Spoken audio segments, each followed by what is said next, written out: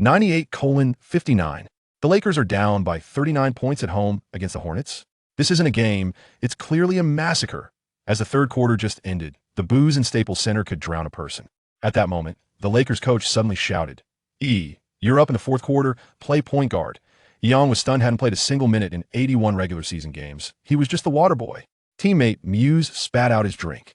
"You want that Chinese rookie to play point guard? Has the coach lost his mind?" The bench chimed in. "He's just going to embarrass himself in garbage time. Just wait to see him cry after being stung by the Hornets." Young clenched his fists, a $500,000 a year short contract. The Lakers signed him just to sit on the bench. But all he wanted was a chance to prove himself. The fourth quarter began that Young dribbled past half court, and the Hornets bench was lazy, clearly not even bothering to defend. Were they done with the massacre and starting to pity them? Suddenly, Young took a jump shot, a super long three-pointer. Swish. Nothing but net. 98-62. Muse scoffed. Lucky shot.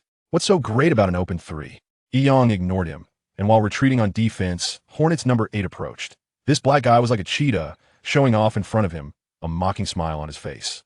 Clearly trying to toy with this yellow chicken, but in the next second, the guy lost control of the ball while dribbling between his legs. It's gone. Young stole the ball and charged in for a tomahawk dunk. 98-64. From a steal to the dunk, it took less than 13 seconds. The Lakers bench finally started clapping. But it was still just a little. Hornets number 4 shouted, "Focus.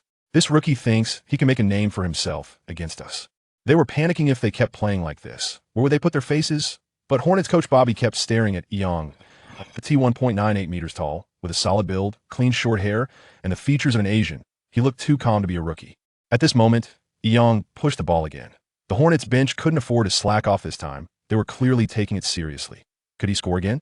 Was the last shot luck, or did he really have skill? Muse was saying he was unimpressed, but his eyes were glued to the court. If Young made another splash, could this floundering Lakers team find a turning point because of a Waterboy? Would the Hornets get desperate and play rough? Could Young seize his first NBA opportunity? Finally, the Hornets players stopped underestimating him and started playing half-court defense. Number 8, who was matched up against Young, didn't dare to show off and quickly passed the ball to the better position number 5, Peter. Peter played the shooting guard position, capable of driving and dunking, with precise shooting skills and no questions about his scoring ability. But what happened? The shot missed. Lakers backup center Knight grabbed the rebound and passed it to Young. This time, the Hornets weren't taking it lightly, closing in step by step. Young dribbled, faked a drive, and abruptly stepped back. From beyond the three-point line, he took a jump shot. The Hornets player defending him got completely faked out and fell to the ground. Swish. Another one in. 98-67. The Lakers bench finally erupted in cheers. Coach Mike's face even turned a bit red. Hornets coach Bobby was getting anxious, shouting with both hands cupped, "Watch number 11. Tighten up on defense." With a 31-point gap, theoretically, they couldn't turn it around. But if it continued like this, they'd be embarrassed. Losing after being up by 39 points? He couldn't take that blame. He was also wondering, is this Chinese kid a secret weapon for Mike? Why bring him out in the last game of the regular season? Lakers starter Russell was still being stubborn. That yellow chicken playing point guard is doing the shooting guard's job. Just a lucky cat stumbling upon a dead mouse. But the next second, the Hornets got stolen again. Will's ball handling skills were only second to the starters, and he was actually stolen by Young. Without hesitation, Young shot from the top of the arc another 3. 98-70. In less than a minute, he scored 11 points. What was most infuriating was, he didn't show any expression on his face. His teammates even wondered if he was expressionless. Bobby immediately called a timeout. The massacre of the first 3 quarters didn't shake him as much as this 1 minute. Hornet star Lee brought the starters over, shouting at the bench nonstop on the Lakers side. However, the starters were as cold as ice. Besides the bench and coaching staff, no one was applauding Young. Bobby noticed this and secretly smiled. This Chinese player is exploding, and the Lakers' big shots aren't happy. After the timeout, Young returned to the court. Teammate number 21, a big guy, patted him. "Just shoot. He'll grab the rebounds. Let those old guys see that the bench isn't trash." Young smiled. That smile left the white girl in the guest seat stunned. "Avery, he's so cool. His name is E, right? That smile is so charming. Doris, be careful of the paparazzi. If our expressions make the headlines tomorrow, it'll be a disaster." Avery was staring at Young. With his simple short hair, heroic face, straight nose, chiseled lips, and those bright black and white eyes that carried a hint of mysterious Eastern charm. At this moment, the game resumed. Young held the ball, and the Hornets' defense was clearly more aggressive. Could he keep scoring? 11 points. 14 points, or even 20 points. The faces of the Lakers starters were getting more and more unsightly. Would they target Young when they got back on the court? If Bobby sent in the starters, could Young hold up? Would Russell, who said he was just a lucky cat stumbling upon a dead mouse, lose his composure if he saw Young score again?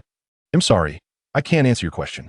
There's a saying in China, don't take advantage of others if you want a hamburger. Go buy one yourself. From today on, don't treat me like a dog to command. I'm here to play basketball, not your damn babysitter, got it? Young gripped Muse's chin, his gaze sharp like an eagle. Muse was in pain, his face contorting, nodding repeatedly. He never expected that this usually bullied yellow chicken would dare to fight back. From then on, Muse never dared to boss Young around again, but a rift had formed. The season ended, and the Lakers didn't make the playoffs. Young knew in his heart that he couldn't stay here any longer. The coach is incompetent, teammates are scheming against each other, and there's racial discrimination. Who would care about an outburst from a water cooler attendant? The management wouldn't offend the starters for him. The $500,000 contract, after taxes and various deductions, leaves him with just over $190,000, which is about $1,000,000 yuan. For an 18-year-old like him, that's astronomical. He needs money, desperately. This sum could give him some breathing room. While he was contemplating how to manage this money, the apartment phone rang. It was Coach Mike, his voice sounding conciliatory. The management is waiting for you in the conference room at 2 p.m. It's good news. Young sneered inwardly. It's just another attempt to offer him a cheap contract to bind him. He wouldn't fall for it, but then he thought about calling his brother. Busy signal. Turned off. He hadn't been able to reach him for over a week. Young couldn't sit still. He and his brother are twins, and his brother is his only family. Just then, his phone lit up, showing a Chinese area code. He hurriedly answered, "Brother, you." But the voice on the other end was unfamiliar. "Are you Mr. Yang?" "I am Lu Jiwu from the Xiangyang police station in Longjiang City." "Is he Ming your brother?" Yang's voice trembled instantly. "I am Yang. What happened to my brother?" He couldn't dare to think further. His brother has always been healthy. How could he be involved with the police? What would Officer Lu say on the other end? What happened to his brother? Yang gripped the phone, his knuckles turning white. Should he still attend the management meeting in the afternoon? Even if he didn't go, could he fly back to China immediately? Would that 1,000,000 yuan be enough? The police station's call felt like a boulder crashing into his heart. His NBA dream had just begun to take off. Was it really going to be crushed by reality? "Brother, you mustn't be in trouble." "Hello, I am Yang. May I ask, what's the matter? Is it possible that my brother?" Yang's voice trembled, every word shaking. Would the response on the other end be something he could bear? "Please don't panic. We were commissioned by the hospital to find your contact information. Your brother is currently not in life-threatening condition, but he is receiving treatment in the best hyperbaric oxygen therapy special ward at the Provincial Medical University Second Hospital. You will need to consult the hospital once you return to the country." Hearing that his brother was temporarily out of life-threatening danger, Yang let out a sigh of relief. But a hyperbaric oxygen therapy special ward? What exactly was going on? Tears fell onto the floor as he pressed on. Did you find out who did it? Have they caught the perpetrator? After hanging up, he collapsed on the bed. His brother is just a high school student redoing a year. Cheerful and outgoing, how could anything happen to him? At 2 p.m., in the Lakers conference room, major shareholder Buck, a group of management and board members.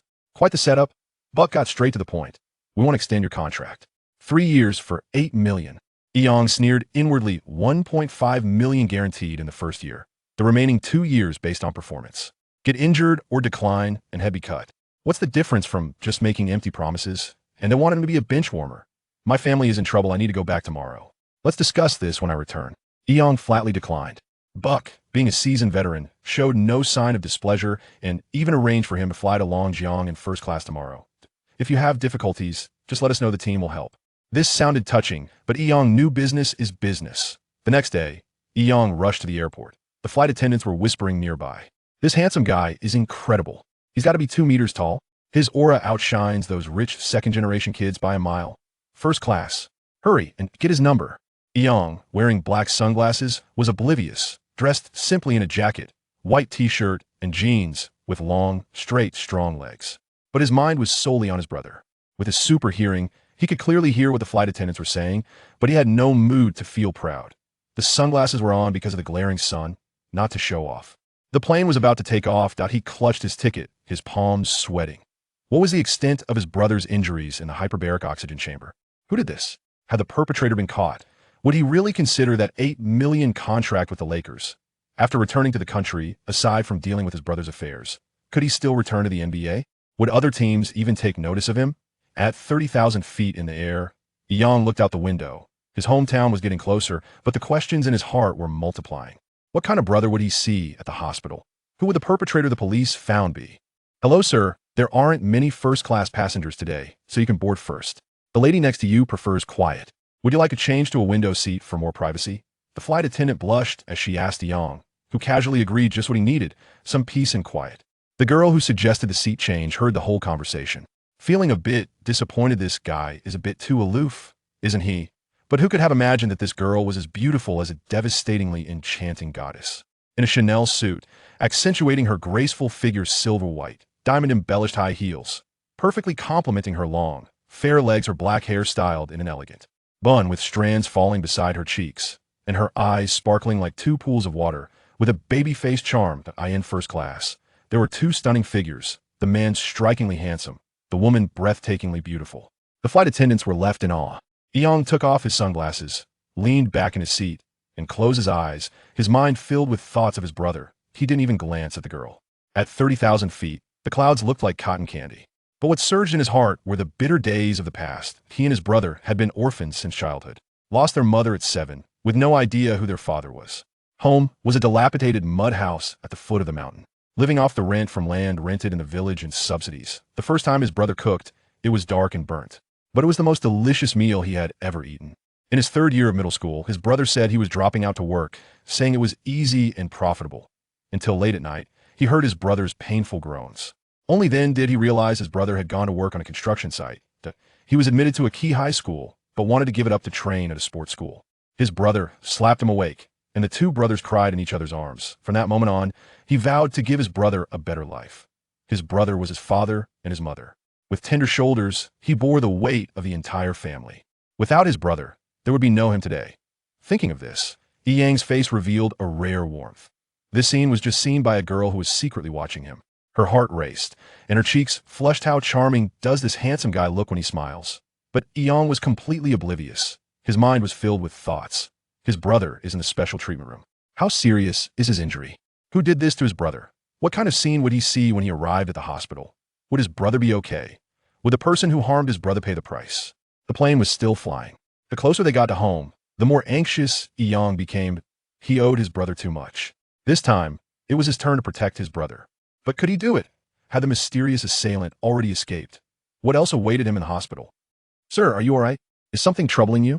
A gentle pressure on his shoulder and a delightful fragrance wafting through the air prompted Yang to hastily open his tightly shut eyes. The tension in his hands eased as he hurriedly wiped away the tears from his face. Thank you. Thank you, I'm fine. I just had a rather melancholic dream. I apologize for worrying you. Truly, I am fine. The elegant flight attendant maintained her professional smile, yet within her, emotions bubbled like oil in a heated pan, refusing to calm. How astonishing it was that a boy's eyelashes could be so long. After all this time, he still had the capacity to weep. Oh, his cheeks were flushed as well. How intriguing. Addressing him as sir, she gazed at his youthful face, barely 17 or 18, seemingly even younger than herself. Feeling a pang of guilt, Yang offered a faint smile to the concerned, proud girl and the approaching flight attendant. His face flushed with warmth. He had been so absorbed that this vulnerable side of him had been witnessed by two strangers. Thankfully, they did not recognize him. Otherwise, his reputation could be tarnished. Glad to hear you are well. No need for formality. The girl gently brushed aside her hair, returning to her seat. Damn it. Why did she find herself stealing glances at him? How could she develop such feelings for a stranger? Youthful talents, scions of distinguished families, were as numerous as fish crossing a river, yet she had never regarded them with any interest. What was different today? After worrying for so long, it turned out he merely experienced a nightmare. Perhaps this boy, who laughed and cried, harbored untold sorrows. Sneaking off to America, she pondered whether her father would intensify her security measures.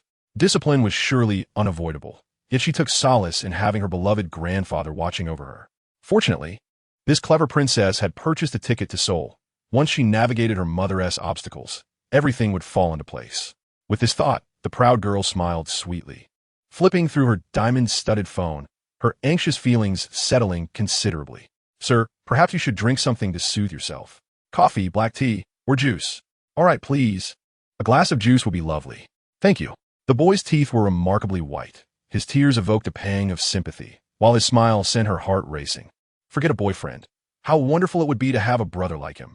The somewhat infatuated flight attendant returned to her station, thoughtfully pouring juice for Yang. The tart orange juice invigorated Yang's mind. No, as long as his brother drew breath, he would find a way to heal him. There was no difficulty insurmountable. Perhaps it was time for him to embrace the role of an older brother. Upon contemplating this, Yang steadied his mind, only to once again succumb to a profound silence of introspection. He remained an innocent youth, untouched by the complexities of romance. And the embarrassing incident had been witnessed by a captivating young lady.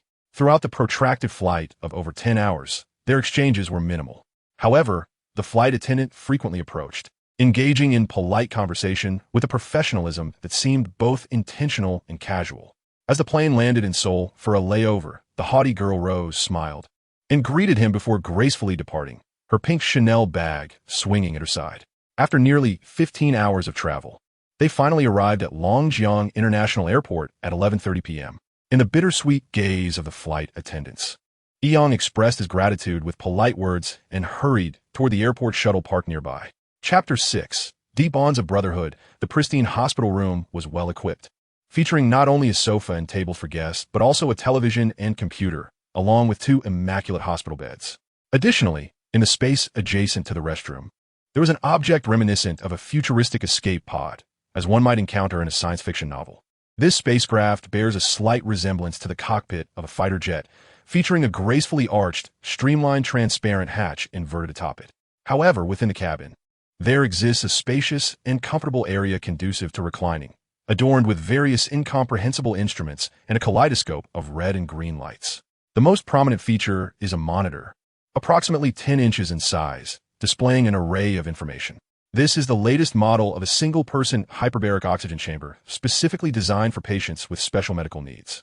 In modern healthcare, hyperbaric oxygen chambers can be categorized into single and multi-person chambers based on the nature of the ailments treated.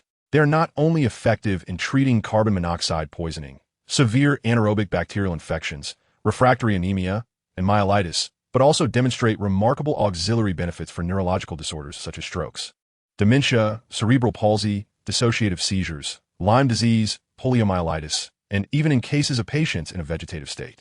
Within the specially designed hyperbaric oxygen chamber of this room, there lies a tall, pallid youth, whose appearance may initially evoke a sense of astonishment. The boy reclining here bears an uncanny resemblance to Yang. However, upon closer inspection, subtle distinctions in height and physique reveal slight discrepancies. Indeed, this pale youth, currently in a state of minimal consciousness, is none other than Yang's elder brother, Ming. Standing at approximately 1.88 meters, his faint breaths and the occasional fluttering of his eyelids attest to the persistence of his vital signs. The atmosphere in the ward is oppressively tranquil, as Yang has remained in a kneeling position outside the hyperbaric chamber for a full 20 minutes. Since entering the room and witnessing his brother's condition, he has yet to utter a word, allowing silent tears to cascade down his cheeks. Behind him stand his brother's attending physician, along with 2 young nurses, a sight that compels the trio to exchange glances. It is evident that the bond between the brothers transcends their understanding. Surprisingly, sobs, wails, and cries of anger have not erupted. Yet, this haunting silence feels unbearably stifling. Apologies for the wait, everyone. Please take a seat. Director Zhao, I would appreciate it if you could update me on my brother's condition. Additionally, I require the hospital's assistance and support for the subsequent treatment plan. Wiping his tears, Yang slowly rises, managing to force a strained smile while respectfully offering 2 bottles of mineral water. Mr. E, please do not feel obliged. Anyone in your position would struggle with such distress. I can understand your feelings, so please sit down and we can discuss this at a comfortable pace. The composure Yang exhibits amidst his sorrow earns the admiration of the slender middle-aged physician. Please call me Xiao E. You are of an age that commands my respect, and I apologize if my demeanor has been inappropriate. Very well, let's be succinct. Currently, Ming is exhibiting symptoms consistent with a vegetative state. However, do not despair. Thanks to timely intervention, his brain has not entered a state of profound coma, remaining in a relatively stable condition of minimal consciousness. Noticing a flicker of hope in Yang's eyes, Director Zhao proceeds with his explanation. Typically, only patients in a state of minimal consciousness possess the potential for awakening, with probabilities tilted slightly in their favor. However, The duration until awakening hinges on the patient's willpower and adherence to recovery protocols. This process may span anywhere from 2 to 3 years, with 5 to 8 years not being uncommon. Regarding subsequent treatment, we must also consider the family's perspective. The financial implications of such treatment are not feasible for the average individual, and in most cases, families opt to forego further intervention, though this is understandably within reason. A small fraction may pursue conservative treatment, merely transferring the patient to a general ward to maintain their life at a minimal level. Without allowing the doctor to continue, Yong decisively interrupts, "Director Zhao, you need not concern yourself with the financial aspect. I wish to ask a single question. In contemporary China, what are the prospects for patients like my brother at our hospital? If the outlook is grim, I shall send him to America. I am determined to secure the finest treatment, regardless of the cost." The director was evidently moved by Yang's genuine emotions, a rarity in such circumstances. Most individuals would typically resign themselves to a helpless conclusion, having witnessed the frustration of being powerless time and again. To speak candidly, had it not been for the police station discovering that the patient had a brother playing in the NBA, the hospital would not have exerted such relentless efforts to organize a rescue, nor would they have admitted him to the costly specialized hyperbaric oxygen chamber for treatment. The phrase "to save lives" is merely a symbolic slogan. Alas, in this era, without financial means, all is but idle chatter. Child, rest assured, our hospital's expertise and experience in this field rank among the best internationally. Coupled with our unique and comprehensive traditional Chinese medical treatments, there remains considerable hope. In other words, if our hospital cannot restore the patient to health, sending him to America will yield little improvement. However, dear child, to speak sincerely, even with all this hope, it requires both time and financial resources. I deeply sense your affection for the patient, yet the expenses are indeed substantial. Can you bear this burden? This is something to contemplate carefully. After all, you are still young, with a long journey ahead. Thank you, Director, for your kind intentions. The individual lying here represents my entire existence. Without him, I would merely be a walking shell. Please, enlighten me on the estimated cost for the best treatment. Yiming's initial treatment hinges on hyperbaric oxygen therapy, alongside specialized acupuncture and massage from traditional Chinese medicine practitioners. You understand that the continuity of the patient's life necessitates dedicated caregivers, as even basic activities like eating and hygiene require assistance. I have tentatively calculated that the hospitalization and specialized care fees would amount to at least 700,000 yuan annually, and when combined with the initial rescue costs, it approaches 800,000 yuan. 1 year of awakening would be manageable, but what if it extends to 5 or 8 years? Alas, child, you must think this through. Thank you. I shall address all expenses immediately. These are not issues. I still need to visit the police station. My leave is limited to a few months, so the remainder of the arrangements will depend on you all. Before the middle-aged chief physician could finish, Yong bowed deeply to the 3 individuals and hurriedly departed. This child is truly impatient. With an appreciative glance, the director shook his head with a smile, then turned back to attentively issue a few instructions to the 2 young nurses. The remaining task was to tirelessly organize the follow-up treatment plan. Chapter 7. A supporting role of high caliber. Upon exiting the Xianyang police station, Yang's spirits were somewhat steadied. The temperature of late spring was as comforting as a mother's hand, warm yet not stifling. A glance around revealed vibrant greenery unfurling gradually beneath the gentle sunlight. All of this has considerably alleviated the initial anxiety and impatience that plagued Yang. Although his brother's condition is severe, there remains a glimmer of hope. With an annual treatment cost of 700,000, he believes he could devise a plan to manage it. Truly, there is nothing worse than illness, and nothing worse than financial strain. This sum, just shy of $1 million, has indeed rescued Yang from despair. In the past, selling himself would have been futile. Presently, he still has over 100,000 in cash, which should suffice for his short-term needs. The assailants who attacked Yiming scattered, and with his brother still in a state of unconsciousness, the reasons behind the attack are beyond his knowledge. This matter must be left to the police for investigation. Clearly not something he should concern himself with at the moment. With nearly half a year until the new season, given his remarkable performance in the last game, securing a substitute position in the NBA should pose little difficulty. He estimates that in a few months, teams will likely reach out to him. At worst, he would return to the pit he had previously dug with the Lakers in toil for 3 more years. However, During this period, he must refrain from idleness. Housing is manageable. His brother's hospital room serves as their temporary home, allowing him to keep an eye on Yiming. The pressing matter is to find employment. Whether the earnings are substantial or modest is inconsequential. After all, even a grasshopper constitutes a meal, and adversity is no match for Yang's resilience. At around 9 o'clock in the morning, St. Sophia Square in Longjiang City, typically bustling with tourists during the season, now exhibits a stark contrast, devoid of the usual throngs. Only a mere 100 or so individuals are seen busily engaged in some task, rendering the square unusually desolate and eerie. Outside the yellow caution tape encircling the square, however, throngs of people congregate, creating a chaotic scene. Director Gao, this is the special guest teacher he brought in by director's son. Please take a look. Director Gao, busy before the specialized monitors set up for the filming crew, accepted the teacup offered by a crew member, took a sip, and then picked up the microphone. Ignoring the laughter from the crowd outside the square, he erupted into a tirade. Damn it, stop. Stop. Who the hell hired these idiots? Was there no prior briefing on the scene? How are they moving? It's a complete mess. Who is responsible? Give me clarity on this immediately. We'll do it again in 5 minutes. A bunch of fools. The unrefined tirade from Director Gao compelled Yang to steal a few glances at him. His bald head was adorned with layers of flesh, and his round face, plump and ruddy, featured prominent brows and eyes, with a freshly shaved lion-like nose giving him an incongruous appearance for someone over 40. Was he the actor who played the rickshaw puller alongside Teacher Shangwan? All right then, let's first have Teacher Shangwan take a look. Her satisfaction is paramount. The last actor that director's son found caused a significant setback, for heaven's sake. I was berated by Director Wong because of him. After another sip of tea, Director Gao tossed a remark over his shoulder without even glancing back. That's fine, Director Gao. You carry on. Yang responded, Teacher please follow me. Goodness, what a lack of professionalism from Director Gao. The role of a director is an esteemed profession, one that should not be sullied by coarse language. Moreover, why are there so many directors within a production team? With titles such as Director's Son, Director Gao, and Director Wong, it begs the question of who truly holds authority. The production team resembles a microcosm of society, rife with hierarchies and stratifications. Typically, a television drama crew comprises a chief director and an executive director, who oversees the filming on set.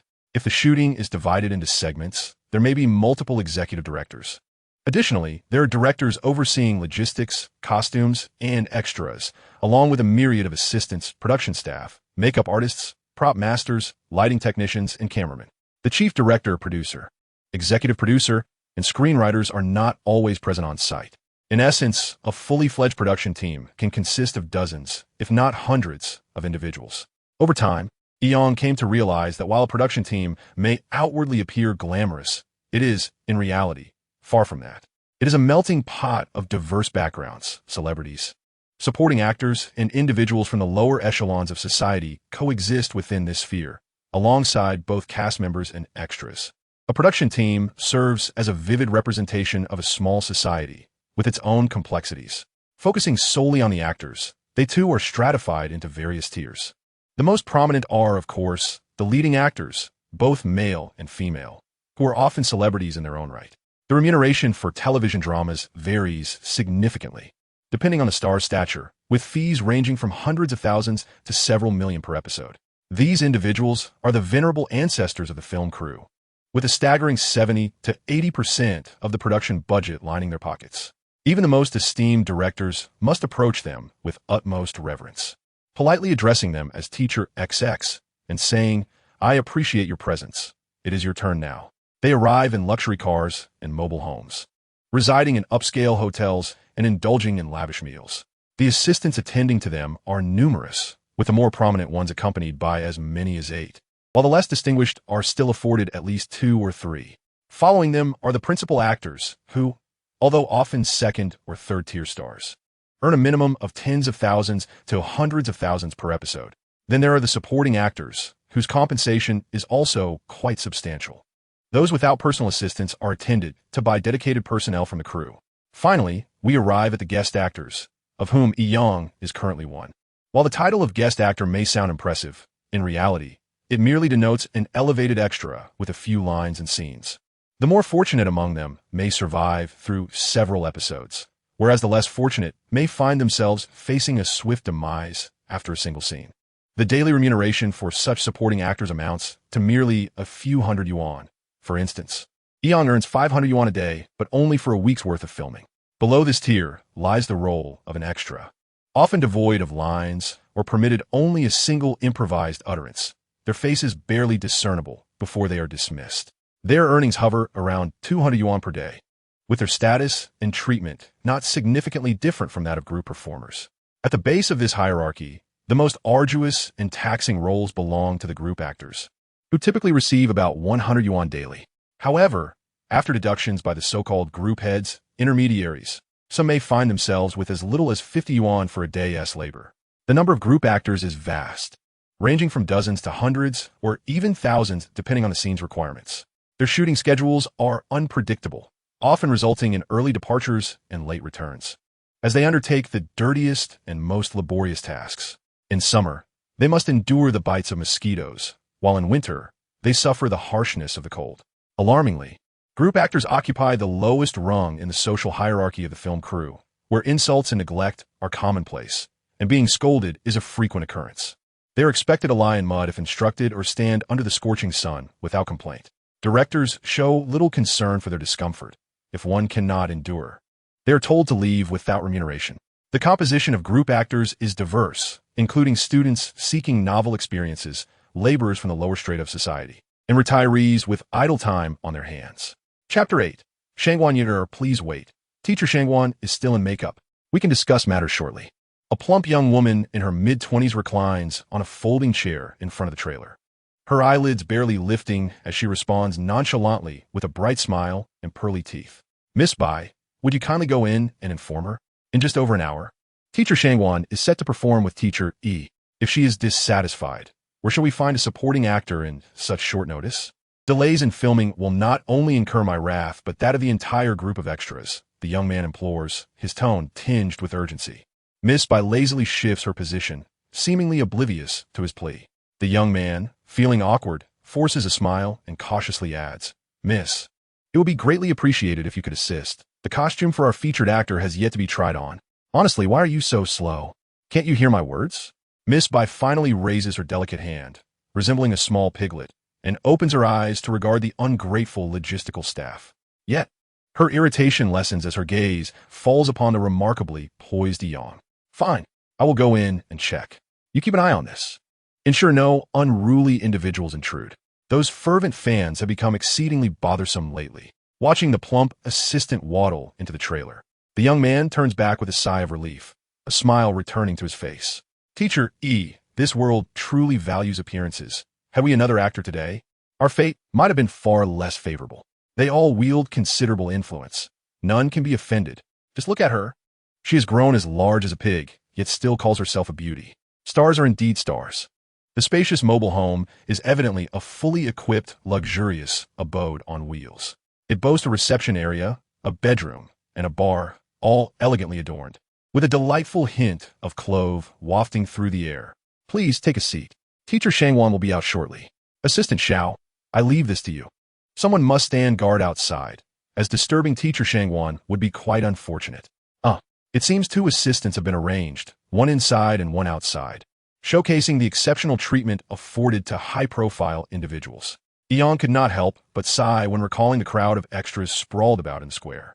The walnut door to the reception room opened silently, revealing a young lady dressed in the attire of a Republican-era student, flanked by 2 makeup artists. Her lustrous black hair was styled into 2 shiny braids that cascaded down to her chest. Her delicate, oval face was a perfect blend of pale and rosy hues, with graceful eyebrows and almond-shaped eyes reminiscent of an endless autumn pool. Beneath her dainty, jade-like nose lay a pair of subtly rosy lips, exuding an air of classical charm. She wore a classic blue short robe from the May 4th period, tailored to fit snugly, with sleeves that extended just past her elbows. The front of her robe was adorned with several elegant plum blossom-shaped buttons, perfectly showcasing the youthful vitality of her form. Below, she donned a long black skirt that reached her ankles, complemented by pristine white ankle socks and a pair of black cloth shoes, her delicate feet captivatingly displayed, embodying the vivacious purity of a young female student from the Puppet Manchu Kuo era. Goodness, this professional crew is truly remarkable. The makeup artists and costumers are nothing short of miraculous. One might even think they had time traveled. Sitting on the leather sofa, the two individuals gazed intently at the Republican-era student, completely forgetting to rise. The young man who had accompanied Young had entirely lost track of his task, his mouth slightly agape, as if at the brink of drooling. "Hey, what are you staring at? Have you never seen a beauty before? That tall fellow beside you is the special guest actor performing opposite teacher Shangwan, isn't he?" Assistant Xiao shot a glance at the dazed young man, half amused and half annoyed. Yang, however, remained indifferent, casually shifting his gaze and promptly nudging the still dazed young man beside him. "Oh, all right, that's him. Special guest actor, teacher E." From his appearance, teacher Shangwan appeared to be no older than 18 or 19, perhaps even younger than himself. How could such a young girl dare to call herself a teacher? Yang pondered, unaware that within the crew, teacher is the most respectful title for actors, a privilege not extended to roles beneath the extras. This young lady from the Republic era is anything but ordinary. She is currently basking in the limelight. Though merely a senior high school student with only 3 years in the industry, she has already starred in numerous acclaimed films and television dramas. She is truly a prominent first-line superstar, with a fan base that spans from fervent elementary school children to retired grandparents, encompassing a myriad of professions, the sheer number of which is astonishing. Her name is Shangwan Yar, and she is the top choice flower of the leading Huaxia film and television company, ranking first in national comprehensive strength and third globally. Despite her youth, she shines with unparalleled brilliance, and her ability to attract wealth is such that even seasoned actors marvel at her prowess. The moment Shangwan Yar laid eyes on Yang as he entered, she was taken aback. Had she not known beforehand that Yang was a guest actor hired by the production team, she might have assumed he was a professional student from Film Academy. His striking looks, poise, and physique truly set him apart. It is unlikely anyone in the entertainment industry could surpass him. It seems the production team has indeed put forth considerable effort, for he is far more pleasant to behold than the last lecherous man they cast. At least his gaze towards her was pure and sincere, a rarity in her recollection. Having observed him, she felt confident there would be no issues. It was almost time for her scene. She presumed that teacher he had reviewed the script and lines. "Let us rehearse the scene, and you may return for now," she instructed.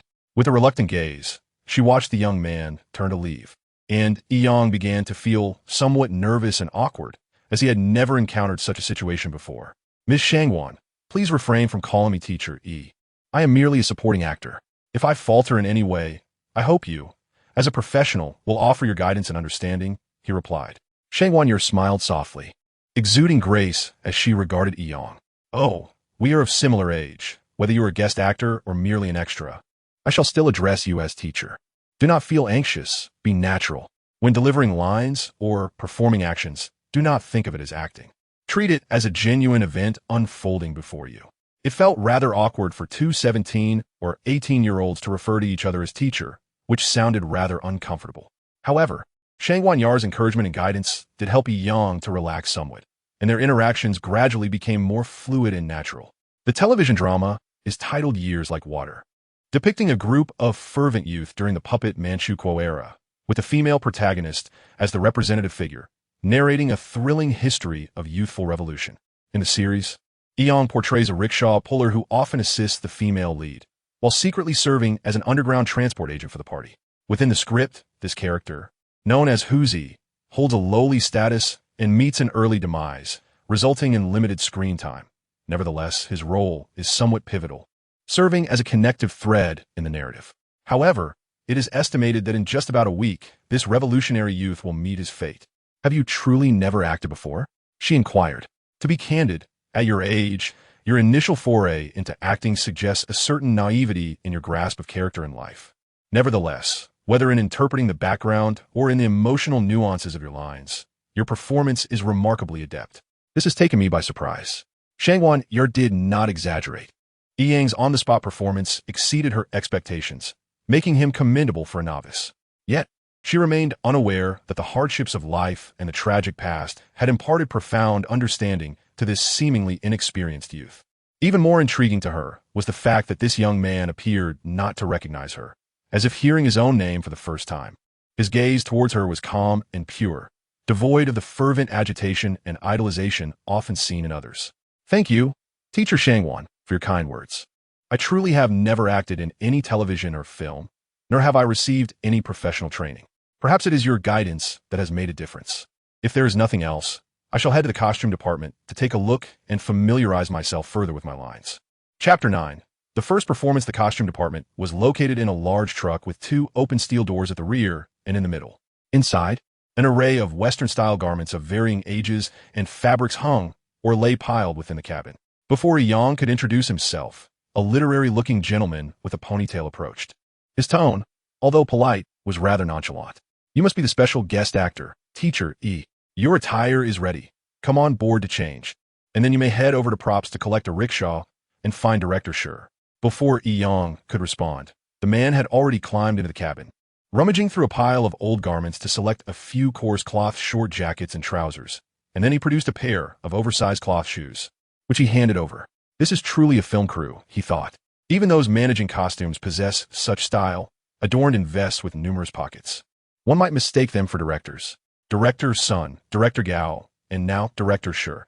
It's astonishing how many directors there are until you step into a film crew. He mused, while his hands remained busy. In a flash, he had donned the simple attire, though the size 48 shoes felt a bit snug, pressing uncomfortably against his big toe. "I suppose I shall make do with these. They're the largest available, and given the limited options in a small crew, they're certainly better than going barefoot." With an unspoken sense of frustration, Yang arrived, unperturbed by the circumstances. His identity was far removed from that of those who were accustomed to being served. Upon disembarking, Yang had transformed into a figure reminiscent of an impoverished, exploited individual from a bygone era. His sleeveless white cotton garment was already marred with stains, resembling a soiled piece of fabric, its once pristine hue now tinged with a faint yellow. The black cotton trousers hung loosely, secured only by a few tattered strips of cloth. Adhering to the artistic uncle suggestion, he left the garment unbuttoned, revealing his muscular arms and the definition of his chest and abdomen, which drew appreciative murmurs from the onlookers. A tattered brown felt hat was casually placed upon his head, and within his gaze lingered a mix of familiar envy and an indescribable brilliance. Yang hastened his departure. Was this person perhaps a bisexual pervert? Standing tall at the entrance, he was striking even without attire. His exceptional height and physique, coupled with a captivating visage, made the brief journey from the costume truck to the props truck a spectacle, with the eyes of the onlookers and crew dissecting him thoroughly. Indeed, this physique and image could be deemed flawless. "Director Gao, what do you think?" The director, who Yang had diligently sought out, commented that this individual must have been quite the heartthrob in his youth, and even in middle age, he exuded a cool charm. Impressive. The department responsible for casting displayed remarkable discernment. "Are you an athlete?" they inquired, noting that his muscles were far more pleasing to the eye than those of typical bodybuilders, embodying both handsomeness and vigor.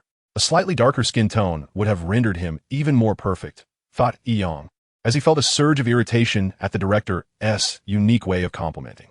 This young man possessed an extraordinary foundation. It would be a waste not to pursue an acting career. If filmed this way, the drama's release might catapult the minor actor to fame. For such an aura was rare in the industry. "Oldly, keep your voice down. Fortunately, there's no scene for the male lead today, if he hears you." The director's resting canopy buzzed with whispers among the second and third tier stars, who were breathlessly preparing their makeup. After several transformations, a bronzed, robust figure reminiscent of a rickshaw puller from the Pseudo-Manchu era emerged before the multitude. Even Shang Wanyar, who had just entered the studio, surrounded by several assistants, could not help but be momentarily dazzled.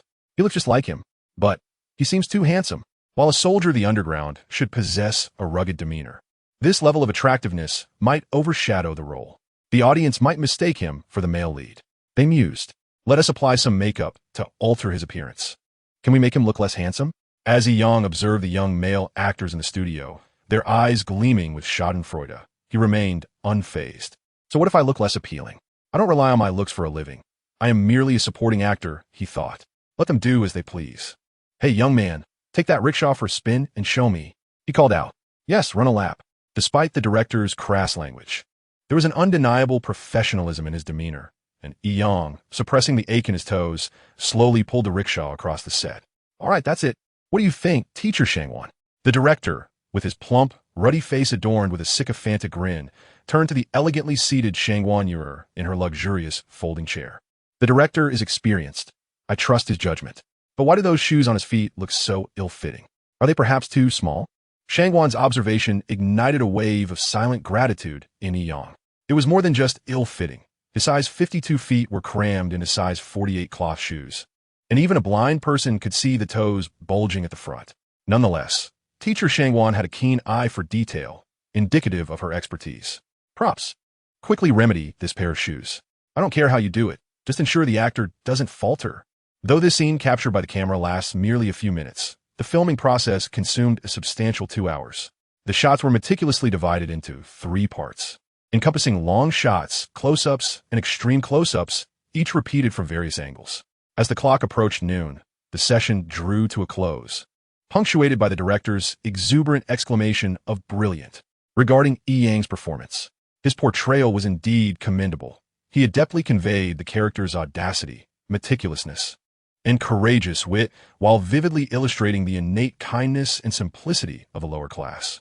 Aside from a brief moment of initial nervousness, the young man demonstrated a natural flair for acting. Well done. It is nearly time for lunch. Please join us.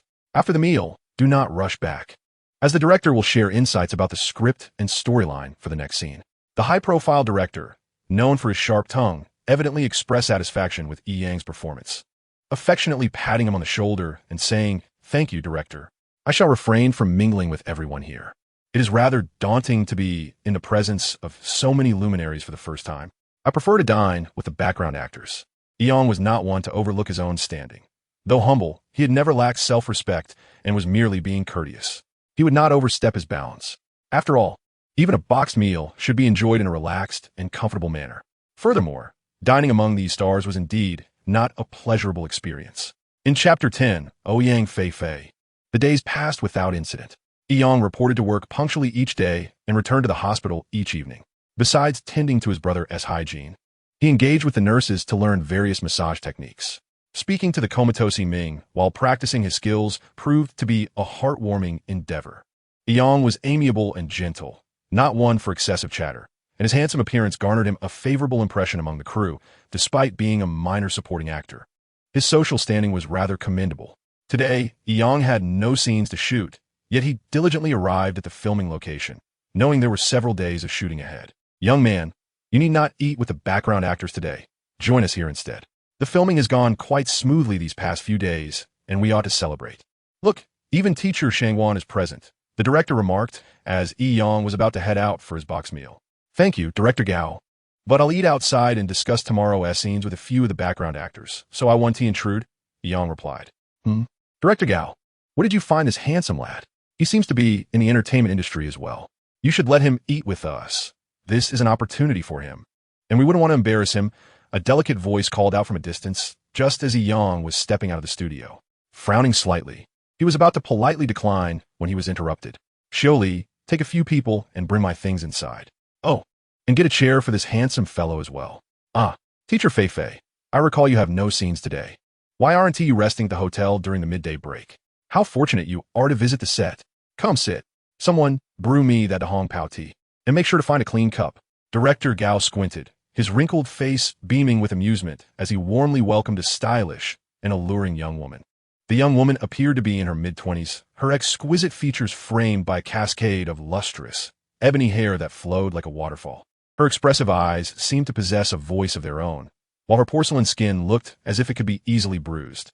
Most striking were her soft, crimson lips, exuding a charm that was alluring yet not overly seductive.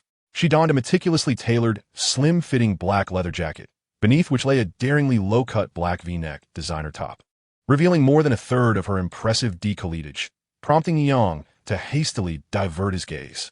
Goodness, what a sight! The view was further captivated by her slender, shapely legs clad in simple, white, form-fitting casual pants, an unspoken allure that was utterly disarming. With idle time at hand and the weather growing warmer, I decided to purchase some beverages and prepared foods to express gratitude to the crew and background actors who had tirelessly labored for us over the past days. It was only fitting that everyone should be acknowledged for their efforts. I would have the stagehands distribute them shortly, ensuring that all receive their share. Ah, how commendable of you, a leading star of such stature, to extend such thoughtful gestures. On behalf of the crew and the background performers, I express our heartfelt gratitude. Applause erupted, acknowledging teacher Fei's attentiveness. Amidst the warm ovation, even Shang Wanya stepped forward, affectionately calling out to Fei, their camaraderie evident as they leaned in to share whispers like close friends. This young and enchanting actress possesses quite an impressive background. Her emotional intelligence is remarkably high. She has garnered widespread affection from the public without spending much, though she may appear somewhat headstrong and audacious. Her approachable demeanor is a rarity among the elite in the entertainment industry. In truth, Eong rarely has the opportunity to focus on leisure activities. He is unaware that this alluring diva is named Ouyang Fei, a leading figure among domestic film stars, a true matriarch of the industry. Having debuted over a decade ago, she has made a significant impact on the international film scene, frequently gracing the pages of fashion and entertainment magazines. As the flagship star of the venerable film giant, Unforeseen, her remuneration per film is calculated in the hundreds of millions. Although the rising star Shang Wanyur has been gaining momentum in recent years, she has yet to reach the same level as Ouyang Fei in the film industry. In the drama The Water Years, Fei's salary remains the highest. As Eong accepted the chilled beverage handed to him by the crew, he realized that he would not be leaving today. With such directness in conversation, it would be rather out of place for him to decline his minor role further. Stars are indeed stars, each competing with the other in beauty. The few second and third-tier actresses in the crew already stand out among ordinary folk. Yet today, two superstars have emerged, making him feel rather uninformed. It's one thing to be attractive, but their names are equally melodious. One wonders if they're their real names or pseudonyms. Young man, what are you pondering over there? Dinner is served. Today is your fortune, being able to dine with so many directors and stars. Why are you acting so shy, like a timid bride? Ouyang Fei's words not only elicited laughter from a gathered crowd, but also left the innocent and unsophisticated Eong blushing, making his movements appear even more awkward and uncomfortable, which did not escape Shang Wanyur's notice. Thank you, teacher Ouyang. You, a national goddess and a major celebrity. Why must you engage with someone as ordinary as me? What have I done to deserve this attention? Though perplexed, he remained silent, settling onto the folding chair beside Ouyang Fei with a half-hearted posture. Am I going to devour you? Call me Sister Fei. Don't act like a bashful young virgin. Enjoy your meal generously. You are tall and strong. Why the shyness? Have you never encountered such a beautiful sister before? The crowd erupted in laughter once more, pondering whether this handsome youth was truly an innocent novice. His face flushed deeply, reaching the roots of his ears. Goodness, this captivating beauty certainly has a way with words. Having spent time in the NBA, I have encountered numerous situations. A true man does not quarrel with a woman. First, I shall savor this meal before addressing anything else. This young man is quite remarkable. His cheeks flush rapidly, and he adapts with remarkable swiftness. He exhibits no signs of annoyance. Instead, he takes a seat with great confidence and indulges in his meal with an air of complete disregard for his surroundings. Xiao Yi, you have been with us for 2 days now. What exactly is your profession? Are you a university student on holiday, or perhaps an athlete from a sports school? The titles have changed swiftly. Teacher, young man, Xiao Yi, yet they still sound quite endearing. Eong elegantly wiped his lips with his thumb and forefinger. Director Gao, I am merely a basketball player, unremarkable, earning a modest living through part-time work in my spare time. I hope to receive guidance and support from everyone in the future. It truly delights me to meet you all.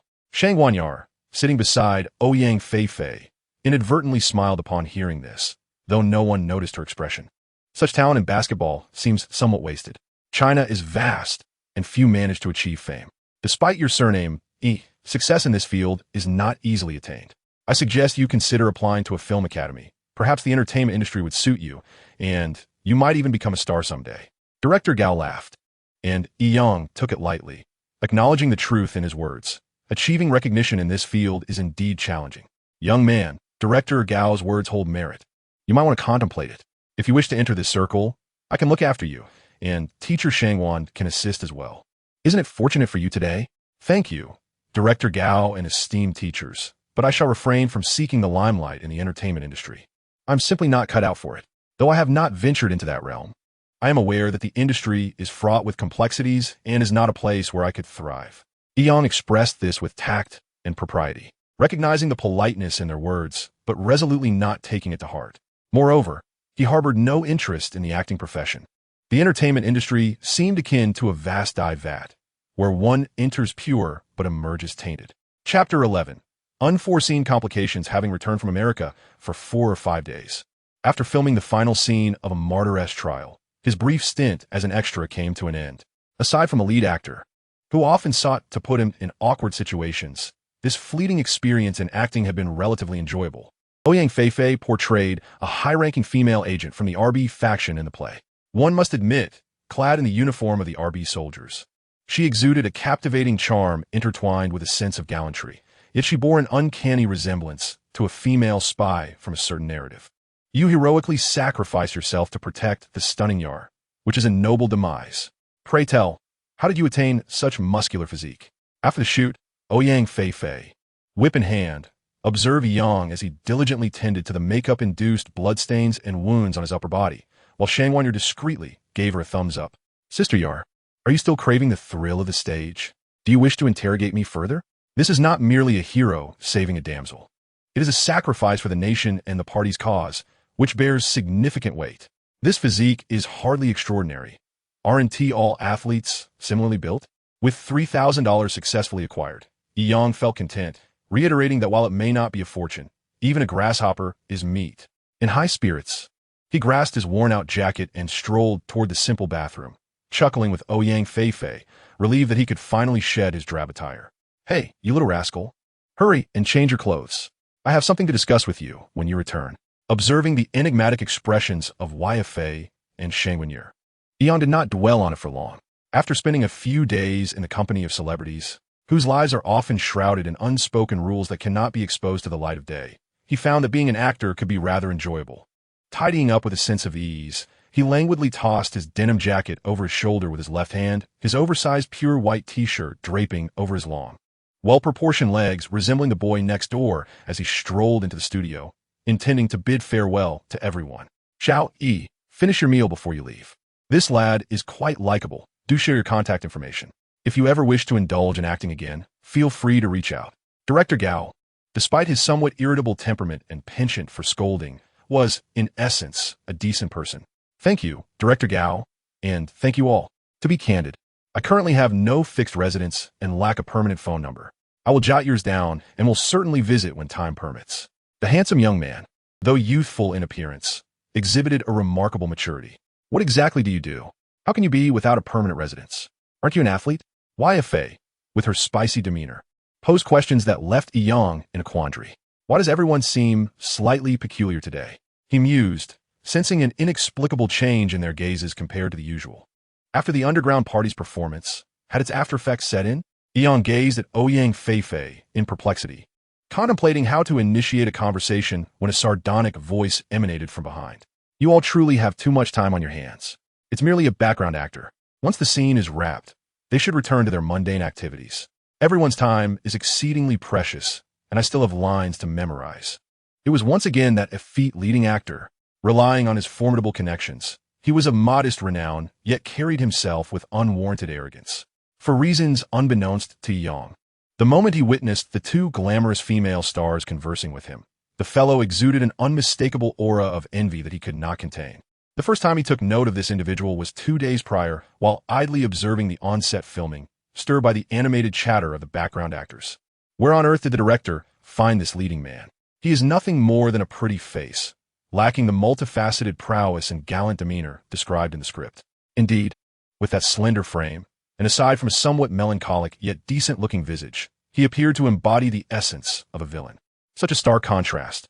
How could the production team fail to recognize this? Based solely on this, the television drama seemed doomed to obscurity.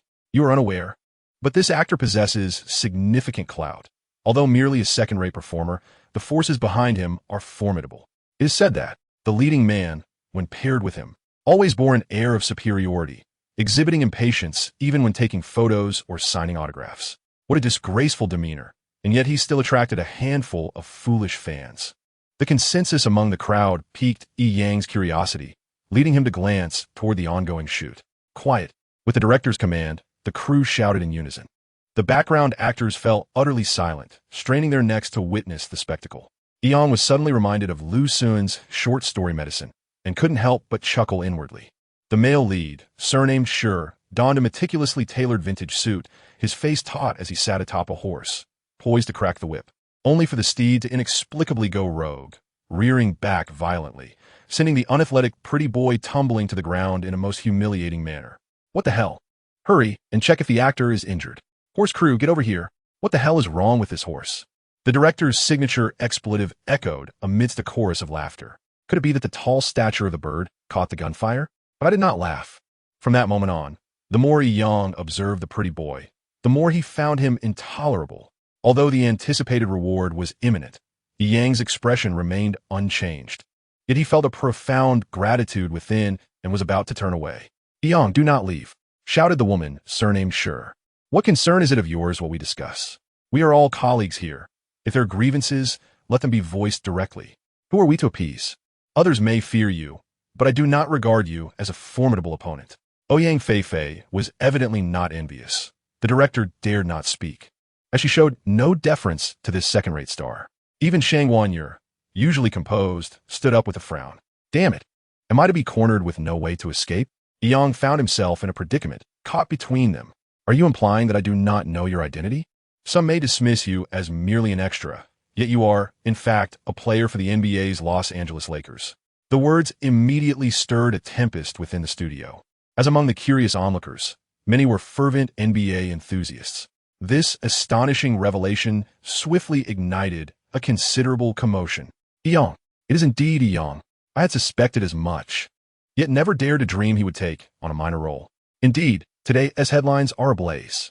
Otherwise, I would never have known that such an impressive figure hails from our Longjiang province. Even as a mere substitute, there is no need for him to toil for such meager earnings. Could there be a mistake? It is not uncommon for someone to resemble another. Goodness, impressive teacher Ouyang. Just a regular NBA Waterboy, not even a role player, and yet you managed to scrutinize so meticulously. Truly, you are a remarkable secret operative. Are you curious as to how I know this so well? I've long advised you to replace that antiquated phone. We are in the digital age. Go home and check the news. Are you truly that impoverished? Yang could not comprehend what Ouyang Feifei aimed to achieve. After all, he was merely an obscure figure in the NBA. Why would she choose to act so publicly? Even playing basketball in the NBA, he is nothing more than a lowly benchwarmer, a mere supporting character. He possesses only a handsome facade. Chapter 12. Overnight fame. Before the derisive remarks of the young man surnamed Sure could conclude, he suddenly felt a white shadow flash before him, and in an instant, Yang seized him by the neck with a single hand, lifting him off the ground. Breathless, his face turned crimson, his slender legs flailing helplessly in the air. Despite Yang's desire to avoid conflict and his cultivated demeanor, such derogatory insults were an affront to his dignity. Sure, have I wronged you in any way? How dare you so maliciously demean me? Yes, I am merely an ordinary basketball player, but even the destitute have their pride. Who do you think you are? Just because you have a few fans from making a mediocre film, you consider yourself a person of significance? Do not be alarmed. Today I shall not strike you. Listen closely, even a background actor is still human. My future heights will forever be beyond your reach. Before the startled director and others could step forward to intervene, Yang disdainfully cast the trembling second-rate star to the ground, shooting an indignant glare at Ouyang Feifei before seizing his denim jacket and striding away with determination. Ah, what a relief. I have endured these fools for far too long, treating us like mere dogs at their beck and call. Yang, well done. It is absurd how they elevate themselves over a trivial television drama, thinking themselves grand. Amid the enthusiastic applause of the crowd, a fervent cheer erupted. For these humble extras had indeed been suppressed for far too long. The filming was complete, and they no longer had to endure the condescending attitudes of these three pretentious individuals. Upon returning to the hospital, Yang cast a glance at his still unconscious brother and then checked the various instruments of the hyperbaric oxygen chamber, before finally lying down on his own bed with a sense of relief. Suddenly, as if recalling something, Yang turned around and sat up again, casually opening the desktop computer before him. News. The words of Ouyang Feifei startled Yang. What news could a mere speck like him generate? As he clicked onto the homepage of the nation's largest electronic news website, he was astonished to find several reports concerning himself in the headlines. Chinese youngster gains fame overnight. Not for looks, but for skill, and my brother shines brightly scoring an impressive 29.553 in a single quarter were among the articles. He sat before the computer for over an hour, and it seemed that the major media outlets in the country were filled with news about him, not only in the sports sections, but also prominently featured in their main summaries. The video and dynamic screenshots of the final regular season game between the Lakers and the Hornets had astonishingly ranked among the top 5 in clicks across major websites. The search frequency for Yang's name had even entered the top 3. Had he truly become famous? Indeed, he had genuinely achieved fame. Yang, who typically shunned the limelight, could not comprehend how, overnight, these reporters managed to acquire so many photos of him. Fortunately, they were merely images of him sitting on the Lakers bench and training. The unexpected turn of events did not bring Yang any delight, but rather a sense of confusion. As he departed from the United States, the NBA's official website merely published a few inconspicuous lines of routine news. Clearly, there was a deliberate orchestration behind this. How could such an insignificant regular season game elevate an obscure player to such meteoric fame? Although he did possess a certain charm. The Lakers management? Unlikely, as such publicity would not align with their profit-driven mindset. Other NBA teams? Equally implausible. Seasoned businessmen are not known for altruistic endeavors. Domestic media? They scarcely recognize his identity. After pondering aimlessly for a considerable time without arriving at any conclusions, Yang decided to shut down his computer. Alas, fame brings forth much controversy. It seems that earning a quiet side income will no longer be a simple task. Mr. E, you're back. Did you know that you are now an internet sensation? Could you spare a moment for an autograph? Is it truly that exaggerated? It's merely some inexplicable hype. You've seen the news, right? An autograph is fine, but please, whatever you do not reveal anything about my brother or our current situation, all right? Young managed a wry smile. Observing a timid girl in a nurse-esque cap peeking through the door, her expression pleading. Wonderful. Here, these are from the other sisters. Could you kindly sign them as well? Rest assured, the hospital has assured us that staff will not disclose any patient information. Thank you, Mr. E. The young nurse entered excitedly, shutting the door behind her, and eagerly presented 4 or 5 autograph books. Little Yang, I've mentioned this several times. I'm actually 2 years older than you. Please, just call me Yang or Little E.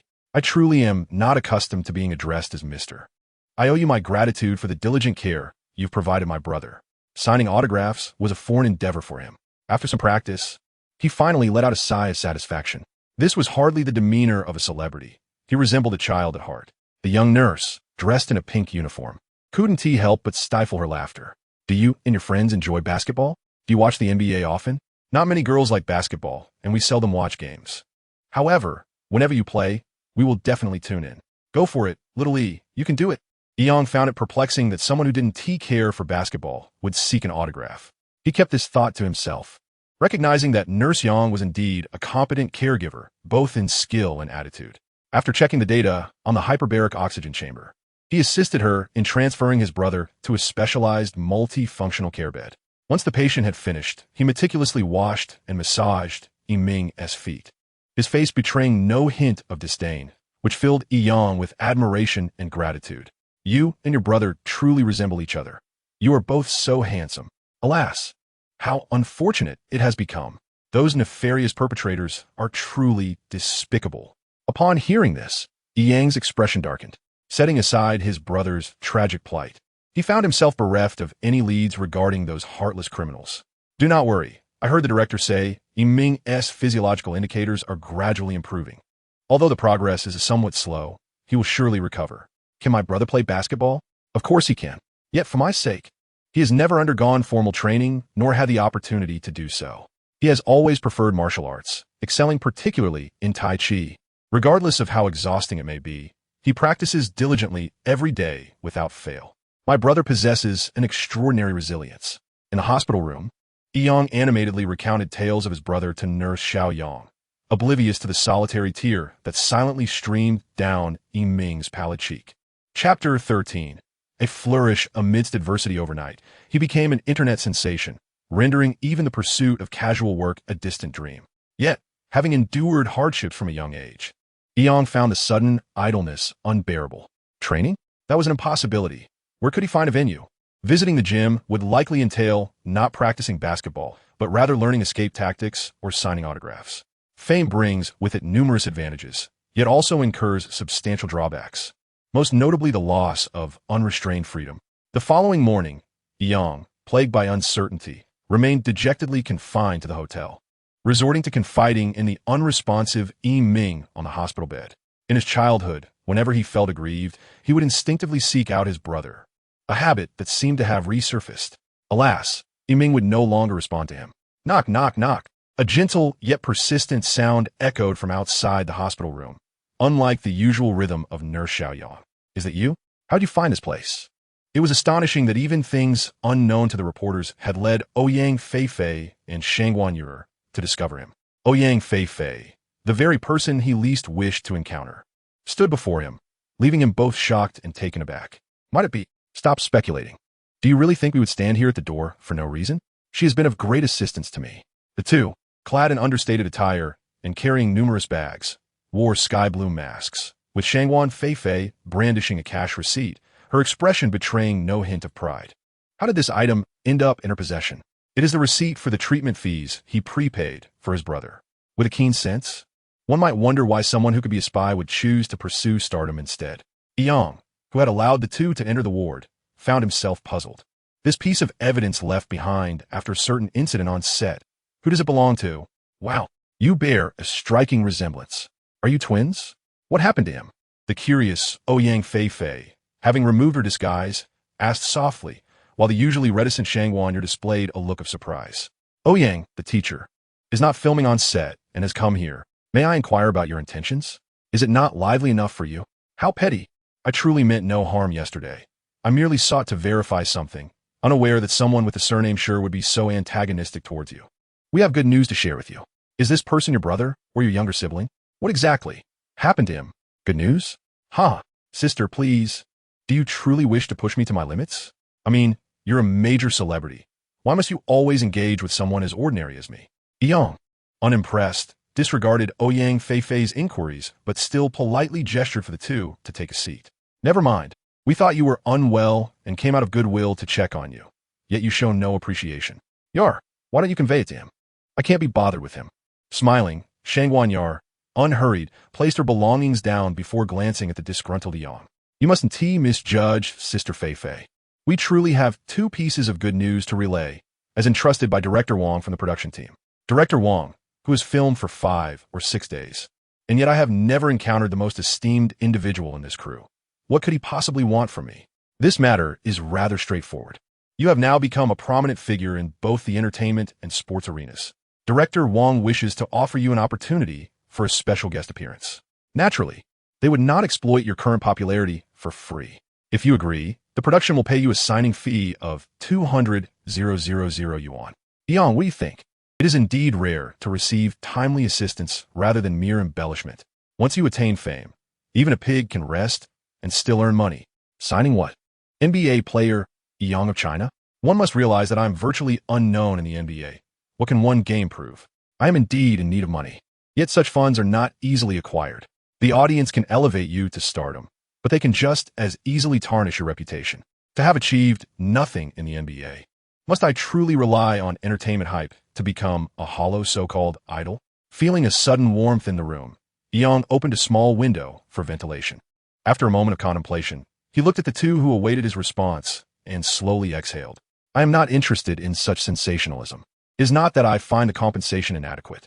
To speak candidly, I wish to earn respect through my own capabilities. I have no interest in the entertainment industry, nor do I aspire to be a celebrity.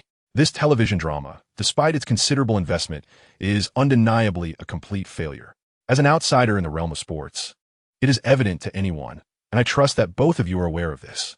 Please extend my gratitude to Director Wong. He is merely a minor character with scant screen time. There is no need for credit. Upon hearing this, Sheng Wanya maintained a stoic expression, though her smile took on a hint of admiration. Ouyang Feifei, however, could not contain herself. Casting a glance at Yi Ming on the hospital bed, she suppressed her voice and exclaimed, "Do not be foolish. You underestimate the prowess of these titans in the entertainment industry. If you choose not to participate, that might be acceptable, but not claiming credit will serve as a covert promotional tactic that leverages your stature as an NBA player, coupled with your unparalleled beauty. It saves expenses while achieving the desired outcome. Do you think we desire to act in this production? Every circle has its own rules, a sentiment you must surely appreciate. There is a saying, in the world of Jiang-Hu, one is not free. Yet is also on the rise. She cannot afford to offend just anyone. I, however, do not fear such matters. Yet, the entertainment industry thrives on youth. Those works relying on skill and artistic depth have long lost their market. They offer substantial sums. And while one is young, one should seize the opportunity. In a few years, when youth fades, one may not even secure a role as the second female lead. Look at those so-called veteran actors. They incessantly proclaim their dedication to pure art, yet how many absurdities do they indulge in behind the scenes? Now, they are left with only hollow pretenses. I, Ouyang Fei, embrace wealth, but at least I do not sell my body or my conscience. Why should I not take this money? It does not require you to be in the limelight. Merely signing a name suffices. As for the film's reputation, it is of no concern to you. You are not an actor. Do not speak to me of your wealth.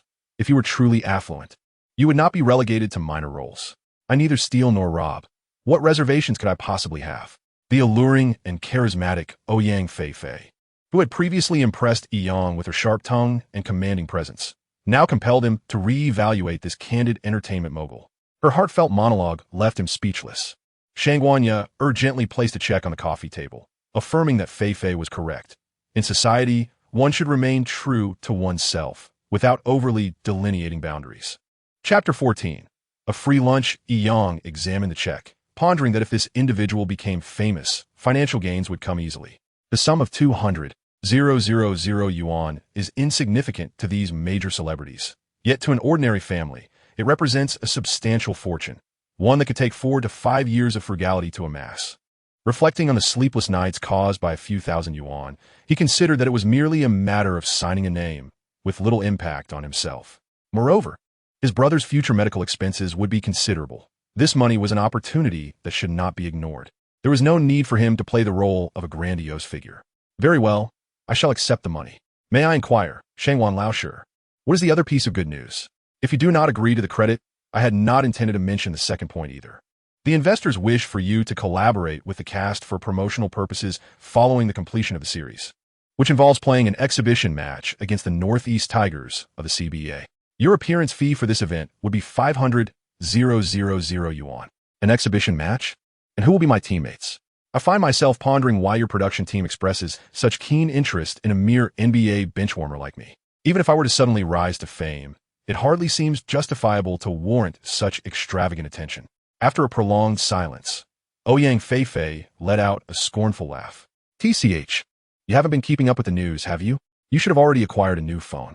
How is it conceivable that you, a player in the NBA, are still using a relic from 30 years ago? I truly cannot fathom your reasoning. Do you think these affluent executives are simply idling away their time? They are invested in your future potential. Moreover, a $50,000 appearance fee is hardly significant. Even top-tier stars in the entertainment industry, let alone local CBA players, would struggle to match that. Do you actually believe it to be excessive? Little do you know, this is what we call a risk investment. Should your reputation soar in the future, this modest sum will prove exceedingly worthwhile. It's amusing how a seemingly astute individual can occasionally act quite naively. Here, take a look at this. Ouyang Fei retrieved a smartphone from her LV handbag, deftly navigating its functions before handing it to the reticent Yang. The bold headline on the screen immediately captured his attention, and after reading the article, Yang could not help but feel a wave of exasperation.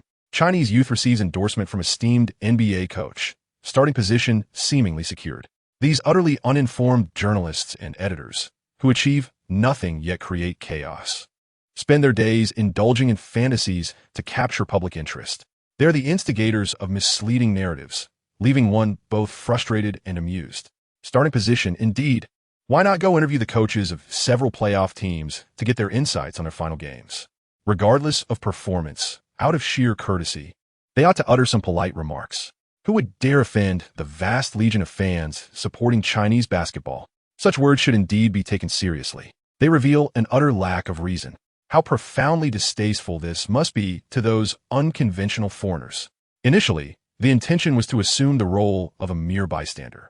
Yet this article has inadvertently led to self-deprecation, transforming a potentially positive endeavor into a negative one, who compelled oneself to engage in such trivial pursuits.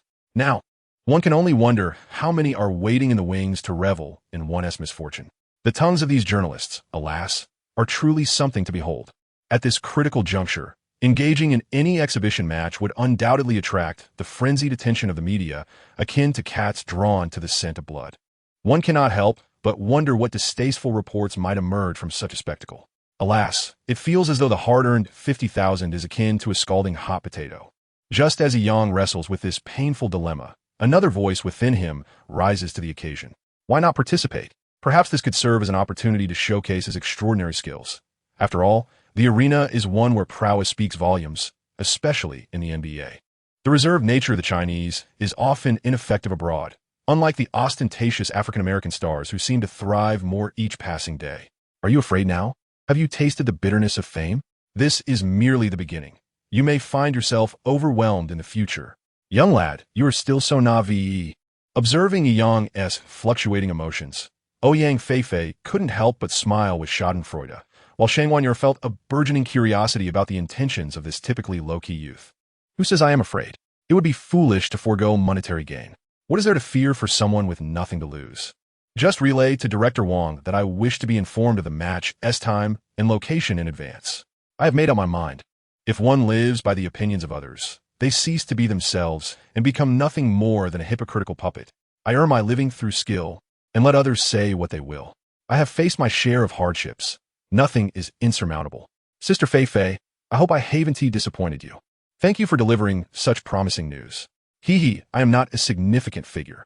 50,000 is a considerable sum for me. However, one day, I shall transform this figure into an inconsequential relic of the past. Oh, you puff up at being called fat. You are so unaware of the world.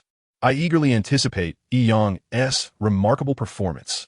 Ouyang Feifei smirked, but joy filled her heart, for this resilient young man had finally emerged from his internal struggles. Yi Yang, be prepared. The teammates assigned to you by the production team are merely entertainers with some street ball experience, while your opponents are bona fide professional athletes. Do not let the outcome be too humiliating. Shang Wanyer cautioned Yang, who appeared indifferent to the warning. Yar, you needn't fret unnecessarily. Their skills are indeed formidable. Did you not see the Navi confidence on his face? Besides, it is merely an exhibition match, and the production team will have contingencies in place. Ouyang and Shangwan, allow me to take center stage and observe as the young talent steps forth. Winning or losing matters not. I, Yang, have never lacked the ability to accept defeat gracefully. Since you have bestowed upon me such a grand gift, I will treat you both to lunch today. Seeing Yang's rare display of levity, Shang Wanyer stifled a laugh, while Ouyang Feifei rolled her eyes, momentarily losing her usual sharp wit. Let us forego that. If we were to appear in public, we would hardly need to eat at all.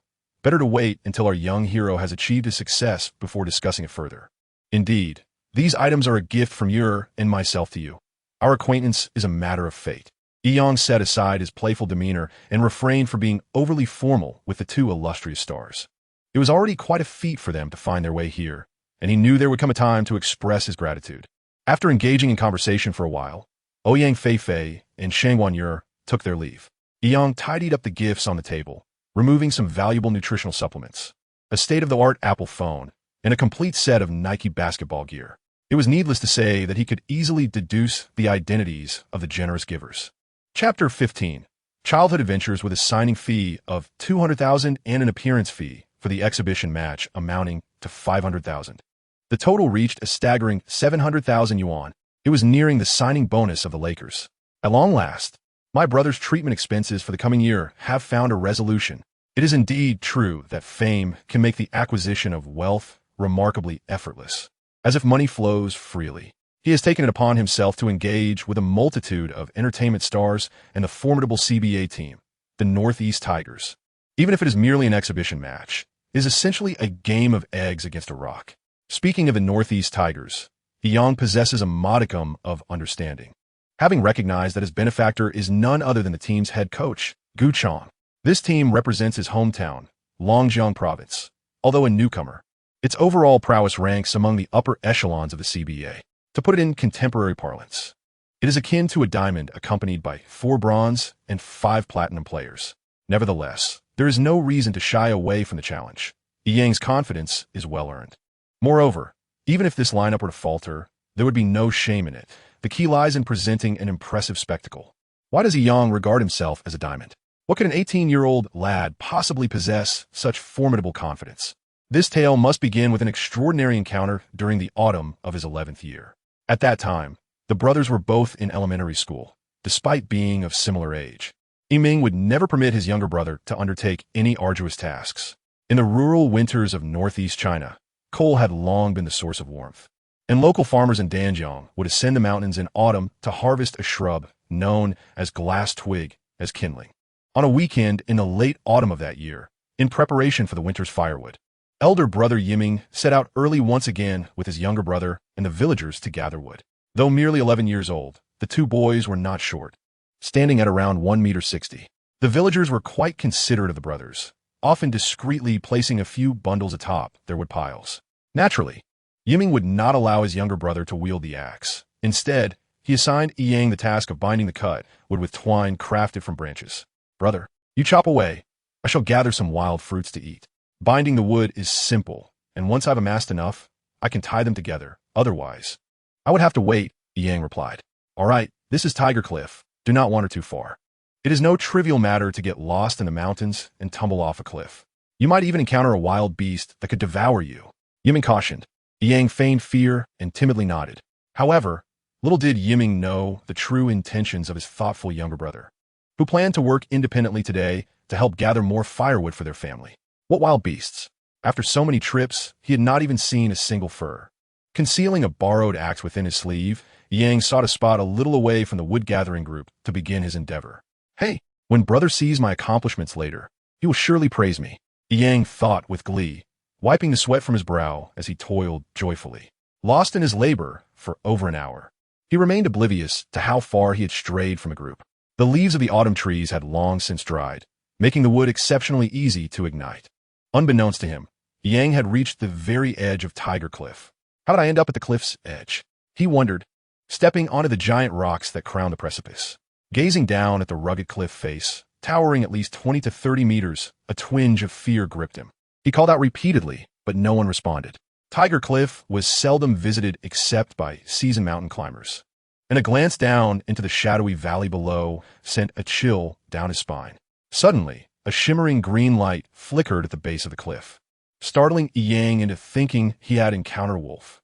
Upon closer inspection, he discovered it was a peculiar stone, roughly the size of a basketball, emanating a soft, dark green glow beside the stream. How peculiar! I have never encountered a stone that emits a dark green glow. Moreover, this stone is as smooth and rounded as a giant dinosaur egg. Could it be that I have stumbled upon a treasure? Having watched several episodes of nature exploration and treasure hunting on my friend's television, an exhilarating joy welled up within me. A gemstone? A meteorite? Or perhaps, upon finding a slope adjacent to the cliff where the terrain was slightly less steep, the audacity of youth emboldened me to approach it for a closer inspection, intending to return and secretly share the news with my brother. If it were indeed a precious gem or meteorite, perhaps we could present it to the state, and our lives might improve. Then my brother would no longer have to toil so hard, and just like in a fairy tale, we would live happily ever after. The more I pondered, the more splendid my thoughts became, and the initial flicker of fear had long since vanished. Although the exposed slope was less steep, it remained quite treacherous, with only a few withered grasses and low shrubs dotting the landscape. Suddenly, my foot slipped, and I lost control of my body, tumbling downwards like a ball into the ravine. This is it. I fear I may never see my brother again. Before the boundless terror could fully engulf me, a searing pain coursed through my body, and darkness enveloped my consciousness. I do not know how long it was before I regained my senses. When I opened my eyes, I found myself lying beside a small stream, my already unremarkable clothes reduced to rags, with several gaping holes mockingly exposing my skin. One of my shoes was missing. How strange. Where has that glowing green spherical stone gone? It was right here at the edge of the cliff. How could it possibly be missing? Could it be that I had imagined it? Rising to my feet, my mind consumed with thoughts of the treasure, I meticulously searched the surrounding area. It still found no trace of the green stone. I had tumbled down from a 20-meter-high slope, and the ground around the stream was littered with jagged, hard stones. Yet I felt no discomfort whatsoever, not even a scratch or bruise on the skin exposed through the torn fabric of my pants. But what could explain the stains of blood on my collar? I touched my head but found no lumps or wounds. The bizarre and intricate circumstances left this poor, simple child utterly bewildered. How fortunate I am! Yet, The pain I felt before losing consciousness had been so palpable, and now I find myself vibrant and full of life. How astonishing this is. The most peculiar aspect is that enigmatic stone. Where on earth has it vanished to? Is it of extraterrestrial origin, capable of movement? Or is it merely a figment of my imagination?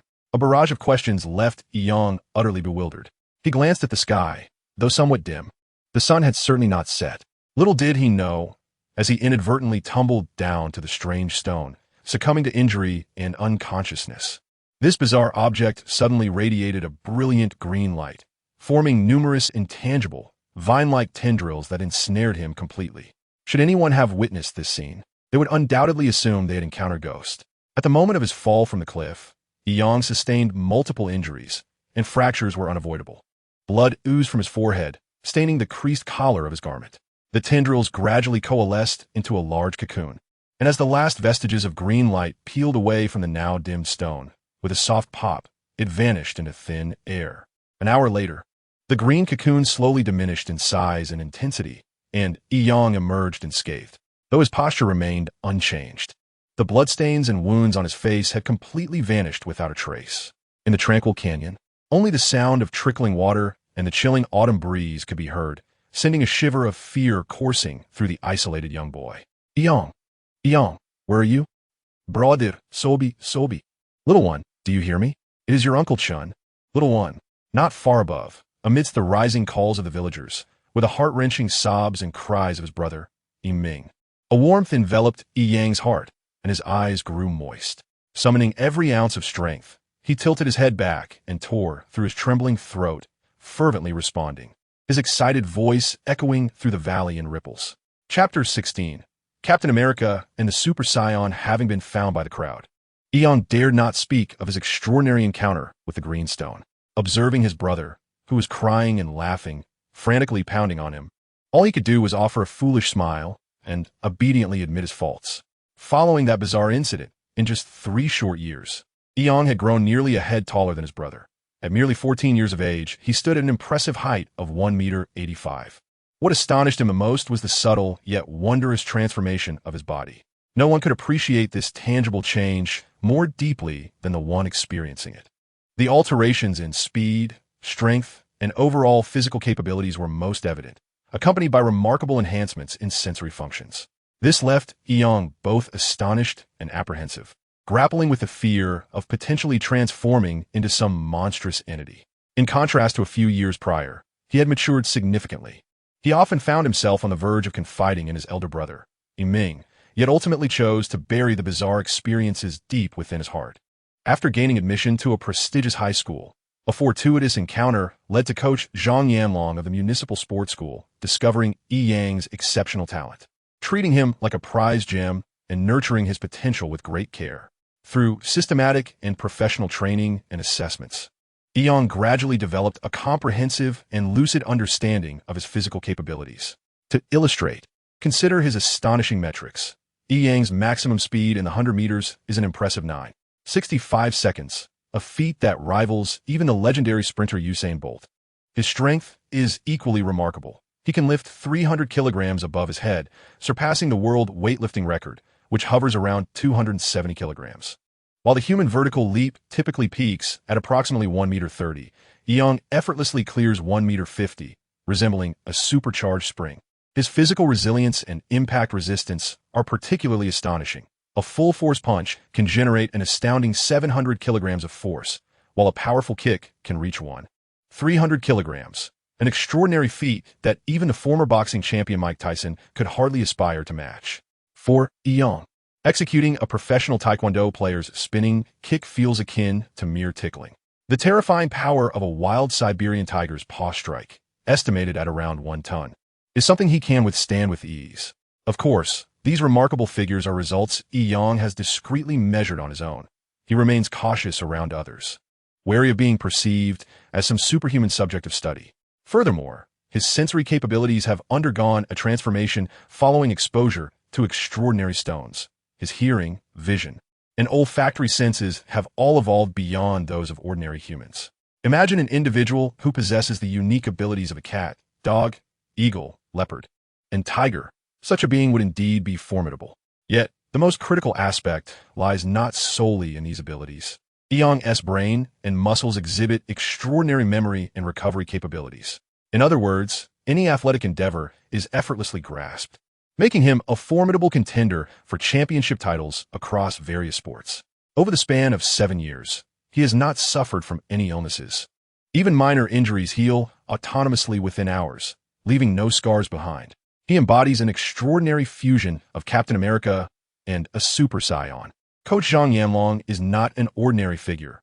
A graduate of the Capital University of Physical Education, he was once a key player in the Chinese national basketball team, with many of his peers now commanding respect in the sports arena. After a career-ending injury, his straightforward and demanding nature led him to decline numerous offers of assistance from friends and classmates, ultimately finding himself at the Danjiang Sports School. Their shared passion for basketball forged a bond between mentor and protege. The extraordinary talents of his disciple led Coach Zhang to believe that this child was destined for greatness, far from being an ordinary individual. Reluctant to seek assistance, Coach Zhang spared no effort in utilizing all his connections and abilities to provide Yang with comprehensive, scientifically informed professional training. As a result, Yang greatly benefited, not only acquiring specialized basketball skills, but also gaining knowledge and experience in various disciplines, such as combat sports. It can be asserted that, in his life, his mentor is the second most significant person after his elder brother. Lacking accomplishments to be proud of, he felt unworthy to face Zhang Yanlong, who now coaches the Guangzhou CBA Lions. With these formidable abilities, confidence was undoubtedly justified, which led to a remarkable performance in the final regular season game. However, the complexities of life dictate that one must act with humility and purpose to survive. As he matured, Yang began to sense that his remarkable abilities were likely a gift from a mysterious stone. Yet, the origins of that stone remained an enigma he could never uncover. He could only silently wish that it bore no adverse side effects. Sigh, how wonderful it would be if this extraordinary physique could be passed on to Yiming, so he would not be in his current state. Observing his brother, whose pallor had lessened on the hospital bed, Yang let out a gentle sigh and began the daily therapeutic massage with tender care. Brother, rest assured, as long as I, Yang, am alive, I will do everything in my power to ensure your recovery. On that day, we will live a happy and joyful life together. So you must hold on, Yang murmured, his technique becoming increasingly adept. So engrossed was he that he failed to notice the slight twitch at the corner of his brother's eye. Yang, it's already dinner time. Why are you still so busy? You are truly fortunate to have a brother like him, said Nurse Xiaoyang, who had come to check on the ward, smiling brightly as she entered with her male colleague to commence their routine care. Haha, thank you. It is indeed past 5, and I'm feeling quite hungry. I shall head for dinner now. Grabbing his denim jacket, he glanced at his old, worn-out antique phone and the brand-new Apple box beside it. It was a thoughtful gift, and he realized he could no longer live in such isolation. The days ahead were destined to be anything but tranquil. Farewell, my old companion. It is time for you to retire. After some contemplation, Eon gently placed the old antique inside the new Apple box after switching out the SIM card. This was a precious gift from his brother for his 16th birthday, a treasure that would remain invaluable regardless of time. By the way, Eon, who were those 2 girls that came in noon? Was that phone a gift from them? They certainly were generous. Although masked and wearing sunglasses, from this young lady's discerning perspective, those 2 are undoubtedly stunning beauties. Gossip may be inherent to womanhood. Observing the usually shy Nurse Yang joking with her was quite unusual. Yiming smiled and pushed open the door, stepping outside. Chapter 17. Arena 1. He was not as renowned as he had imagined. Not everyone could recognize him. The light blue mask he had prepared turned out to be a rather superfluous accessory. Among those over 40, at least 80% did not know him. And of those aged between 15 and 40, more than half were equally oblivious. As he walked down the street, most were astonished by his height. In this era, individuals over 180 centimeters are not uncommon, but standing nearly 2 meters tall still draws attention. After several outings, only a few young women had recognized him. This was a relief for Yang. Had it been Ouyang Feifei and Shang Wanyer, the situation would have surely been different, likely causing a commotion. Just as he thought of this, his iPhone chimed cheerfully in his pocket, vibrating with an incoming call. Glancing at the caller ID, it was Ouyang Feifei. Hello, Sister Feifei. What have you been up to these past few days? You could have called me. I have something to tell you. The production team is hosting a small signing ceremony for you at the Matier Hotel this Monday at 2 o'clock. The investors, Mr. Zhang from Zhonghua Pharmaceutical Group and Mr. Zhuang from Huaxia Film Company, will attend. You should come early. Oh, is it just an exhibition match? Why make it such a grand affair? By the way, Sister Fei, why do I need to arrive so early? You could just tell me the venue. I don't want to disturb your rest. What else with all the questions? Don't worry, there will be no reporters this time. Only some senior members of the crew will be present. The reason for your early arrival is that you should have formal attire. Can you find your suit size at the major department stores in Longjiang? Are you intending to wear that tattered denim outfit to look cool? Ouyang Fei's rapid-fire questions left Yang somewhat flustered. Indeed, the weekend was just 2 days away, and even if he rushed, he might not be able to prepare in time. Don't worry about the clothing. Someone will take care of that. You should express your gratitude later. I have to go. I have other scenes to shoot. But who? Before Yang could finish his question, the call had already ended. That sharp-tongued yet soft-hearted Sister Fei was being quite mysterious with him. It dawned on him that they were not particularly close, and with her level of fame, it wouldn't be appropriate to take advantage of her kindness. But how could he express his gratitude? Offering money would only provoke Ouyang Fei's ire. Inviting her to a meal seemed impractical given her status. What about a small gift? Yet what could he offer? He hardly understood their tastes. Besides, did such stars truly lack for gifts? In his earnest simplicity, Yang pondered for a long time, but could not settle on any viable options. Forget it. The future is long, and when the opportunity arises, I shall surely repay the kindness. The phone's ringtone once again stirred the atmosphere. Few were aware of this temporary number, save for Nurse Xiao Yang from the hospital. Director Zhao, Ouyang Fei, and Shang Wanyar. Yang, this is Yar. You are aware of the signing ceremony, are you not? Ah, splendid. I call to inform you that the star players invited by the crew will be arriving in Longjiang the day after tomorrow. This means that starting Monday, you are to commence training. The training will take place at the indoor gymnasium of Longjiang University. How will you make your way there? Would you like the crew to arrange transportation for you? Look at Yar. Her way of delivering news is far gentler than Fei's, and she is particularly considerate. The same information, yet conveyed in two distinct manners. This exemplifies the difference between chili peppers and strawberries. I appreciate your thoughtfulness, Yar. Thank you. It's not necessary to trouble yourself. I can manage to get there on my own. Very well. Remember, Monday at 10 in the morning. Yes. Yes, at Court 1 of the Longjiang University Gymnasium. Thank you, goodbye. On the morning of May 3rd, at 8 o'clock, within the campus of Longjiang University, Yang secured a public bicycle and, donning a mask, began his search for Court 1 of the gymnasium.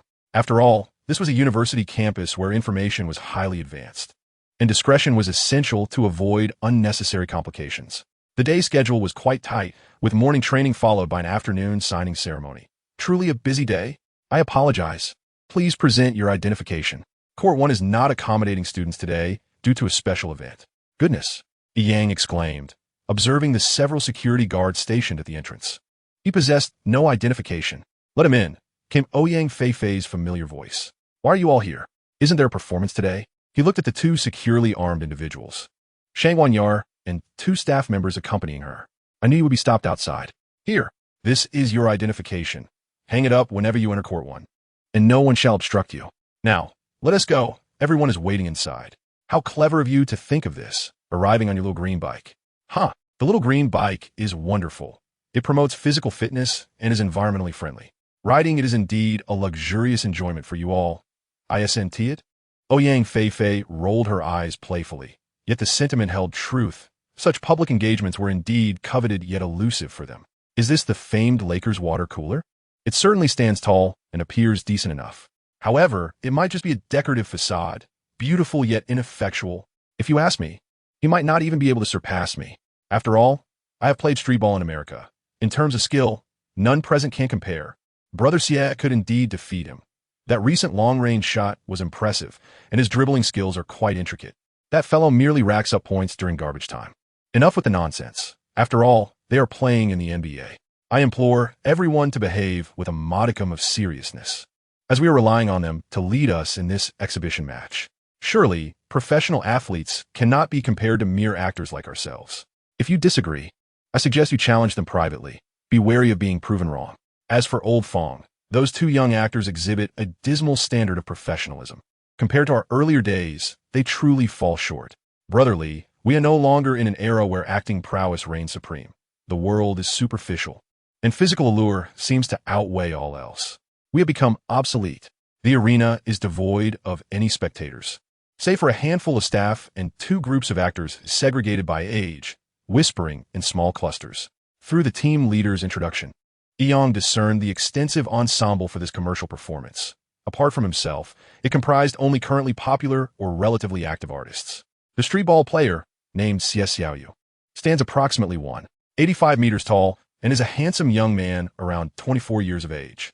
The well-known figure S.H. Shui, along with his companions, are indeed two of the nation's four prominent male idols. What a peculiar name, S.H. Shui. One can't help but wonder what his father was thinking, which brought a quiet chuckle to Yi Yang's mind. The two relatively reasonable young actors are named Li Hu and Yu Jinyang, both possessing an athletic build, suggesting they dedicate considerable time to fitness. They're also part of the illustrious quartet of national male idols. Fang Xiao and Li Zhaoxiang, both approximately 35 years old, form the senior group alongside several actors of similar age, yet they are remarkably well-preserved, easily mistaken for youthful men in their 20s. Chapter 18. A show of authority. The initial lineup naturally features Yi Yang and the four national male idols, with senior members Fang and Li, complemented by three young, popular first-tier stars to form the substitute roster. From the moment Ouyang Fei and Shang Wanyur escorted Yi Yang into the arena, Xiaoyu and S.H. Shui were overwhelmed by a sense of envy. It is worth noting that both have long harbored feelings for Ouyang Fei, having coveted her for an eternity. Each time they beheld her sensuous and fiery figure, they were consumed by an urge to act upon their desires. Yi Yang, renowned by name, is a celebrated star of the NBA's Los Angeles Lakers. As for me, I have also played streetball for several years alongside John. Shall we engage in a friendly match? Xiaoyu may be unfamiliar to Yi Yang, but the basketball king of streetball in America, John, is a figure of considerable repute. Currently serving as the indispensable second-in-command for the Spurs, a perennial all-star starter, he is undoubtedly a luminary within the NBA. Observing the barbed and provocative remarks from Xiaoyu, Yi release me led finally. You flatter me, brother Xia. I am but a humble guardian of the Lakers water cooler. I must admit, I've spent a great deal of time warming the bench. You have played streetball with John for several years, so your skills must be exceptional. While I cannot claim to be your equal, I humbly seek your guidance. In truth, Xiaoyu's basketball prowess is commendable. To hold his own in the realm of the American streetball king is no small feat as a Chinese American. He rose to fame in the entertainment industry thanks to his strikingly handsome appearance, yet he has not abandoned basketball. Even in the competitive CBA, he can serve as a competent substitute. Dressed in a stylish Nike ensemble purchased by Shang Wanyur, the youthful and athletic Yi Yang appeared before the onlookers, capturing the attention of two national goddesses, igniting a flicker of jealousy in Xiaoyu. Brother Xia, as a predecessor, please show mercy and impart your wisdom. Of course, let us adhere to the customary rules of the court. We shall first engage in spot shooting, then showcase a simple dunk, and finally, a one-on-one showdown. How does that sound? Though Xiaoyu feigned bravado, his mind was calculating. It was his impeccable stationary shooting that had first drawn John's attention, yet on the court, that same skill could be as unpredictable as a talisman's efficacy. As for dunking, it is a rare talent indeed, and among entertainers, those who can dunk are few and far between. Even if he were to lose, it would not be a disgrace. Displaying his skills before two beautiful women would still be a source of pride. One-on-one, however, is his forte. While he may not have mastered all aspects of streetball, he has certainly honed his dribbling skills, and this towering figure may not stand a chance against him. Confounding him would allow Yi Yang to dictate the flow of the game. Brother Xia, as the expert, you shall lead the way. Let's commence with spot shooting, and I invite you to go first. The gathered spectators settled on the sidelines, eager to witness this intriguing contest, with Ouyang Fei and Shang Wanyur particularly enthusiastic about the unfolding drama. Xiaoyu affected a nonchalant demeanor, laughing heartily as he prepared, having already warmed up. He took a couple of dribbles before beginning his shots from 5 positions beyond the arc. With a standard shooting form and a graceful posture, he managed 4 successful shots out of 5 in less than 5 minutes, missing only from the corner. The 2 aesthetically pleasing swishes drew applause from the crowd, and though the remaining 2 shots wobbled precariously on the rim, they ultimately found their way through the net, allowing the heart of the idol to finally ease. The performance was commendable, placing him among the elite, even among professionals. Ouyang Fei and Shang Wanyur joined the chorus of cheers, clapping in admiration. With a triumphant smile, Xiaoyu acknowledged. Clearly, fortune has favored me today. It seemed that victory was all but assured. Upon stepping onto the court, Yang appeared to transform entirely. The refreshing smile and the innocent, shy expression have vanished without a trace. His face bears no emotion, yet an overwhelming aura of menace radiates an unwavering determination. A sudden pang of anxiety grips Han's heart. 5 attempts, 5 successes. Remarkably, it took merely 55 seconds. The swift silhouette, the graceful pull-up shot, executed seamlessly from 5 different positions, the ball swishing through the net with a fluidity akin to flowing water. It was utterly spectacular.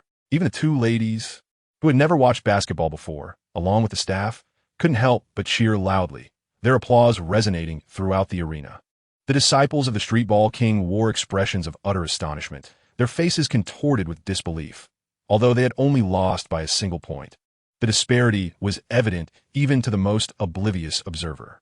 Brother Xia, perhaps for the second match, let me take the stage first and display my shortcomings. I would greatly appreciate your guidance, he suggested. No sooner had the words left his lips than Yang had already reached the center court. He initiated his move, accelerating like a streak of white light, covering ground to the free throw line in just 3 steps. He leapt, soared into the air, executed a crossover midair, switched hands beneath his legs, and delivered a thunderous dunk.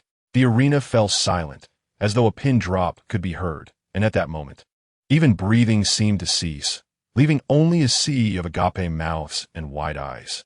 Yet the performance was far from over. In an instant, Yang dazzled the crowd with his mesmerizing dribbling beneath his legs, a behind-the-back crossover, and an uncanny change of direction, quickly returning to the center circle. He surged forward. The basketball danced like magic between his running legs. Again at the free throw line, his body soared high, spinning like a top, both agile and powerful. From the free throw line, he launched into a 360-degree turn, executing a ferocious dunk. The perfect amalgamation of strength, speed, and vertical leap was a sight to behold, resembling a ballet in midair. The hoop, towering over 3 meters high, trembled as though it were a wrong child, quaking incessantly.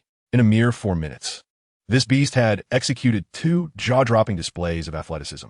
The astonished celebrities had lost their ability to express their admiration.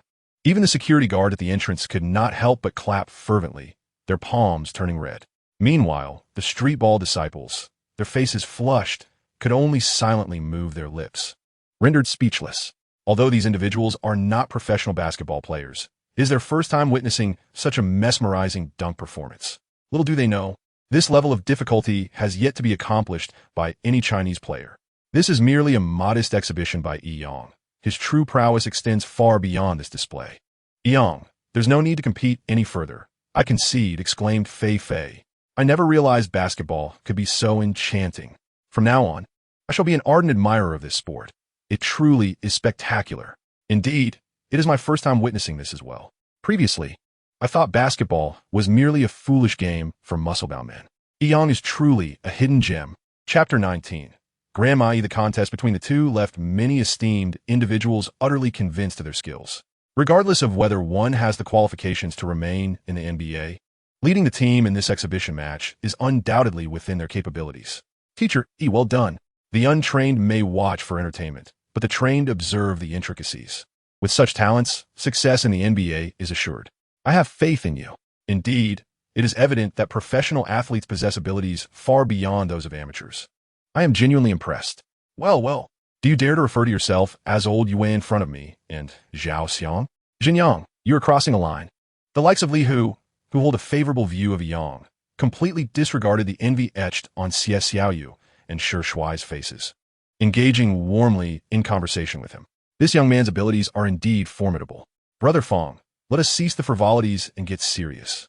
The competition begins in a week. Although it is merely an exhibition match, who knows if the spirited young men of the Northeast Tiger team will adhere to the established tactics. Yang, you are well versed in this. Not only are you the core of our amateur team, but you also serve as our coach. We are all ears. Please share your insights. Gazing into Li Zhao Xiang's earnest eyes, Yang smiled shyly, his youthful modesty resurfacing once more. This scene was inadvertently witnessed by Shang Wanyer, who had been secretly observing from a distance. A subtle blush adorned her fair, cherubic face. Please continue to call me Xiao Yi. Judging by the records, It is evident that we cannot compete with the Northeast Tiger team. However, if we collaborate effectively, our defeat should not be overly disgraceful. The proprietors are not solely concerned with the outcome. Rather, they seek the exhilaration and spectacle of the competition. This young man is quite remarkable. He appears innocent and youthful, yet his analytical skills are astute. All of you are superstars. Your presence is sufficient to captivate attention. Our strategy is straightforward.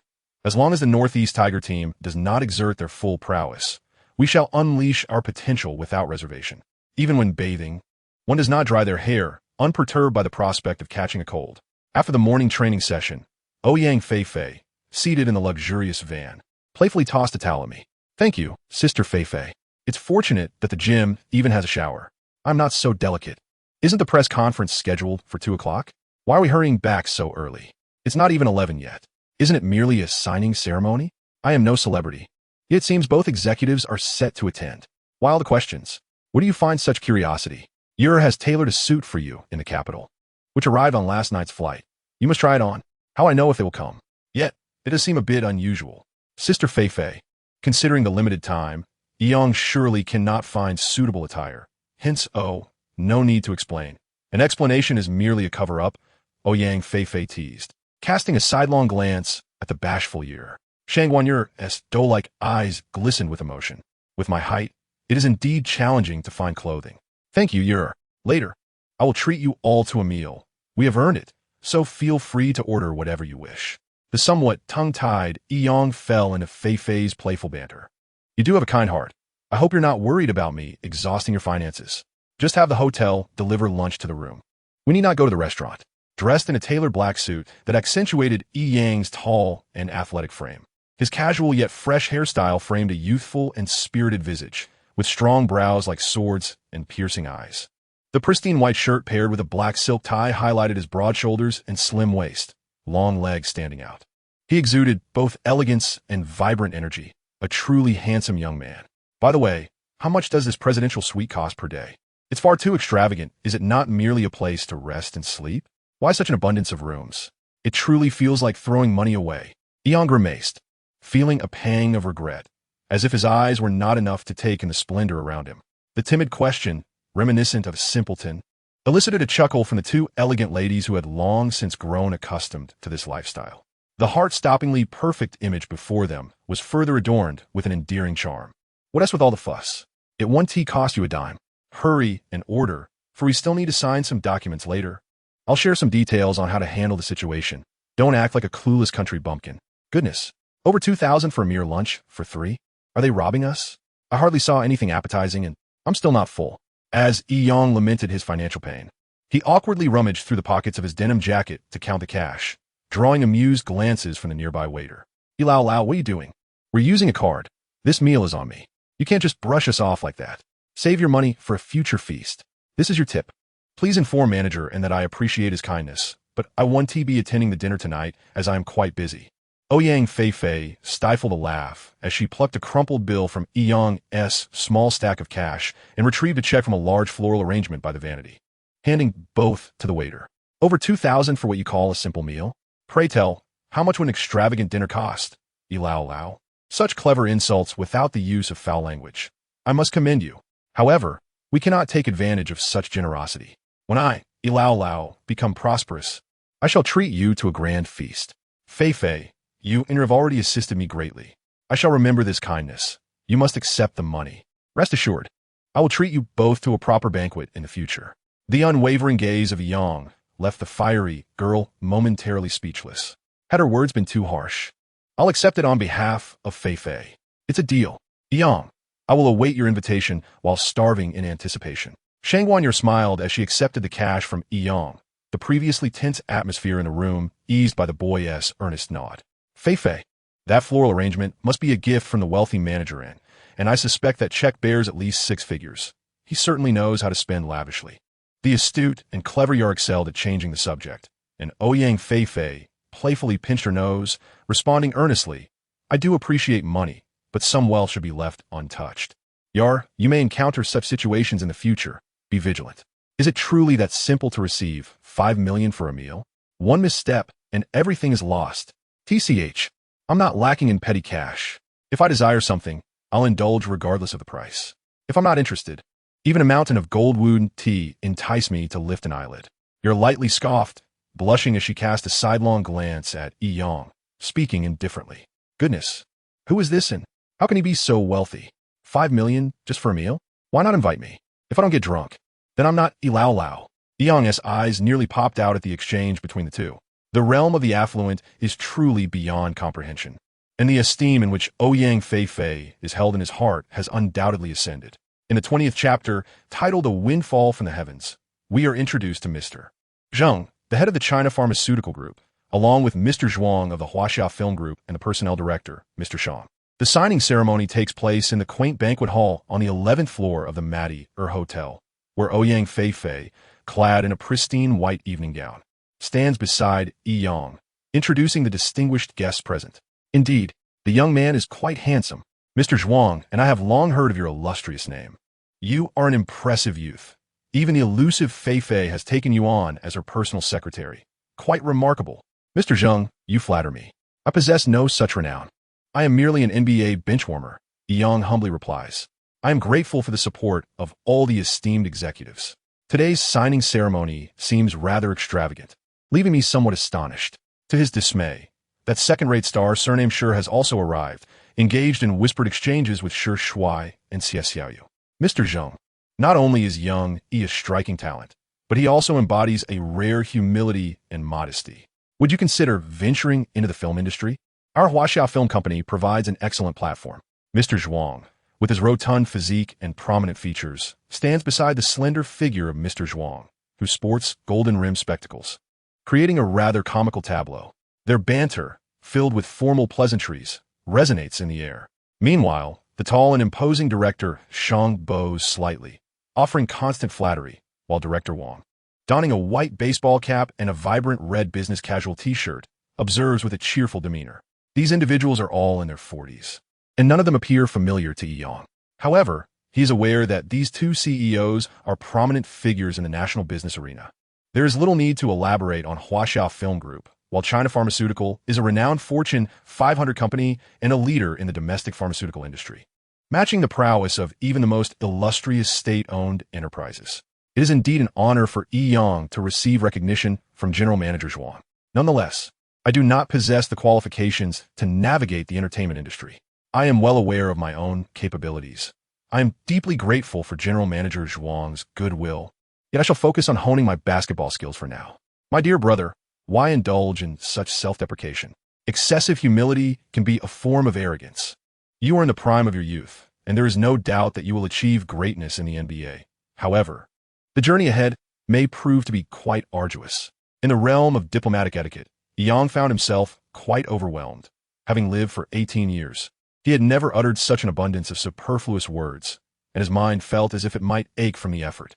Fortunately, Ouyang Fei had offered some valuable insights. What business did two illustrious CEOs have in engaging in pleasantries with an unknown young man? They were well into their 40s, old enough to be his uncles. Curiously, they had begun to address him as a brother, with an undercurrent of flattery. What was the meaning of this?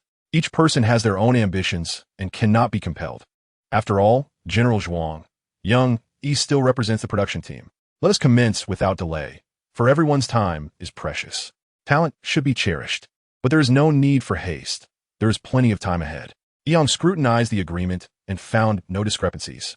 After signing, the two esteemed CEOs, Zheng and Zhuang, were the first to break into applause. It seemed a pity not to perform on stage. The small banquet hall boasted only 4 tables, one for the senior staff of the production team, one for the prominent actors in the television series, one for the invited stars of the performance, and lastly, a table for Yi Yang, Ouyang Fei, Shang Wanwaner, the 4 beloved national idols and the leaders. This arrangement not only left the attending guests somewhat perplexed, but also left Yi Yang in a state of bewilderment. Ouyang Fei is the reigning queen of the film and entertainment industry, while Shang Wanyer is the leading star of Huaxia Group. The 4 major male idols are indisputable figures in the current scene, so their presence at the main table was unremarkable. However, what merit or ability does he possess? To be seated alongside his teammates in the exhibition match, he already basked in the glory of his player status. How could he possibly be assigned to the main table? This is truly astonishing. The host, General Manager Zhuang, raised his glass of champagne, seemingly oblivious to Yang's discomfort and unease, and after a brief toast, he extended an olive branch towards him. Brother E, we share a friendship that transcends generations, so please do not take offense at this term. Today, we had planned to invite some reporters, but Feifei mentioned that you prefer a quieter atmosphere, so the gathering is somewhat subdued. I hope you can bear with us. I have one more humble request, and I hope you will grant it. General Manager Zhuang, your words are truly humbling. Please feel free to voice your request. Otherwise, Xiao E, may have no choice but to make a hasty exit. Goodness, this is akin to throwing oneself into the flames. Under the scrutinizing gazes of the stars from the crew and the two major male idols, this exchange of pleasantries sounded utterly nauseating. You see, the drama time flows like water will conclude filming in a week. In October, the production and investment teams plan to hold a premiere ceremony in the capital.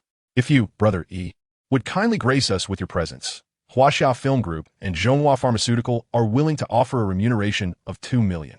What on earth? Have these people lost their minds? Am I dreaming? Is this even directed at me? Is General Manager Zhuang in his right mind?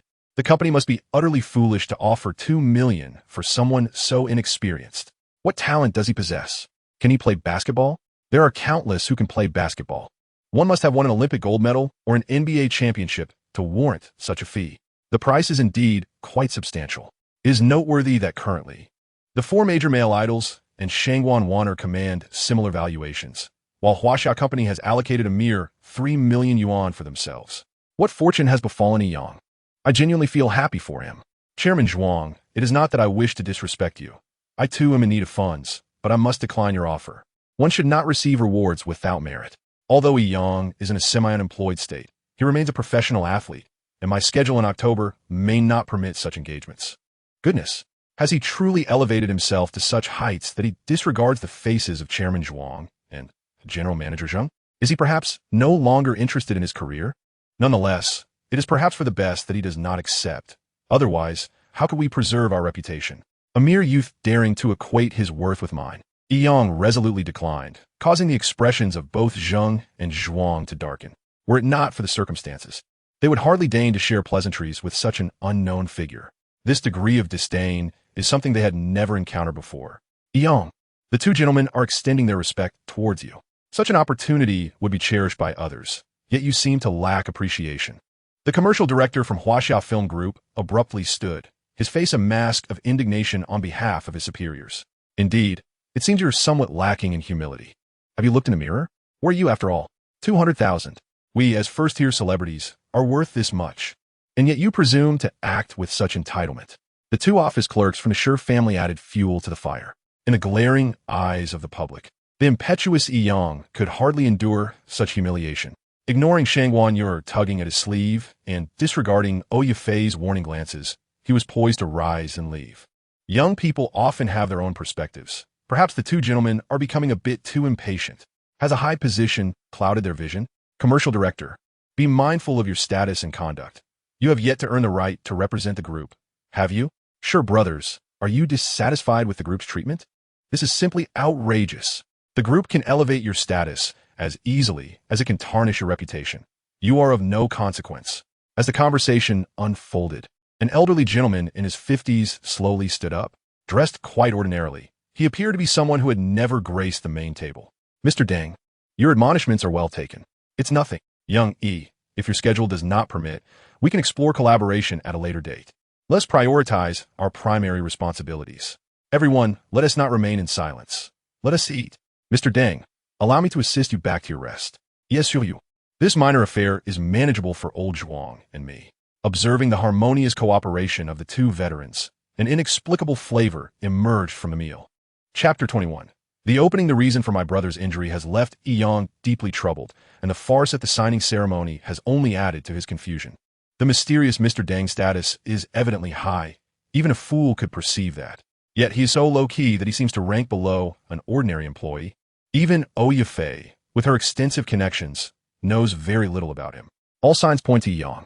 How could the two giants, Huaxia Film Group and Zhonghua Pharmaceuticals, show such favor towards him? They are not involved in sports, after all.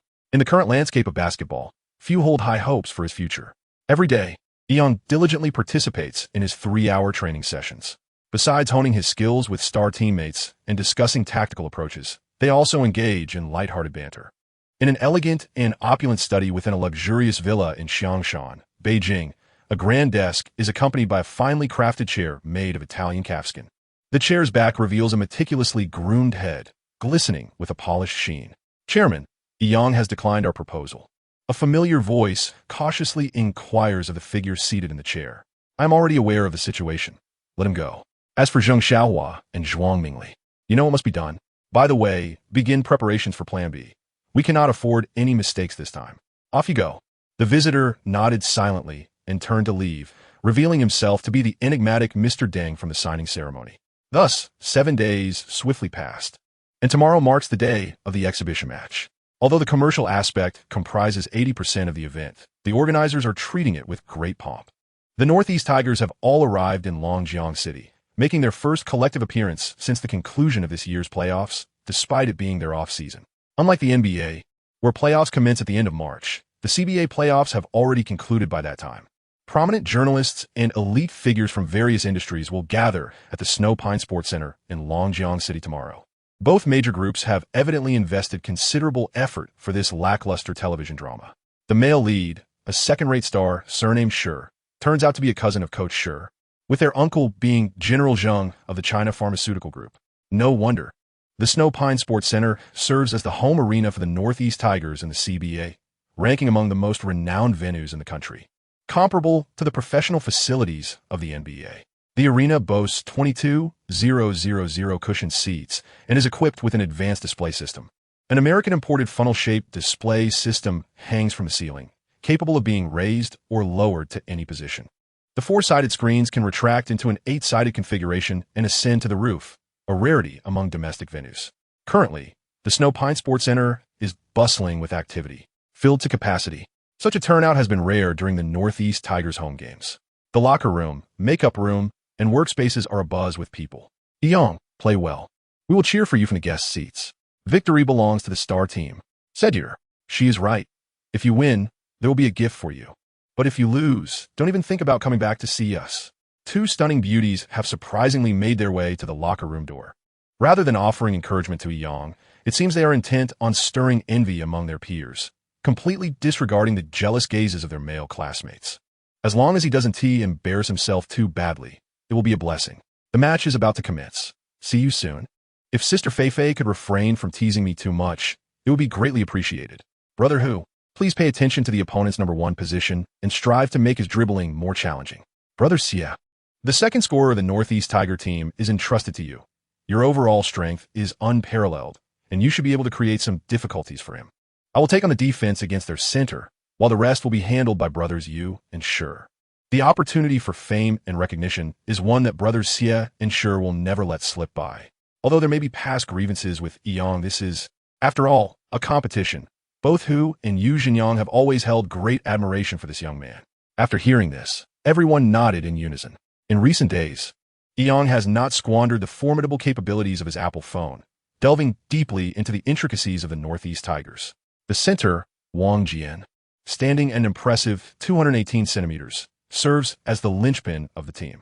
He possesses an exquisite ability for rebounding and shot blocking, excelling in mid-range and long-range shooting, as well as demonstrating remarkable precision in free throws, attributes that are seldom found among centers of his stature.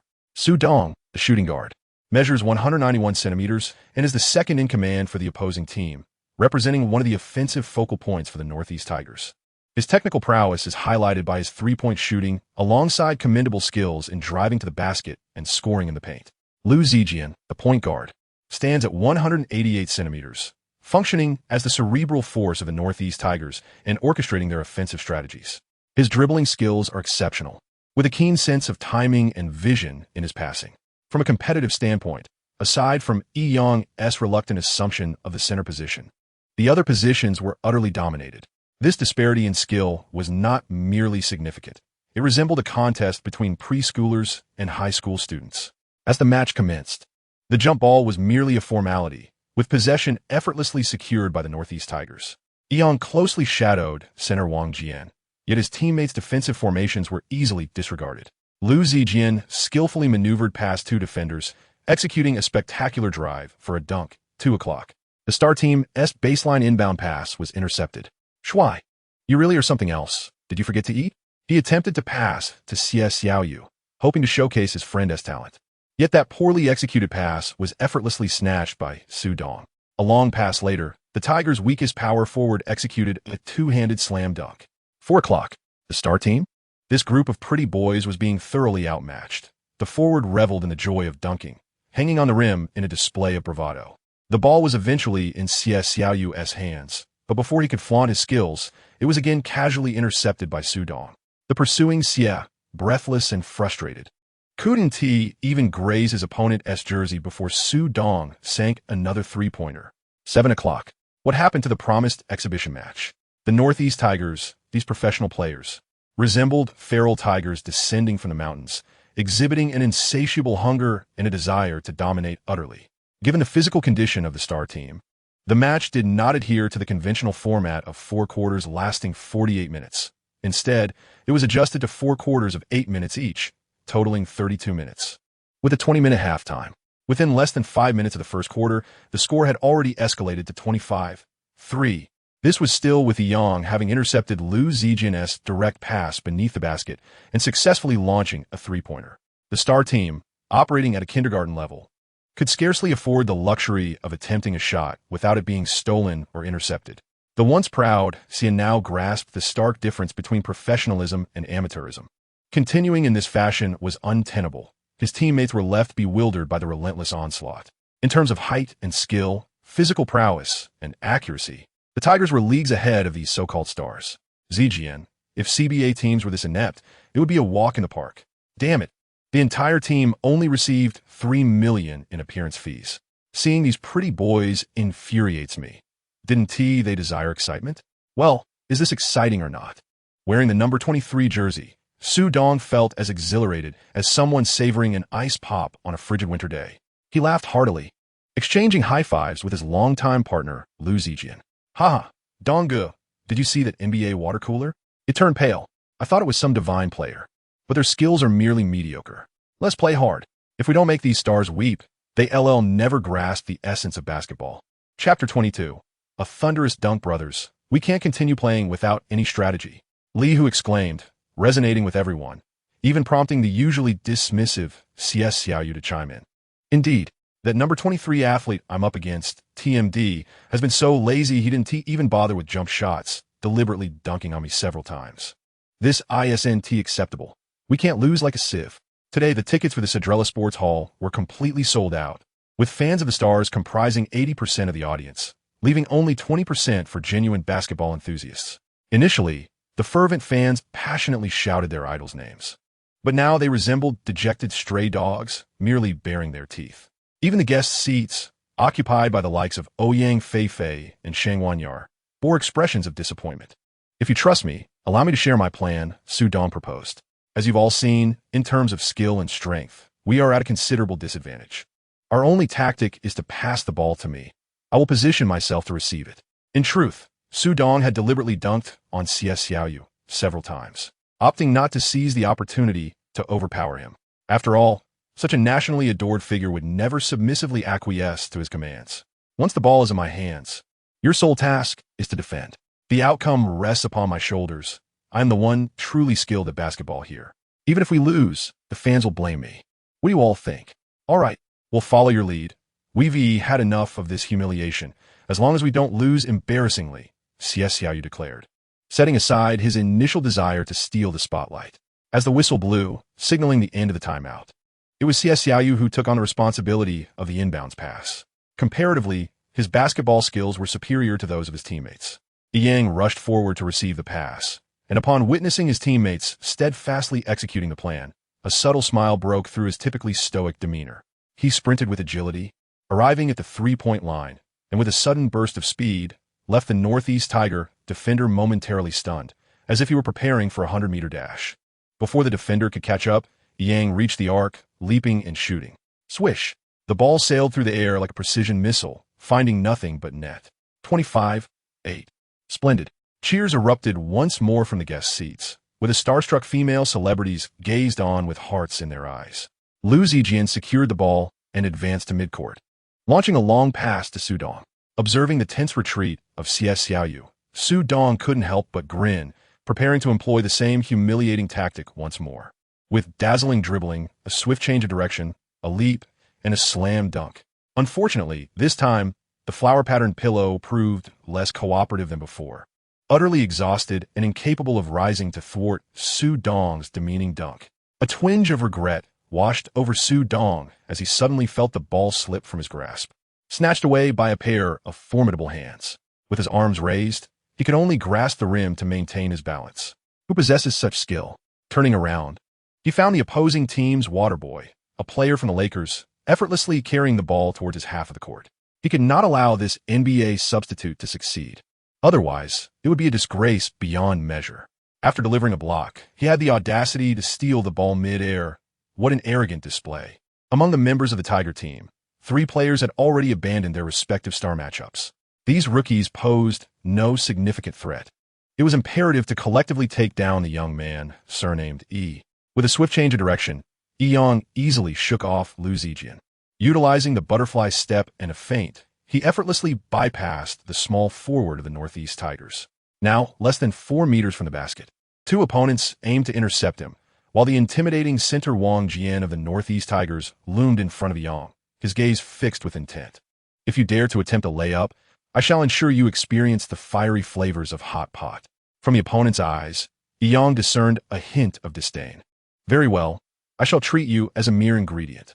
Though Yang could easily surpass Wang Jian with a layup, his stubborn nature would not allow him to miss out on the spectacle of a one-on-one showdown. If the intent was to dominate, then he would do so in a manner that would evoke existential doubt. Eschewing nimble footwork and precise mid-range shooting, he instead launched himself directly towards his 18-meter tall adversary. Has this lad lost his mind? Is he truly attempting to execute a slam dunk? Even if Wang Jian were to falter, there are few within the CBA capable of effortlessly accomplishing such a feat, let alone facing the formidable defensive wall known for its blocks, the Northeast Tiger. This utterly relentless challenge is sure to be met with unwavering resistance.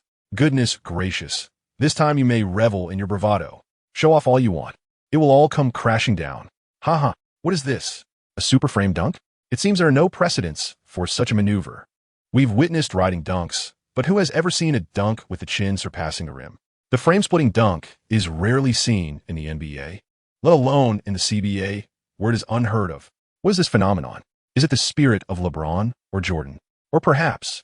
Young leaped to an astonishing height of nearly 2 meters, his legs astonishingly perched upon the shoulders of the defender, his chin terrifyingly surpassing the rim by several inches.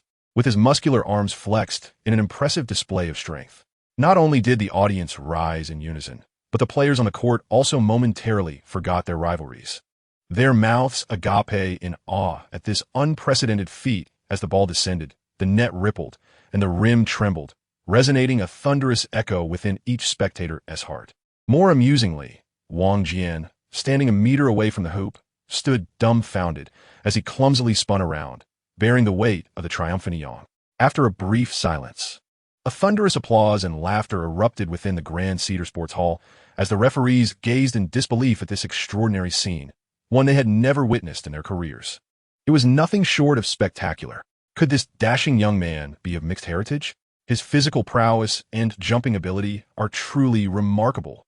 However, his handsome features and fair complexion undeniably reveal him to be entirely Chinese. How could someone so strikingly attractive, possessing such extraordinary athleticism, have remained relatively obscure until now? Following this astonishing dunk, the Northeast Tiger team seemed to have their confidence and morale shattered. They appeared listless, and their shooting accuracy plummeted. A professional CBA team was unexpectedly overwhelmed by a faltering NBA team, as the star players, as if invigorated by a surge of energy, exerted themselves in defense, albeit ineffectively. Yet, with the divine intervention of Yang, the score climbed relentlessly with unstoppable momentum. Not only is he a formidable defender, but he is also an extraordinary scoring machine, consistently unleashing an array of skills. Three-pointers, mid-range shots, dunks, and layups, fadeaways, floaters, jump shots. He is capable of everything, exhibiting no weaknesses.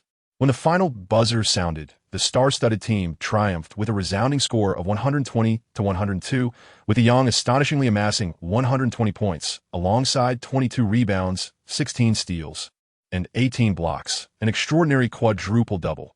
Yet curiously, he recorded not a single assist. Chapter 23.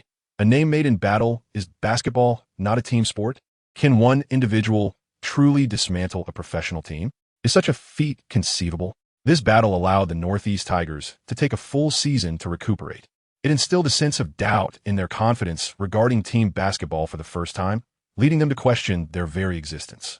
This battle introduced the world to Yang. While one might argue that the Northeast Tigers lacked the necessary strength, the astonishing dunk was undeniably real. The thrilling highlights of the match swiftly circulated across various global sports websites and platforms. As the exhibition match concluded, the arena resonated with chants of Yang's name. The 400 spectators, initially drawn by numerous stars, transformed into fervent admirers of Yang. Ouyang Feifei and Shang Wanya are embraced joyfully. While the fanatics almost yearned to rush onto the court to admire their idol up close, the true fans, however, were left in tears, as Chinese basketball might have discovered a new hope. Had the match footage not been copyrighted, the Huaxia film industry would have reaped tremendous profits from this single game.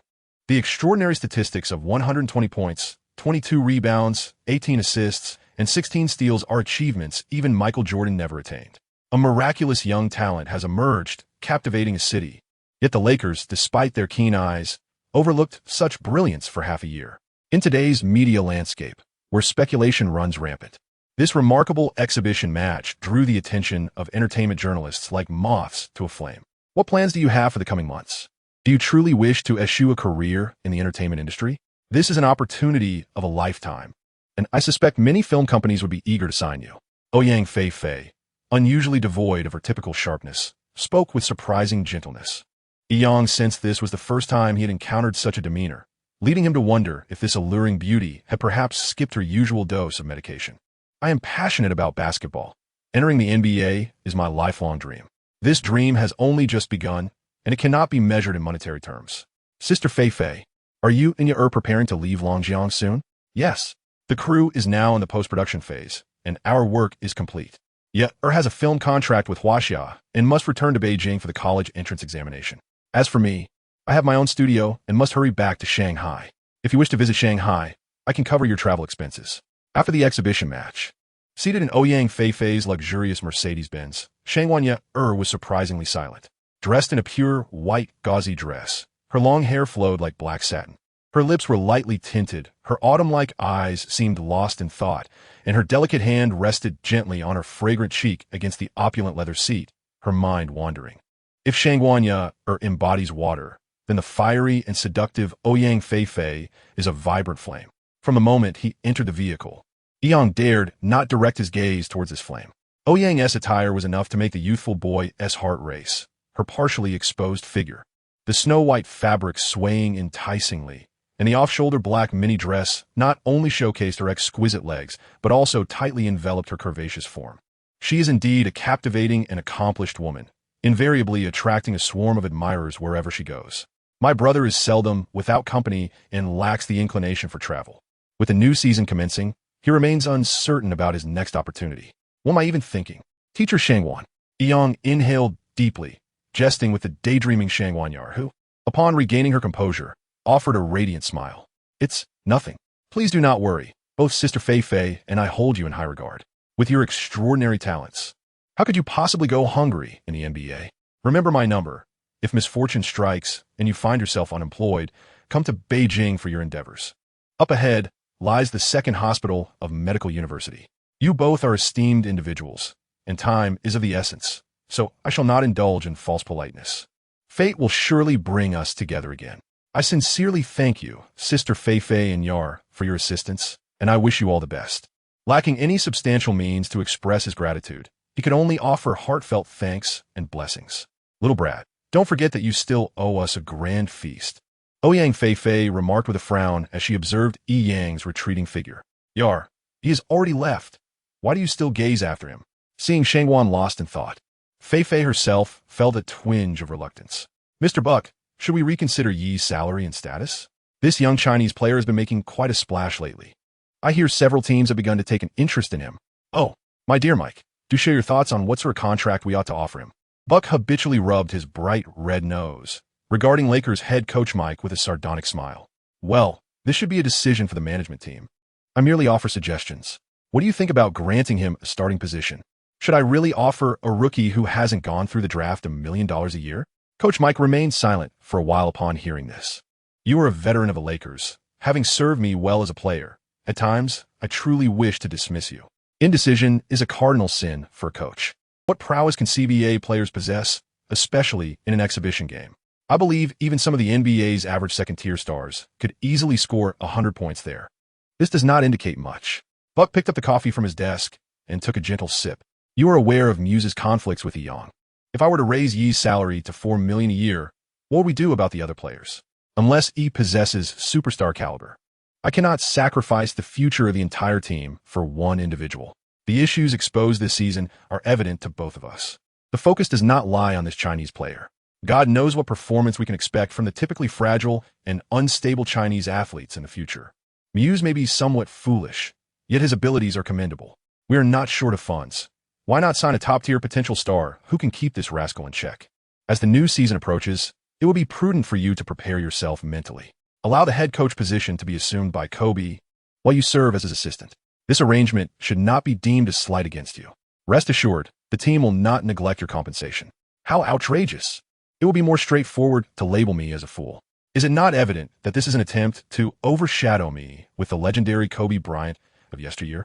This rotund, red-nosed pig has truly mastered the art of negotiation, securing a star player of considerable talent and popularity, coupled with the resurgence of Kobe, ensuring at least a guaranteed box office for the upcoming season. As for Kobe, having been retired for 30 years, one wonders why this septuagenarian does not relish the joys of family life instead of continuing to stir the pot. If he intended to return, why not do so sooner? Alas, what can one expect from a boss? Assisting Kobe certainly maintains his dignity, and as long as finances are not an issue, all is well. I can only imagine that if Mike could speak Chinese, he would undoubtedly find the situation most suitable. Chapter 24. The Bull's Envoy after finally bidding farewell to the nurse's sisters. Young found himself overwhelmed by the incessant flattery from these beautiful girls. The phenomenon of women becoming infatuated is indeed quite formidable.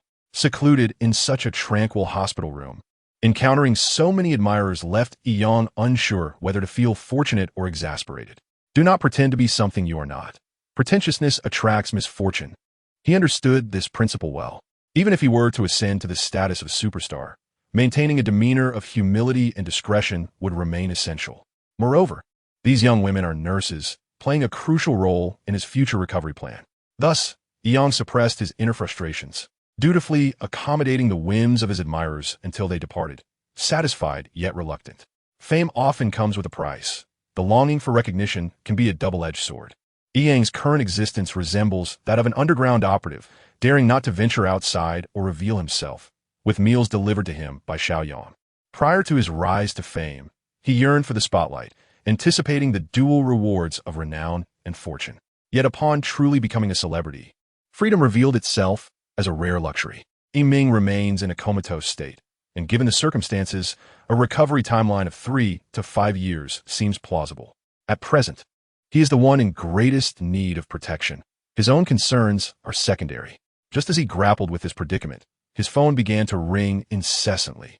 In recent days, aside from the Lakers' insincere inquiries, numerous representatives from various teams had reached out, each presenting their respective trade proposals. However, none offered a deal that captivated his interest. Having spent a full 6 months on the sidelines, he felt no urgency to rush into anything. With his impressive performances in 2 games, he remained confident that the right opportunity would present itself, for even the most unobservant of journalists could not overlook a talent such as his. As anticipated, the caller ID revealed a number from Chicago. Hello, this is Young. His English, though not flawless, was sufficiently proficient for casual conversation, even if he struggled with complex, specialized documents. Mr. E, it is a pleasure to speak with you. I am Hammer, a representative of the Bulls. I apologize for the intrusion and hope you can forgive me. You are too kind, Mr. Hammer. It is my honor to receive your call. Thank you. I wonder if Mr. E has any interest in the Bulls and if there are thoughts of joining the team. We have arrived in your esteemed country, in Longjiang City, with sincerity, currently residing at the Hilton Hotel. Oh, really? Wow. The Bulls are a legendary team. As you know, the great Michael Jordan became an aspiration for me since childhood, although that goal seems quite distant. This is simply marvelous. I'm deeply grateful for your sincerity and that of the team. You have traveled thousands of miles to China, so let us arrange a time to converse in depth. Naturally, I am filled with anticipation regarding joining the Bulls and appreciate the sincerity you have brought. I never expected that the Chicago Bulls would personally send representatives to China to discuss a contract. Their genuine attitude is beyond question, and what remains is merely the commercial negotiation. In the business suite at the Hilton Hotel, Mr. E met the Bulls' chief representative, the earnest Mr. Hammer. With chestnut hair and a square face, he embodied the quintessential traits of a Westerner. After graciously accepting the coffee offered by Mr. Hammer, who was impeccably dressed, he took a seat. Mr. E, you are far more handsome than in the videos, he remarked candidly. Let me be straightforward. This is a contract that has been discussed by the team's owner and management.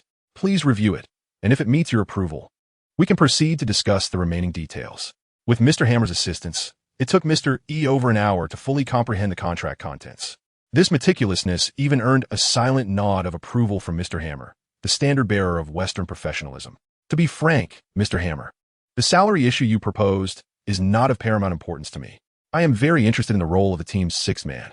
You see, for a rookie player, having sufficient playing time is crucial. The Bulls' eagerness for Mr. E is evident in the contract. A 3-year, $18 million mid-level contract is enough to astonish this NBA newcomer. What is even more remarkable is that joining the Bulls means Mr. E is poised to assume the role of a backup leader, spearheading the rotation lineup. Although he would still be a substitute, the significance of this role cannot be underestimated. What Mr. E seeks is not merely financial compensation, but rather the opportunity to showcase his talents. With the right opportunity, he can strive for the rest on his own merit. Glimpsing the eager Mr. Hammer, he spoke candidly. All right, I can broadly accept your contract. However, if we could adjust the duration of the collaboration, it would be even more splendid. This way, I could comfortably decline invitations from other teams. Oh, E, please feel free to express any dissatisfaction, Mr. Hammer inquired eagerly, his eyes gleaming with anticipation. Serving your team for 3 years would not be equitable for either of us. This contract is fair for a rookie, but the risk for the Bulls seems rather significant. Do you truly have such confidence in me as a Chinese player? My suggestion is to adopt a 1+1 contract with a salary as per your stipulation, amounting to $5 million for the first year. In the second year, the club would hold an option based on my performance to decide whether to renew the contract. This arrangement would evidently alleviate considerable pressure on your end. What Hammer could not have anticipated was that Young would propose such an astonishing request. It is worth noting that for a rookie entering the league, securing a long-term contract of over 2 years is a coveted dream for many. However, this gallant and handsome Chinese youth does not seem to exhibit the symptoms of folly. The advantages of the 1+1 model for a superstar signing such a contract are manifest. Why would a newcomer engage in a venture that is financially detrimental? May I offer you a personal suggestion? This choice appears to yield no benefit for you. Of course, if you insist on proceeding in this manner, I believe the team would not encounter significant issues. Hammer shrugged. Clearly, Young left a favorable impression on him, as Westerners generally prefer to conduct matters transparently. Thank you. I wholeheartedly concur with your sentiments. Yet this is my perspective. Perhaps this approach will further motivate me. Naturally, I possess ample confidence in this regard. The resourceful individual has his own clever schemes. You need not worry unnecessarily. Young would not divulge the meticulous calculations he has devised. With extraordinary abilities and physique, coupled with elusive skills. If you do not grant me a salary increase after 1 year, you may as well share my surname. Very well, I shall return to Chicago tomorrow, and I trust Mr. E will provide you with a satisfactory response. It has indeed been a delightful conversation. On the day you sign the contract, the celebratory champagne shall belong to us. Chapter 25. The invitation from the Windy City. By mid-May, the weather gradually grew warmer, to the point where even the gentle breeze seemed to have lazily succumbed to a midday slumber. As Young hurriedly applied talcum powder to his brother's bedridden form, he was engulfed in a whirlwind of chaotic thoughts, all while inhaling the delicate fragrance of lilac that permeated the air. Among the teams eager to engage in a trade, the Chicago Bulls evidently exhibit the most genuine intent. It is hardly surprising that the prospective destination for the upcoming season could very well be this once glorious dynasty. The legendary Windy City stands as a prominent metropolis in the American Midwest, where agriculture, industry, transportation, and tourism flourish remarkably, ranking third in population nationwide. Its distinctly defined seasons provide a sense of comfort to a young man hailing from northern China. Furthermore, one could leisurely explore the breathtaking vistas of Lake Michigan. Chicago may indeed prove to be an excellent choice, boasting not only a loyal and passionate fan base, but also a rich tradition of team culture. The echoes of a once brilliant history linger, and the emblem of the Bulls, adorned with 6 championship rings, subtly reflects the indomitable spirit and relentless struggle that once defined the franchise. Hammer has been away from Longjiang for 2 days now, and it is anticipated that the Bulls management will soon provide some clarity. Glancing contentedly at his freshly invigorated brother, Yang smiled. In that moment, he felt a profound sense of pride and responsibility.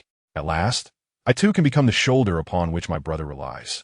These tasks were originally performed by that male caregiver, who has now become a part of the fan base for Yang Qinchi. However, to his dismay, the chance to approach his idol up close was callously denied.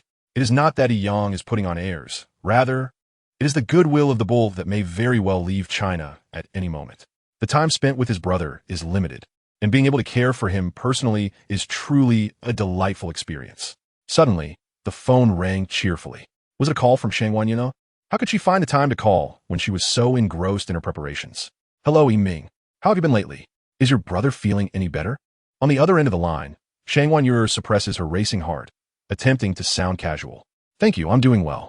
Everything is going smoothly. Aren't you about to take the college entrance examination? What made you think of calling me? What schools are you planning to apply to? What's wrong? Am I not welcome?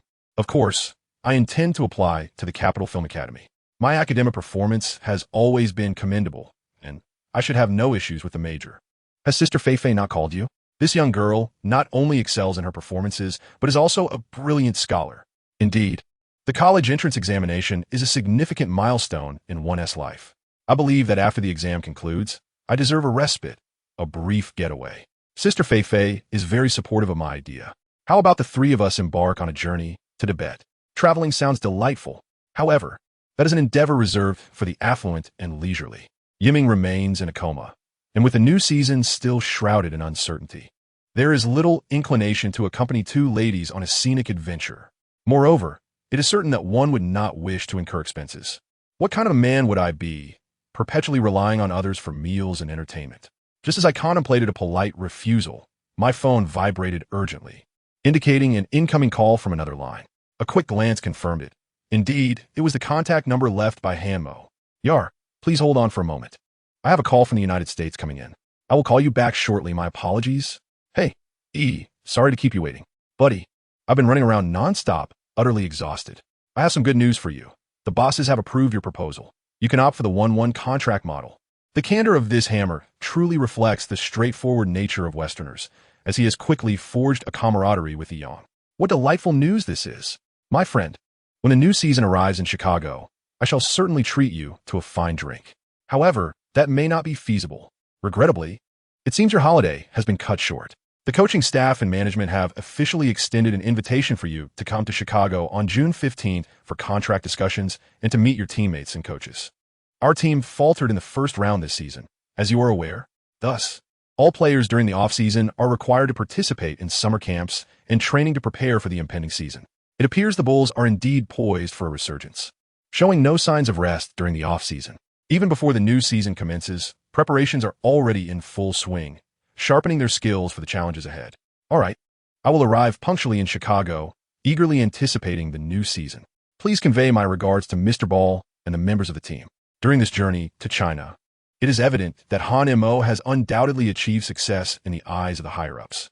After an excited and self-congratulatory monologue, the European standard finally reluctantly ended the call. With less than a month remaining, although separated from Yiming, the issue of unemployment has been resolved. The assurance of funding for his brother's ongoing treatment is of paramount importance, and the hospital boasts a professional care team, alleviating any worries. Moreover, his departure serves as a reliable protection for Yiming. Who knows when this ever-watchful group of fans will discover his whereabouts? How splendid! This delightful news truly warrants a celebration. Well, I shall begrudgingly accompany the 2 ladies on an outing. Once you finish your college entrance examinations, do reach out to me so we can embark on an impromptu journey. However, let us forego Tibet. Given your petite stature, it may be too taxing. Instead, let us venture to Hainan, where we can relish a perfect holiday amidst azure skies and crystal clear waters. By the way, doesn't Sister Yer have work to attend to? How will she find the time? Shangwan initially believed that his unexpected invitation would be met with polite refusal. To his surprise, this individual readily agreed. It seems that there must be some excellent news from America, which brings him quiet joy for Yang. The studio is her own. As the proprietor, she certainly has the final say. The idea of traveling was actually conceived by Sister Fei Fei. In her excitement, Yer inadvertently let slip a secret. Chapter 26. The Pudong incident. The sweltering June has quietly arrived, and today marks the final day of the college entrance examinations. I wonder if Shangwan Yer has managed to pass? I doubt she has failed. This gentle and elegant girl is certainly not as fiery as Ouyang Fei Fei. With her serious and understated demeanor, how could a top student falter? The hospital expenses have been settled, and after countless reassurances, Yang bid farewell to his brother on the hospital bed and the others present. The flight tickets were already booked online by Ye well in advance. The two agreed to arrive at Shanghai Pudong Airport on the morning of the 9th, where they would meet up with Ouyang Fei Fei before heading to the Shisha Islands in Sansha, Hainan. With friends so thoughtful and meticulous, Yang feels increasingly indebted to them. To be honest, he has never traveled much in his life. Previously, his finances were too meager. Then, when he finally had the means, time eluded him. Truly, one cannot have both fish and bear's paw. Once his brother recovers, he must take him to explore the world. How joyous and fulfilling that would be. Yes, it is settled. Nothing can deter the fervent thought that has suddenly sprung forth in his heart. On this journey, Yang meticulously planned his itinerary. First, he would accompany two lovely ladies for a delightful 5-day vacation, followed by a flight from Hainan to Chicago, where he would embark on a new season of competition. Upon disembarking, a wave of oppressive heat engulfed Yang, making it somewhat difficult for him to breathe. It felt akin to stepping into a sauna. Despite wearing only a sleeveless t-shirt, he could not escape the sweltering temperatures. June in Shanghai resembled a cramped and stifling can of sardines, teeming with bustling crowds. A crisp and distinctive voice called out from afar, causing Yang to flinch. "Here, you fool. Goodness, she is not my elder brother. So why call me a pighead?" It was undoubtedly the fiery Ouyang Fei Fei. At the end of the VIP passage, two young ladies, adorned with stylish wide-brimmed sun hats, oversized sunglasses, and masks concealing their faces, waved enthusiastically at Yang. Truly, they were the embodiment of the Republic of China goddesses. Sister Fei Fei, we're next. Fool. Now that you're in Shanghai, it's my domain. Just follow along. Well, with an eye roll concealed behind his sunglasses, Yang felt a sense of helplessness. It seemed he had acquired yet another moniker on this trip. Wow, this car is, as Gao Dao would say, impressive. You hardly see such models abroad. Sister Fei Fei, you're magnificent. In the parking lot lay a dynamic BMW 9 Series luxury sedan, its black sheen gleaming with a brilliance that could dazzle. Shangwan Yer was laughing so hard she could barely stand, while Ouyang's somewhat unrefined northeastern accent accompanied a striking and unique remote key that she brandished. A country bumpkin comes to the city with a rope around his waist. Little E, you're in the driver's seat. I and you will chat in the back. Today, you are my royal chauffeur. But my license is still American, my lady. Is that permissible? Yang playfully performed a neat Manchu salute, his face a mask of skepticism. Enough chatter. You're a bumpkin, yet you still resist. Can't you use the autopilot mode? Remember to take your medicine when you go out. Shanghai is indeed my territory. What are you waiting for? Goodness. Is this an actor's occupational hazard? Are you going to play a queen in your next production? Luxury is luxury. The interior and seating were extravagantly dazzling, and the modern control system left Yang flustered.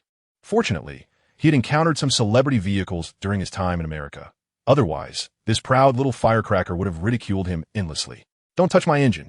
The intoxicating roar finally erupted as they hit the road.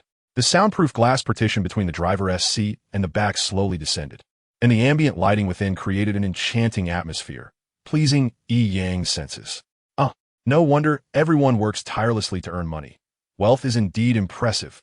First, we shall dine at a Michelin 3-star restaurant in Pudong, and then we will return to the airport to fly to Shisha.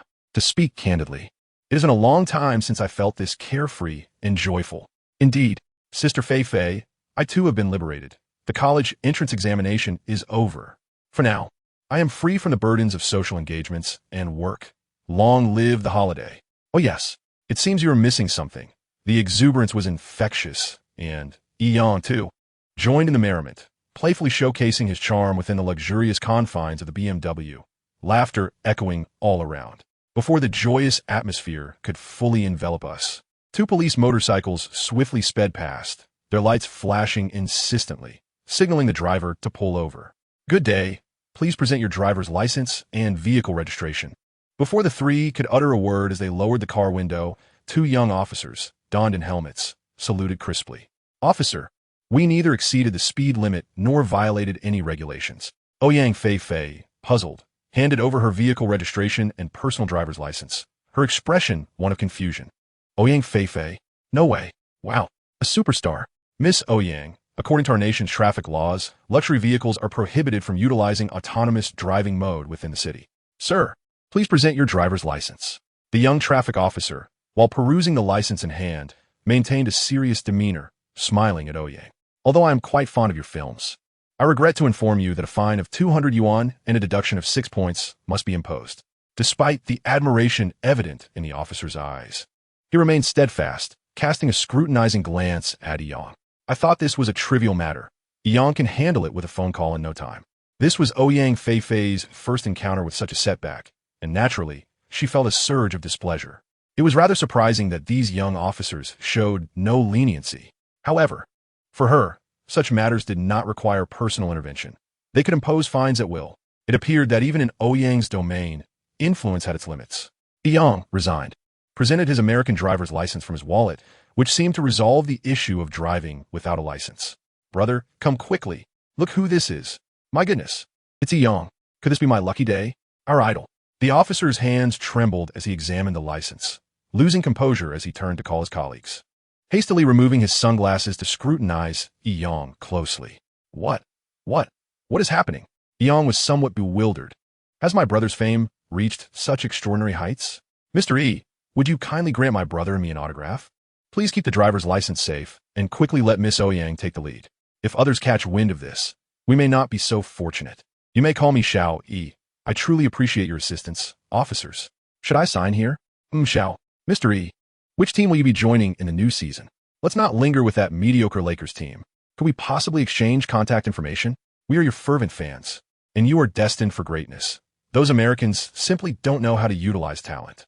Ha ha ha. After bidding a warm farewell to the two traffic officers, Eon in the back seat erupted into a triumphant, eerie laughter. Alas, my dear consort, you are, after all, a woman. It seems I must personally take charge. Let us return to the palace. Ha ha ha. Yar. Ouyang. Chapter 27, Private Jet. Fool, why are you staring blankly?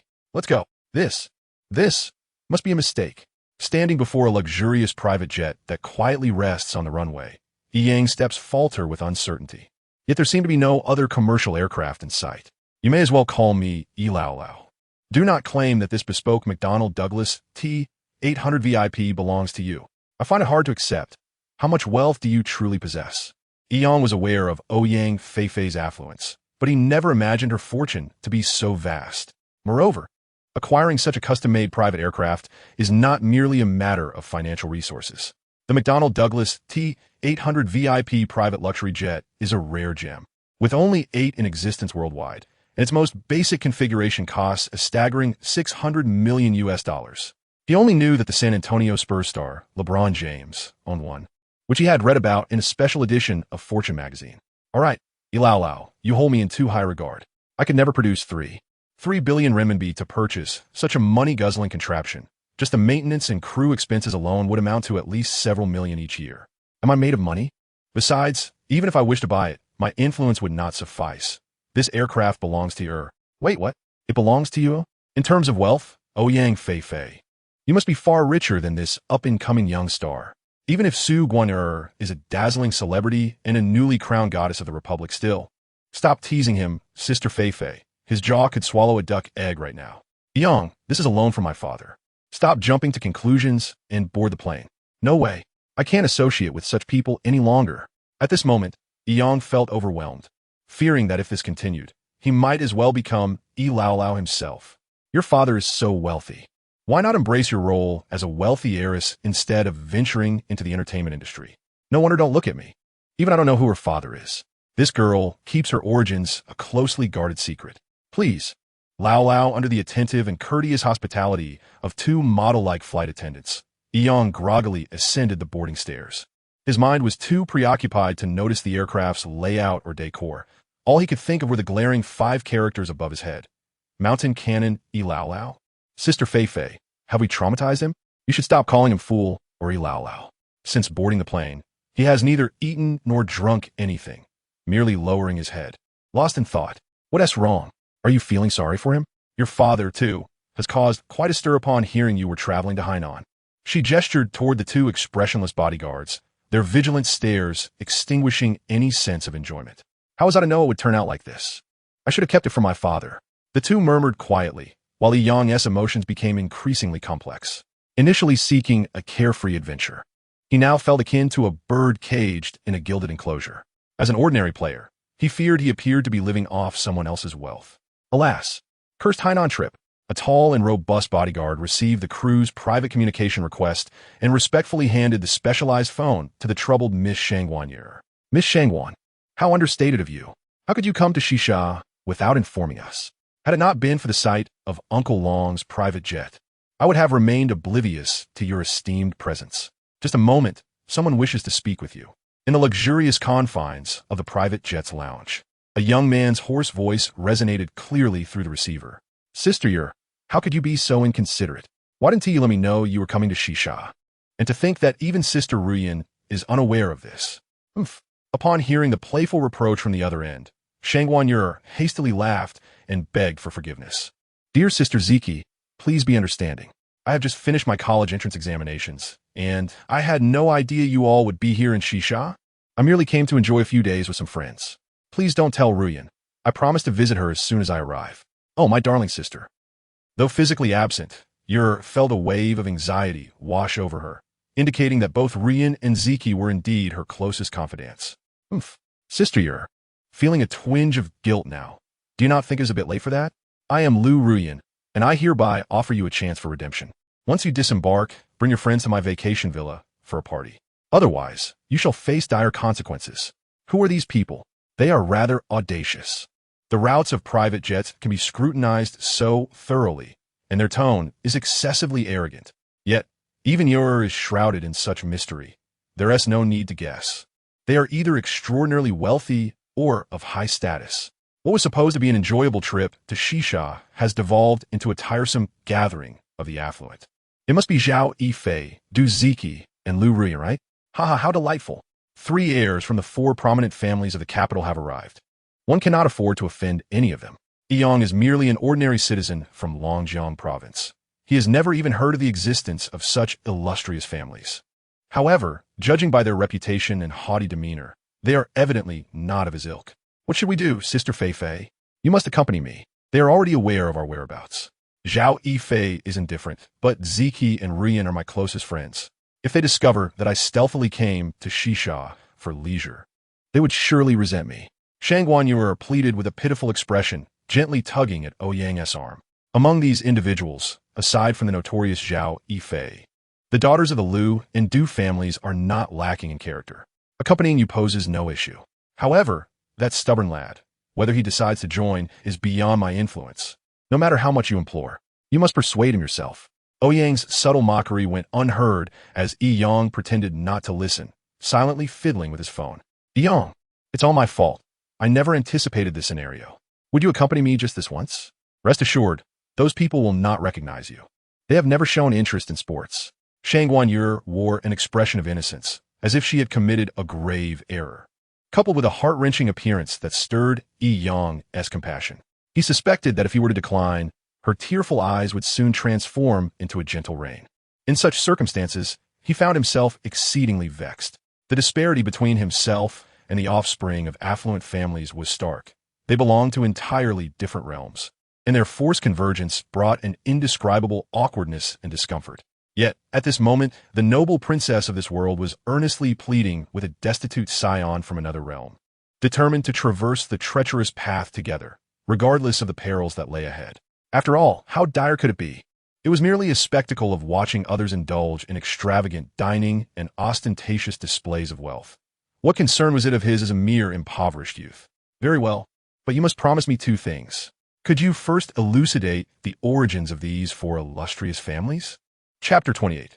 The four prominent families. Upon witnessing Shangguan Yu's tearful demeanor, her expression suddenly transformed into one of joy and exuberance.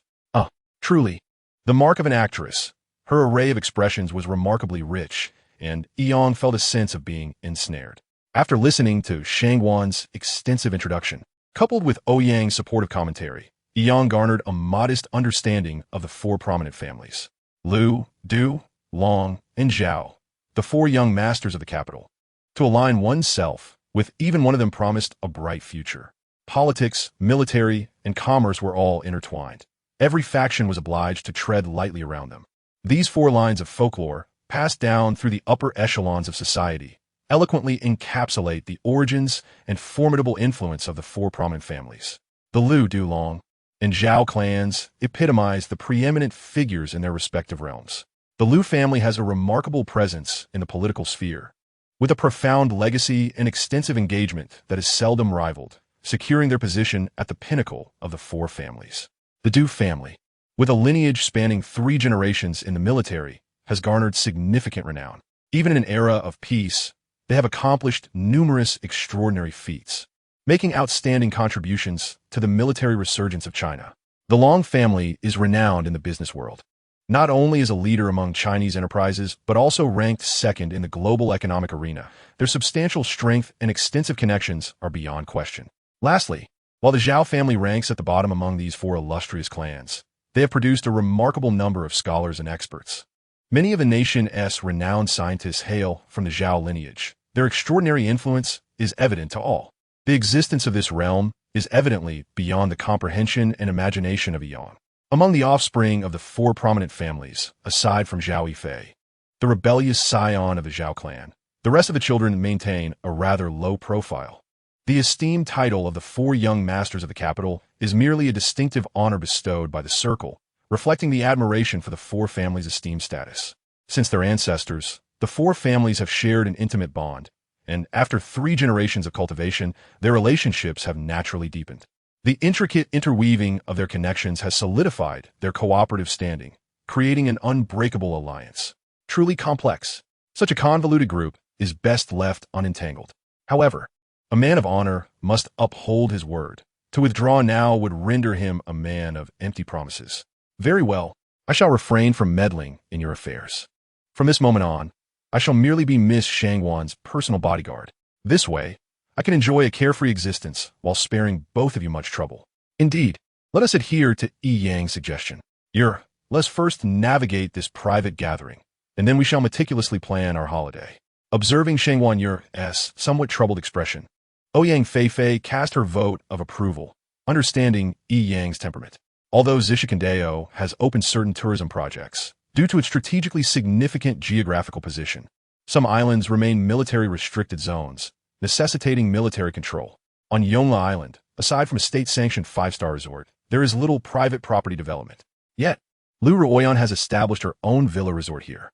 As the plane came to a halt, a silver-gray Rolls-Royce Phantom awaited at the airport.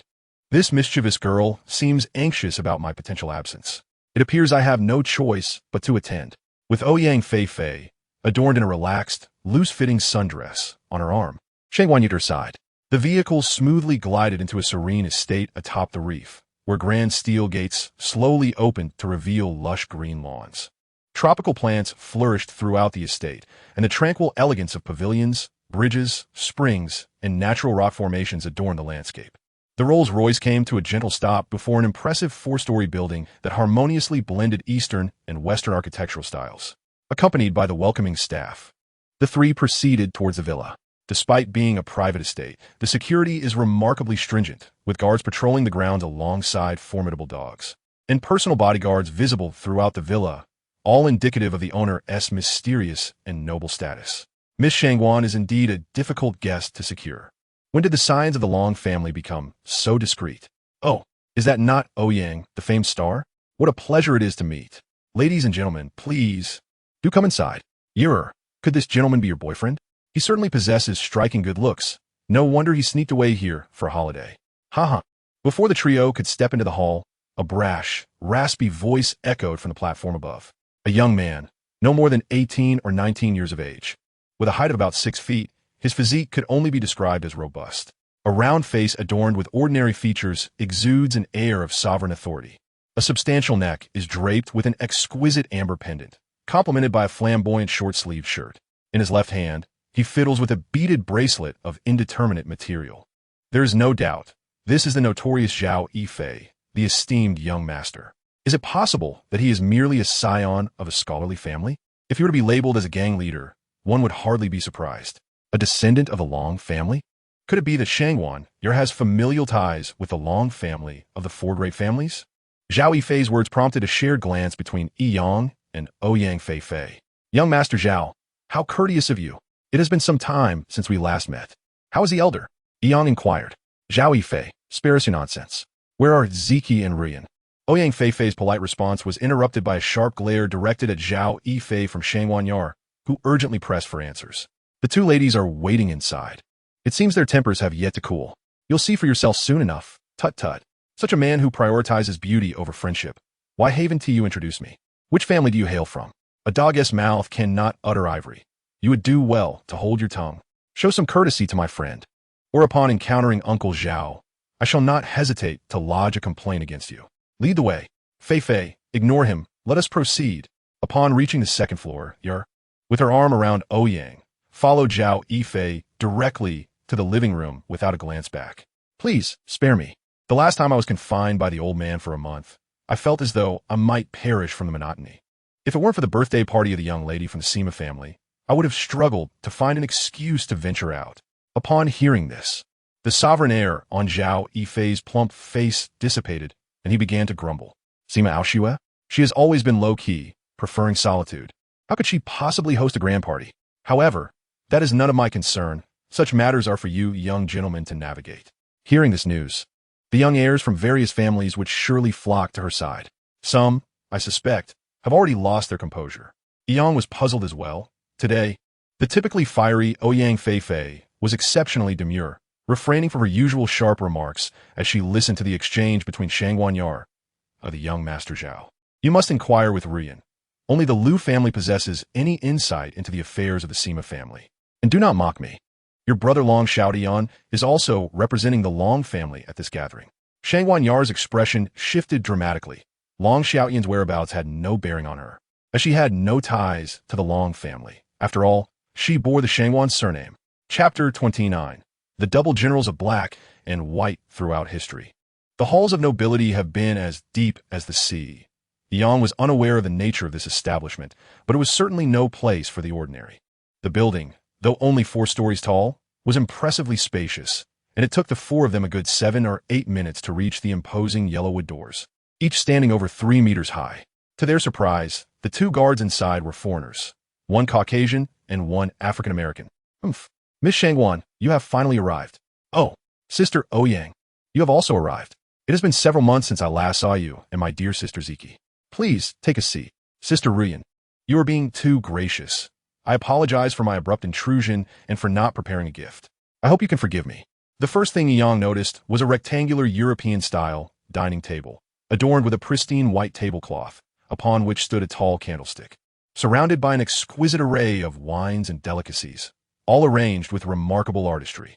These affluent individuals certainly know how to indulge themselves. The brilliance of the lights is complemented by the flicker of candles, truly intriguing. It appears that I shall not partake in such delights today.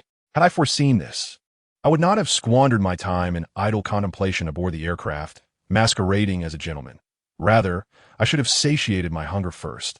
The dishes have yet to arrive, yet even among the variety of fresh fruits, there are many that elude my recognition, not to mention the exquisite array of delicate pastries. My stomach, betraying me, emits a low rumble, causing my cheeks to flush with embarrassment. Ah, who is this handsome gentleman? He seems to be quite famished. Sister Yer possesses a keen eye. It's no wonder. In light of his charming presence, I shall spare him any hardship today. Well then, are you not going to introduce yourself to everyone?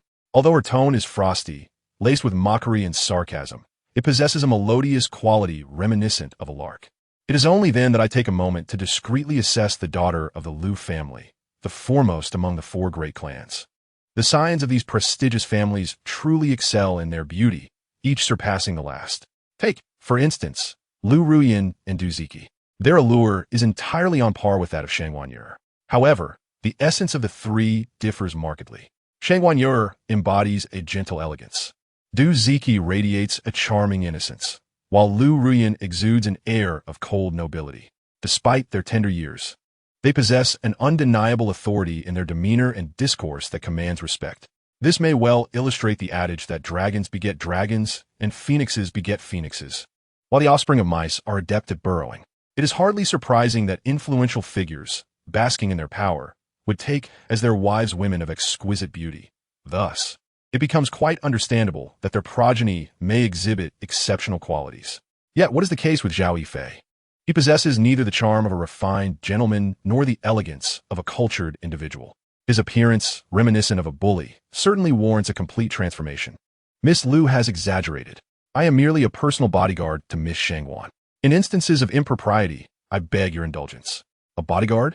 How fortunate is Sister Yer to have found such a youthful and handsome protector. Perhaps she should consider securing one for Ziki as well.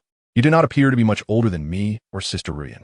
Such words, even the astute Liu Ruyin would find hard to believe, let alone Zhao Yifei, the mischievous scion of a tech family. Fatty, have you not recently employed 2 foreign bodyguards? Why not let them compete and see who truly possesses greater prowess? Du Ziki huffed, causing Yang to feel a flicker of annoyance. You little brat, merely 16 or 17, yet your thoughts are so venomous. Zhao Yifei's expression was equally unnatural. Fatty, few would dare to address me so openly, yet here I am, forced to direct my ire towards Yang. Sister Ziki speaks wisely. Since we are peers, let us engage in a friendly spar. He called for Tony and Jack, his 2 newly hired members from an elite team in America. Be gentle, just a light exchange. Otherwise, I would struggle to explain to Sister Yar. The mischievous kingpin introduced his companions with a sly grin. Zhao Yifei, do you dare? Miss Shangguan, fret not. Allow me to experience the skills of these foreign compatriots. Otherwise, how could I justify such a generous salary? As the host, Liu Ruyin observed Yang intently, yet refrained from voicing any objections. Seeing this, the imposing Jack discarded his suit jacket and pointed dismissively at Yang, his expression clearly taunting. Come on, big guy. Step into my domain. Yang, you must be cautious. The spacious living room was ample enough for combat, and Ouyang Feifei tugged anxiously at the flustered Shangguan Yar. As the 5 settled into their respective seats, each with differing sentiments, Jack, clad only in a black tank top, displayed his muscular physique, radiating an intimidating aura. In contrast, Yang held his ground well, even overshadowing Jack in presence. Standing over 10 centimeters taller than his opponent, he matched him in build. With a strikingly handsome face devoid of any panic, Yang merely shook his head and sighed softly. Before Yang could approach, Jack unleashed a powerful high kick aimed at his head. The speed and timing were executed with remarkable finesse, causing the nearby ladies to pale. Too slow, and the force is lacking. However, the height is perfect. What was deemed a flawless kick in the eyes of others appeared riddled with flaws to Yang. In the blink of an eye, he stepped forward, lowered his shoulder, and countered. Jack's hefty form lost balance, hurtling more than 5 meters before crashing onto the marble floor. The onlookers blinked in disbelief, unable to comprehend the swift turn of events. In a single exchange, victory was determined. I admit it was luck. Wait. Yang had just turned to approach Shangguan and her companion, assisting the fallen Jack, when Tony, the white bodyguard, called out from behind. Hand-to-hand combat is a game for brutes. Do you know how to wield a gun? Tony would certainly not recklessly discharge a firearm in the presence of others within the villa. His intention was merely to engage in a friendly contest with the Yang, testing their respective speed in drawing a gun and their understanding of firearms. However, before he could elegantly conclude his statement, the atmosphere was abruptly altered by the perceptive young Chinese boy. The English sentence should not be easily understood by Yang. However, the distinguished heirs present undoubtedly grasp the situation. Liu Ruyan's expression shifted dramatically, and before she could utter a word of warning, Yang had mysteriously appeared before Tony. The moment Yang made his move, Tony instinctively reached for his side, only to discover that his holster was utterly devoid of a weapon. Is this what you seek? In truth, I have a greater affinity for the tools of savagery. Firearms are merely the preferred choice of the cowardly. Excellent. Your skills are remarkable. I must challenge my brother one day. Should you defeat him, I shall reward you handsomely. The first to react among the audience was Duziki, who leaped from her seat, her robust and voluptuous figure animatedly clapping her hands as she exclaimed with delight. Eong struggled to divert his gaze from the two pulsating flames, thinking to himself, what a captivating enchantress. At such a tender age, she possesses such admirable assets. Everyone, please take your seats. Eong, Tony, and Jack, you two should sit. I extend my gratitude to the three of you for presenting us with such an enthralling performance. He is your bodyguard. I shall take that at face value. Brother, you possess impressive skills. Would you be interested in joining me? The remuneration I offer will far exceed what you receive from the Long family. Name your price. Yank Master Zhou, you yist. I'm merely taking on a temporary role. Once this task concludes, I have other matters to attend to. I cannot mingle with those of your affluent and noble class. I must keep my distance from this venture to Shisha. The NBA is my true domain. Chapter 30. One peak surpasses another. Hey, my friend, you hardly resemble a soldier. Where did you acquire such skills that could counter my blackjack's whip kick? Truly extraordinary. My dear fellow, can you not see that he is still a child? I suspect you are a professional martial artist. The display earlier was a flawless amalgamation of speed and power, akin to a robust cheetah. Sitting at the far end, Tony and the African-American Jack engaged Eong in light conversation. The jovial laughter of the employers was entirely disconnected from the bodyguards. The two members of the Delta Force, appearing to be in their early 30s, were striking in their demeanor. Tony, with a well-proportioned physique, exuded a slight elegance. Jack, your powerful kick indeed poses a threat. However, when facing a skilled opponent, it might be wise to adjust your height. I genuinely fear that one day, you might find yourself in a precarious situation. Gentlemen, if I claim to have trained on my own, you would undoubtedly accuse me of deceit. Therefore, perhaps it is best for me to remain silent. Jack, who was anxiously shielding his groin, wore an exaggerated expression that elicited hearty laughter from Tony and Eong. Your bodyguard is quite impressive. Speaking fluent American English with a hint of a Los Angeles accent. Could it be that he hails from the United States? Lu Rian's words startled Shangwan. This meticulous and aloof girl possessed an astute insight. As for me, I am unsure. My father assigned him to me without consultation. After our vacation in Shisha, he simply vanished. Sister Yar, why don't I discuss with Uncle Shangwan the possibility of having him for myself? Having such a handsome companion would certainly enhance my stature. Ziki, he is not an object. As a proud daughter of the Du family, do you truly worry about lacking handsome companions? Who would believe such a statement? Sister Fei, do you believe it? The most vexed among them was young Master Zhao, feeling utterly excluded from the conversation of the four girls. The three blithering fools conversed merrily in their incomprehensible dialect, leaving him utterly bored. Damn it. The three prominent heirs of the four great families do not include him in their fun. He had nothing to discuss with these young ladies. Had he known, he would have preferred to head to Shenzhen earlier. Yar, Sister Ouyang, why not join us in Sanya tomorrow? An invitation from Aoshue has arrived. It will be delightful for all to gather, as many Scions from distinguished families are expected to attend. Rian, I am not well acquainted with Sima Aoshue, and I lack the enthusiasm for such a gathering of the elite. Having just completed the college entrance examination, I simply yearn for tranquility in Shisha for a few days. You all may go. I have no interest in mingling with those aristocratic heirs. Indeed, who would pay attention to others when accompanied by such a dashing gentleman? Sister Ouyang, will you join us? We shall not include her. After all, he is merely a bodyguard. What is so remarkable about that? Witnessing her former close friend opting for solitary adventures, Du Ziki's petulance came to the fore. The granddaughter of a military magnate was indeed a source of exasperation. Ziki, I am but a minor actress. In the presence of the Sima family, I hold no significant status. Such an occasion is beyond my reach. Moreover, Yer has invited me to accompany her on this holiday, and I cannot abandon her. Upon reflection, Ouyang Feifei's words held some merit.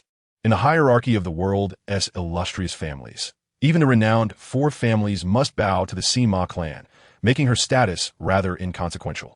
What caliber of gathering is that? Ordinary nobility cannot even approach, let alone those in the entertainment industry, who are but insignificant ants in comparison. The character Sima Aoshue is truly remarkable, exhibiting an unparalleled prowess. Eong, who believed that his exposure to the four great families had already broadened his horizons, now finds his curiosity ignited to an even greater degree. This world is becoming increasingly fascinating. In my youth, I watched an ancient martial arts television series titled The Legend of the Condor Heroes. Initially, I believed the 7 heroes of Jiangnan were remarkably formidable. Yet it turned out that the legendary Qiu Chuji alone could contend with all 7. Subsequently, with the emergence of Mei, Chaofeng, and Chun Xinyuan, it required the combined efforts of the 7 disciples of Qiuanjin to barely subdue them. These 2 formidable figures are indeed impressive, especially as they are disciples of the Eastern evil, and yet one has even suffered the severing of his tendons at the hands of his master. Ultimately, it appears that Huang Laxi is not the most formidable after all, as the bizarre old devil reemerges. The scene before us bears a striking resemblance to that ancient television drama. Perhaps this is simply the nature of society, the essence of the Jianghu. Lu Ruoyan, you are quite familiar with the young lady from the Sima family. Could you enlighten us on why Sima Aoshua has deviated from her customary low profile to host a grand banquet this time? Rumor has it that this is a once-in-a-lifetime opportunity to select a son-in-law. Upon broaching this topic, the mischievous king's interest visibly peaked, akin to a surge of adrenaline, as he eagerly sought Lu Ruoyan's insights with a somewhat comical tone. What, does young Master Zhao wish to engage in a contest as well? First, you must prove yourself capable of besting my brother, and then you may challenge Ruoyan's brother. Beyond that, I am uncertain of how many others there are. Do you believe you possess the prowess for such a feat? This little sorceress has already left the mischievous king in a state of despair.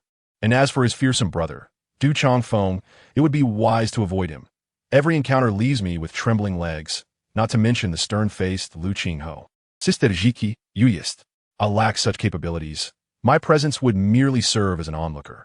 With young Master Du and young Master Lu present, there is no room for me to showcase myself. Zhao Yifei concluded, casting a glance at the contemplative Shang Wanyar. Moreover, the young master of the Long family appears to be well prepared this time. It seems a splendid spectacle is about to unfold. Enough with the nonsense. However, your information is indeed credible. Previously, Sima Aoshua stealthily fled to America to evade an arranged marriage orchestrated by her father. Upon her return, the gathering in Sanya materialized. I truly cannot comprehend her father's mindset. However, should the elder patriarch of the Sima family make an appearance, Aoshua might escape unscathed. Based on my understanding of Aoshua, even my brother may not capture her interest. Lu Ruoyan's words were a heavy blow to young Master Zhao. Even Lu Qingho is not deemed worthy in the eyes of the talented and beautiful Sima Aoshua. I am but a mere shadow in comparison. It is hard to fathom that the cherished jewel of the Sima family, in the prime of her youth, is being coerced into playing the part of a maiden tossing a silk ball in an ancient courtship ritual. Lu Ruoyan sighed softly, feeling a tinge of sadness. The daughters of these prominent families are ultimately destined to become pawns in the game of familial alliances. Dressed in finery and surrounded by luxury, their lives appear elegant and noble. Yet this is merely a hollow facade. Fate denies them the deepest desires of their hearts, a truth that has persisted throughout history. Is this to be my own fate as well? Chapter 31. The most beautiful Shisha, the enchanting Shisha, is as pure as a flawless crystal, shimmering with a kaleidoscope of colors. The sea, with its iridescent hues, is truly reminiscent of a fairyland.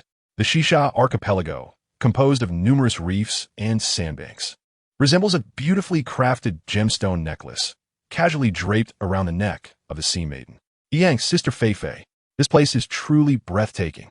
Come quickly. I can already see the seabed. The temperature of the sea is incredibly pleasant. Hurry up. Oh my, it's breathtaking. Shang Wanyar exclaimed like an astonished child, completely shedding her usual demeanor of grace and elegance. Yang, too, was anxious. This youth from the northern lands was already enchanted by the mesmerizing scenery before him. However, the trio's diving equipment weighed heavily upon him. As for Ouyang Feifei, she sat elegantly on a beach chair, lazily applying sunscreen, leisurely indulging in the wonders of nature. Yang, could you please help me with my back? I can't reach it, she called out. Miss, can't you see I'm busy? Call Yar. She has nothing to do. What a hopelessly dull fool. Countless men covet this body of mine. Oh, this silly boy. Yar, this season in Shisha is when the temperature peaks. Come up and apply some sunscreen. Otherwise, you'll be crying after a day. Yang methodically distributed the diving gear before he shouted and dashed into the azure, crystalline sea, clad only in a provocative pair of swim trunks. Let me take a quick dip first. Although Shisha is at the southernmost tip of our country, The temperature is not overwhelmingly hot. The warm, comforting sea washed over every nerve of Yi-Yong's body, an exhilarating sensation beyond compare. Feeling refreshed, Yi-Yong contentedly approached his beach chair, and a casual glance sent his heart racing, a wave of heat cascading from his abdomen throughout his body. What sight! Shang Wanyar, reclining on her beach chair, was at least clad in a swimsuit, her figure exquisite yet not overly provocative. But Ouyang Fei, bent over to apply sunscreen on Yar's back, was an entirely different story. Her scanty bikini left little to the imagination, showcasing her alluring feminine curves entirely to the foolish Yi-Yong nearby. Her long, slender legs were pristine. Her round, firm backside resembled a beautifully shaped pear. Her slim waist was devoid of excess flesh, smooth and flat. Particularly, her voluptuous bosom seemed poised to escape its meager confinement, swaying enchantingly beneath her. Yi-Yong swallowed hard, his face flushed, for this was the first time he had witnessed a woman's body. Hurry up, finish quickly, and change into the diving gear. We still need to dive. With his back bent, Yi-Yong hurriedly donned the equipment at his feet, his mind preoccupied with the enticing sight that continued to sway before him. Fool! Regretting it now, are you? Ouyang Fei secretly observed this scene, feeling an unspoken sense of triumph in her heart. In this realm, far removed from the clamor of the world, tranquility reigned supreme. Vividly colored tropical fish glide gracefully through the vibrant coral reefs, while the sea resembles a vast expanse of transparent cerulean glass, enveloping all its wonders. The pristine, powdery sand flutters in a flurry at the disturbance of footsteps. A languid sea turtle gazes dreamily at the distant shoals of fish. How exquisite! Such breathtaking places exist in this world. The splendid scenery leaves the trio at a loss for words to adequately express the profound awe swelling within their hearts. If only they could transform into free-spirited fish, residing in this untouched and enchanting marine domain. What bliss that would be. They played until noon, and only then did Yi-Yong and his companions recline on their beach chairs, quietly absorbing the azure sky, the crystalline waters, and the verdant grass beside the immaculate white sand. Silence enveloped them, allowing the sea breeze to caress their skin, while the sacred sunlight washed over their souls. Gurgle.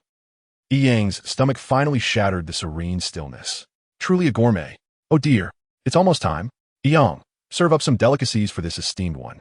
The young master is also famished, so do attend to it well. Here we go again. Yi-Yong rolled his eyes. Today, the young master is in a good mood, so let us indulge a bit. The makeshift folding table was laden with dishes, sliced mussels, fried sea carp, grouper sashimi, and blanched broccoli. Yi-Yong, brimming with enthusiasm, then cradled 3 fresh coconuts. My lords, your humble servant has prepared the feast, along with fresh coconut juice just arrived from the fief, which undoubtedly tastes delightful.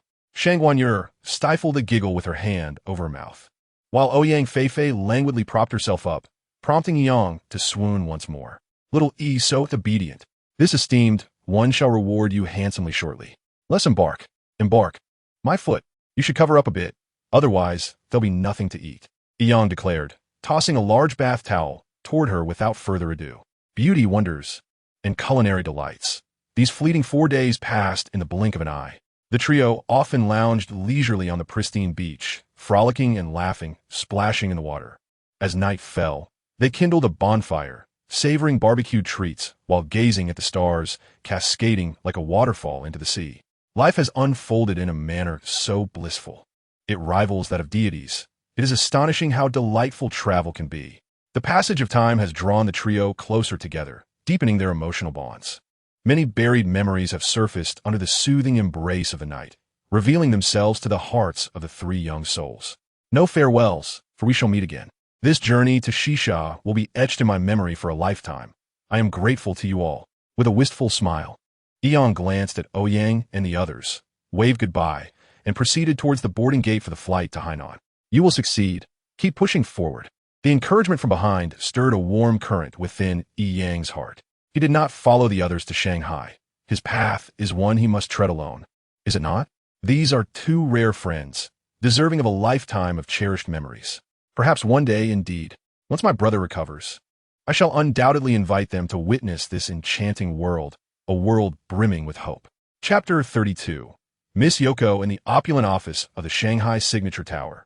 Situated on the 188th floor, a meticulous middle-aged man with a slick-back hairstyle gazes intently at the bustling city below. On his expansive 2-meter-long desk, a collection of photographs, each at varying angles, is spread out. This child possesses a pure and simple nature, so reminiscent of her. Alas, matters in America must be approached with caution. Now is not the opportune moment to act. You may proceed. Plan B shall unfold as usual. Without my directive, do not take any impulsive actions. Understood? It was that enigmatic Mr. Deng again. With a slight bow of his body, he quietly departed. The middle-aged man slowly approached his desk, delicately pinching a photograph between his fingers, releasing a long sigh as his robust frame trembled faintly. Young is a man of simplicity, embodying this trait in his actions, diet, and attire. Having just savored a cup of coffee, he donned a loose-fitting white, sleeveless t-shirt and baggy beach shorts, his long legs hastily striding toward the international terminal. The flight from Hainan to Chicago had kept him waiting for over 2 hours. The voice of the female announcer, which would ordinarily sound impatient, now struck a melodious chord in Yang's ears. Suddenly, he felt a soft impact from behind, accompanied by a shrill scream. A woman had collided forcefully with him. Who is this? Why the haste, even more than my own? Does my towering height not make me visible? Turning to catch a glimpse, he saw a young girl, sporting a sun hat akin to that worn by Ouyang Fei, bent over in a flurry, gathering her fallen tickets and belongings, while a massive Louis Vuitton suitcase lay sprawled on the ground. I am so sorry, sir. Oh, it's you. No witties. Do you need assistance? How could it be you? Yang, ever the gentleman, helped her lift the suitcase, both of them sharing a moment of mutual surprise. Her long eyelashes framed pools of autumn-like water, her petite lips sensuously curved, and her slightly cherubic face was crowned with hair that, though once elegantly styled, now cascaded down like a waterfall. She wore a pristine, finely tailored shirt with a sharp collar, casually knotted at her slender waist. Below her knee-length black skirt, her exquisitely shaped legs were adorned in sheer black stockings, and her delicate feet rested in glossy black high heels. Isn't that the girl who was on the same flight back home? This world is astonishingly small, allowing one to encounter acquaintances even at the ends of the earth. Naturally, it was Yang who took charge of the suitcase, as they exchanged words and laughter, marveling at yet another serendipitous coincidence. Upon boarding the plane, however, this experience was markedly different from the last. Having paid for his ticket out of his own pocket and adhering to the principle of frugality, Yang had opted for economy class. Observing the curious glances from fellow passengers and the affectionate gaze of the flight attendant, he realized that this economical choice was perhaps less than prudent. Are you Mr. Yang? On behalf of the entire crew, I would like to present you with a commemorative card filled with our best wishes. We hope to see you shine even brighter in the NBA, bringing glory to our nation. Thank you. The captain, clad in a pristine white uniform and accompanied by several flight attendants, graciously addressed Yang, prompting a round of applause from the cabin. You are too kind. Thank you. As a Chinese citizen, it is my duty and my honor. It dawned on him that he had truly become a figure of renown. Certain expenditures were indeed worth every penny. As he busily signed autographs and posed for photographs, sweat beaded on his forehead, yet he maintained a sincere smile. Ultimately, it was the understanding flight attendant who intervened, allowing the reluctant passengers to return to their seats, still gazing at him with enthusiasm. Mr. E, a distinguished guest in first class has arranged an upgrade for you. Please gather your belongings and follow me. To his astonishment, such good fortune had befallen him. Surely, it must be one of my devoted fans. However, he resolved that he absolutely could not allow someone else to bear the cost of the upgrade. How could this seemingly carefree mountain dweller be aware of the happenings in economy class? It is plausible for those in business class to be informed, but how could the well-secluded first class have any inkling? Mr. E, please take a seat. I hope my intrusion is not too bold. It is merely a small apology on my part. It turns out that the proud young lady he had encountered twice was none other than her. Eon expressed his gratitude sincerely before taking a seat. My dear lady, you are far too courteous. How could such a trivial matter necessitate any expense on your part? After a moment of modesty, Eon reluctantly tucked away his wallet. You must be Eon. The media has been relentlessly reporting on you these days. It is a pleasure to meet you. I am Kiko. What a coincidence that I am also heading to Chicago. Kiko, that doesn't sound like a Chinese name. Are you Japanese? Surely, the Japanese have surnames as well, such as Aoi Sora, Maria Ozawa, or Ran Mutu. Yes, I am Japanese. Please feel free to call me Kiko. I have a deep appreciation for Chinese culture, having studied the language since childhood, and I adore your country's cuisine and scenery. I look forward to your guidance, Mr. Yi. As Yang sat on the aircraft, he found himself momentarily dazed by Miss Kiko's deep bow directed towards him. The Japanese exhibit remarkable propriety. At first glance, the distinction between the Japanese and Chinese is minimal. Without spoken words, one would hardly discern that this charming and graceful young lady hails from Japan. Iyankun, Daikun. Instantly, a vision of a diminutive Japanese soldier with a round face and bow legs sprang to mind. Please, there is no need for such formality. I find this title somewhat overwhelming. Let us adhere to the Chinese custom and call me Yang. Upon witnessing Yang's flustered demeanor, Kiko couldn't help but chuckle. This young man is quite amusing and rather endearing. Their second serendipitous encounter fostered a sense of familiarity between the two youthful souls. The lengthy hours of flight created an atmosphere imbued with lightheartedness. Kiko, have you come to Hainan for a holiday? What brings you to Chicago? Indeed, Hainan is a splendid destination with breathtaking scenery. I am currently enrolled in international trade at the University of Chicago and will graduate in 2 years. And what brings you here, Mr. Yang? Kiko inquired, unaware that Yang had joined the Bulls. I no longer wish to remain with the Lakers. Fortuitously, I was traded to the Bulls, so I thought I might try my luck. I have watched your game footage. During our first encounter, I had no inkling that you were an NBA player. I never expected our paths would cross again, and on an airplane, no less. How fortuitous. Indeed, it is quite remarkable. In such a vast world, the odds of two individuals from different countries meeting twice are scarcely less than winning the lottery. Yang, may I have your phone number in the States? Since we are in the same city, I will surely cheer for you at the Bulls' home games. Chapter 33, Chicago. Here I come. As the airplane came to a halt, Yang's phone erupted with notifications from his pocket. Hey, Hammer, yes. I just arrived. Okay. See you at the airport shortly. Hammer, the old rascal, is undeniably efficient and punctual. Not only had he deftly handled the remaining formalities with the Lakers, but he was also awaiting Yang at Chicago's airport. Your ringtone is quite amusing. I'm heading back to school now, so I suppose this is farewell. Goodbye, Yang. Grasping Kiko's soft, delicate hand, Yang instinctively offered a traditional Chinese blessing. Very well, Kiko. I wish you diligent studies and continual progress. The blessing seems rather banal. Coco's elegant and graceful figure strides towards the airport exit amidst cheerful laughter. The transformation of this girl from the first moment I laid eyes on her is nothing short of remarkable. Hey, I'm here. I trust your journey was delightful. Who is that girl? Your girlfriend? She looks splendid. I never anticipated that Hammer would be such a nosy gossip.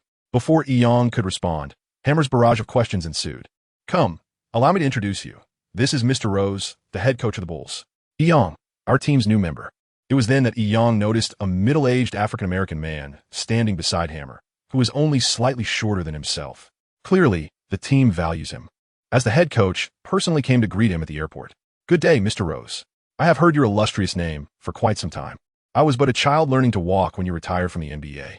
I look forward to your guidance in the future. Derrick Rose, the legendary former Bulls superstar, was indeed his coach. This revelation filled Eong with excitement. He was well acquainted with Rose's illustrious journey. In 2008, the Windy City's own Derrick Rose was selected first overall in the NBA draft by the Chicago Bulls. During the 2008 to 2009 season, he earned the NBA Rookie of the Year award and became the first rookie to win the Skills Challenge. He was named to the All-NBA First Team in 2009, in his inaugural All-Star Game appearance in 2010, and as a starter in the 2011 All-Star Game. Rose, at the tender age of 22, secured the NBA Most Valuable Player award in his third season, becoming the youngest player in history to earn such an accolade. He was also named to the All-NBA First Team. On February 3, 2012, he was selected as a starter for the 2012 NBA All-Star Game. He won a gold medal at the 2010 FIBA World Championship and a championship at the 2014 FIBA World Cup. However, this promising young star faced 3 significant injuries in consecutive seasons. First, a torn meniscus in his left knee, followed by a torn ACL, and then a torn meniscus in his right thigh. Despite these setbacks, this resilient individual continued to battle in the NBA for 6 more years. The devastating injuries led to the quiet decline of a once promising star. The well-known Rose Rule was established due to this remarkable player. Hey, thank you for your kind words. It's a pleasure to meet you. Welcome aboard. You look much younger and sturdier than in the videos. Rose, clad in a crisp white business shirt, exuded an air of refinement. Come, let us meet Bowl. He has been eagerly anticipating your arrival. After gazing intently at Yang several times, he sincerely spoke. Paul Reinsdorf, the illustrious owner of the Chicago Bulls and a major stakeholder in the White Sox, is the son of the renowned Jerry Reinsdorf, a figure infamous for his tumultuous relations with Jordan and Jackson. However, Paul's approach to business is markedly different from that of his legendary father. He is exceptionally talent-friendly and is willing to invest wholeheartedly in the development of the team. His aspiration is to restore the Bulls to their former glory. The renowned United Center will soon become Yang's home court. Standing before a bronze statue on the eastern side of the arena, Yang paused, filled with reverence as he contemplated this great legend in NBA history. The statue, depicting the determined gaze, soaring posture, and a right hand gripping a basketball with fierce intensity, immortalizes the legendary Michael Jordan, the unparalleled deity of the professional league. Touching the inscription at the base of the statue, "The best there ever was, the best there ever will be," Yang felt a surge of emotion. Chicago, here I come.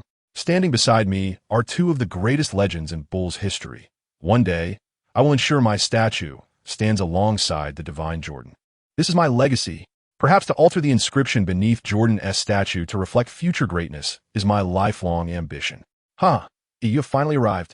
You know, I have been anticipating this day for over half a month. Welcome, my friend. Paul, a gentleman in his 60s with silver curls framing a gaunt yet resolute face. Adorned with the Reinsdorf family's signature glasses, embraced Ming with warmth. Thank you, Mr. Reinsdorf, and my gratitude extends to Coach Rose, the management, and the entire staff. I am confident that under Derek's leadership, the Bulls will embark on a new chapter. I can hardly wait to commence the new season, Yang declared, shaking Paul's strong hand with confidence and humility. Well said. It must have been quite a journey for you. Take a few days to rest. Don't rush into training. The club is hosting a welcome dinner for you tonight, and everyone will be present. Oh, my friend, let us sign the contract tomorrow morning. Otherwise, my aging heart will remain in a state of unrest, which is detrimental to my health. Dear E. After conversing for about half an hour and learning that his future teammates were training inside the arena, Yang graciously declined Paul's kind offer. Mr. Reinsdorf, as a member of the team, I feel it is essential to meet my teammates first. They are my companions and guides for the upcoming season, and I am truly eager to connect with them. We shall address the contract matter tomorrow. While I may not possess the ability to heal your heart, I certainly cannot allow Mr. Ball's wallet to gradually diminish. Trust me, the dollars you invest will undoubtedly yield substantial returns. Yang's words elicited a hearty laugh from the cheerful Ball. Haha, you truly are an amusing fellow. Seeing you in such spirits brings me great joy. Very well. My friend, in the upcoming season, we must show those who dared to kick the Bulls behind some distinctly different colors. Chapter 34. New teammates. Hey, everyone, hold on a moment. Come over and meet your new teammate. In truth, from the moment Yang entered the arena alongside Rose and the others, the Bulls players engaged in an intense practice had already laid eyes on him. However, the assistant coach did not call for a halt, nor did anyone interrupt the ongoing training. Yang perceived that this Bulls team was one characterized by strong discipline and unity. Hello, everyone. I am Yang, hailing from China. It is a pleasure to meet you. What? Yeah, that is quite an interesting name, exclaimed one player. Buddy, my name is Tom. Yang's introduction piqued the curiosity of the teammates. The name was indeed a mouthful. However, the playful Tom created a simpler and more understandable version. Tom, age 19, was the 11th pick in the first round of the 2035 draft, a sophomore in the NBA.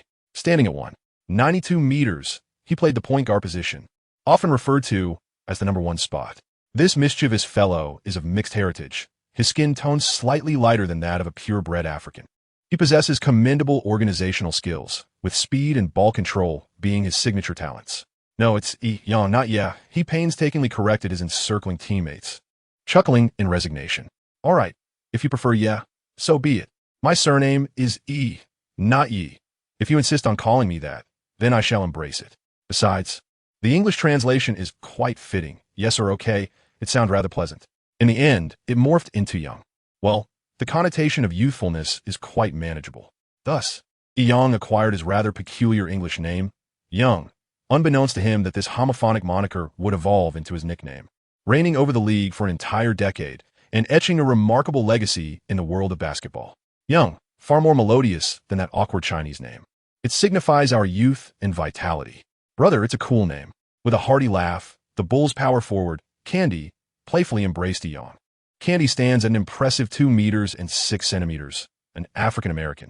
At 20 years of age, he boasts robust limbs, remarkable leaping ability, precise mid-range shooting, and excels in rebounding. Hey, do you know my name? Jeep. Yes, you heard it right. It's the name of an off-road vehicle. Be grateful. Jeep, an African immigrant with pure African ancestry, is 23 years old, standing at 1 meter and 91 centimeters, playing as a center. Renowned for his rebounding prowess and decent free throw accuracy, serving as a pivotal player on both offense and defense. Just call me Thompson. I've watched videos of your games. You must play as a shooting guard, right? We're competitors. Welcome. Thompson, an African-American, stands at 1 meter and 94 centimeters. A versatile player and a key scoring asset for the Bulls. The individuals present are all starting players, having bypassed the challenges of their rookie season. In the prime of their youth, brimming with vigor, they evoke in Young a sense of warmth and friendliness. Without waiting for the next player to speak, Young enthusiastically extended his hands forward. Brother Zhang, you are my senior. I will rely on you in the team moving forward. We are all fellow countrymen, so do not hesitate to reach out if you need anything.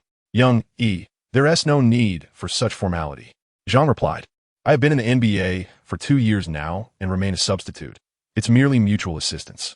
Frankly, I have studied your game, and to be honest, you play better than I do. Zhang, at the age of 26, hails from Fujian, China, standing at 2 meters tall, serving as a backup power forward. He excels in mid-range shooting and is the oldest player on the Bulls team. After meeting all his teammates, Young garnered a preliminary understanding of this youthful squad, whose average age hovers around 24.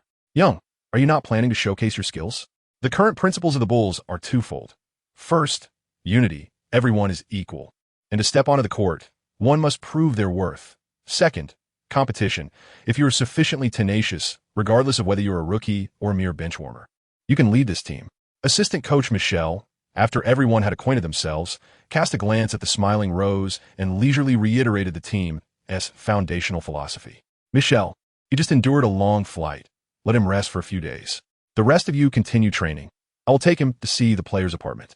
However, retreating in the face of adversity is not Yang's nature. Though weary from travel, he knew that returning weekly before his spirited teammates would render him a subject of ridicule. Mr. Rose, the court is a battlefield. Once on the battlefield, the adversary does not care whether we are fatigued. All right, gentlemen, I shall not hold back. With that, Yang winked at the chuckling Zhang and, without changing his attire, donned his flamboyant beach shorts and tossed aside his flip-flops, heading straight onto the court. There was no need for confrontation. They had just met, and it was better to keep things restrained. Yet, facing these bold American teammates, failing to display some genuine skill would lead to mockery. With a singular focus on the basketball, Yang crafted a plan. An exceptional shooting guard primarily excels in 2 essential skills, scoring and breaking through defenses.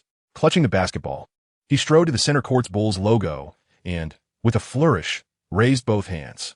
The ball carved a graceful arc, soaring toward the hoop several meters away.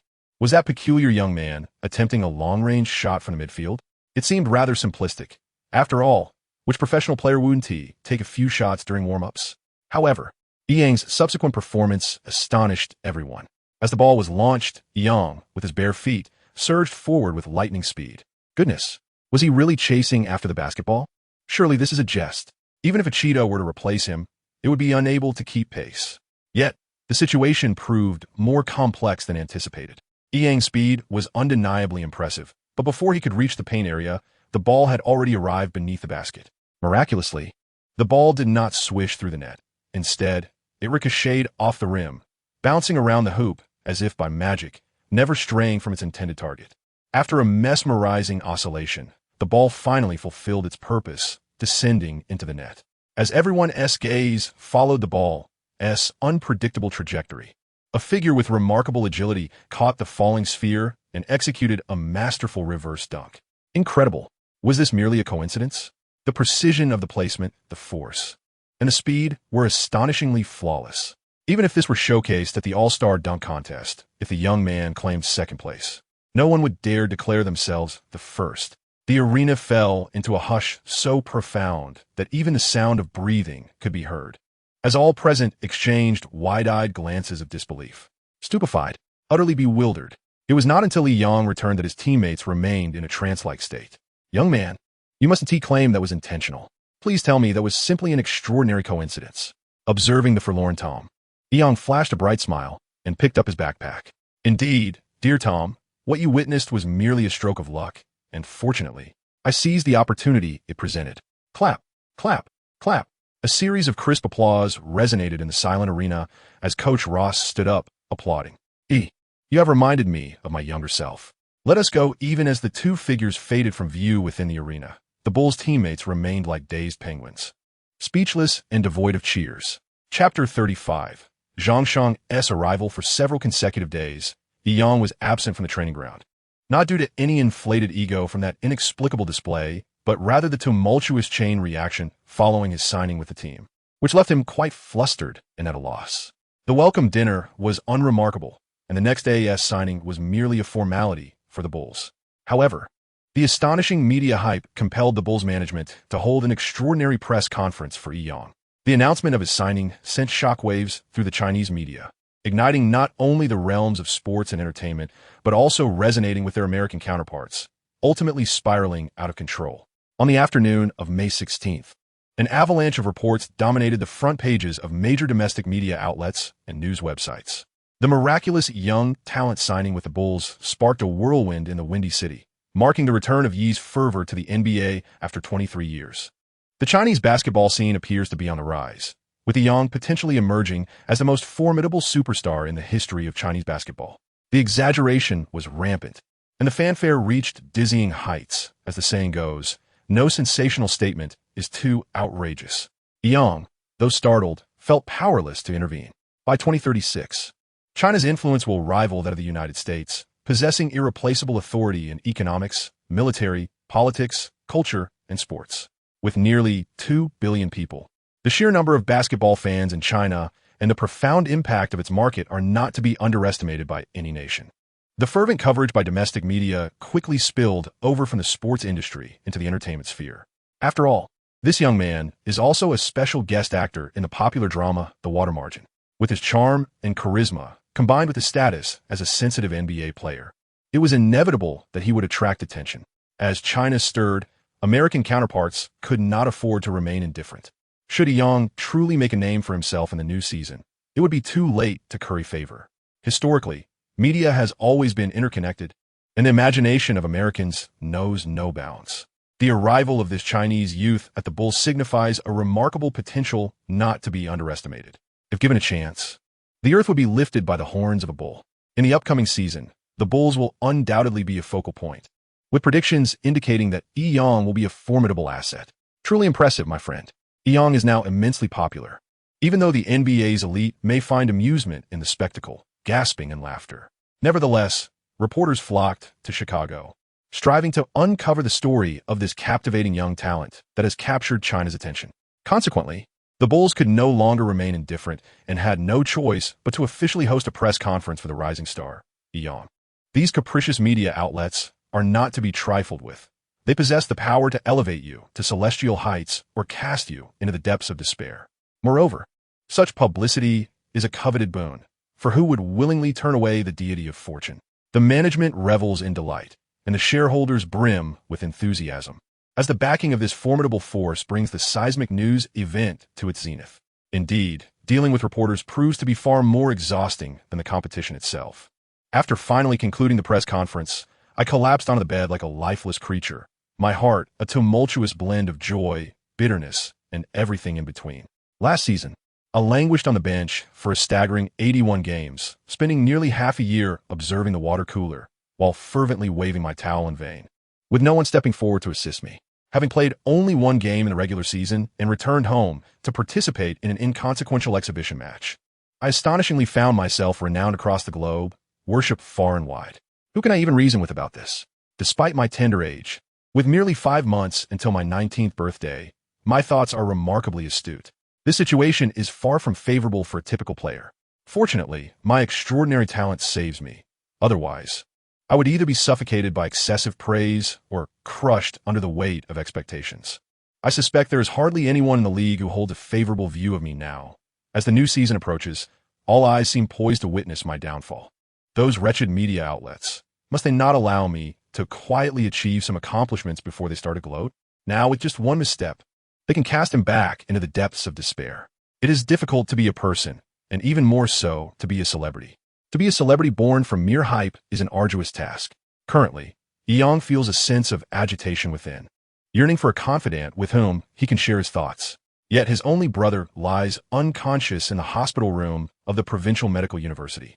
The young Yang gazes helplessly at the ceiling, silently enduring the tragic fate of being FAAD. Suddenly, a series of firm knocks on the apartment door interrupts his bewildered musings. It is already 8 in the evening. Who could possibly be visiting him at this hour? Zhanggu, is that you? Come in, please. The visitor is indeed Zhang Shang, and Yang's heart lifts with a sense of joy. Encountering a fellow countryman in such a distant land brings a warm comfort. Don't rush. You haven't eaten, have you? I brought some homemade dishes to accompany a few drinks. How are you feeling? Zhang Shang had come to America 2 years earlier, entering the league for the first round of the draft. His performance has been consistently steady, with no significant ups or downs, and he has established a stable income, even possessing his own residence in Chicago. The team prohibits alcohol, but we can share a couple of beers. I went through similar experiences when I first arrived in the NBA, though the commotion was not as pronounced as yours. You'll get used to it eventually. As Yang accepted the beer tossed his way by Zhang Shang, the two began to converse. Zhanggu, being a senior, undoubtedly possesses more experience than the younger brother. However, the incessant flattery has become quite a headache. You're simply young. Just brush off the media. When they shower you with praise, it doesn't harm you. Besides, with so many media outlets, can you worry about them all? Just ignore it. Focus solely on the game ahead. Among the 3 of us Chinese players in the current NBA, your potential is the greatest, and you must not let such trivial matters jeopardize your future. Zhang Ji's words are astute. Indeed, a singular focus on the game is essential. After hearing his brother's advice, Yang felt a considerable relief. Do you still keep in touch with Tao Ge? Yang refers to Tao Yaowei, a young player with the Rockets making his mark in the NBA. At 24 years old and standing at 24 meters tall, he is affectionately nicknamed Little Giant, having entered the league as the 3rd overall pick last year. Among the 3, Tao Yaowei is faring the best, serving as the second soul of the Rockets. Yang is not very familiar with him, as his role has left him with little opportunity to compete against the Rockets. They merely exchange nods. Yes, we are both from the same hometown and share the same profession. Our relationship in the CBA was quite good. If the opportunity arises, I will introduce you to him. Xiao Tao is a decent person. Chapter 36. Brotherhood. Upon joining the Bulls, Yang discovers an unexpected surprise. He has inadvertently grown 4 centimeters. He has clearly stepped into the ranks of towering giants. As the season drew to a close, the trivialities of life left him with little time to dwell on such matters. This revelation was confirmed by the routine results of the team's physical examinations. An old adage states, at 23, one may grow. At 25, one may fill out. Surely, he would not grow any taller? At a height of 1.98 meters, he felt it was already sufficient. To grow any taller might seem excessive. Would he risk becoming merely a clumsy giant? Among the 5 positions, Yang holds a particular fondness for the shooting guard role, which serves as a formidable weapon on the offensive front.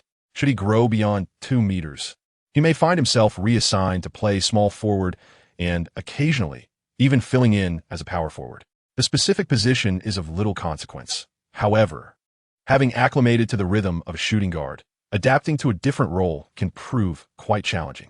Furthermore, these 2 positions are often regarded as the laborious backbone of the team, tasked with the demanding duties of rebounding and defense, truly a role that is both arduous and thankless.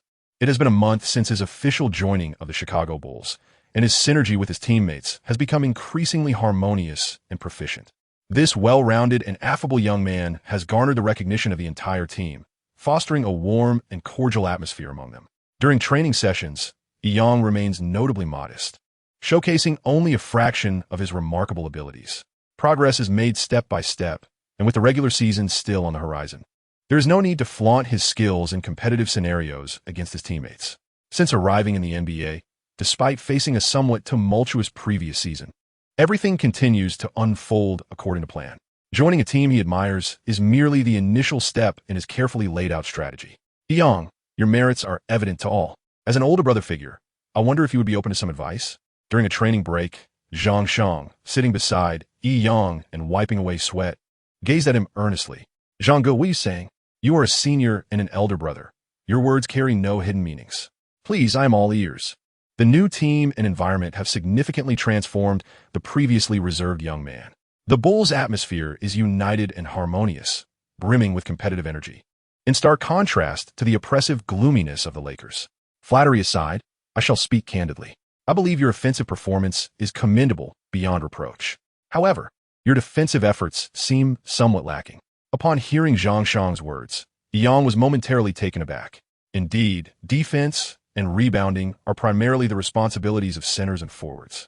Yet, a team functions as a cohesive unit, and every player should give their utmost in every game. Recognizing this aspect would greatly benefit your future development.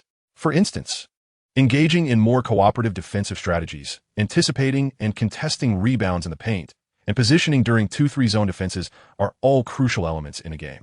Zhang Shang's earnest counsel resonated deeply with Yang. He acknowledged that he had seldom focused on defense, making this heartfelt advice timely and invaluable. Though his talent and skills instill him with confidence, his experience in actual competition is rather limited. After all, he has only played one game in the NBA. Indeed, Zhang Ge, you are correct. I will pay heed to your advice, and I am immensely grateful. I look forward to your continued support. I truly appreciate it, brother. No need for such formalities. We are all Chinese. I have high hopes for you. Let us work hard together. Who knows? One day we might elevate our nation's basketball to new heights. This earnest and down-to-earth elder brother possesses not only a simple character, but also an astonishing ambition that is truly remarkable. Brother Zhang is right. There are no limits to sports. The footsteps of predecessors serve as our clarion call for progress. Let us strive together. With that, the two exchanged a smile and engaged in an exuberant high-five, their spirits soaring, leaving their teammates beside them somewhat bewildered. Within the Chicago Bulls player apartment, only 5 players, including Yang, reside. Apart from Yang, the others are young substitutes earning less than $1 million annually. It is perplexing that a player of his standing would choose to share cramped quarters with those of lesser means instead of renting a proper apartment. Yang's arrival has transformed what was once a shared room for 2 into a communal living space for 4. This is not due to the Bulls' stinginess. Rather, contemporary American youth, even those making a modest income, would not typically reside in such communal accommodations. Consequently, player apartments across various clubs are often underprepared, lacking sufficient spare rooms. Yang's presence has exacerbated this situation, making it even more strained. After concluding the afternoon training session, Yang returned to the apartment early. Having been in Chicago for some time, he had yet to venture beyond a 500-meter radius from the apartment and felt it was time to acquire some personal belongings. His brother's condition remains unchanged. Although his physical functions have shown notable improvement, he still exists in a state of limited awareness. Regular weekly calls with Director Zhao and Nurse Yang provide him with considerable reassurance. As the new season approaches, he plans to collect game footage of the Bulls and invest in professional commentary to create audio files. He intends to play these for his brother daily, hoping it may yield positive results. This suggestion received affirmation from Director Zhao. After hanging up the phone, Yang began to hum a cheerful tune. Just as he was preparing to tidy up and head to the supermarket, his phone rang unexpectedly. The number was from America, yet it was unfamiliar. With a face full of suspicion, Yang pressed the answer button, and a gentle, melodious voice greeted him. "Hello, Yang-kun, this is Yoko. I apologize for calling at this hour. Do you have a moment? I would like to invite you to savor some Japanese cuisine. I hope it is convenient for you." Yoko's invitation was so polite that Yang felt entirely unable to decline. In truth, deep within his heart, he harbored a profound affection for this beautiful and gentle Japanese girl and was eager to draw closer to her. The sensation I experience in the company of Ouyang Feifei and Shang Wanyu is distinctly different. Although Ouyang exudes a captivating allure, she feels more akin to an elder sister, while Shang Wan, with her graceful elegance, resembles a charming neighbor girl. Being with them is effortless and joyous, even imbued with a sense of warmth. However, upon hearing Jiako's voice, an inexplicable flutter stirs within me. "You are exceedingly courteous. I have just completed my training and was intending to visit the supermarket. There is nothing else on my agenda. It is fortuitous that you can serve as my guide. Nevertheless, there is no need for you to treat me to a meal. It is not customary for a gentleman to allow a lady to foot the bill." Upon uttering those words, even Yang felt a flush rise to his cheeks. How utterly hypocritical! Had he not also indulged in the hospitality of Ouyang Feifei and Shang Wanyu? "I have secured a reservation at Sherry, so please, Yang, Do not hesitate. Yes, the dining hour is set for 5 o'clock, and there remains over an hour. Where are you now? The two arranged their meeting point over the phone, and without a hint of reservation, Yang changed into a leafy ensemble and joyfully prepared for the rendezvous. Chapter 37. The first date clad in a pure azure short-sleeve t-shirt that accentuated his slender waist and broad shoulders. Yang paired it with loose-fitting white athletic shorts that showcased his long, toned legs. Pure white cotton sports socks adorned his feet, complemented by a pair of neon Nike sneakers, rendering Yang vibrant and refreshing. Indeed, he looked strikingly handsome, content with the image reflected in the mirror. He carelessly tousled his silky short hair and stood the collar of his t-shirt upright. He was simply dashing, exuding an undeniable coolness. But wait, what was happening to him today? This was a man who typically paid little heed to his attire. Yet here he was, indulging in vanity. This sensation. As Yang approached the plaza in front of Walmart, his eyes brightened. There, he beheld a young lady dressed in a pure, innocent Japanese school uniform. Her charming face adorned with a sweet smile directed at him, the former aloofness having long since vanished. Wow, the allure of the uniform. Did she not fear the lurking perverts of America, dressed so enticingly? One must admit, Japan indeed possesses a unique perspective on clothing, especially in terms of student uniforms. Reflecting on his own school days, he recalled the monotonous, drab sports attire that was not only bland but also aging in appearance, leaving much to be desired. The most unbearable aspect was the oversized nature of the uniforms, suitable for generations of students, truly a testament to their durability and universal fit. Now, seeing Kiko, Yang could not help but feel a refreshing surge of emotion, stirring his once calm heart into a state of excitement. The pure white sailor uniform was exquisitely designed, blending innocence with allure, making Kiko's voluptuous figure resemble a delicate, white lotus. Her lustrous black hair framed her refined features, with a small V-neckline accentuated by a deep blue tie that seemed to sway enticingly, making Yang's breath grow shallow. The deep blue skirt, adorned with white stripes, barely reached the upper thigh, while her fair, delicate legs were encased in knee-high socks matching the color of her uniform. Her petite, white sneakers perfectly accentuated the ensemble, showcasing its features to their fullest. Goodness, was it not striking that he wore colors akin to hers, resembling a couple's attire? In plain sight, Yang felt any semblance of heroic demeanor dissipate. His cheeks flushed like the evening sky. Standing at 1.75 meters, he was no short stature among Japanese girls. Yet beside Yang's towering 2.04 meters, he appeared almost delicate. When did the Japanese grow to such impressive heights? Moreover, their handsomeness was somewhat astonishing. The cheerful and generous foreigner, upon witnessing the striking couple, could not help but engage in commentary akin to that of a bystander. What are you standing there for? We are becoming the center of attention, he exclaimed. Aren't you in need of some household items? Let's proceed inside. His words jolted the dreamers back to reality, and the ever-joyful Coco felt a surge of happiness, recovering more swiftly than Yang. Do you dress like this in America?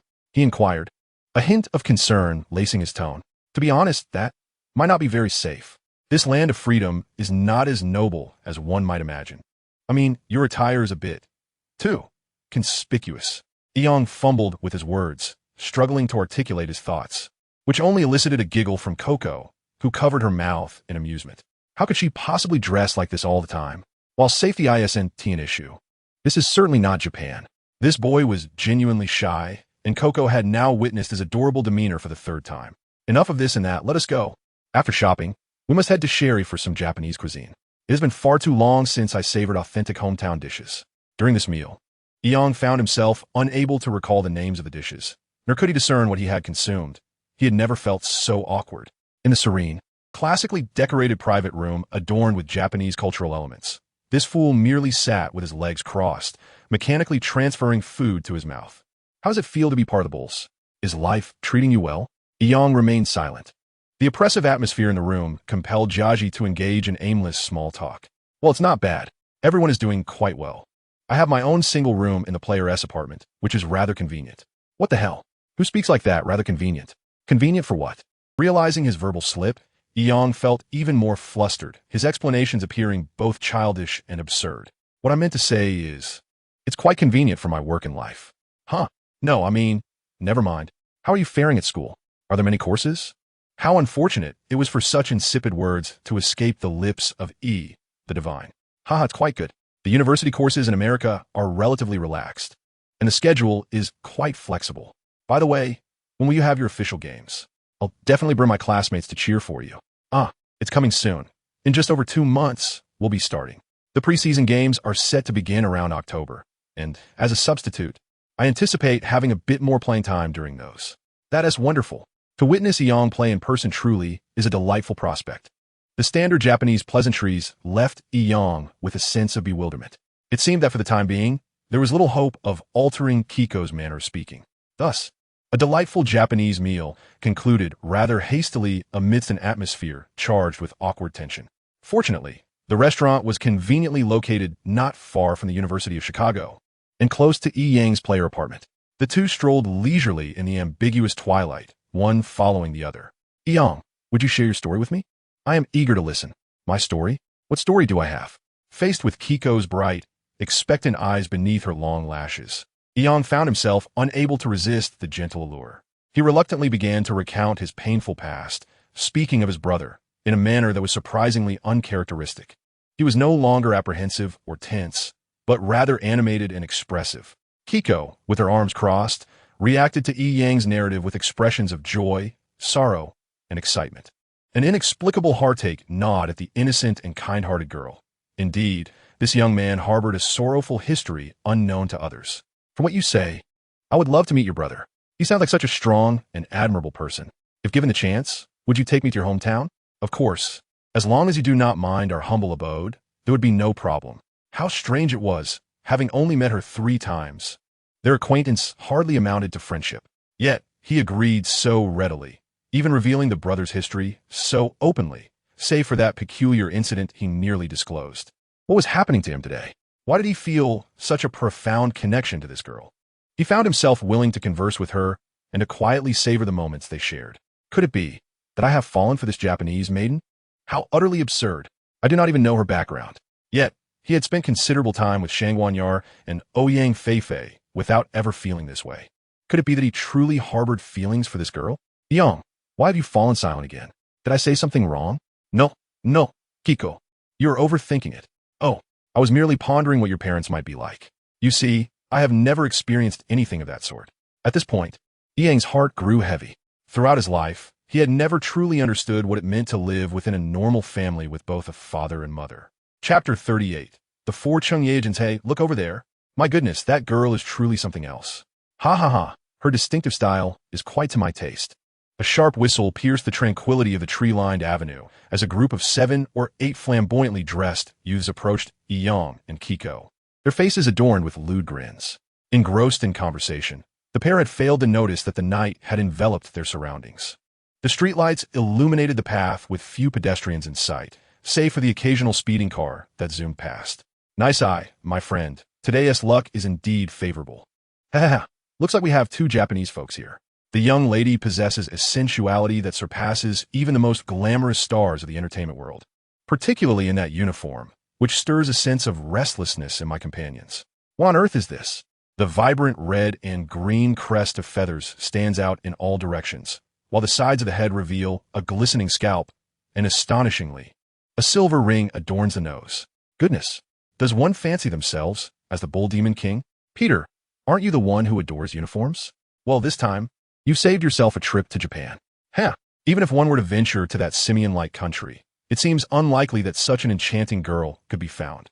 The group of rascals, with their smirking expressions, bore an unsettling glint in their eyes, akin to flies drawn to blood, closing in on their prey.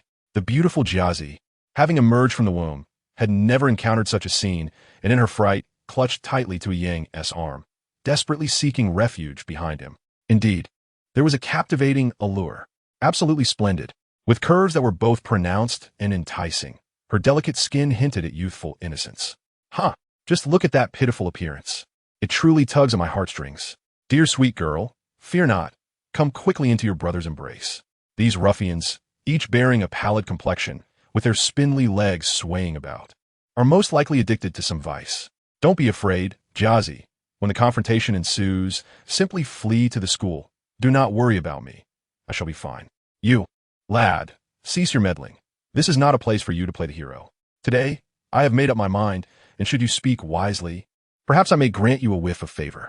The leader, Peter, cast a scrutinizing glance at the tall, robust young man of Asian descent before him, feeling a twinge of apprehension.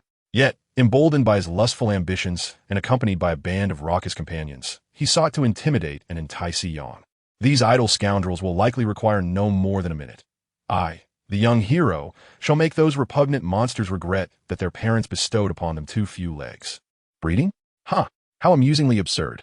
They might as well await their own demise. As Yang chuckled inwardly, he was poised to demonstrate his prowess in a classic tale of heroism and rescue. However, a black, newly released Crown sedan screeched to a sudden halt at the roadside. From the vehicle emerged four muscular Asian men, clad in tailored black suits, who swiftly descended with the precision of trained professionals. What performance is this unfolding? Has the Japanese underworld intervened? Has Princess Keiko offended someone? Or is she simply the daughter of a crime lord? Before Yang's chaotic thoughts could fully form, the four had already plunged into the flock of sheep. In the span of half a cigarette, the cries and wails of the punk crowd echoed throughout the scene. The uninvited guests moved with remarkable agility, delivering blows that were both forceful and resonant.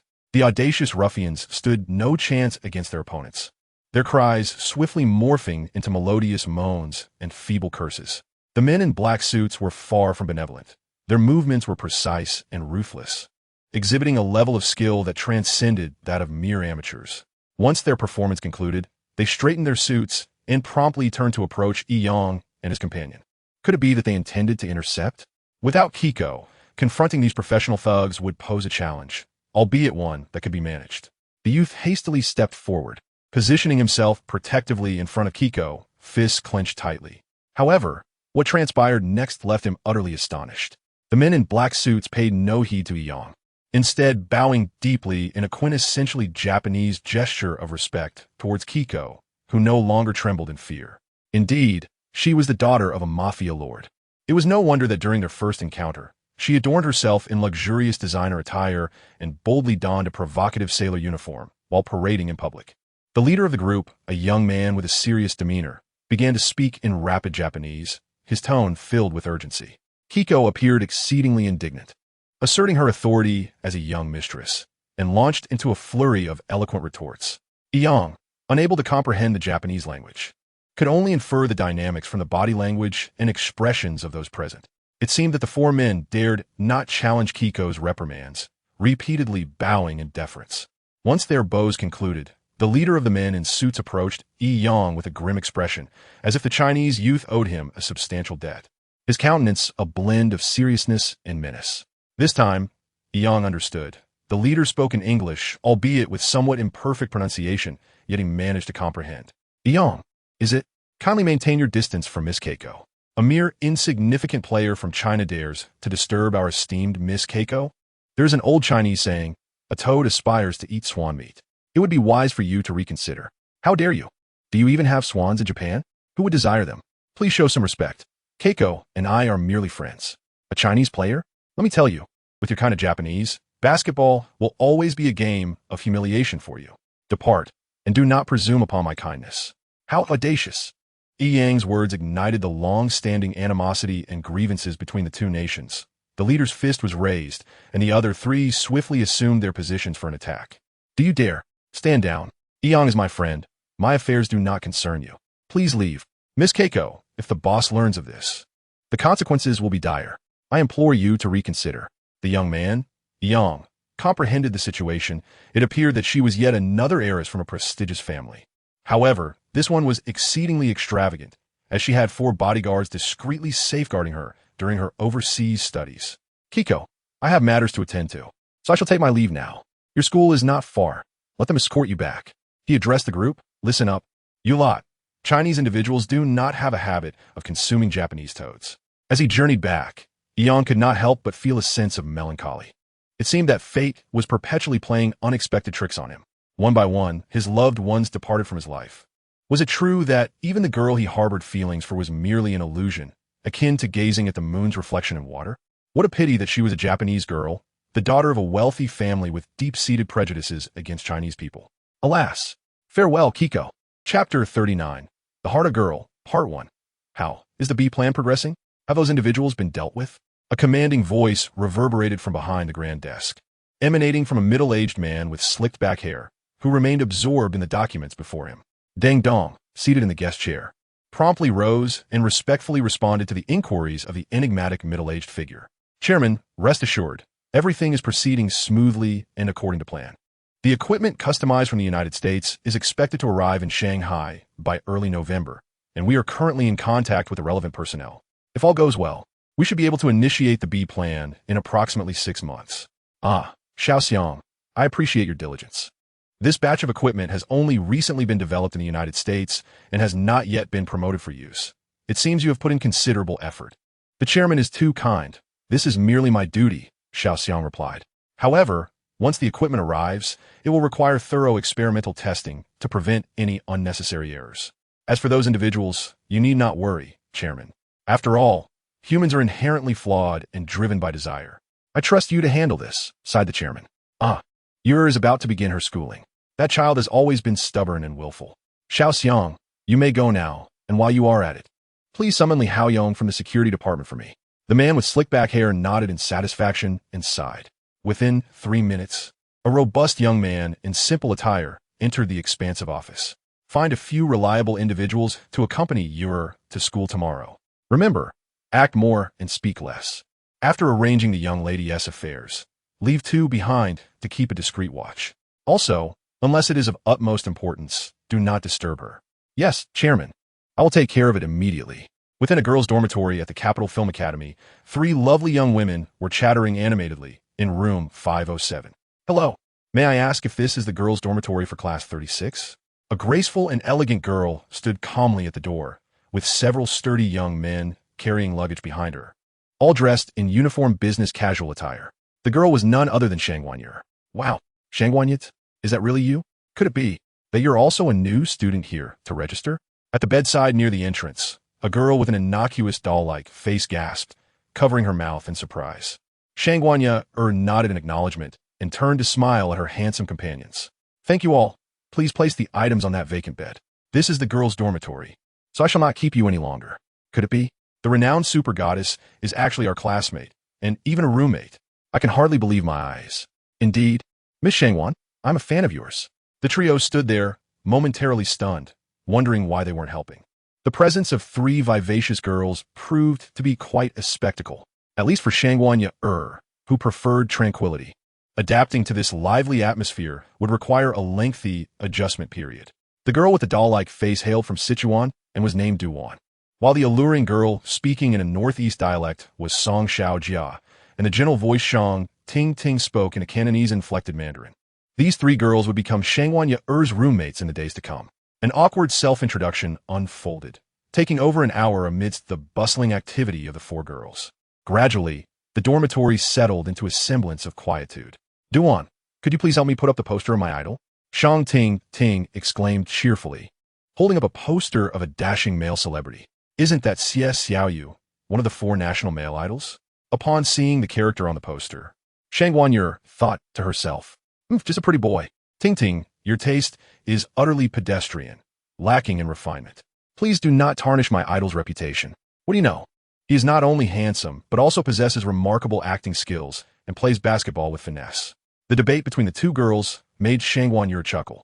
If Yong were here, he would undoubtedly dismiss them as mindless fans. That wretched fellow has never called me since he went to Chicago. Yet, I have reached out to him several times, but it has been nothing but trivial chatter or perfunctory responses. Enough of this bickering. In my opinion, Ting Ting's idol pales in comparison to my male deity. Come, take a look at mine. Sitting on the side, Song Xiaojia casually picked up an oversized mirror frame from the bedside, slowly flipping it to reveal the front. Yong. The poster embedded in the frame featured none other than the Yong she had just mentioned. How intriguing. Her roommate's object of admiration happened to be 2 individuals she was familiar with. The athletic figure soared into the air, powerful arms forcefully driving towards the hoop. The gaze that surveyed the world, the resolute expression, and the strikingly handsome face exuded an aura of dominance, as if capable of obliterating everything in its path. Even the jersey, billowing in the wind, conveyed an exhilarating sense of speed. One must admit, the photographer of this image possessed exceptional skill. The angle of the subject, the timing of the shot, and the choice of lighting were all flawlessly combined. It vividly presented a youthful and attractive young man before Shangwan Yu's eyes. Xiaojia, you have a keen eye. I support you. This image is undoubtedly far superior to that of Xiao's effeminate pose. What do you think, Ye? Staring blankly at the large poster, Ye could not help but nod in agreement. The eyes of the public are discerning. Ting Ting, what else can you say? Even Ye, the superstar, believes your idol is inferior to Yi Yang. 3 against 1, Song Xiaojia proclaimed, holding her head high. Forget it. I won't argue with you. I actually like Yang too, but it seems his fame does not quite match CSCIUS. Where did you get this poster? I couldn't find one myself. You, my friend, are short-sighted. I'm not saying this merely because Yi Yang and I are from the same hometown. Just wait and see. My idol's future status and achievements will far surpass Ye's by a considerable margin. I painstakingly sourced this photo online and even had it custom-made. Please. Being a fan requires effort. Song Xiaojia proudly displayed the frame before the girls, only to notice that the superstar Shangwan Yu appeared lost in thought. What's wrong? Yu, do you like him too? Then we can certainly bond over this. There aren't many girls who enjoy basketball. Naive. How could a superstar share such personal feelings with you? Haven't you seen the drama the years flowing by? Yar, the leading lady, is indeed a prominent figure, while Yi Yang makes a special guest appearance. Can you believe there are still fans unaware of this? Seizing a rare opportunity to counter, Shang Tingting cast a disdainful glance at Song Xiaojia, who was caught off guard. How could I have overlooked that? All right, Yar. Do regale us with tales from the film set. Is Yi Yang even more handsome in person than in photographs? How many renowned stars do you know? Not long after the recent uproar subsided, another wave of excitement surged through Dormitory 507. Chapter 40. The Girl's Heart, Part 2. Since entering university, Shangwan Yu has been exceptionally busy. Although her class in the acting department boasts a few well-known celebrity students, they still fall short in terms of popularity and status compared to her. The title of class monitor undoubtedly belongs to her. And how could the student council function without her contributions? Before the freshman military training had even concluded, Shangwan Yu was so exhausted that she had no desire to partake in lunch. In the golden autumn of September, the capital still bore the semblance of midsummer, with the heat proving unbearable. Though her dormitory mates were as cheerful as chirping larks, their camaraderie was exceptionally harmonious. The dormitory was quiet, as the roommates had all gone to the cafeteria. The ringtone of a recently popular song echoed from the bedside. Without glancing, Shangwan Wanner instantly recognized it as a call from Ouyang Fei-Fei. Fei-Fei, are you not busy anymore? Well, I'm managing, but the military training is quite taxing.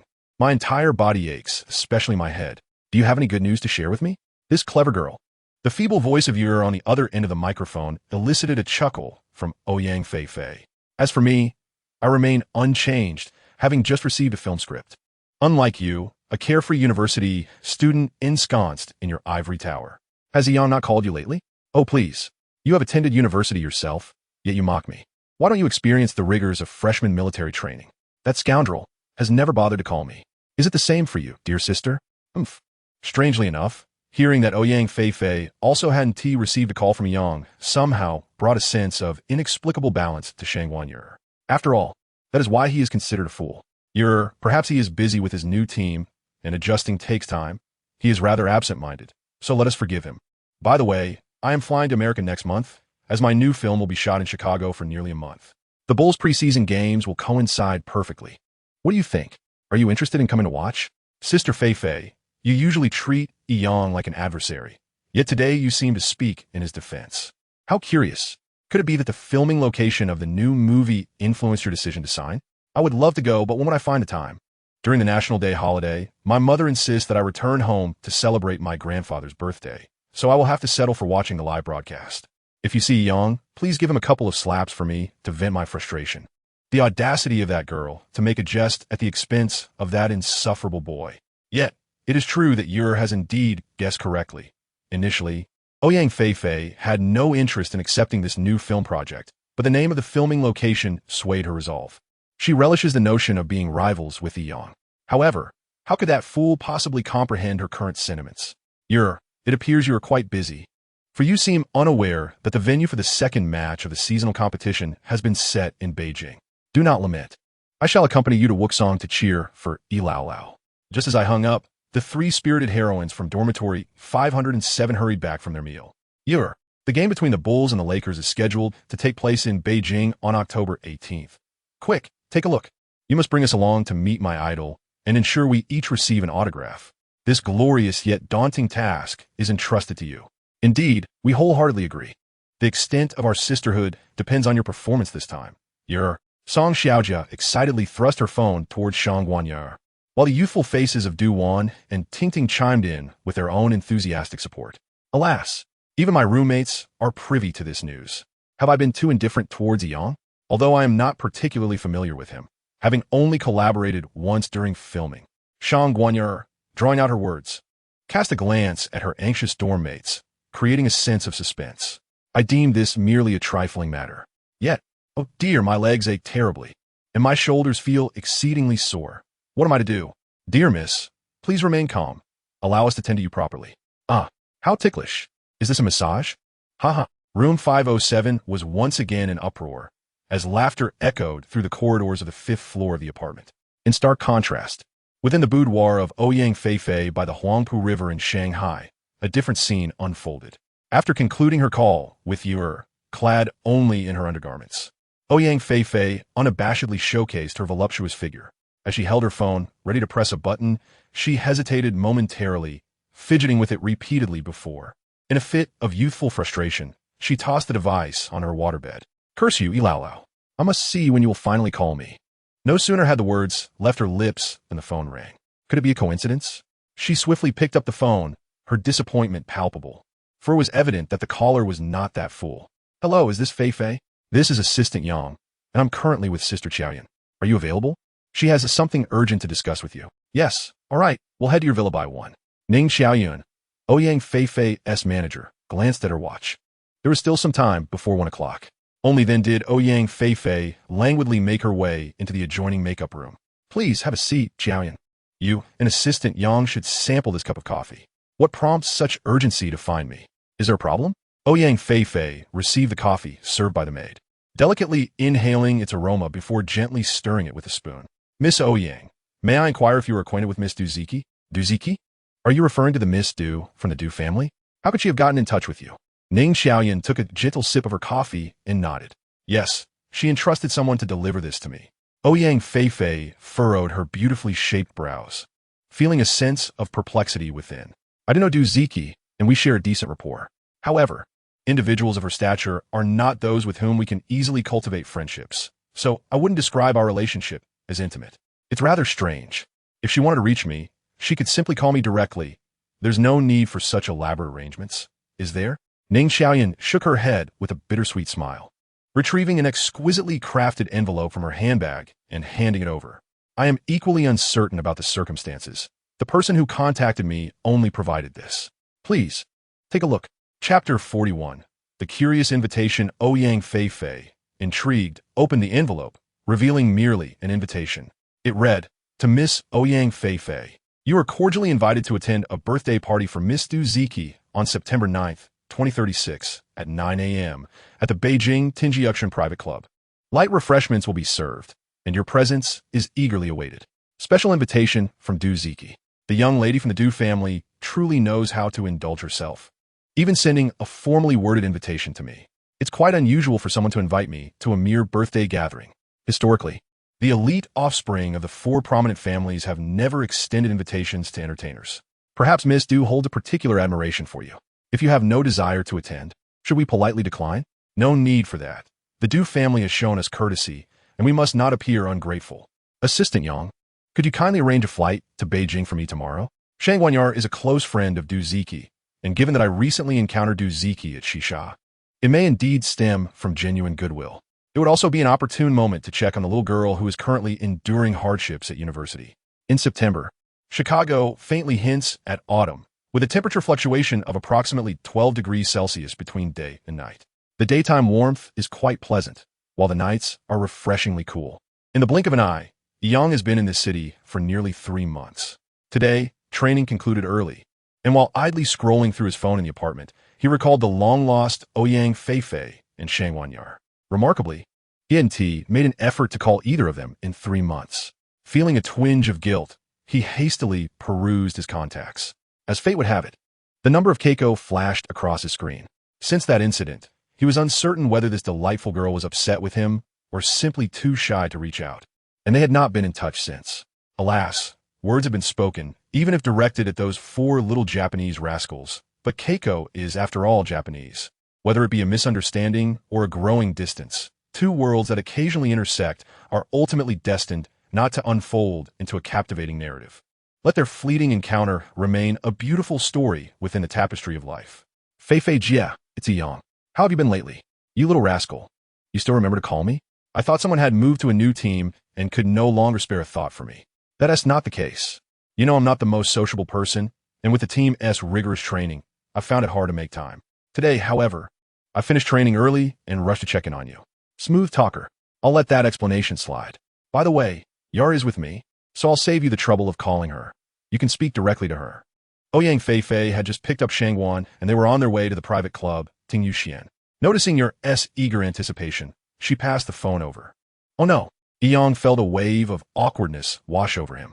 How did these two end up together again? It seems that the order of whom to call in the future might become somewhat complicated. Thankfully, the considerate Feifei Jia had thought of this, or would have been rather unfair. Iemia, how have you been? I heard you're coming to Beijing next month for a match. Is that true? Yes, I should arrive around the 17th. I was just about to call you, but Feifei Jia informed me you were together, so I felt a bit embarrassed. Is the school satisfactory? Are you getting along well with your classmates? Upon hearing these words, Shangguan Yuter pouted. This old lady, is such a fool. She has asked such trivial questions multiple times. However, she did not express her dissatisfaction outwardly. It's all right. The mere thought of us brings her joy. My roommates are all exceptionally kind, eagerly waiting to cheer for you. When the time comes, esteemed athlete, do make some time to meet us and perhaps provide an autograph. Rest assured, it will be a trivial matter, and I will ensure you are not embarrassed. Enough said. See you next month. After hanging up the phone, Shangguan Yuer felt a surge of happiness. Although this fool may be slow-witted, he certainly knows how to be considerate. Are you pleased? Young lady, tell your sister, do you have a special fondness for him? Ouyang Feifei's teasing startled Yuer, revealing her secret feelings. No way. I'm only 18. We are merely friends. There are no complicated feelings involved. Could it be? Sister Feifei has taken a liking to this fool? Be honest. The two girls, in high spirits, immediately erupted into playful banter in the driver's seat. In a tranquil alley of Shidong, Beijing, a classic 5-entry courtyard stands gracefully, akin to an elegant and serene lady basking in the autumn sunlight. This is the Tinjiuxuan Private Club, mentioned in the invitation, a mysterious place shrouded in secrecy. In the capital, when one speaks of private clubs, the most renowned among both the elite and the common folk are undoubtedly the Chang'an Club, the China Club, the so-called premier affluent gathering place known as the Beijing Club, and the globally recognized American Club, collectively referred to as the four great clubs of the capital. Two esteemed ladies will soon be attended to, so please bear with us for a moment. Tinjiuxuan is equipped with dedicated drivers and staff, each assigned specific responsibilities. After a communication through the modern system at the entrance, a well-dressed attendant respectfully announced, "This is a 5-entry courtyard, steeped in history, believed to have once served as the residence of a Manchu prince during the Qing dynasty. The ancient architecture, complemented by modern amenities, is indeed a rarity in the bustling, gold-laden city of Beijing. The courtyard is elegantly adorned, yet sparsely populated, exuding an aura of historical gravitas. Accompanied by two gracious hostesses, the pair traverses through the hallways, finally arriving at the main gathering in the central room. Sister Feifei, you have arrived. Ziki has been waiting for quite some time, especially you, Sister Feifei, for taking the time to travel such a distance amidst your busy schedule. I'm truly a loss for words. Duziki, adorned in a celebratory traditional red satin qipao, perfectly showcases her youthful, curvaceous figure. Miss Du, you are far too courteous. It is indeed a privilege for Ouyang to attend your birthday celebration. This is but a token of my appreciation. Happy birthday. If you continue with such formalities, I shall truly be overwhelmed. Ziki, this is my gift. Happy birthday. Thank you. Come along, both of you. There are many friends inside awaiting introductions. Graciously accepting the gifts from her companions, the delightful Du Ziki joyfully leads them through the wooden door of the main hall. This renowned young lady possesses such an endearing and playful side, which brings smiles to Shangguan Yuer and Ouyang Feifei. Chapter 42.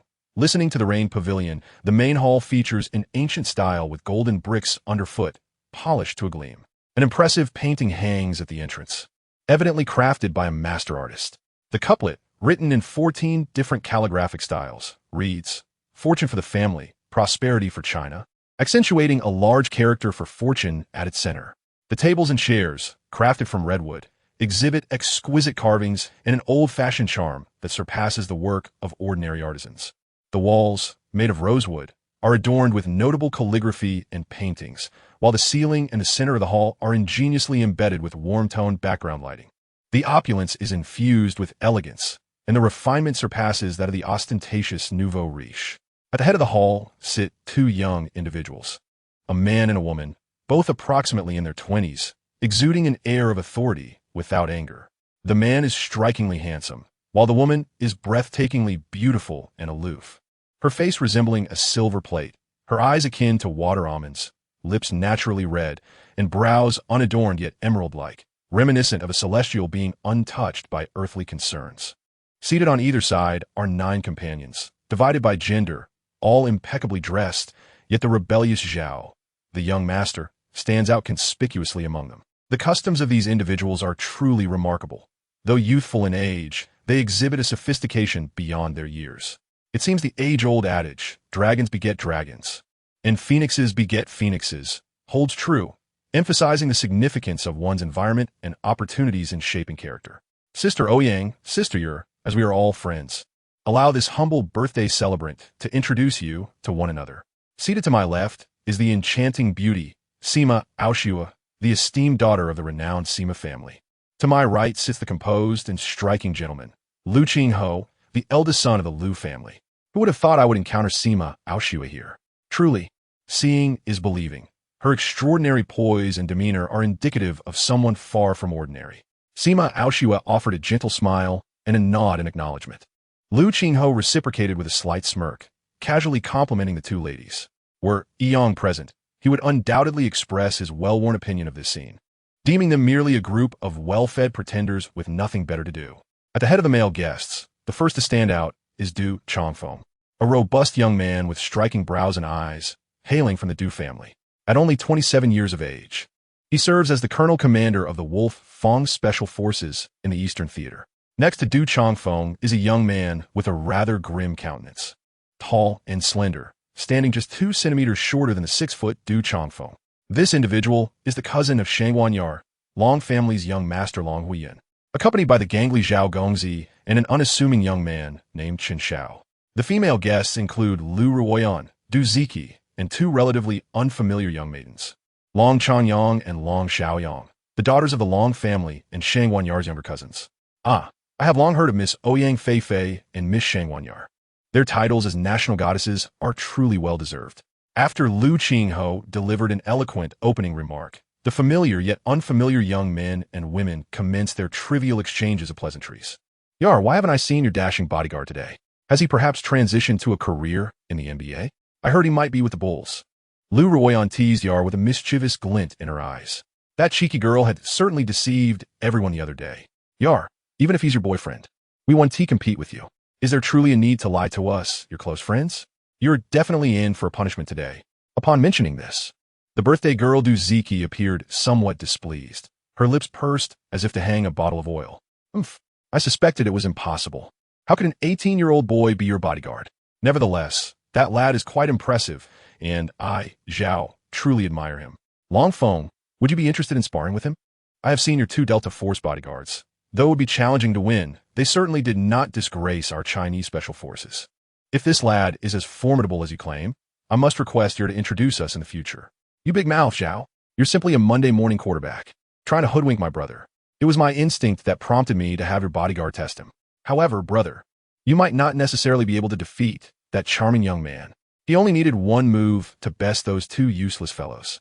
Hearing his younger sister unexpectedly supporting the stranger Yong, Du Chongfeng's competitive spirit was ignited even further. Seated at the head of the table, Sima Aoshua had only come out of courtesy for Ruoyan and was now listening with mild annoyance to the bickering among these aristocratic youths. Yet, she couldn't help but feel a flicker of curiosity at the discussions taking place. Who is this Yong? Quite intriguing, indeed. To make the scions of the 4 prominent families stumble. He is no ordinary individual. Are you unaware? Next month, The Bulls will grace Beijing for a preseason game, and the tickets have been entrusted to Zhao. Let us go witness the live performance of Sister Yer as personal bodyguard. No problem. What a trivial matter. Everyone present should attend. I assure you it will be all VIP boxes. However, Ziki, could you refrain from calling me Du Pongzi in front of others? After all, I am your senior by a few years. Even if you cannot address me as brother, is it not a name to use? While everyone engages in lively banter, Shangguan Yer cannot share in the laughter. Her cousin's sullen visage grows ever longer, given that their parents are not held in high regard by the maternal family. Should this news reach them, it would spell considerable trouble. Sister Yer, are you well acquainted with Yang? Xiao Yang and I are his ardent fans. You must take me to see my idol when the time comes. Is there not enough chaos at home already? You two ought not lower yourselves to join in this frivolity. If our parents were to find out, you would surely be in for it. Others may not concern themselves, but I can certainly admonish my own sisters. Long Changyang and Long Xiaoyang appear to be favorites at home, yet they daringly made faces at Long Huiyan, a mere NBA player, and you all treat him with such reverence. Are you not afraid of becoming the subject of ridicule? I shall not accompany you on such folly. Aoshue, are you feeling stifled? Allow me to accompany you for a stroll. Lu Qing coughed lightly, embodying the demeanor of an aristocratic young man, extending his attentions towards Sima Aoshue. Thank you, but no need. I have grown weary of the superficial pleasantries. Nonetheless, finding amusement in hearing everyone share their tales feels refreshing. Sister Ouyang, would you enlighten us about the entertainment industry? Is filming enjoyable? Girls will always be girls, their chattering nature unalterable. Listening to tales of extraordinary experiences that I have yet to encounter, this gathering truly proves to be delightful and fascinating. Chapter 43. Superfans with merely 5 days remaining until the preseason opener, although the outcome holds little significance for the team's ranking once the regular season commences. The opponent is none other than the former employer, the Lakers. Recollections of past experiences under the harsh and demanding Coach Flood Young's mind, nearly causing him to grind his teeth in frustration. That detestable individual, armed with an array of skills, from blades to blunt instruments. If I do not unleash my full prowess, it would be a disservice to you, esteemed sir. The preseason, in essence, serves as a period for honing skills and adjusting team dynamics, and the starters' playing time will undoubtedly be limited. If all goes as expected, this will be a splendid opportunity for me, the sixth man, to shine. Fueled by the desire to avenge past humiliations, Yang dedicates himself diligently on the training ground. The lack of tactical coordination on the defensive end has been pointed out by Zhang Shang as an area for improvement. Every movement, every detail, the perspiring Yang is immersed in relentless practice. His teammates have long since clocked out for the day, yet he continues to engage in targeted simulation training alongside Zhang Shang. This scene is quietly observed by the head coach, Ross, who has not yet departed. This young Chinese athlete bears an uncanny resemblance to the coach's former self. Hey, Boar, what brings you here? It's merely a routine training session. As the team owner, you needn't concern yourself so deeply. And why have you brought along 2 beautiful blonde girls? Goodness, it's them. Coach Ross, please remain calm. Let us appreciate Yang's training without that infernal glare directed at me. What is this old fellow up to? Perplexed, Ross could only shift his attention to the 2 perspiring athletes on the court, Yang and Zhang Shang. Brother, take a break. You've practiced enough for today. I can hardly keep pace with you anymore. Honestly, even if Jordan were here, you could still defend against him. Zhang Shang, bent over and panting, patted Yang on the shoulder, pleading for relief. Yang, feeling a bit bashful, scratched his head and apologetically pulled Zhang Shang's arm towards the bench. This charming scene instantly brightened the eyes of the 2 blonde girls on the sidelines. Hey, Coach Ross, you haven't left yet? Mr. Ball, what brings you here? The sight of 4 lonely figures on the bench left Yang momentarily stunned. What on earth is going on? Come here, let me introduce you. As the 2 girls gracefully rose, Yang was only more bewildered. These young ladies are your fans, Avril and Doris. Fans? Surely you, Mr. Ball, do not need to personally introduce them. Moreover, this is the team's training ground. The astonished expression on Yang's face elicited knowing smiles from the 2 charming white girls. Well, dear Miss Avril is the First Lady of America. Her father is none other than President Wilson. Miss Doris is a global pop sensation and a leading young singer. How could I not come? The extraordinary identities of Avril and Doris caused Yang to reevaluate these 2 superfans. He never imagined that, despite his obscurity in the NBA, he would attract such admirers.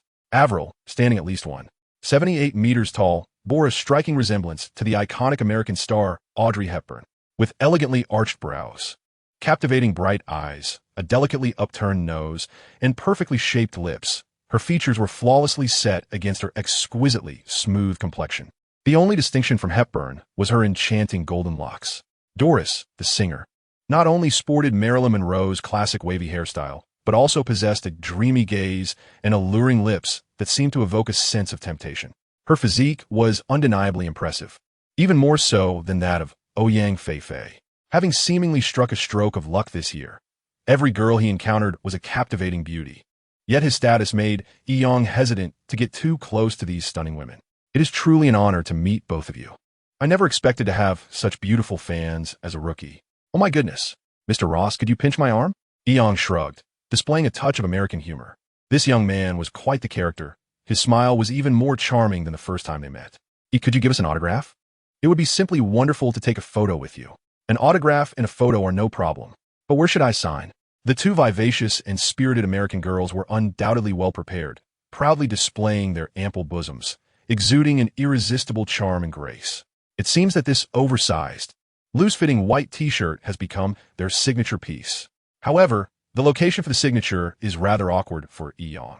This is the first time the naive boy has encountered such a situation, prompting Zhang Shang, who stood nearby, to chuckle quietly and shake his head in amusement. Are you suggesting that I should sign here? It can't possibly be this place, can it? Is it truly here?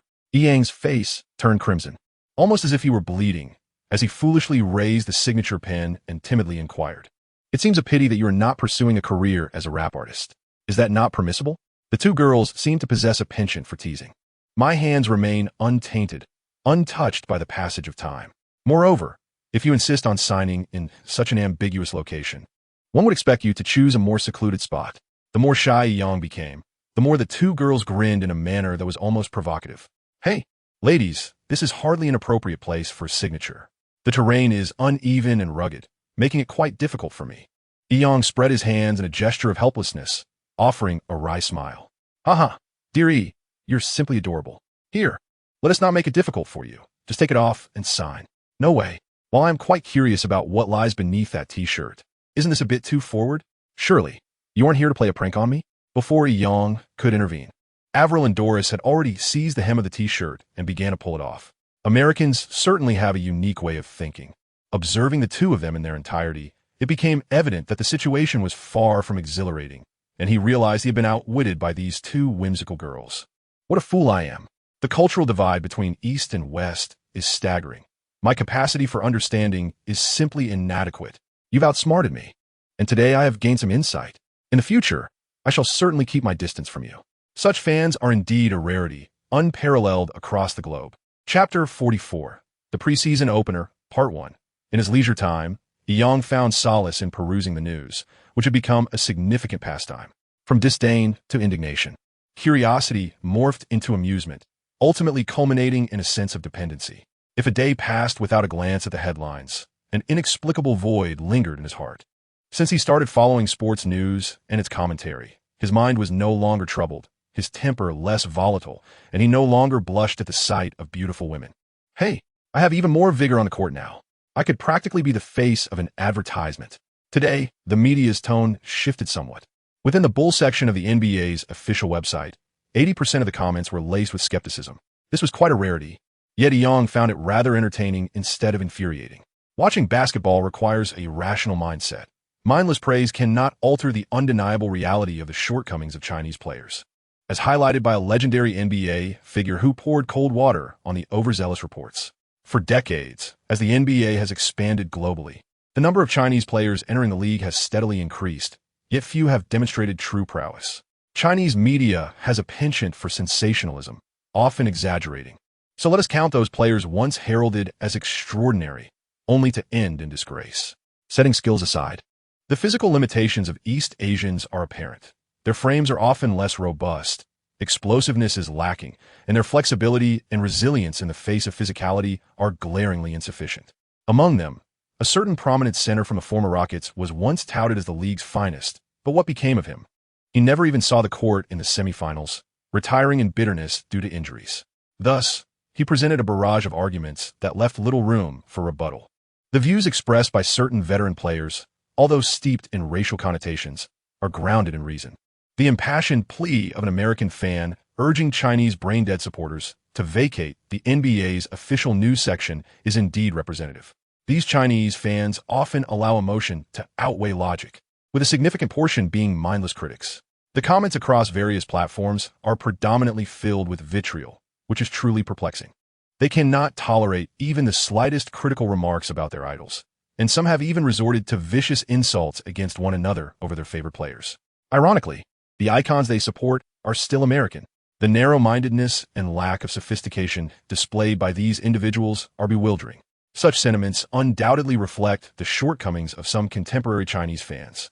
However, it seems unnecessary for rational American fans to express such furious outcries over mere verbal altercations among fans. After all, isn't it true that in America, there are instances of violence and vandalism over a single game? No place is devoid of a few miscreants. Eong chuckled wryly as he scrolled through the next comment. Lacking practical data, a moment of brilliance is often sensationalized by Chinese media, creating a global uproar. Dear Chinese friends, whether he truly possesses extraordinary talent must ultimately be proven on the court. Why would a young lad still wet behind the ears be relegated to the bench for an entire season? One must indeed be resilient to succeed. Frankly, we fail to discern any remarkable qualities in this young Chinese player to stand out in a league teeming with talent. One cannot rely solely on words without possessing extraordinary skills. That would merely be a farce.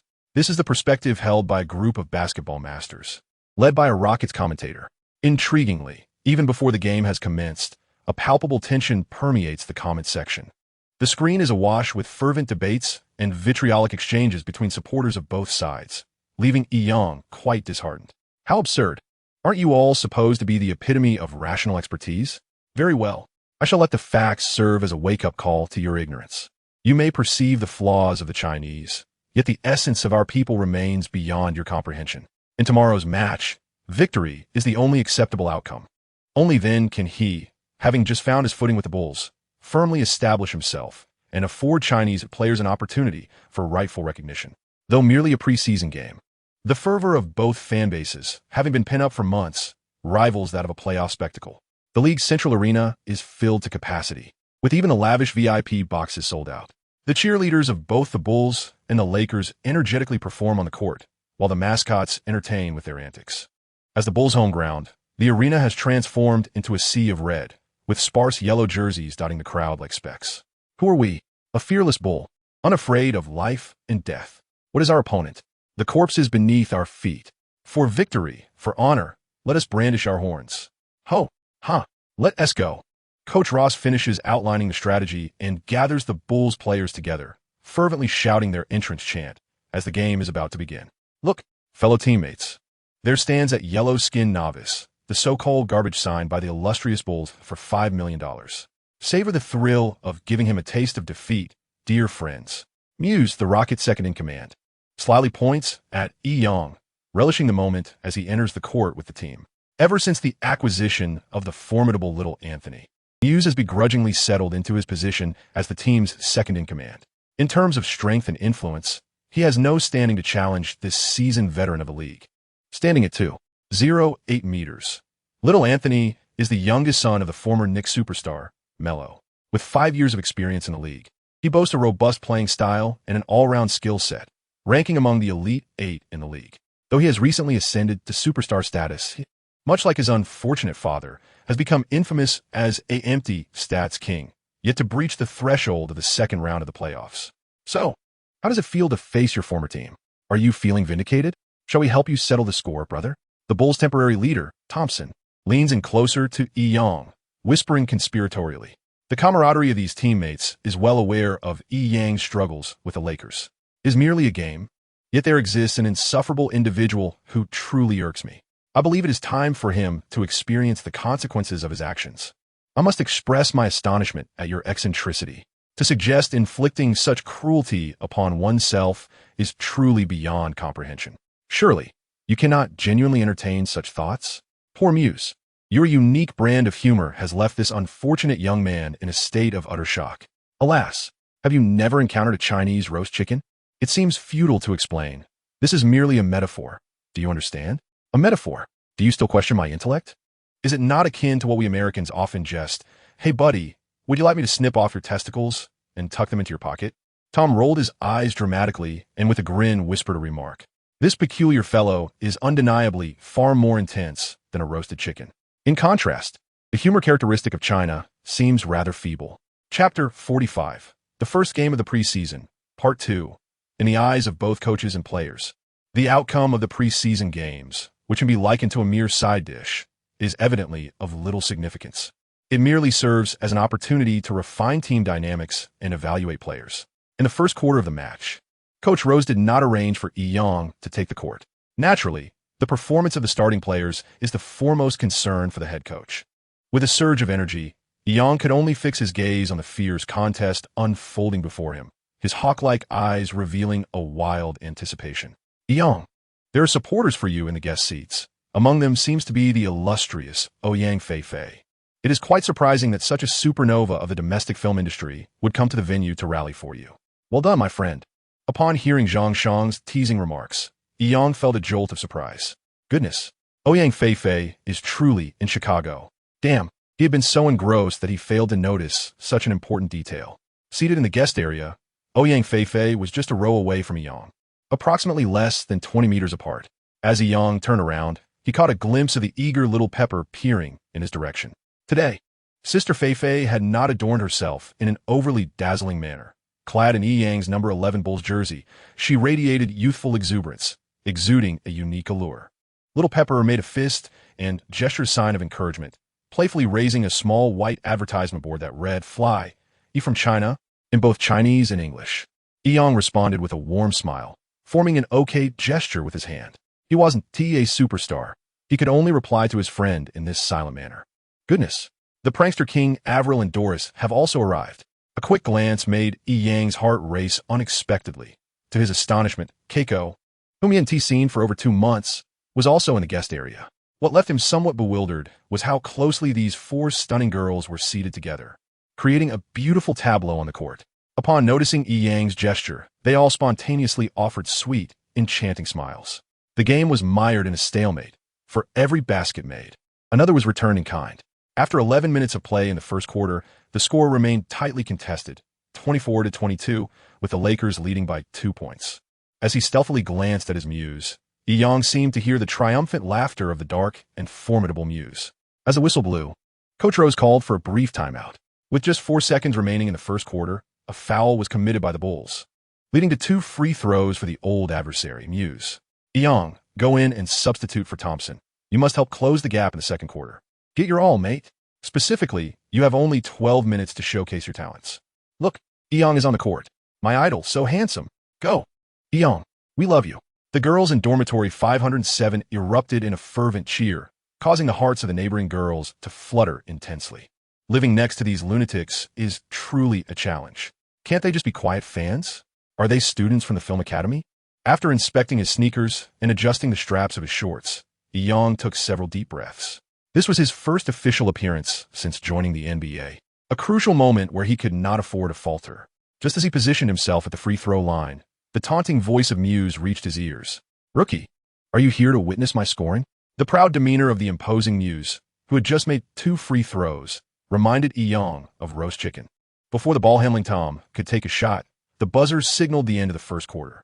The score stood at 26-22, with the Lakers leading by 4 points. Yang's debut concluded without any significant commotion. In the second quarter, the Lakers starting point guard, Anthony, was substituted out, and the formidable Muse took the lead against the Bulls. Rose, responding in kind, replaced 2 starters to test his rotation. Guys, leave that yellow chicken to me. It's time to kick some butt. The Bulls' rotating point guard found himself tightly guarded by the Lakers, unable to receive the ball. Observing this predicament, Yang swiftly maneuvered past the imposing Muse, dribbling the ball towards the Lakers' half. Shit, you think you can shake me off that easily? Just as he reached the logo at center court, Muse clung to him like a piece of gum. What tricks is that yellow chicken playing, circling around him at center court? Is he afraid of me? Such a strategy seems rather unwise, as the opposing players have already positioned themselves with keen anticipation. What is Yang truly aiming to accomplish? Not only does Muse find this amusing, but even Coach Rose on the sidelines cannot help but furrow his brow. Offense thrives on speed and efficiency. So what purpose does this display serve in the half-court? Huh. Muse, my dear, do you believe I could execute a logo shot right in the face of your defense? A flawless masterpiece is not simply conjured through boastful declarations. Go ahead, Huangji, feel free to give it a try. Muse, unimpressed, merely smirked and scoffed. Just because you joined the Bulls, does that grant you the ability to conjure such miraculous feats? Here I come, preparing for a jump shot. Widen your eyes. Hurry. Would you kindly leap for me? What are these two individuals up to? Goodness, could they possibly be reminiscing? Even if there are grievances, this is hardly the way to handle it.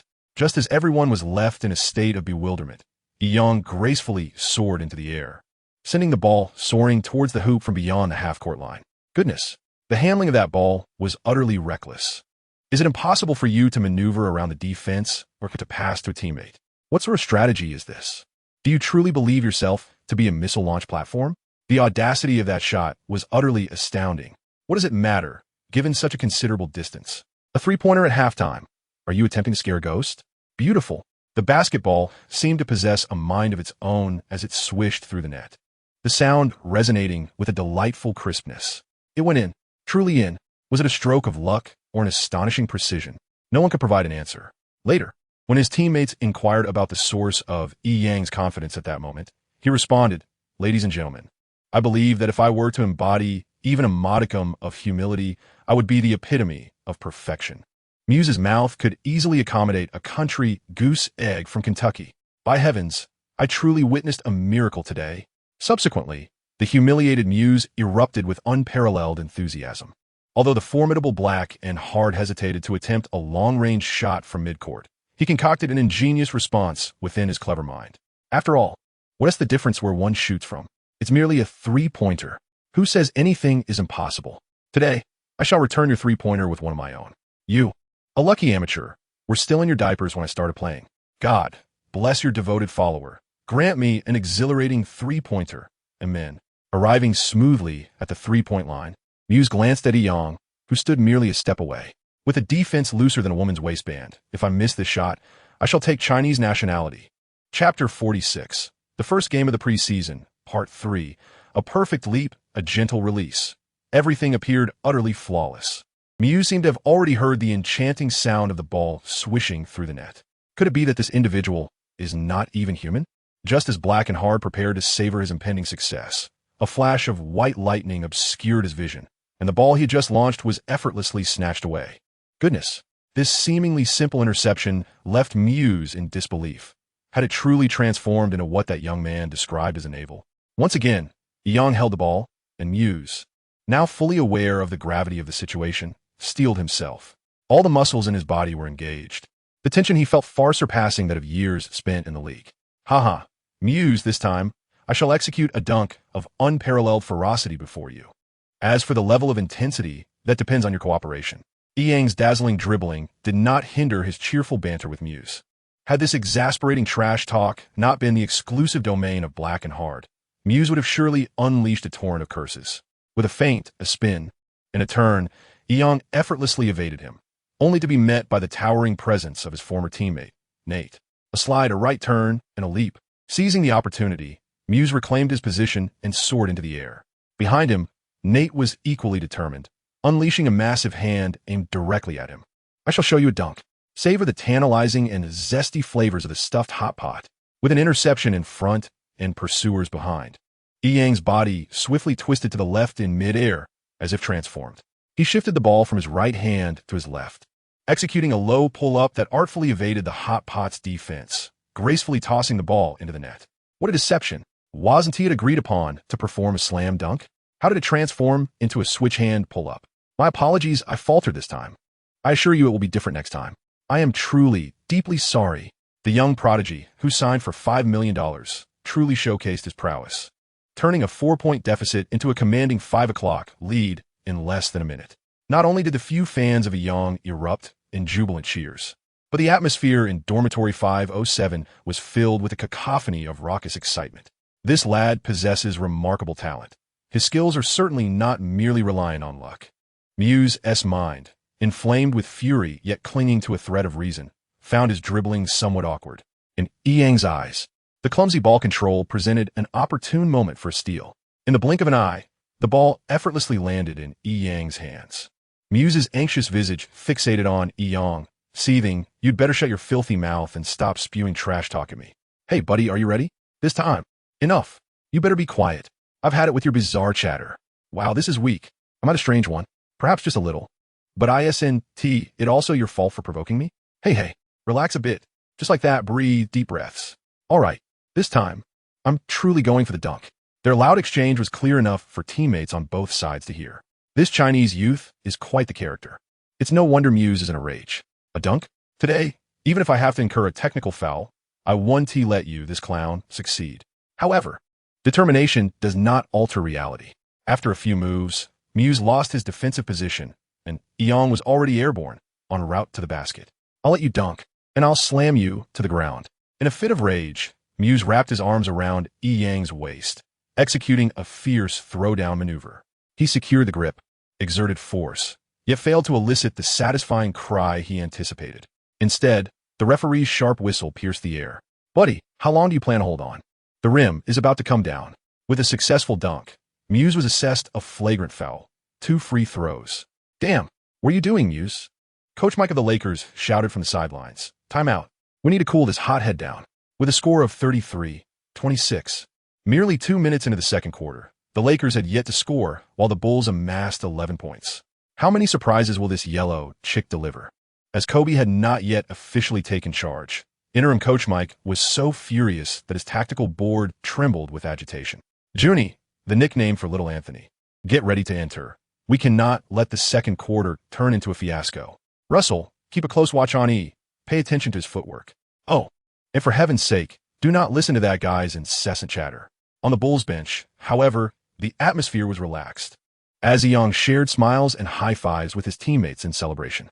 Head coach Ross naturally preferred to let this extraordinary young talent lead the team through the remainder of the second quarter. "Well done, young one. I can already catch the enticing aroma of roasted chicken." The mischievous Tom nudged Yi Yang's shoulder with a playful wink. "Darlise, am I mistaken? E is indeed an exceptional player. His performance today was simply outstanding. Avril, you ought to convey that to the Lakers owner.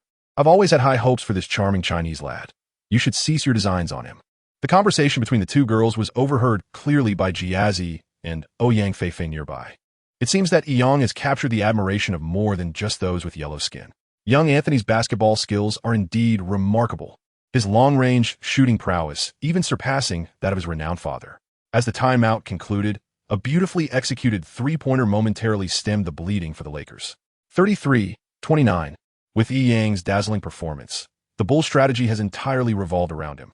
The back-and-forth exchange between both teams saw the score continually fluctuating with the passage of time.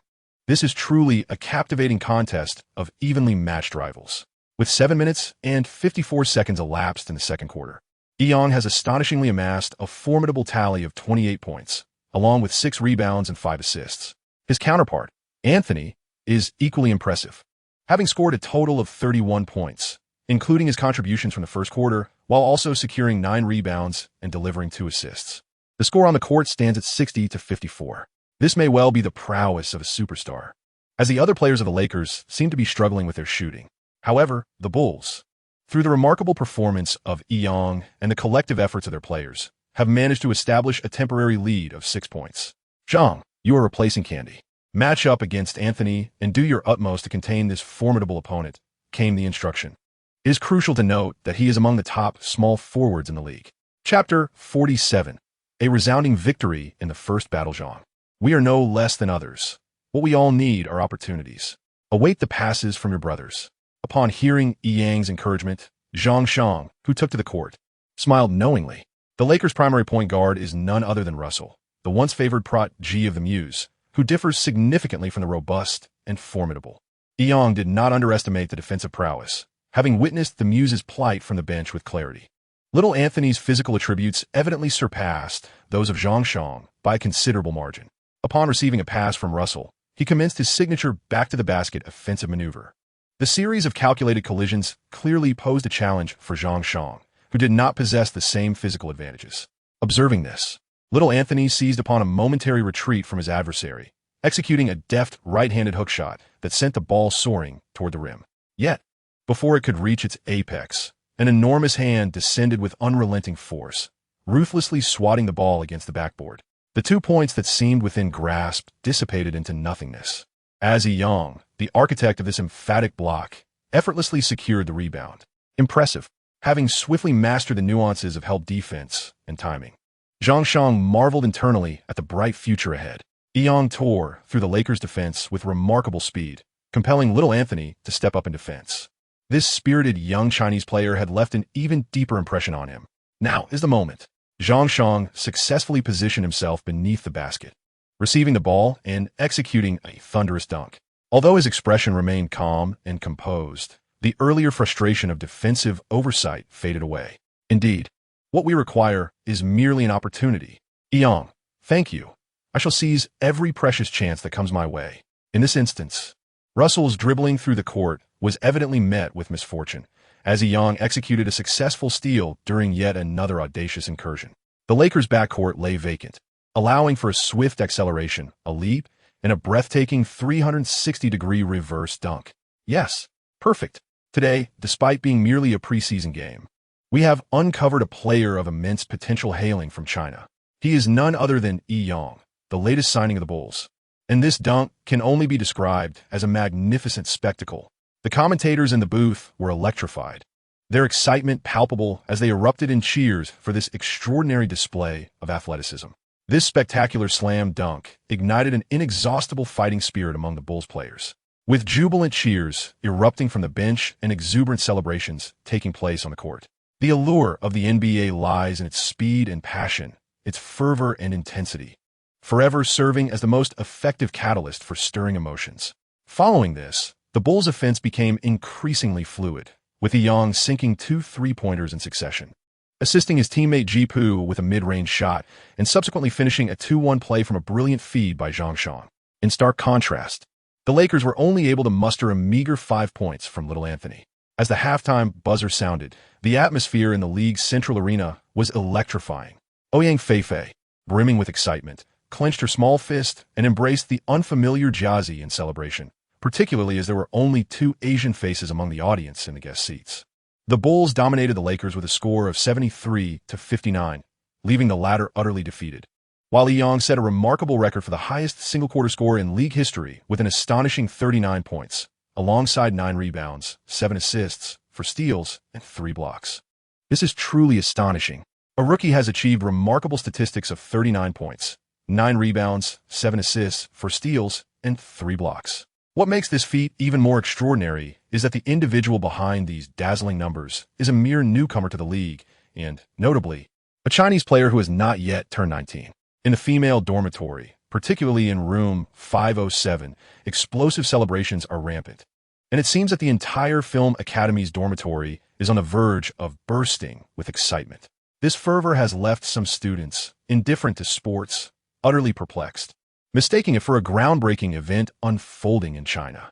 The sports channel of China Central Television, which is currently broadcasting the World Table Tennis Championships, has hurriedly switched its programming to cover this preseason game. If they delay any longer, the backlash from viewers will surely be fierce. Although the game is still ongoing, major media outlets across the country are already inundating their platforms with astonishing reports. Who else could it be? With a staggering 39-9-7-4-3 performance, even the legendary Michael Jordan never accomplished such a feat. The young Chinese prodigy has ascended to greatness, crafting yet another remarkable legend in the league. Yi Yang, the birth of a new NBA king. To those who belittled Chinese players, how does it feel now? Incredible. Truly incredible. I sense this kid was exceptional when he first joined the crew. Let me tell you, he was once a mere background actor under my direction. If it weren't for me, remarked the unconventional director Gao, in a secluded VIP room at the League S Center.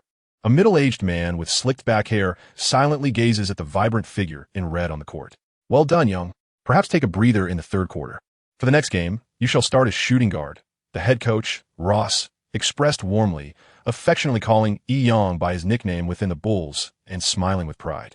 Congratulations, Young. I will reclaim that starting position sooner or later. Keep pushing forward. Young, embracing Thompson sincerely, patted his back. Buddy, whether starting or rotating doesn't matter. What is crucial is that we win. Let's give our all. The Lakers' fighting spirit has gradually dwindled in this away game. Though little Anthony feels a twinge of regret, he finds himself powerless against Young, who comes off the bench in the fourth quarter, ultimately leading to a preseason loss with a score of 132-108. In the first preseason match, Young, coming off the bench, played for 24 minutes and 4 seconds, achieving an astonishing shooting percentage of nearly 80, amassing an extraordinary triple-double of 60 points, 15 assists, 15 rebounds, 6 steals, and 5 blocks, guiding the Bulls to victory. Despite the stellar performance of league superstar Little Anthony, who recorded 63 points and 17 rebounds, his brilliance was undeniably overshadowed by this second-year rookie. The phrase, "The star did his best, but the teammates faltered," perfectly encapsulates the current despondency of the Lakers' leading star, who finds it impossible to carry a team of inept teammates. It has been an eternity since the arena of the Bulls has experienced such fervent excitement as today. A record that sends tremors through the league has once again been established within the hallowed confines of the United Center. The resounding chants of Young, Young, Young, and calls for the MVP linger in the air as the visiting team, technical representatives, and referees have departed, yet the passionate fans remain reluctant to leave. In this moment, how perfect it would be if my brother were here. Congratulations, Young, today is your moment. Ouyang Feifei held Yang's large hand, her face radiating joy and satisfaction. Young, may I request your autograph? Miss Giaco blushed adorably as she gazed at him with admiration. Dear E, congratulations on your successful debut. May we accept your sincere kiss of affection? As Ivor and Doris waved goodbye with cheerful laughter, they departed, thoroughly satisfied with the exhilarating match, embodying what it means to be a true, mature fan. Chapter 48. The Love of Hot Pot Mr. Ross. May I take a brief leave? Two friends have arrived on site, and I was wondering, could I step away for a moment? According to custom, regardless of the match's outcome, the entire team must return to the training ground to review the footage and glean insights from a game. However, with Giaco and Ouyang Feifei in attendance, it was essential for him to extend his hospitality. The match has concluded. Go and revel in your victory. Let's postpone our analysis until tomorrow's regular training, said Coach Ross. These two young ladies are splendid. Make sure to seize the opportunity, but do remember to conserve some energy. Is Coach Ross also quite the seasoned gentleman? Yet, as for these two, perhaps it would be wise to refrain. They are both genuine beauties from affluent backgrounds, and besides, being under 19, mastering basketball remains the priority.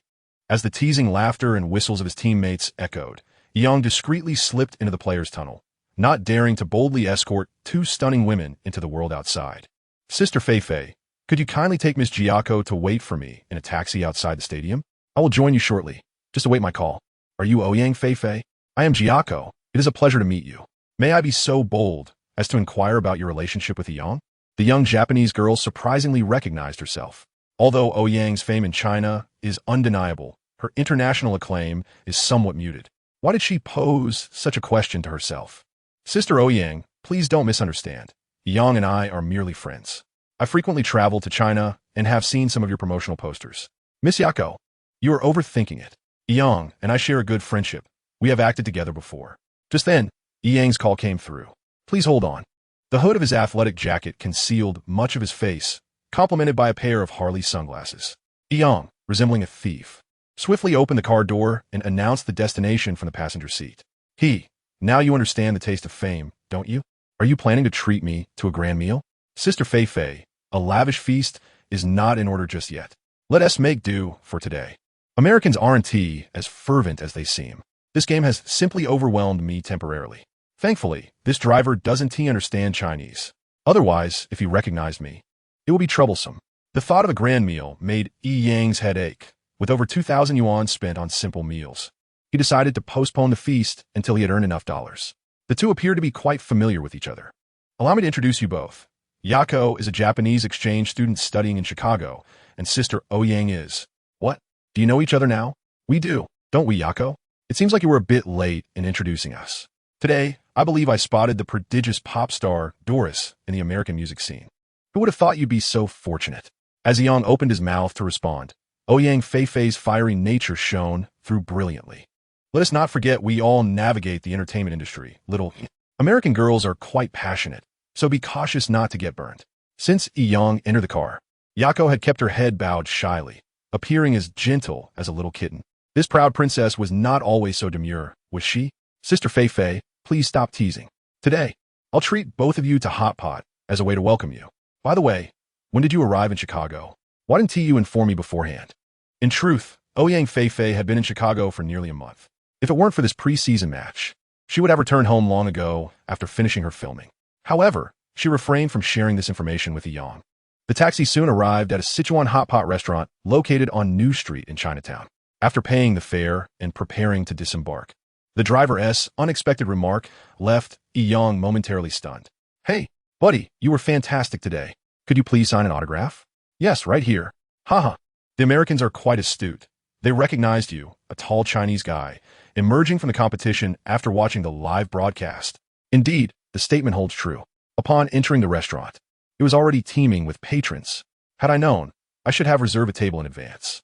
Yang, look, Yang has come here to dine, exclaimed the crowd, filled with excitement. Wow, and the stunning Ouyang Fei Fei is here too. Who is that lovely girl? The presence of so many Chinese people was palpable, with voices overlapping in surprise, the click of phone cameras, and the throng seeking autographs and photographs, making the already bustling hot pot restaurant even livelier. After a good hour of commotion, the enthusiastic owner finally managed to squeeze his way to the trio, ushering them into a recently cleaned and tranquil private room. Fool! There's no need to be so attentive to the fans every time. Luckily, we are in America. If we were back home, we wouldn't even be able to enjoy this meal. My hands are sore from it. Apologies, Sister Fei Fei. Jiazi, you must be hungry. Come on, order whatever you like. Don't be polite with me. In truth, it is not my eagerness that drives me. Without the NBA, I would merely be an ordinary, pitiful orphan. The affection I receive from everyone is a form of acknowledgement. Even if I have gained a bit of fame, at my core, I remain an everyday person. One must not forget their roots. You both arrived in this world with a silver spoon, cherished by parents and grandparents alike. But what do I have? Aside from my brother, I possess nothing. I rely on the generosity of others for sustenance and clothing. They are my providers. Hence, you cannot comprehend this feeling. An autograph or a photo is merely a recognition of one's worth. When others bestow us with honor, we should not tarnish their goodwill. Yang's heartfelt words left Ouyang Fei Fei in contemplative silence, while Jiazi listened with keen interest. This boy instilled in her a sense of stability, yet simultaneously offered a refreshing perspective. His world was one she did not fully understand. When it comes to food and attire, Yang held little preconception. As long as it was warm and delicious, that sufficed. After all, he was a simple youth from the countryside, and the extravagance of fine dining held little allure in his eyes. The flavors of Chinese hot pot were quite robust. Perhaps it would be even more delightful on a snowy day. Our Japanese hot pot, however, is rather mild. Yang Kun and Miss Fei Fei must surely sample it when the opportunity arises. Sweat beaded on Jiazi's petite nose, her delicate face flushed with heat, nearly bringing her to tears as she fanned her mouth while providing commentary. Oh please, do you even call your Japanese hot pot hot pot? It pales in comparison to the Northeast's mixed stew. Yang's immediate reaction to Japanese cuisine was that it left him unsated. Though it was indeed fresh, it lacked flavor. Yang, have you noticed? You've changed. In every aspect, you are entirely different from the person you once were. Ouyang Fei Fei's seemingly nonsensical remark left Yang pondering for quite some time. In a distant corner of America, three individuals engaged in light-hearted banter while relishing an unforgettable Sichuan hot pot. Yet, amidst their joviality, the subtle glances exchanged between two young women went unnoticed by him. Chapter 49. A stunning encounter in the park having reluctantly bid farewell to the enchanting Jiazi at her school. Ouyang Fei Fei cheerfully called out to Yang, who was about to slip into a taxi. Fool, don't take a cab. It's not far to Hyde Park. Accompany me for a stroll. But Fei Fei, it's late autumn and the weather is quite chilly. The south side of Chicago is notorious for its diversity and poor safety, becoming even more perilous at night. It would truly be troublesome if someone were to snatch away such a beautiful woman like you. Don't frighten me. I simply want you to walk with me. What is the reluctance? I've seen your skills. Should someone try to take me, I'd be curious to witness your prowess. Skills, my foot. Do you think this is home? In America, private gun ownership is legal. No matter how capable I am, I'm no match for an automatic rifle. However, faced with the alluring invitation of a striking beauty, Yang found it difficult to decline. Yang, your Japanese girlfriend happens to be an alumna of the esteemed scientist Yang Jining. Quite impressive indeed. Her demeanor and poise suggest an extraordinary background. Hey, let us not make wild assumptions. Who is calling her my girlfriend? Her background has nothing to do with me. A simpleton in sports. I'm still just a kid. Oh, after saying that, your face is flushed. ISNT it? You're already 18 or 19. Still calling yourself a kid? As night deepened, the tranquility of Hyde Park grew eerily pronounced. The soft, warm glow of the streetlights cast dancing shadows among the trees, while a cool autumn breeze brushed gently against their faces. Dear girl, what whimsical fancy is this? Strolling through the park at such a late hour. The subtle fragrance wafting through the air, combined with the intoxicating softness of her arm, caused Yang's heart to race. Fei, let us head back. This atmosphere feels unsettling. Should anything happen, it would be too late for regrets. No sooner had Yang voiced his concern than a peculiar groaning echoed from a distance. This sound, languid and prolonged, was accompanied by a series of crashing noises reminiscent of the ocean's waves, resonating eerily through the stillness of Hyde Park. Though Yang was still a youth inexperienced in worldly matters, he had not been ignorant of the realities of life. His superhuman hearing and vision soon revealed a young American couple engaging in amorous activities on the lawn ahead. Under the dim streetlight, on the secluded grass, a dazzling white object bobbed and swayed. The once languid moans escalated into sharp cries akin to the sounds of slaughter. Oh my goodness, they say Americans are open-minded, but today has certainly broadened my horizons. While robbers may be absent, a wild escapade is unfolding right here in the park, on this chilly autumn grass. Are they not afraid of freezing their behinds? What are you staring at? Let's hurry and leave. I should have known better than to come here. This is all your fault. Ouyang Fei turned her flushed face away, pinching Yang's arm with playful reproach. Am I to blame? Why advise you back then? You did not heed my words. Now that you've witnessed something you shouldn't have, you cast blame upon me? Besides, I didn't even look. I merely wished to know whether they were truly engaged in a serious relationship. The awkward atmosphere enveloped them, akin to thieves hastily fleeing the scene of a crime. The couple engrossed in their passionate exchange on the lawn remained oblivious, tirelessly lost in their own world. Suddenly, Yang recalled the day he escorted Jiaozi back to school, encountering that exceptionally styled young man. If I had just patted that American guy on the shoulder and said, buddy, this is not someone you can casually approach. I wonder what effect that would have had. His mischievous grin was caught by the flustered Ouyang Fei. You naughty scoundrel. What are you thinking? Nothing at all, I assure you. How can I be the villain if I wasn't the one at fault? Yang, do you have any plans for the future? Have you ever considered purchasing a house in Chicago? Perhaps a private villa by Lake Michigan, complete with a fireplace. Me? Let's not get ahead of ourselves. I don't have such extravagant aspirations just yet.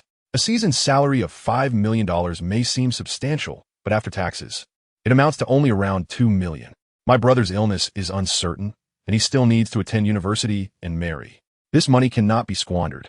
Yang earnestly counted on his fingers, resembling a farmer calculating how to manage his meager savings, his eyes shining with hope. Also, I wish to tidy up our ancestral home in the countryside, keeping its exterior as it is. After all, that is the only memento our mother left for us. Home. Do you understand? That is our home. Our home. Upon hearing this, Ouyang Fei's heart fluttered.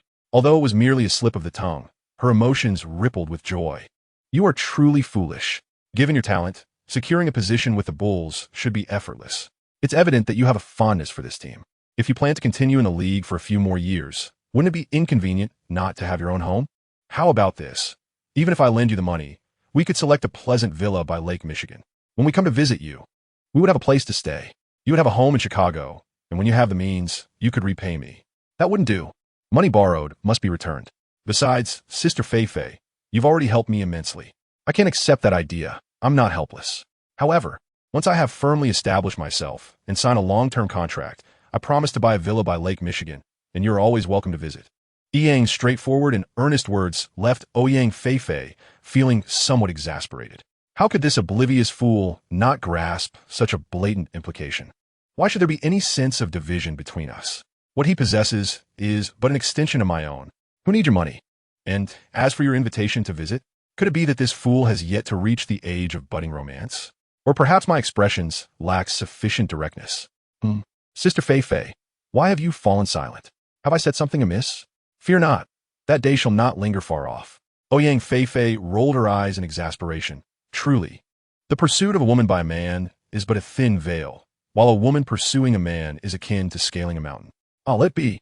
The fool is still young, and time is on our side. I refuse to believe you shall not mature. Come, take me home. The air has grown somewhat chilly, and I shall return to my country tomorrow. We shall meet in the capital. Remember your promises. Alas, is it merely acquiring a villa? And a sumptuous feast? Nay, 2 feasts. What a colossal affair. If I, Yang, lack such capabilities, you might as well cease to call me your brother. Ouyang Fei. Chapter 50. A new lesson in the inaugural match of the preseason. The execution of tactics was nothing short of exceptional, with each individual's performance deemed impeccable. Although it was merely a practice match, we gleaned numerous insights. However, certain details warrant our utmost attention. On the large screen in the tactical research room, a familiar scene unfolded, an arresting close-up of Young's extraordinary logo shot. Young, regarding this attempt, I and the others are eager to hear your perspective. What prompted you to take the shot from this particular spot? To my astonishment, Coach Ross, known for his stringent attention to detail, chose to exemplify his own experience. Young scratched the back of his head, beginning to weave an appropriate excuse. How should I articulate this? Given my awareness of my body's unique capabilities, I can achieve a 90% success rate in making a shot? Or was it merely fortune smiling upon me? A fortunate misfire? Mr. Ross, indeed. This long-distance half-court shot was approached with a degree of recklessness. Upon release, I had an overwhelming premonition, hence, premonition? My friend, I do not dispute your formidable confidence. However, such intuitions are not the true prerogative of professional athletes. Heed my words, players and teams relying on instinct alone are doomed to falter. An exemplary orchestrator must never act impulsively. Keen insight, comprehensive game-reading capabilities, and unwavering execution are fundamental attributes he must possess. Were this a championship game, would you still make such an impulsive choice? If the shot were to miss, would the success rate of the logo shot surpass that of a standard jumper? Ross then presented a tactical simulation board, incisively identifying several more reliable offensive options. Truly, he remains a former league star, and his professionalism and dedication left Young in admiration. Gentlemen, the real competition has yet to arrive. I do not wish to witness such impetuous folly in our next match. Young, always remember we are a collective, not a mindless beast. Following this, Ross meticulously pointed out several errors made by the team, correcting each in turn. What is particularly compelling is that many of the exceptionally executed tactics receive commendation from him. For instance, Yang's several assists to Gao Shang, the flawless defensive blocks in both high and low positions, and a number of enthusiastic steals, among others. Gao Shang also recorded an impressive performance in the match, amassing 11 points, 5 rebounds, and 2 assists, which garnered high praise and appreciation from his teammates. The young Yang attentively listened to Coach Ross's summary. As a competent player, he recognized that there was much for him to learn. No matter how strong one's individual abilities may be, they are inextricably linked to the support of the team. This summary served as a valuable lesson for him. The game summary swiftly transitioned into a relaxed public discussion segment, where the mischievous Tom clearly did not want to miss such an excellent opportunity for banter. Young, we are all quite curious about what you actually said to the roast chicken before that miraculous logo shot of yours. And those subsequent dialogues. Were you reminiscing with this madman? Ha! Buddy, you're overthinking it. I merely told him my forthcoming offensive strategy in all honesty. But that fool never believes me. When he finally does, as you all witnessed, he does indeed act a bit crazy. Hearing Yang's response, even Coach Ross couldn't help but burst into laughter, intensifying the vibrant atmosphere in the research room. Tom, did you give Muse the nickname Roast Chicken? Asked the somewhat introverted Candy, looking puzzled. I know, I am not that creative, Tom replied, before magically producing a tightly wrapped paper bag from the table. Young, this is a roast chicken I specifically bought from Chinatown. I thoroughly researched it, and your metaphor is indeed quite vivid. After capturing his teammates' astonished gazes, this lively character proceeded to recount the conversation between the two on the day of the game, and shared the peculiar roast chicken for everyone to admire. You got it, buddy. Your trash talk has reached a level that is truly unmatched. This approach is quite clever. I shall try in future matches. Candy, your lips are nearly rivaling my grandmother's waistband. Not to belittle you, but such fresh and unique trash talk is hardly your forte. If you stumble over your words, you might end up with a swift kick to the eggs. Quipped Big Jeep, nearly gasping for breath from laughter, while Thompson joined in the merriment. Trash talk is indeed a distinctive form of competition, but one must learn to deliver it with precision. Furthermore, one needs to possess a robust nerve. Should you encounter a master of this art, you may find yourself so overwhelmed that you lose your composure. At that moment, The referee's whistle will certainly favor you. Speaking of trash talk, Larry Bird would claim the second spot, for no one dares to claim the first. The legendary Michael Jordan was also a master of sharp repartee. While the infamous Garnett is best left unimitated, his style is devoid of any finesse. Coach Ross's teachings transformed this meeting into a rather frivolous discourse, with several novice players earnestly jotting down notes filled with inspiration. Now, gentlemen, let us redirect our focus to the game. Although we achieved commendable results in the first preseason match, it does not sufficiently convey the entirety of our situation. Ross clapped his hands, adopting a more serious demeanor. In essence, no one is concerned with winning or losing. What truly matters is what we can glean from the preseason. As we all know, in 5 days, we will be heading to China to face the Lakers once more, and capturing the attention of Chinese fans is our paramount objective. All right, team, let us return to the training ground and commence a new day. Let us give it our all, in order to promote the NBA and expand its overseas influence. The match between the Lakers and the Bulls on October 18th will take place at the Wuxong Sports Center in the capital. Young, China is your and Zhongshan's home turf. The head coach will surely increase your playtime. We, your brothers, will wholeheartedly support you. Let us aim to teach the roast chicken a lesson. But how will you express your gratitude to everyone? Tom, just keep your concerns to yourself. I'll treat everyone a Peking duck. You're right, but this time I want to transform the muse into Peking duck. Oh, what a wicked fellow you are. What fresh trash talk is this? Silly, a roast chicken has already explained it to you at length. It's better if you don't understand the essence of being crispy on the outside and tender on the inside. Back in Los Angeles, the muse suddenly sneezed, prompting her lethargic teammates to reflexively utter, "Bless you." Chapter 51. The 8 Great Kings in the Crisp Autumn of October.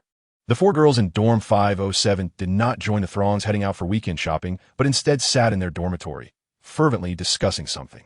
Yar, we have secured the tickets for the match. You must keep your promise when the time comes. Just think about shaking hands with your idol. It's so thrilling. Duwon lay quietly on her bed, cradling her cherubic face, lost in blissful daydreams. Come on, when did my idol become yours?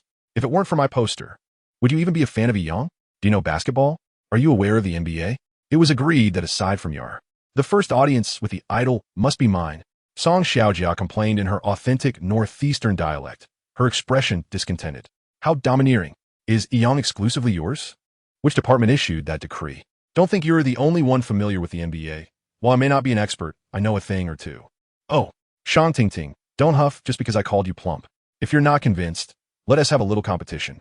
Since you claim to know a thing or two, as I inquired, how many formidable teams exist in the NBA? And who stands out as the most exceptional player in the professional league? And where do these players reside? Observing Ting Ting's flushed cheeks and the silent pursing of her lips, unable to articulate a coherent response, Shangguan Yuer felt compelled to intervene. All right, esteemed ladies. Xiaojia, we can see that you possess the most knowledge. Please enlighten us, and rest assured, the top position will undoubtedly be reserved for you. Frankly speaking, among the 4 girls in the dormitory, the spirited and bold girl from Northeast China, Song Xiaojia, can be regarded as a true basketball aficionado. Upon hearing Yuer's affirmation, a smug smile graced her face. Now that's more like it. Ladies, allow me to elaborate. Currently in the realm of the NBA, the once mighty Lakers and Bulls have fallen from grace, while the rising champions, the Cavaliers, have struggled significantly since LeBron James' retirement. Over the past 2 decades, the contest for the championship has evolved into a fierce rivalry among 4 nations: the seasoned powerhouses, the Boston Celtics, and the San Antonio Spurs, alongside the rising forces of the Utah Jazz and the Minnesota Timberwolves, who have consistently occupied the upper echelons of the league. Among these, the Celtics stand out as the most formidable, having secured the Larry O'Brien Championship trophy an impressive 7 times, accounting for nearly 1/3 of the total championships during this period. Following closely are the Spurs, with 4 titles to their name, and the Jazz, who have clinched 3 trophies, while the Timberwolves have celebrated victory twice with the O'Brien Cup. When discussing the evolution of these teams, one cannot overlook the generational shift among players. The retirement of former superstar LeBron James in 2022 marked the exit of other luminaries such as Anthony, Durant, Westbrook, Curry, and Davis from the NBA stage. The current league is characterized by a vibrant competition, adorned with an array of dazzling talents. The 8 prominent figures, known as the 8 Kings, represent the most illustrious players in this arena. Among them, the seasoned Sharif O'Neal, the eldest son of the legendary Shaquille O'Neal, is the most senior. playing alongside young LeBron and his brother for the Celtics, who are likely to retire with honor next season. In their prime, young LeBron James and Bryce Maxim James emerge as the two most formidable among the 8 kings, with young LeBron being a truly unique leader. Indeed, they are the sons of the renowned King James. Of the 8 kings, 6 positions are held by the descendants of former superstars, including the aforementioned trio, alongside young Anthony and Christopher Emmanuel Paul, as well as the formidable Chan's Kid. These luminaries have inherited their forebears' remarkable physical prowess and exceptional genetic lineage. Except for young LeBron James, who is now 32 years of age, the rest are firmly ensconced in the prime of their careers, dominantly commanding their respective teams. Powell and Justin are the final 2 representatives of the illustrious 8, serving the Timberwolves and the Hornets, respectively. Although they are not scions of renowned families, their exquisite autumnal finesse and distinctive styles have carved out their own niches. Among the 8 superstars, only young Anthony has inherited the awkward legacy of his father, having yet to reach the conference finals, let alone the NBA championship. This season, lured by enticingly lucrative contracts, he has found himself with the struggling Lakers. As for Christopher, let us refer to him as young Paul. Unlike his famous brother T.J. Paul, he is of conventional orientation, devoid of any rumors of coming out, and has dutifully embraced his father's mantle as the star player of the Spurs. Young Kid leads the Jazz and has already guided the team to 2 O'Brien trophies. Reveling in the exuberance of youth, observing her roommate's bemused expressions, Song Xiaojia shook her head, feeling pity for these poor souls who merely enjoy basketball for the sake of idol worship. Alas, with her cherubic face pouting, she declared that none of these so-called titans could rival Yang's prowess. He may be strong, but I am Yang, she proclaimed. Let us put aside such matters and discuss our preparations for watching the game. Ladies, let us remain discreet. We should consider not only ourselves, but also our idols. Yang has been in the league for less than a year and has yet to challenge the stars. Accumulating good fortune is the path forward. However, Zhuanzi, your declaration of he may be strong, but I am Yang seems somewhat audacious, yet I find it delightful. This novel slogan truly piqued Song Xiaojuan's interest, as she lowered her head and murmured it repeatedly, savoring its resonance. Indeed, it is best for everyone to remain modest. On the day of the match, I shall not be able to cheer alongside you, as I have already arranged to watch the game from the guest seats with a friend. However, regarding the meeting with the young, you need not worry, dear companions. After the event, I shall take you to find him. Long live Yer. Let us rally together for our male idol. As it was the weekend, the nuclear explosion of 507 did not claim any innocent victims. Only the languid willow branches swayed gently in the autumn breeze. Chapter 52. Wuxong Sports Center. The plaza of the Wuxong Sports Center was already bustling with throngs of people. An overwhelming crowd, vendors peddling a variety of goods, seized the opportunity to hawk their wares. Ordinary tickets for the match had skyrocketed to a staggering 800 yuan each, making them exceedingly difficult to procure. Many reluctant fans, unable to depart, could only indulge in the atmosphere by watching the large screen in the square. From the 5-star national flag to decorative face stickers, from player jerseys to an array of snacks, the offerings range from colossal posters to balloons and colorful flags. Truly a dazzling spectacle of diversity. There is nothing you could not imagine and nothing you could not see, even before the game commenced. The media had begun to stoke the flames of anticipation. Praises and predictions mingled with derision and mockery, dominating the comment sections across various major websites. In the second matchup between the Bulls and the Lakers, major television networks spared no effort, with even the typically aloof Central Sports Channel opting for a live broadcast. Renowned commentators from CCTV have already begun their extensive analyses and reports from the commentary booth. It is no surprise that prominent domestic celebrities seized this opportunity to enhance their visibility, while numerous CBA players are also preparing to attend for observation and learning. Not to mention the multitude of journalists from various media outlets. Yang, as you accompany the Bulls back to your homeland for this match, do you feel a sense of tension? Do you aspire to triumph over your opponents once more? What a perplexing question. How could one possibly not feel nervous during a match? Every team aspires to victory. The inquiry originates from an intern reporter at a local station. However, it is worth noting that this is merely a preseason game. Naturally, winning is the desired outcome for all. The true answers will only emerge after the conclusion of the match. Greetings, Yang. I am Zhou Xiaowei, a columnist for Weekly. Your splendid performance in your debut has been witnessed by countless basketball enthusiasts across China. As a substitute, are you satisfied with your current team? What are your aspirations for the future? A newly signed player, even if discontented, cannot voice such sentiments indiscriminately. Isn't that self-evident? The team's cohesion is progressing as anticipated. Indeed, the Bulls are a youthful, dynamic, and competitive squad, and I am thoroughly enjoying the experience. The court is a realm where prowess speaks volumes. Regarding the future, I can only pledge to give my utmost in every game. Mr. Young, I am a reporter from the Central Sports Channel. May I inquire about your thoughts on the evaluations from various domestic media outlets? How do you perceive your abilities in comparison to the renowned predecessors in Chinese basketball? The journalist's inquiry was remarkably incisive. It is no wonder that managing the media can be an exceedingly vexatious endeavor. As a novice, just embarking on my journey, I currently lack the remarkable accomplishments to compare with my illustrious predecessors.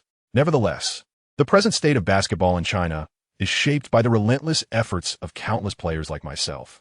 I sincerely hope that the media can extend more compassion and support towards athletes, rather than merely indulging in unbridled praise or undue criticism.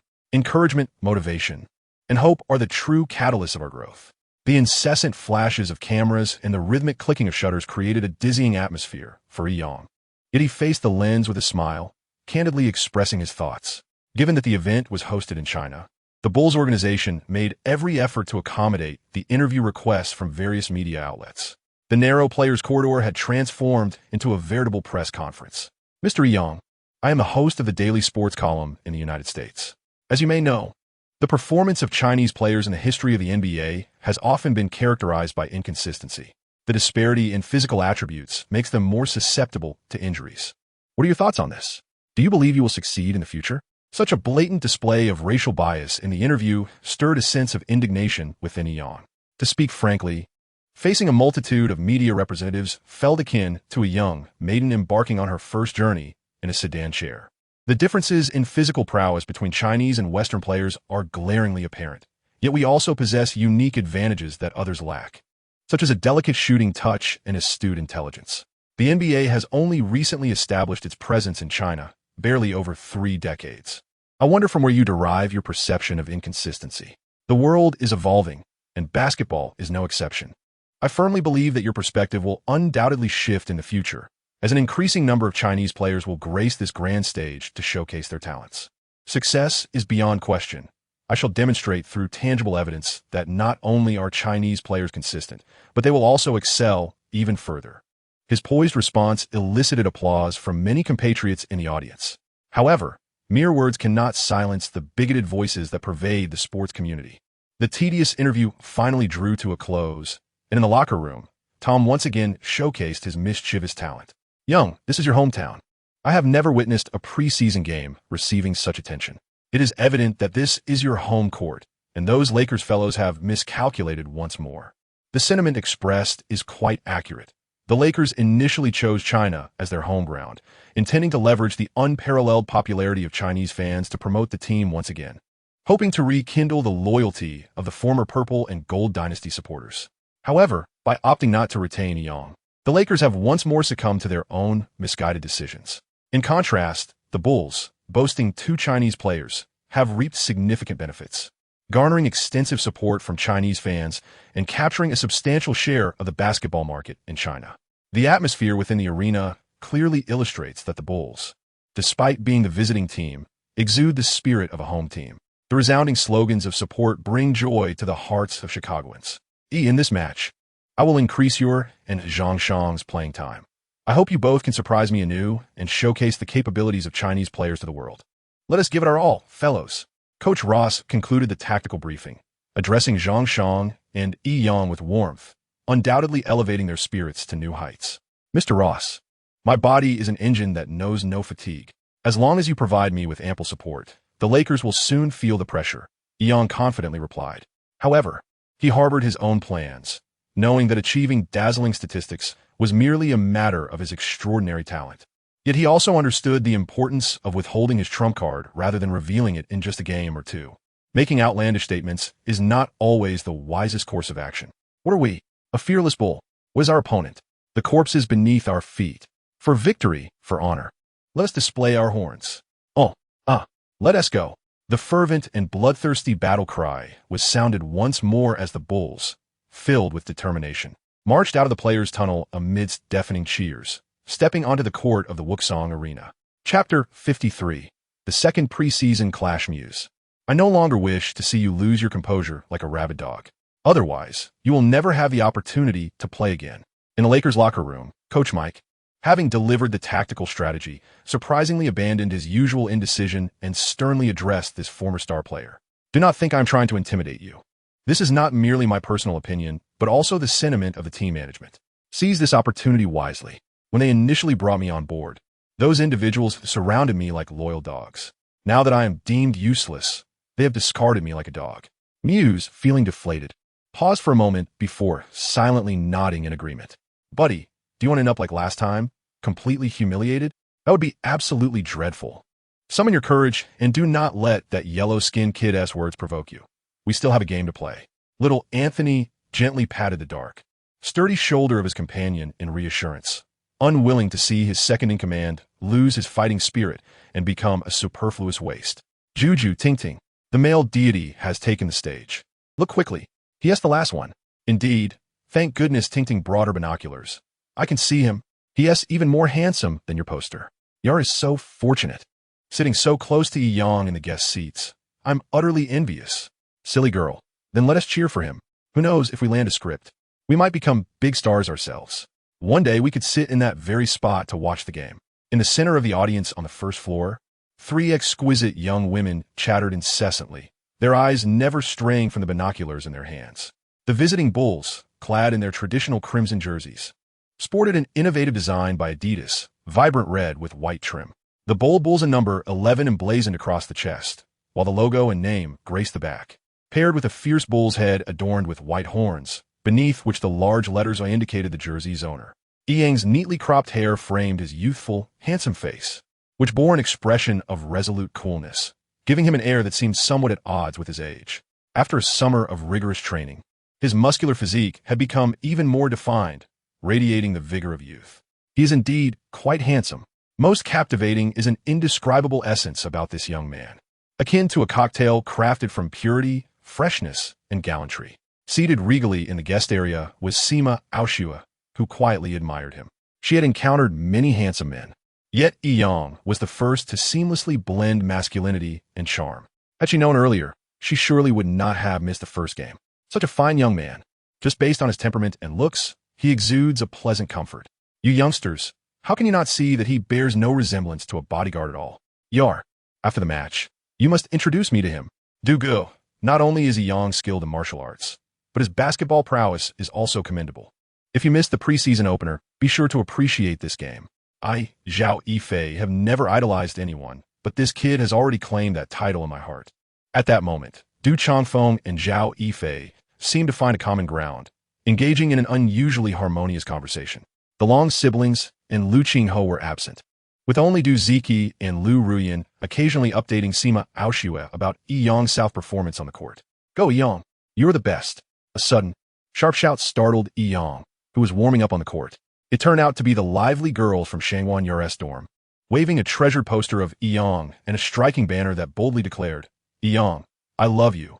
When did female basketball fans in the country become so fervent? Yi-Yang, ever gracious, responded with a warm smile. Now, the fervor of the female fans within the arena has been ignited entirely by that enchanting smile, heralding the onset of a true nuclear explosion, radiating recklessly. My friend, it seems you are quite the magnet for attention, with so many beautiful Eastern maidens expressing their affection. Were it me, I would have long lost track of when the sun would rise again. In such a scenario, how could the mischievous Tom possibly be absent? This fellow is evidently a direct descendant of Mickey Mouse. With the sound of the whistle, the match officially commenced. The Bull starting center, Jip, with his towering physique, approached the half-court to engage in a jump ball with the Lakers center Knight. The previously bench-bound Knight had exhibited commendable performance since partnering with Yi-Yang, and surprisingly, he had been elevated to a starting position for the second game of the playoffs. The ball was swiftly seized by Knight, who with a deft toss passed it to Russell.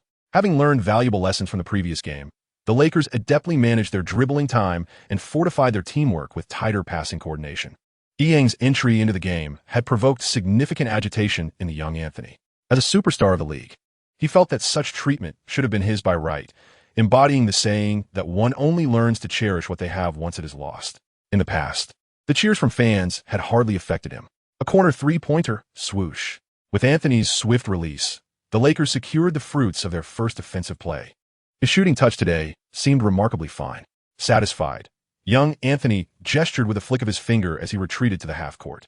Starting on the floor, Young began to slow his dribbling pace, signaling to his teammates to steady their formation. The Lakers' strategy appeared to have been tailored specifically for him, allowing Anthony to switch and defend against Young. Such a privilege was indeed significant. For the passionate Chinese fans, this shot could not afford a miss. A star is a star, and with every ounce of effort, Anthony's defense was impenetrable, intent on stifling the Bulls' initial offensive onslaught, accelerating, pivoting, and changing direction. Yang's extraordinary speed was on full display. Like a nimble red whirlwind, he seamlessly executed a series of movements that quickly broke through Anthony's defensive circle. Before the opposing players could establish their positions for support, Yang, stationed at the arc, effortlessly executed a fading three-pointer. Remarkably, both teams had completed their respective offensive plays in under 30 seconds. The exchanges were crisp and efficient, with an astonishing success rate, captivating the audience with a thrilling display of back-and-forth action. Neither side regarded this match as a mere preseason game. Right from the outset, the starters showcased formidable aggression. The sound of cheers and screams, accompanied by the exuberant commentary from renowned sports analysts, further heightened the atmosphere. As the tone of the match was firmly established, the intensity escalated, rendering the spectacle ever more captivating. Chinese fans, indeed, are the most fervent in the world, their chants resonating in waves throughout the arena. Chapter 54, A Duel of Titans. In this match, Rose evidently provided ample support and trust to his two Chinese disciples, Zhang and Yang. Not only did they start the game, but the entire team's tactical arrangements were also centered around Yang. The Lakers, unwilling to squander their inaugural performance in China, fielded all 5 starters, displaying their signature prowess. While Muse may not be classified as elite, he possesses a caliber befitting a top-tier player. His dismal performance in the previous game was merely a lapse that led Yang to lose his composure in humiliation. Both teams executed their offensive plays with remarkable fluidity, eschewing excessive dribbling and significantly reducing turnover rates. With the Lakers' newfound clarity of purpose, coupled with the prodigious talent of young Anthony, they became a formidable opponent. In response to Anthony's offensive maneuvers, the Bulls adopted a switching defense strategy, placing Yang directly against this league superstar, making it exceedingly uncomfortable for Anthony to receive the ball. Damn it, how could such a talented player be discarded by the Lakers? Has the management lost their vision? Is the coaching staff blind? If he had been retained, Anthony, would have had a formidable ally this season, with limited opportunities to shoot. Young Anthony was compelled to pass the ball beneath the basket to Nate. In terms of physicality, while Jeep's robust frame was formidable, it could not withstand Nate's massive presence as he received the ball and leaped for a shot. Zhang Shang's gaze remained fixed on Nate in the paint, and like a mantis waiting for a cicada, he executed a solid block, sending the ball out of bounds. The Lakers inbound, targeting Anthony, and the ball swiftly reached Muse. Taking a breath, he calmly sank a steady shot, securing 2 points. 5-2. Seeing Muse maintain composure, Coach Mike felt a wave of relief wash over him. That's it. Boys, show that stubborn Bulls some color.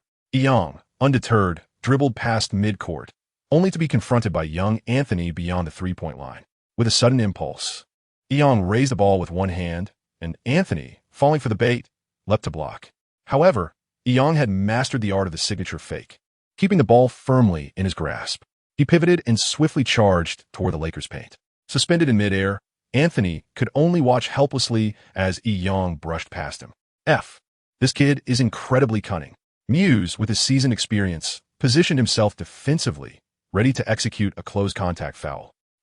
Even if you make the basket, you'll be called for an offensive foul. Yet, events did not unfold as he had anticipated. Yang deftly maneuvered, evading him and penetrating the paint.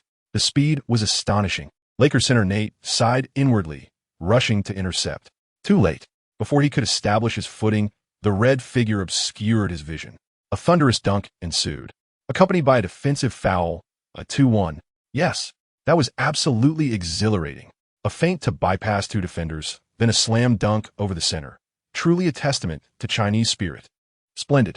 Amidst Du Chongfeng's admiration, exclamations of excitement erupted. How magnificent! No wonder Yura deceived herself to fabricate lies on his behalf. How regrettable it is to have once relegated him to the position of a mere bodyguard, anticipating this young man's folly. The lofty and self-assured Lu Ruyan lamented in her thoughts, while Du Ziki, with her face blooming like a peach blossom, gazed with heart-shaped eyes, her small fists clenched in fervor. This young man is truly extraordinary. His impressive skills have indelibly etched the imposing figure of Yi Yang into Sima Aoshua's heart. Well done, Yang. The unconventional cheers of encouragement emanated from the trio of lively roommates of Shangwan Yu. What? Touchdown? With the alluring cries of the dynamic girls. The debonair Zhao de Gongzi, exuding a gangland aura, wore a grin that bordered on the lewd. After finally finding a moment of respite, little Anthony, without a second thought, launched an audacious long-range three-pointer. To hell with whether it goes in. I'll just take the shot. Today's shooting touch is astonishing. Kian, as little Anthony is known, exclaimed with a sense of luck, feeling as refreshed as if he had enjoyed a chilled beverage on a sweltering summer day. 8-5. The Lakers maintained a three-point lead. In the ensuing offensive, Yi Yang retaliated, sinking a corner three-pointer, leveling the score. The intensity of the match left the audience breathless. This was no longer a mere playoff contest, but a fierce battle that had officially commenced. Turning back, Rice assisted Nate, who executed a successful dunk. Yi Yang delivered a brilliant pass to Zhang Shang, who scored with a mid-range shot. The score remained tied at 10-10. The coaches on both sides appeared unperturbed. The competitive atmosphere was exhilarating, a conclusion both teams could accept, and the spectators were equally delighted by such thrilling displays. Little Anthony's shooting prowess was undeniable, as he once again executed a strong drive, completing a 2-1 play, and this league's superstar flashed a pleased smile towards Yi Yang, palms upraised. Buddy, don't look at me with such adoration. I've been quite low-key today. It's not so simple, without demonstrating some skill. Do you really think you're the big brother? Yi Yang, pushing the ball forward with speed, faced the intense defensive pressure from little Anthony, launching a three-pointer from the top of the arc. 14 all. Oh, he is challenging me. Yet, this lad indeed possesses remarkable talent. Thus far, out of the Bulls' 14 points, he has scored 12. His offensive arsenal is impressive, capable of driving, shooting, dunking, and passing. Truly a formidable opponent. To maintain the fluidity of the game, neither side resorted to timeouts, and the referees seldom blew their whistles. After all, a vigorous battle is what fans cherish most. Moreover, the players' performances were commendable, with no mistakes or blunders to mar the game. In the first quarter, both teams exchanged points with remarkable synergy. Surprisingly, aside from Nate of the Lakers having one shot blocked, their shooting percentage was astoundingly high. As the final whistle sounded, the exhilarating first quarter came to a close. The score stands at 32-32, maintaining a clever balance. Little Anthony has scored 24 points, along with 4 rebounds, 2 assists, and a steal. Yi Yang has impressively tallied 22 points, 5 rebounds, 5 assists, and 2 steals. Statistically, the two are comparable, with Yi Yang holding a slight edge. Well done, everyone. Kian has performed remarkably, and Muses has remained exceptionally composed. If we can maintain this rhythm throughout the game, our victory is certainly within reach. Mike exclaimed, genuinely commending little Anthony. Muses, too, had transformed, no longer relying on mere words. Huh, you expect us to maintain this pace for all 4 quarters? Do you think we're robots? Standing here and talking does not tire me. Chapter 55, Super Confrontation. Young, take a breather in the second quarter. The game lasts 4 quarters, Ross advised during a brief 130-second respite. Mr. Ross, may I share my suggestion? I implore you, let me play in the second quarter. My stamina is absolutely fine. My body is an unyielding machine, and I am truly eager to secure this victory for my homeland. Coach, let him play. The kid is on fire, and I have faith in Young. Indeed, the Bulls must win this game. Considering the fans' enthusiasm, we cannot afford to lose. Former starting shooting guard Thompson, overshadowed by Yi Yang's performance, surprisingly spoke up in support of his own case, and his teammates echoed their agreement. After a moment of contemplation, Ross decided to retain Yi Yang in the lineup for the second quarter, merely substituting Candy for Zhang Shang. On the Lakers bench, little Anthony's commanding presence was unmatched by Yi Yang. Mike, their starters haven't been substituted. We shall not alter our lineup. Let us test our endurance against theirs. I am eager to see how far that yellow-skinned player can run in the third quarter. An Asian player daring to compete with me in stamina is utterly foolish. Beside him, the second-in-command, Muses, seemed to have regained his former arrogance and confidence, seizing the opportunity to lavish praise upon the star player. Huh, Kean is reputed as the league's indefatigable wild stallion. Where does his confidence stem from? After just 2 solid games, he has become oblivious to his limits. Just wait for the latter 2 quarters when he falters. Following little Anthony's directives, Mike dared not to contradict. After all, this was a prized asset of the Lakers management, with his own career dependent on theirs. The dismissal of a coach by the team's core is a frequent occurrence in the NBA. Isn't this unreasonable? Yang is a young star with boundless potential. Ross's relentless usage of him is simply unscientific. A prominent commentator from CCTV expressed his dissatisfaction with the current situation. The audience, however, remained indifferent to these concerns. As long as the game remained intense and visually captivating, nothing else mattered. Moreover, where was this concern for Yang when he was warming the bench? A broken mouth, yet every word seems justified. The exquisite touch is not always guaranteed. Following Anthony's successful steal, he confidently attempted a 3-point shot, only to miss the mark. Fortunately, the ball was secured by the Lakers' interior, who adeptly converted the opportunity into points. Yang hardly had time to assist defensively in the paint and could only prepare for the next offensive play. Lacking a smooth shooting touch but adept at capitalizing on opportunities inside, young Anthony offered a supportive pat on Nate's shoulder as encouragement. The Bulls' ball handling was now in the hands of the hip-hop king, Tom, a strategic move to alleviate some pressure off Yang considering his stamina. The half-court battle was indeed Anthony's forte. He relentlessly pursued Yang without the ball, making it exceedingly difficult for him to receive the ball and initiate his offense. In terms of physical prowess, Yang showed no fear of his opponent. However, against such tenacity, jockeying for position seemed futile. After a brief contact with young Anthony's back, creating the illusion of a positional advantage, Yang swiftly retreated, raising one hand to signal for the ball. Understanding the cue, Tom launched the ball high into the air. As Anthony, who had been defending closely, felt a sudden loosening behind him, he hurriedly turned to look back, only to witness Yang soaring through the air, successfully executing a spectacular dunk. Wow, impressive! Who would have thought this extraordinary young man from the East possessed such remarkable skills? The coordination of this body is simply extraordinary.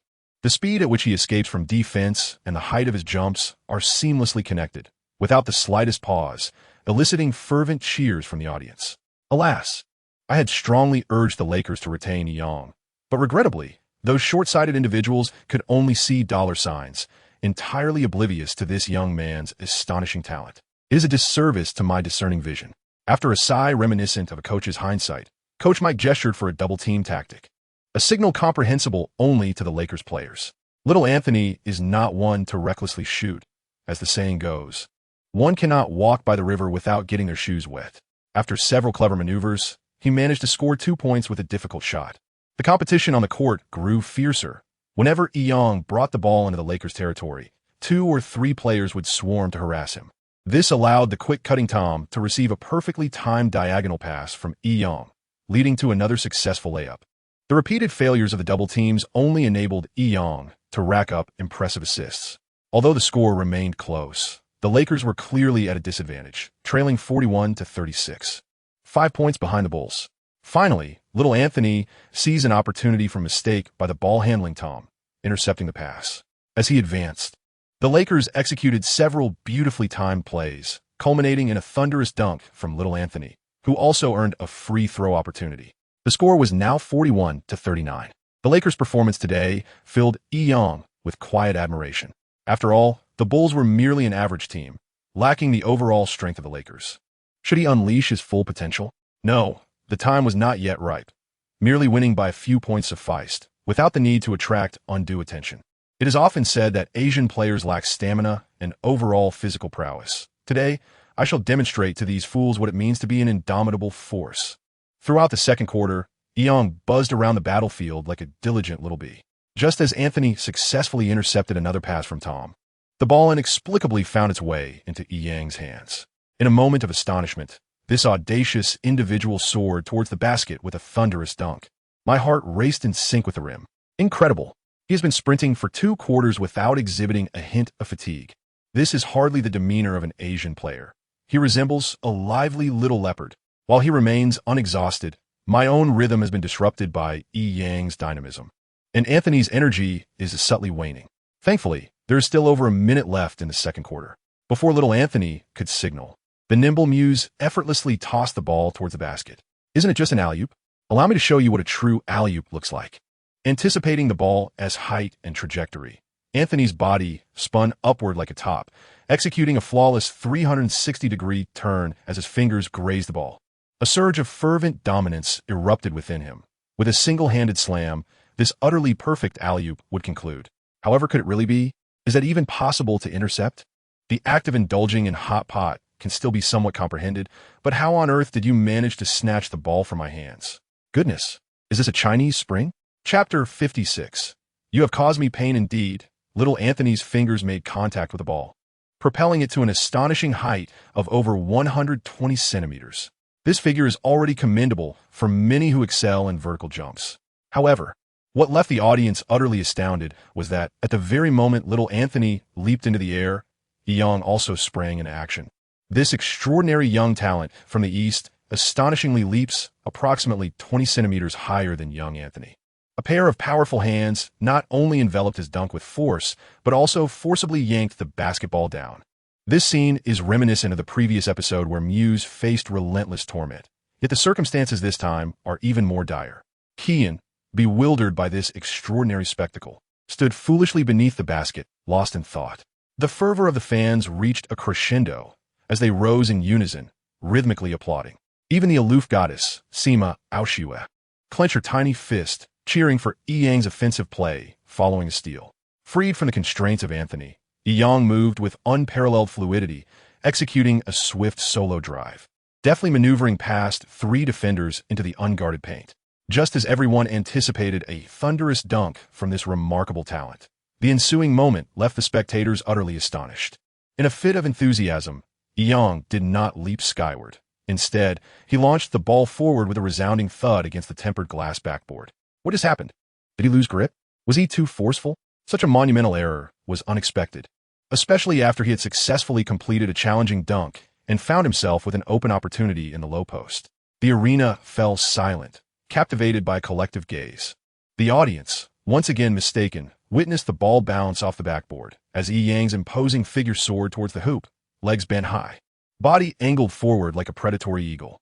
With arms charged with power, he seized the ball, drawing it down behind his head before forcefully slamming it towards the rim. An eruption of applause akin to a tsunami filled the once quiet venue. How extraordinary! Was this still a game? Was this merely a dunk? This had transformed into an electrifying performance worthy of an all-star event. Today, Yang delivered an abundance of surprises. The fans chanted his name and even initiated a wave, a spectacle more common on a football field. In this moment, they had never anticipated nor dreamed that a Chinese youth could achieve such astonishing feats. It was utterly remarkable. From a behind-the-back block to a soaring dunk, this series of miraculous maneuvers could rival even the legendary dunk artist Vince Carter. It was effortlessly executed by a relatively unknown Chinese player. Who dares to claim that Chinese athletes lack physical prowess? Who would assert that Asian players possess low talent? Or that athletes with yellow skin have poor endurance? Oh my God! The American commentator sat in awe, uttering only a single phrase. Well done, Yang. You are the pride of China. In this moment, Yang's dunk transcended mere basketball. It embodied the repressed hopes of all basketball enthusiasts and the entire nation of China. A well-known commentator from CCTV, voice strained and emotional, shouted passionately. However, Yang felt quite ordinary. This was merely an expression of his usual performance. He had not intended to showcase such a high-profile and astonishing series of moves. The fervent atmosphere on the court engulfed him entirely.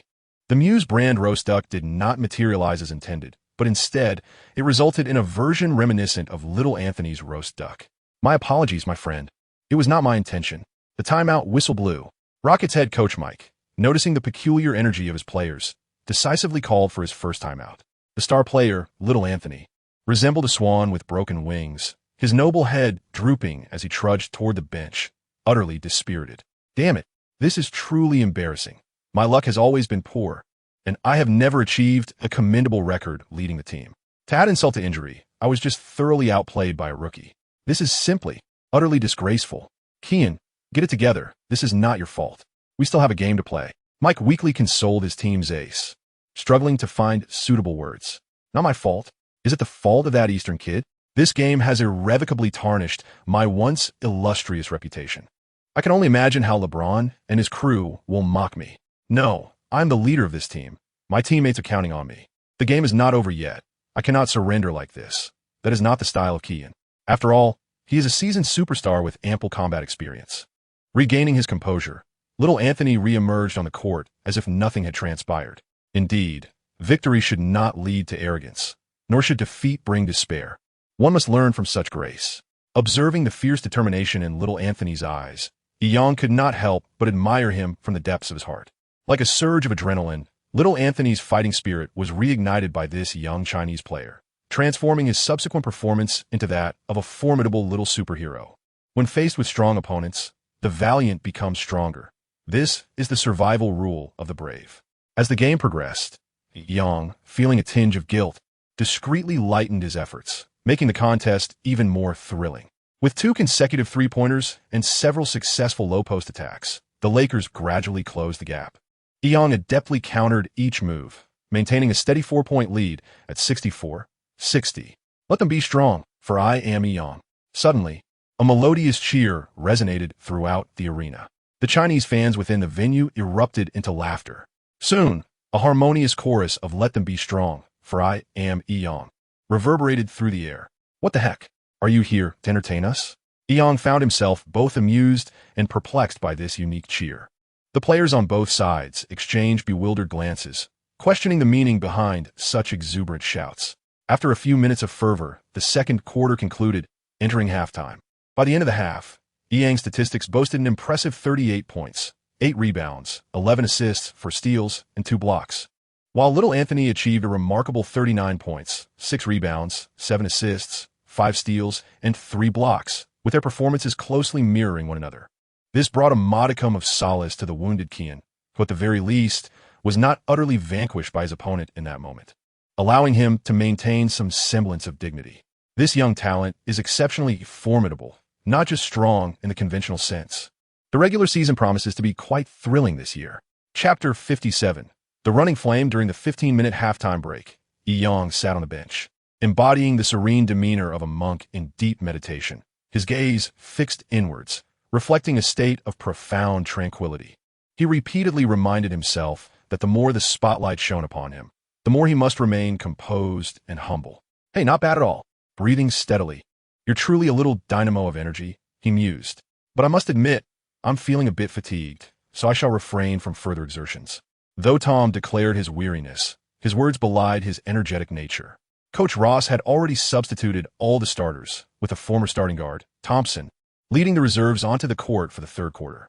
Coach, may I take Tom's place and remain on the court for the third quarter? Yang's unexpected request left Ross in disbelief. What? You want to continue playing point guard? Buddy, I recognize your stamina, but you've already played 2 full quarters. Although we are in China, I cannot treat this preseason match as if it were the finals. Your performance has been commendable. There is truly no need to push yourself to such extremes. This sentiment resonates well, as even the Lakers have substituted Anthony and Muses, embarking on the refinement of their rotational lineup. The physical toll on a point guard is substantial. Sprinting the length of the court while deftly maneuvering to facilitate precise passes is indeed the fulcrum of the team's offense. After playing 2 full quarters, transitioning to the role of point guard would be a formidable challenge even for an Iron Man. It is no wonder Mr. Rose appeared somewhat astonished. Mr. Rose, the preseason serves as an opportunity to assess players and harmonize the team. I merely wish to explore the depths of my potential. This will undoubtedly aid us when the regular season commences. Rest assured, I shall not overexert myself. Should I falter, I will willingly step aside. Moreover, with the opposing team starters all benched, we have the chance to widen the score gap. In an effort to persuade Rose, Yang clearly exerted considerable effort with his words. Stop trying to charm me. Take off your training gear and get on the court. Rose chuckled helplessly as he chided Yang. Alas, how can one employ players in such a manner? Does the Bulls bench lack depth? This is evidently a scheme to exhaust Yang. This is simply unscientific. A well-known commentator from CCTV began to advocate for Yang's cause. Go ahead, kid. Push your limits. I am curious to see how much stamina you possess. Today, Yang has brought an abundance of surprises to little Anthony. In the third quarter, Yang intentionally curtailed his shooting attempts. The crimson figure was omnipresent, akin to a flickering flame, actively weaving the threads of the team's offense and defense together. Is this individual under the influence of stimulants? My goodness. Or perhaps they have consumed ecstasy. How can one remain so restless? Even the players of the Lakers are visibly unsettled. This is simply extraordinary. Due to his exceptional performance, the usually starting Thompson has been relegated to the bench, leaving Young with an undeniable sense of guilt. However, the court is a battleground, where friend and foe alike are subject to the same harsh realities. The ruthless law of survival of the fittest is an unchanging truth in the arena. This guilt inspires Young to assist Thompson, the bench shooting guard, with 6 consecutive assists, and his eager teammates do not disappoint, converting each of those assists into points. With the absence of their primary players, the Lakers appear to be faltering, and the increasingly formidable Eastern youth renders spectators speechless in awe. Steals and blocks have become routine. Rebounds and assists flow effortlessly from his hands. Goodness, this is blatant stat padding. Not only does he perform the arduous and laborious tasks, but he also, infuriatingly, manages to throw down dunks and sink three-pointers. Why don't you just ascend to the heavens? The players of the Bulls, however, do not share this sentiment. They find the game exceedingly comfortable. Once positioned correctly, the ball seems to find its way effortlessly into their hands. Scoring opportunities have become so accessible that all one needs to do is edge a little closer to the basket. Frustrated, Mike calls for several timeouts, yet to little avail. A gentleman avenges himself in due time. If you can still be so sprightly in the fourth quarter, I shall concede. If you sit out the next game, do not blame me for being too earnest. With teammates reveling and spectators exhilarated, the third quarter concludes with a one-sided rhythm, the Bulls leading 101-77. Young plays for 36 minutes, achieving an astonishing triple-double with 50 points, 15 rebounds, 20 assists, 8 steals, and 8 blocks, an astonishing near-quintuple-double. Thompson scores 15 points in a single quarter, and even Zhang Shang accumulates 14 points. Amidst the fervent applause of the fans, Young finally takes a breather. It turns out the world of sports is so captivating, and the atmosphere of a basketball game is so electrifying. The proud Lady Sima Aoshue has been utterly conquered by Yang's outstanding performance, not to mention the Chinese fans in the arena and those watching from their screens. Yang, regardless of the outcome, you must sit on the bench obediently in the fourth quarter. This is not our only game. Coach Rose is resolute in ensuring his beloved Prot G gets ample rest, paying no heed to Yang's pitiful, pleading gaze. If he were to continue, the team's management would likely erupt in fury in Chicago. In the fourth quarter, aside from Thompson, the former starter, only substitutes take to the court for the Bulls. The Lakers, clearly unwilling to squander such a prime opportunity to close the gap, have unusually fielded all their starters. Without Young, the indomitable Anthony shines brightly, leading the Lakers to score with ease, slicing through defenses as if they were mere vegetables. What is happening? Why is Young not on the court? It is truly a case of mismanagement. The right players should be utilized, while the unsuitable should be spared. Alas, the Bulls have faced considerable challenges this year. The renowned commentator from CCTV appears utterly oblivious to the disdain of the fans, displaying an expression of profound despair. In response, Rose remains neither angered nor anxious. He does not rush to reinstate the team's key players. Instead, he frequently employs timeouts and substitutions, implementing a strategic zone defense to train this new iteration of the Bulls, striving diligently to maintain their lead as they enter the third quarter. In these 2 preseason matches, the greatest beneficiary has undoubtedly been the team itself, having not only unearthed a future star, but also garnered immense support from a significant number of Chinese fans. Moreover, they have seized the initiative, capturing a lucrative slice of the Asian market. What could possibly evoke more excitement than this? Rose appears to envision a promising future for the Bulls, as his long-held aspirations no longer seem like an unattainable dream. The influence of star players is unequivocal, although the absence of key players rendered the Bulls' response feeble. It was by no means weak. The substitutes exerted every ounce of effort, fiercely battling on the court. The outcome of being up by 24 points and then succumbing to a reversal is something these passionate youths simply cannot accept. Despite little Anthony's team leading the Bulls with a score of 32-18 in the final quarter, the Lakers ultimately lost the game with a total score of 109-119. Chapter 58. Media conference. As the game concluded and the players from both teams exchanged courteous remarks, they made their way into the players' tunnel. However, the fans in the stands lingered with reluctance, their eyes following Yang's figure, unwilling to depart. Shouldn't we go find Yang for autographs and photos? Wow, There are so many of you. Can Yang really meet us? In the arena's lobby, the three roommates of Shangguan Yu wore expressions of eager anticipation. Upon noticing their large group, a sense of apprehension began to stir within. I never expected that fool would attract so much attention. This plan is now in disarray. Perhaps I should make a call to see if we can meet him. I am uncertain. In this battle, Yang's name is undoubtedly renowned. The backstage is now surely besieged by various media outlets. This moment is starkly different from the past, and Shangguan Yu, aware of the challenges faced by celebrities, feels a twinge of anxiety. Yu, hurry and make the call. Didn't you promise to take care of this? I've already secured reservations at Tingyu Pavilion, just awaiting your news, urged Du Changfeng, who stood beside her. The group of beautiful women, including Lu Ruyan, joined in the excitement, while Du Ziqi's playful spirit made Shangguan Yu's three mischievous friends feel rather inadequate. Although Sima Aoshue remained silent, her expression was one of aloof composure. Yet internally, she harbored hopes that this call would yield favorable news. Outside the tightly shut dressing room door, layers of media had gathered, with security personnel struggling to manage the scene. Summoning reinforcements was evidently too late, as 6 or 7 security guards, along with 4 or 5 police officers, could only form a last line of defense with their bodies. What was initially a rather ordinary playoff game had turned into a fervent spectacle that the Bulls had not anticipated. Had they foreseen this, they would have arranged a post-game press conference in advance.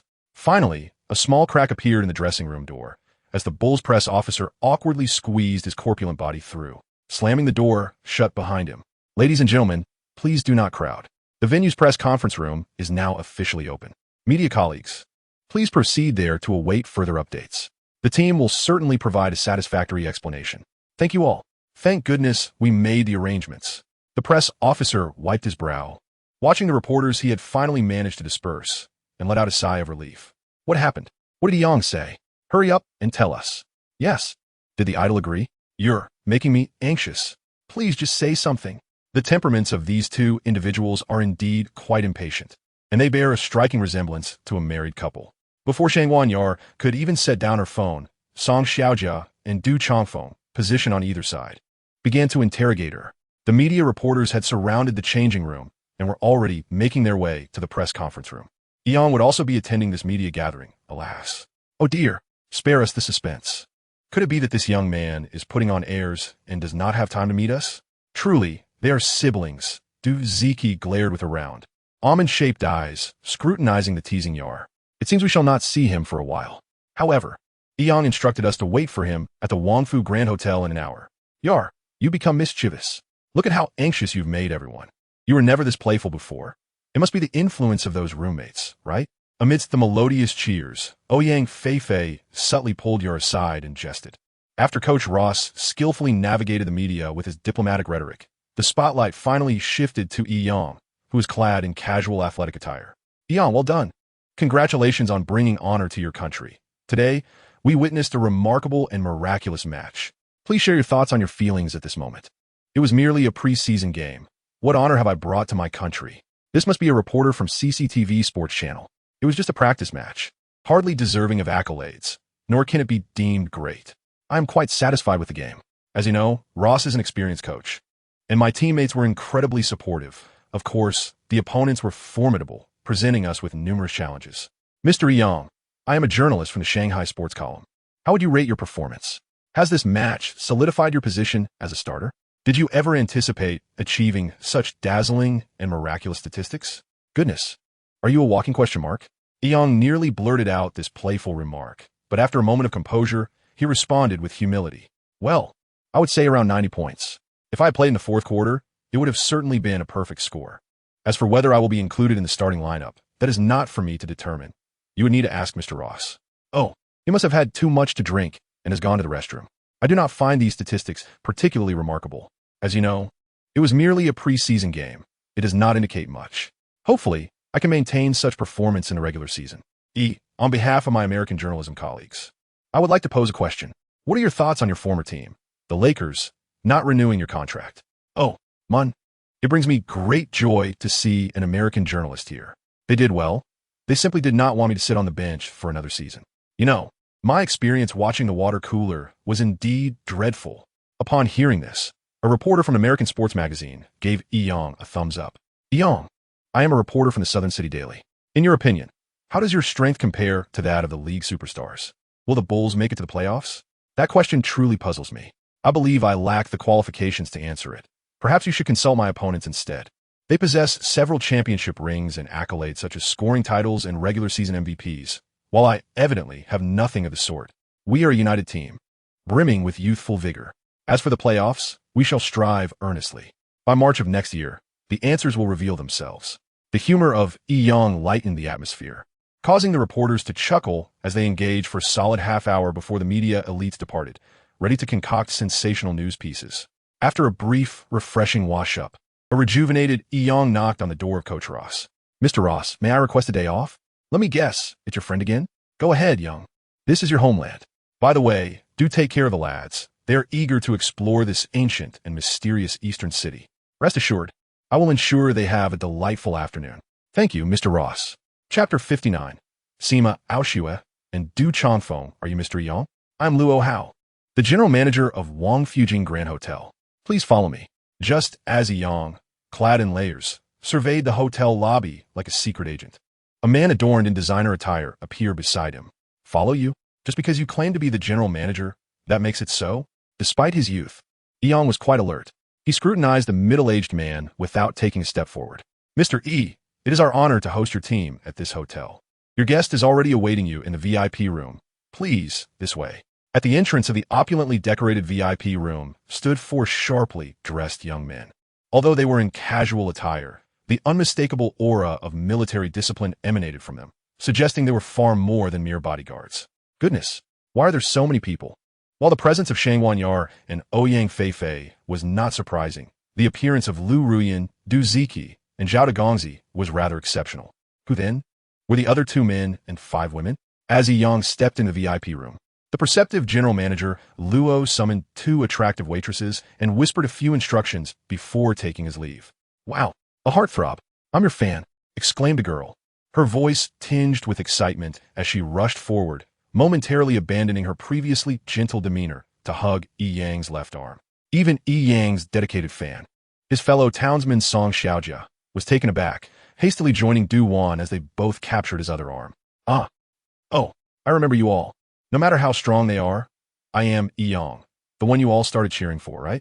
Yang playfully mimicked the calls of the 3 individuals at that time, eliciting hearty laughter from everyone in the room, even causing the attending staff to stifle their amusement. This pure and unpretentious youth is truly fascinating. Not only is he strikingly handsome, tall, and athletic, but he also possesses a humble and understated demeanor, coupled with a cheerful innocence and a touch of delightful humor that instantly endears him to others. His fresh and casual short hair frames his face, accentuating his elegantly arched brows and the sharp, dark depths of his slender eyes. His lips are delicately poised, and his well-defined features complement his tall and graceful physique, reminiscent of an eagle soaring through the night, exuding a regal yet approachable aura. Beside him, Shangwan Ruoxue and Du Chongfeng observe the scene where Yang is surrounded by adoring girls, secretly praising him as a true gem among men, a paragon of excellence in this world. They're my roommates. The one with her arm around your left is your fellow townsfolk, named Song Xiaojia. The one holding your right arm and clutching your poster is Shang Tingting, and the girl nearly embracing your waist is the cherubic Duwan. Now, everyone, let us settle down. There's still a few friends left to introduce. Is this Sima Aoshue? Truly, the reputation does not compare to the reality. The impression that Yang conveys is encapsulated in 2 words, beauty and aloofness. This chill differs from the haughty pride of Lu Ruyan. It carries a transcendent and ethereal quality, akin to the ice flower blooming amidst the wind and snow, evoking a sense of incongruity and self-deprecation. Du Chongfeng, evidently a spirited and valiant man, possesses a tall and robust physique, clearly indicative of a soldier who has undergone rigorous training. Accompanying him are a man and a woman, whose demeanor is exceedingly cautious. Though youthful, they hold the esteemed positions of personal secretaries to Sima Aoshue. Secretaries? The soldiers at the entrance? Indeed, the origins of Sima Aoshue are unfathomably profound. Someone capable of commanding the respect of the 4 prominent families cannot be an ordinary person. Yang, your illustrious reputation precedes you. Having finally met you today, I am even more captivated. Bravo! The match was executed with remarkable fluidity and commanding flair, showcasing not only exceptional skills, but also an extraordinary prowess in martial arts. Were we not in the VIP room, I would genuinely wish to engage in a proper demonstration. As their hands clasped, Du Changfeng discreetly summoned his strength. With no success in a martial contest, he resorted to a more scholarly approach. Unexpectedly, Yang did not exert any force and resistance, allowing his powerful grip to firmly hold his right hand, yet his expression remained impassive.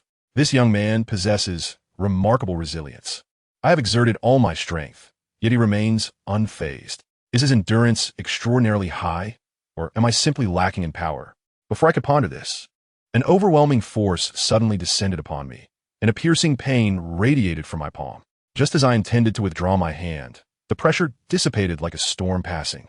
Brother Du is being overly complimentary. Compared to everyone else, Xiao Yi is merely a rustic villager. With Brother Du's background as a special forces soldier, my younger brother humbly concedes. Yi Yang's hand, neither flushed nor pale, bore a gentle smile. Impressive.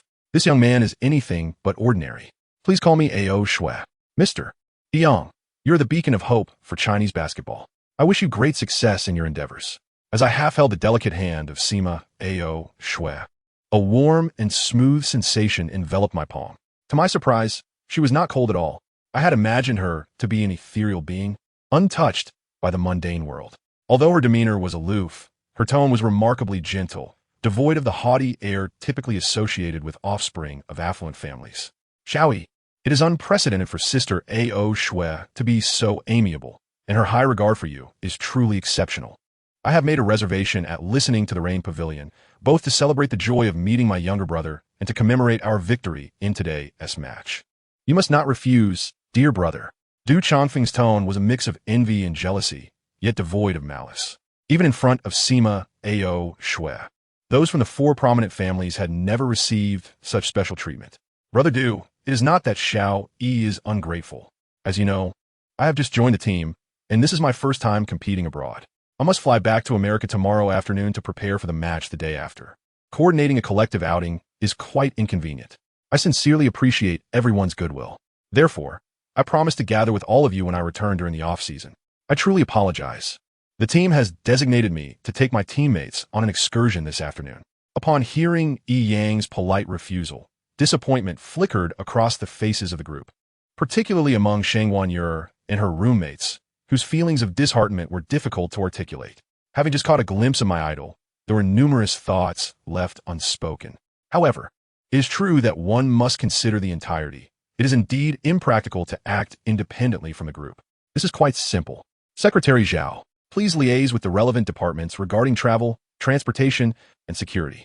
This afternoon, arrange for several vehicles and procure a professional tour guide to escort Mr. Yang's teammates on a visit to the Forbidden City and a trip to the Great Wall. Above all, prioritize safety and ensure the guest satisfaction. Secretary Li, please make a reservation at Quanjude. Savoring Peking duck is a must. Let us treat the Bulls team to a delightful lunch. The confidentiality and order of the scene must be maintained, with all expenses covered by the Sima family. Sima Aoshua's meticulously considered directives left even the likes of Song Xiaojia and other commoners, as well as Yang, wide-eyed in astonishment. Truly impressive. Is this the legendary Sima family? As Du Changfeng silently smiled in my direction, I thought to myself, what more could I possibly say? I must express my gratitude to Miss Sima. If I do not participate, it may come across as somewhat pretentious. Might I first make a phone call? It would be prudent to inform the coach and my teammates. Chapter 60. The affluence of the elite. 3 vehicles were stationed at the entrance of the Wangfujing Hotel, a white Lexus SUV, a black Audi A8, and a cream-colored coaster minibus. In the capital, such vehicles are indeed ubiquitous, yet what intrigued Yang was the conspicuous absence of license plates on their fronts. Even if one hails from a powerful family, could one truly navigate the streets of Beijing without repercussions? Is this road owned by your family? Puzzled, Yang approached the coaster, only to have his queries quelled by a striking red pass affixed to the windshield. A military figure, serving as a bodyguard, took the lead in the Lexus SUV, followed closely by the Audi A8, carrying 2 personal secretaries of Miss Sima. In an unexpected turn, Sima Aoshui opted to accompany the others aboard the coaster. It is quite unscientific. The traditionally aloof fairy seems unusually close to the masses today. Could it be due to Yang? What a perplexing phenomenon. The young scions of the four prominent families began to speculate aimlessly. At the entrance of Tingyu Pavilion, the owner of the private club, accompanied by the staff, stood in a line to greet their guests. The antique charm of the five-courtyard estate left Yang utterly astonished. My goodness, in the bustling capital, especially in such a prestigious location, how much wealth would it take to amass this nearly 1.5-acre garden? 1.5 acres is approximately 22.5 mu, which translates to exactly 15,000 square meters. The price per square meter in this area must surely be around 70 to 80,000. Not to mention this being a historically significant royal residence, which would elevate the price even further. Just how many zeros are we talking about? In an instant, Yang felt his mind was overwhelmed. What am I thinking? How foolish of me. Falling into the same folly as my grandmother, Ouyang Fei nudged the distracted Yang and playfully chided him. This place is not much inferior to the Grandview Garden. Upon entering the main hall, I could not help but marvel at the opulence. One cannot fathom the world of the affluent, and in the circles of high society, I feel utterly foolish. However, being a fool has its own charm. Please, make yourselves comfortable. Young Yi's time is precious. Let us engage in conversation first, and later we shall host a welcoming banquet for him at the restaurant. Although it was said to sit freely, apart from Sima Aoshue and Lu Ruyan, no one dared to occupy the honored seat. Even the host, Du Changfeng, had to take a lower position to accompany the guests. As is customary, the men and women sat separately. Shang Guanyar tugged at Song Xiaojia, who clutched a framed poster of Yang, and the trio found a spot at the end of the west wing. The halls of nobility are indeed deep as the sea. Have I unwittingly returned to a feudal society today? The formality of this gathering was rather excessive. Just moments ago, the lively young ladies in the car had fallen silent, and the atmosphere grew heavy and oppressive. Fellow countrymen, seeing your support for me makes me feel rather embarrassed. Allow me to sign the frame for you. Yang detested the somber atmosphere. Noticing the silence, he took the initiative to break it. The ages of the crowd, aside from the young Du Ziki, were quite similar, rendering such solemnity unnecessary. His words revived the spirits of the young ladies, who flocked around him for photographs and signatures, with even the Du siblings and the esteemed Zhao joining the enthusiastic throng of admirers. Yang, your basketball skills are exceptional. What are your plans for the future? Have you considered joining the national team to bring glory to our country? Perhaps, after retirement, there may be opportunities in politics. If Sima Aoshue exuded an air of coolness, Lu Ruyan was undeniably haughty. As the group settled down to chat, the proud young lady from the Lu family spoke up. The Lu family, known as the foremost among the four great families, naturally thrived in political circles.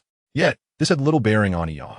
He smiled gently, responding with poise, for he was well-versed in dealing with the press. Thank you for your kind words, Miss Lu. Bringing glory to our nation is indeed a dream cherished by every Chinese. The Asian Championships and World Championships have just concluded. Those events are at least 2 years away. For now, my focus is on performing well in every game and cherishing each opportunity to play. I am a simple man, leading a straightforward life. Having entered the league solely for my dream of basketball, I have no interest in politics or business. Many know I am an orphan, and having struggled for basic sustenance in my youth, I am now quite content. Had I known I would be surrounded by such young lords and ladies, I would have declined Shang Guanyar's invitation to endure this torment, feasting at a banquet where my appetite is absent. Sister Aoshue, my brother and young Long are on their way. Shall we wait for them before we commence the feast? Upon hearing Yang's indifferent reply, Lu Ruyan frowned and spoke to Sima. Yang, since you have returned this time, why not pay a visit to Yiming? How has he been lately? Ouyang Fei's concerned words warmed the boy's heart. I would love to, but where's the time? Moreover, he won't recover anytime soon. Perhaps it is best to wait for the off-season. I must first excel in the regular season. What? Yang, you have an older brother? What troubles you? Do you require assistance? Please feel free to speak. The ears of the worldly demon are quite sharp. Indeed, your words are sincere, Xiaoi. We have established a bond, so do not hesitate to express any difficulties you might face. Du Changfeng holds a favorable impression of this straightforward youth, already contemplating a friendship. It is nothing significant. I have improved. Thank you, Brother Du and Fei, for your concern. Truly, there is nothing to worry about. The lively exchange in the hall gradually dispels the previously oppressive atmosphere. Shang Guanyar's 3 mischievous companions have taken on the role of eager reporters. Mr. Yang, how is it that you maintain such excellent health? As a fellow townsman, I must conduct a thorough interview with you. During the competition, your dunk over little Anthony was astonishing. How did you achieve such height and speed in your counterattack? Song Xiaojia is evidently a dedicated basketball enthusiast, her incisive questions igniting everyone's curiosity. Please call me Yang. May I attribute it to a combination of talent and diligent training? Growing up in a poor family, I was often engaged in manual labor and later benefited from my mentor's guidance in systematic training. Perhaps it was also a stroke of luck. Thankfully, we won the match. Then I shall not hold back. After all, we are of similar age. Yang, I heard from Yara that you acted alongside her in the flowing years. I watched it afterward, and you performed quite admirably. If you were to enroll in our film academy, your future in stardom would undoubtedly be bright. Though the youthful Du Juan and Du Ziki are not related, their lively and charming personalities are remarkably similar. Both come from humble beginnings, and their friendly conversation makes Yang feel at ease. Haha, I wouldn't call it acting. I merely played a minor role. The entertainment industry is not a realm I can navigate. I possess neither the talent nor the interest. With two major stars present, my acting skills truly fall short. Do not be modest. Even minor roles attract attention, and you would hardly look down upon them. Indeed, it is quite the phenomenon. Just as Shangguan Yar's teasing words lingered, two sarcastic voices unexpectedly echoed from the entrance. Chapter 61. A displeasing departure today. The Tingyu Pavilion is bustling with distinguished guests, creating a lively atmosphere.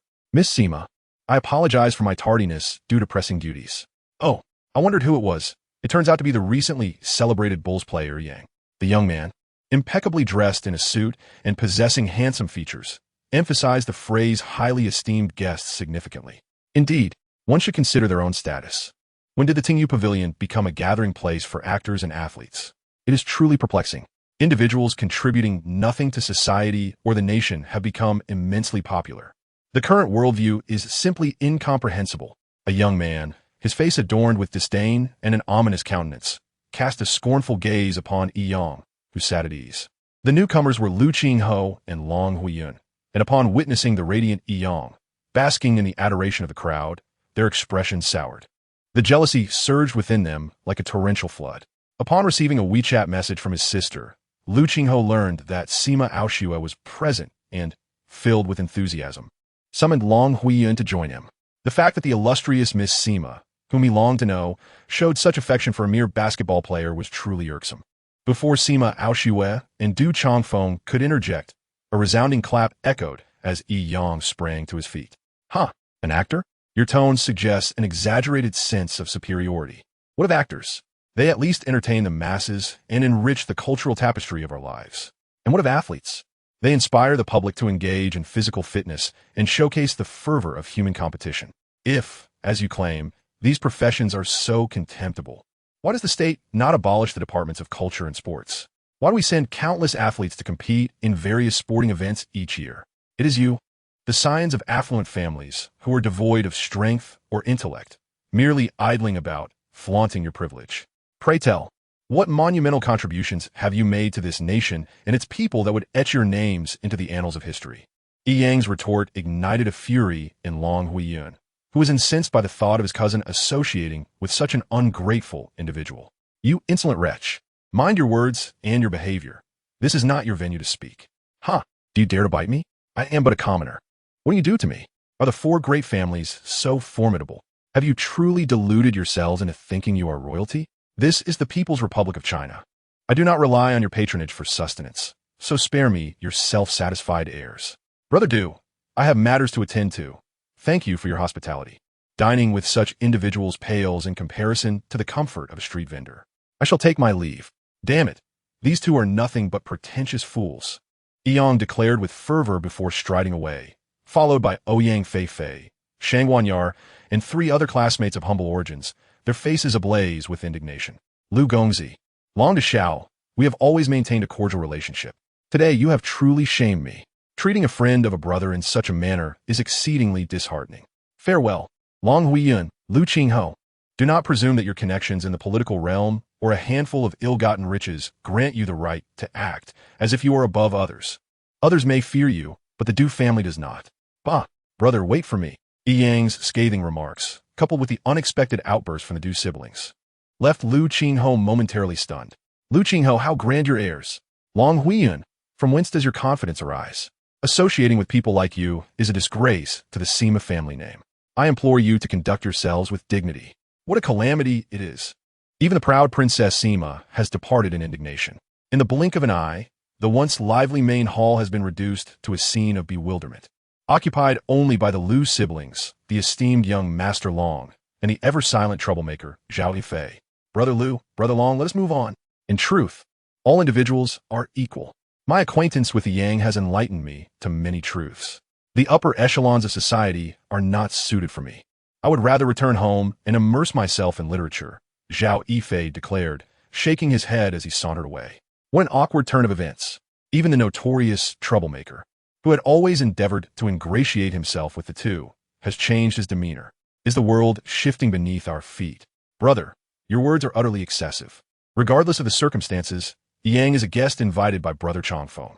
We ought to consider the respect due to him, especially with Sister Aoshua and others present. I truly wonder how you navigate the world of politics, Lu Ruoyan remarked sharply.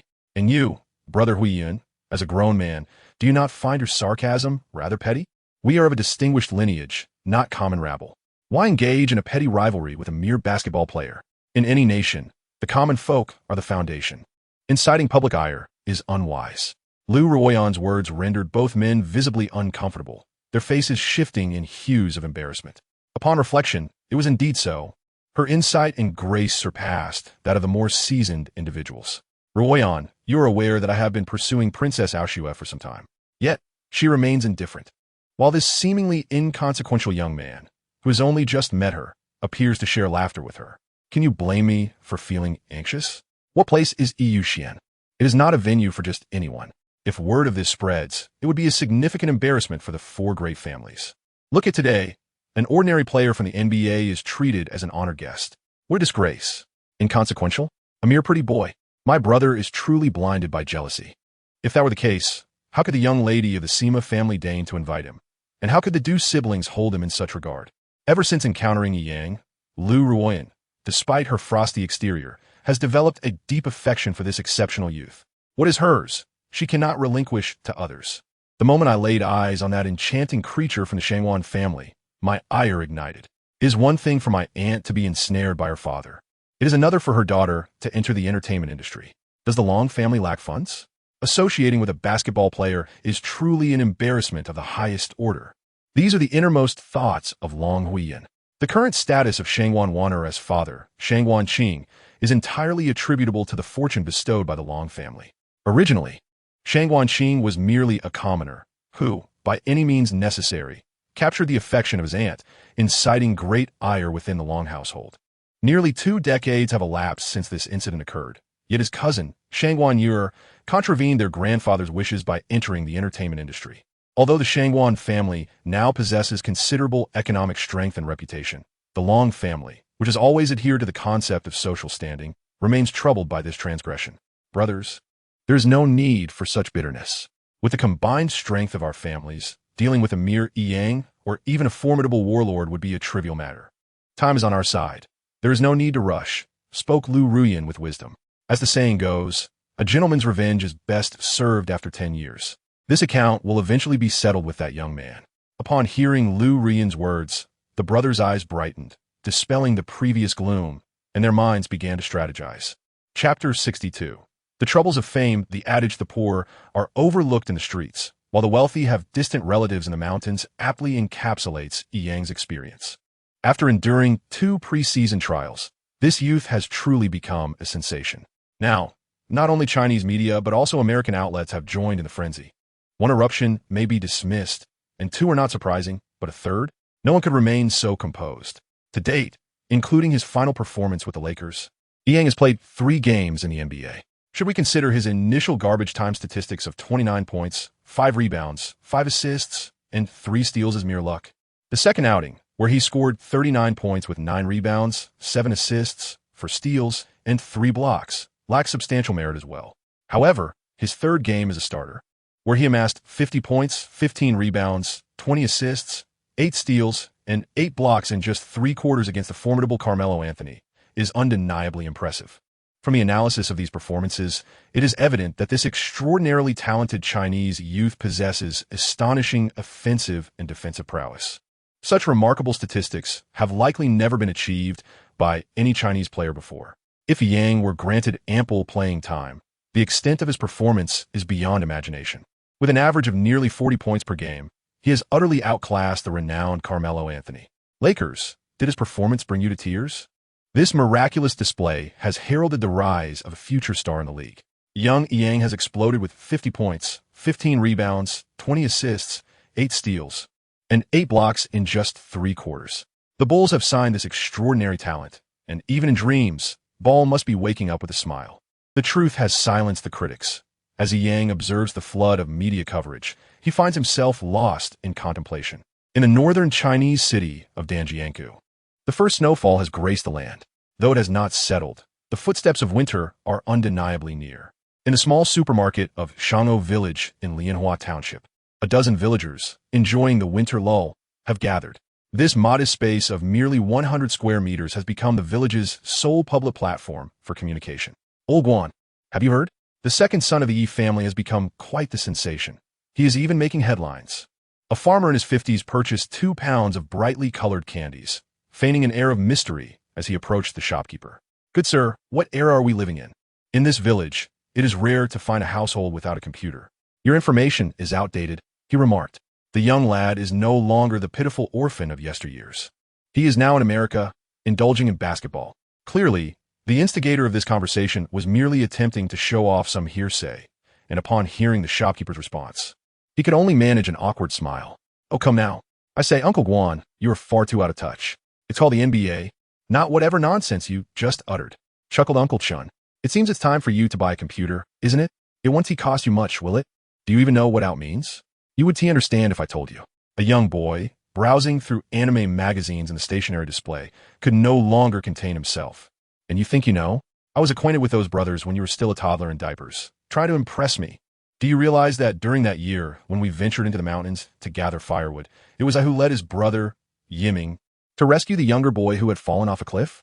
Indeed, Uncle Chun was among the few struggling families in the village, and the young boy's ridicule left him feeling somewhat embarrassed. Alas, those 2 children have always been ambitious and sensible, orphaned and unfortunate. It's heart-wrenching. Yet now, they have endured hardship and are reaping the rewards. Unlike you, who relies on your parents' hard-earned money and neglects your studies like a lazy, good-for-nothing. Brother Chun, you speak the truth. Those 2 brothers have been nurtured by the villagers, embodying kindness and diligence. Yiming, in particular, has been like a protective hen towards his younger sibling. It's truly disheartening. If Yiling were aware from beyond the grave, she would find solace in their success. Indeed, both Uncle Guan and Uncle Chun noted that there were initial plans to demolish the brothers' home and redistribute the land, but now, such thoughts have vanished. Rumor has it that a directive from the city has been issued to ensure their property is well protected. Their nostalgic reflections drew in a gossipy aunt with her ear to the ground, while a quiet middle school girl beamed with pride. Our school is currently filled with slogans in support of Yang. Other schools are likely the same. Brother Yang is the pride of our village. Though I am young, I have played with them. The atmosphere in the small supermarket grew thick with sentiment, resembling a gathering dedicated to recalling past struggles and triumphs. As the crowd reminisced about the brothers' journey, with some even shedding tears. Back in Chicago for a week, Yang found himself either training or hiding within the players' apartment, evading the relentless pursuit of news reporters like a fly. With the conclusion of 8 preseason games, Coach Ross had kept Yang as a closely guarded secret weapon, rare in his absence from the court since his return. This left the spirited youth somewhat perplexed, thinking that his stubbornness during the second playoff match had displeased Mr. Rose. Little did he know that the head coach's intentions were driven by a desire to protect this promising talent from being stifled in its infancy. Yang's performance during the preseason had garnered recognition from the entire team, including the club's higher-ups, and Rose was exhilarated by the extraordinary capabilities of his prized prodigy. The finest steel must be employed wisely. It would be prudent to keep him away from these trivial matches. With rival teams closely monitoring and the capricious media ever ready to pounce, one misstep could lead to utter ruin. As a former league superstar, Rose was all too familiar with this sensation. Bored and scrolling through news on his phone, Yang noticed a call from Miss Kiko. It had been over 10 days since they last met, and he found himself genuinely missing this gentle and charming Japanese girl. Iankoen, are you free now? I was wondering if you'd like to join me for a trip to Lake Michigan. I hope it's convenient for you. Kiko's voice trailed off, barely audible. The question almost a whisper, as her cheeks flushed with warmth on the other end of the line. I can't, unfortunately. I'm being closely watched by those pesky reporters. How about this? I have some time tomorrow afternoon. I'll find a way to shake off these annoying tales, and then we can reconnect. Okay? Damn it. It seemed that while his name was known, his personal space had vanished. Those days of freedom felt like a distant memory now. Sigh. If only he possessed the abilities of Sun Wukong. His conspicuous stature was far too noticeable. Chapter 63. The astute James. Hey. Guys, movie butts over here. While at his father's luxurious mansion, Maxim and young LeBron, engrossed in video games, reluctantly removed their holographic VR headsets upon hearing old James's call, leaving them on a Mongolian sheepskin rug beside them. James, do you realize today is our rare day of rest? Otherwise, we wouldn't be here spending the weekend with you. What is the matter now, boss? The 52-year-old James had not changed much in physique, though his slight paunch was concealed beneath his cotton pajamas, giving him an understated appearance. With familiar features and graying facial hair, a common affliction among African Americans, he bore the marks of age, which often first manifested in hair. As a retired LeBron James, he had achieved great success and amassed considerable wealth.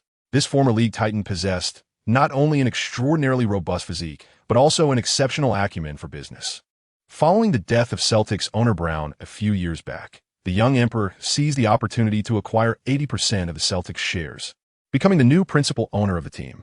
His two sons, who had both excelled in the league, were subsequently signed under his auspices. Although the young LeBron brothers had reached their 30s, they still held immense respect for their father. Guys, have you seen today's Sports Weekly? This is the piece. I urge you all to read it and share your reflections with this old fellow. The aged emperor, adorned with a crystal flower mirror, handed the newspaper to his two sons, bowing his head to savor the coffee at the table. Father, we have already watched these match several times as a team. His abilities are indeed commendable, but there is no need for such grand gestures that disrupt the rare weekend for me and young LeBron, remarked Maxim. I beg to differ. Maxim, surely, Father has something significant to convey that warrants interrupting our game. You might want to lend an ear, replied the more mature younger brother, LeBron. Demonstrating his good upbringing, he skillfully clipped a fine Cuban cigar and dutifully lit it for his father, pleased with his eldest son's manners. The emperor patted his shoulder and released a plume of creamy smoke before articulating his thoughts.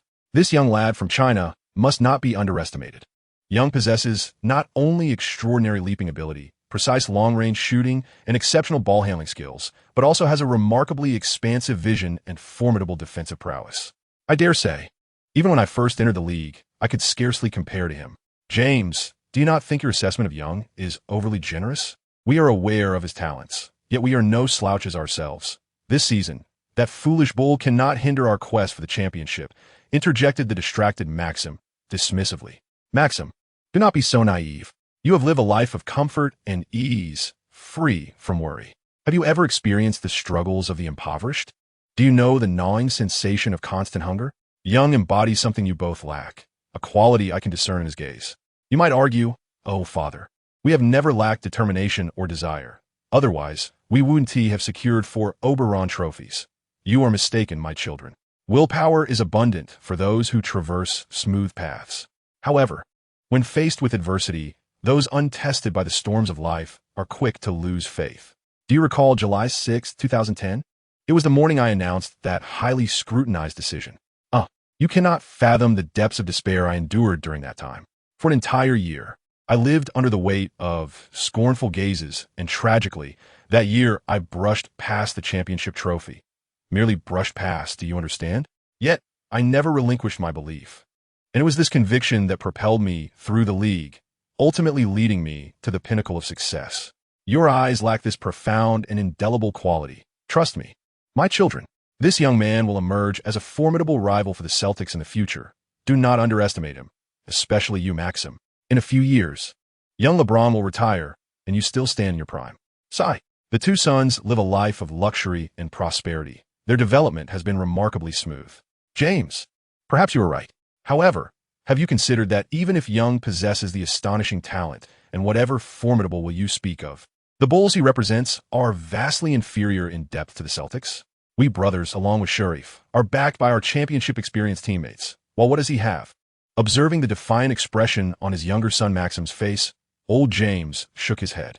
Had it been his younger days, he would have undoubtedly taken this short-sighted fellow to the court for a lesson.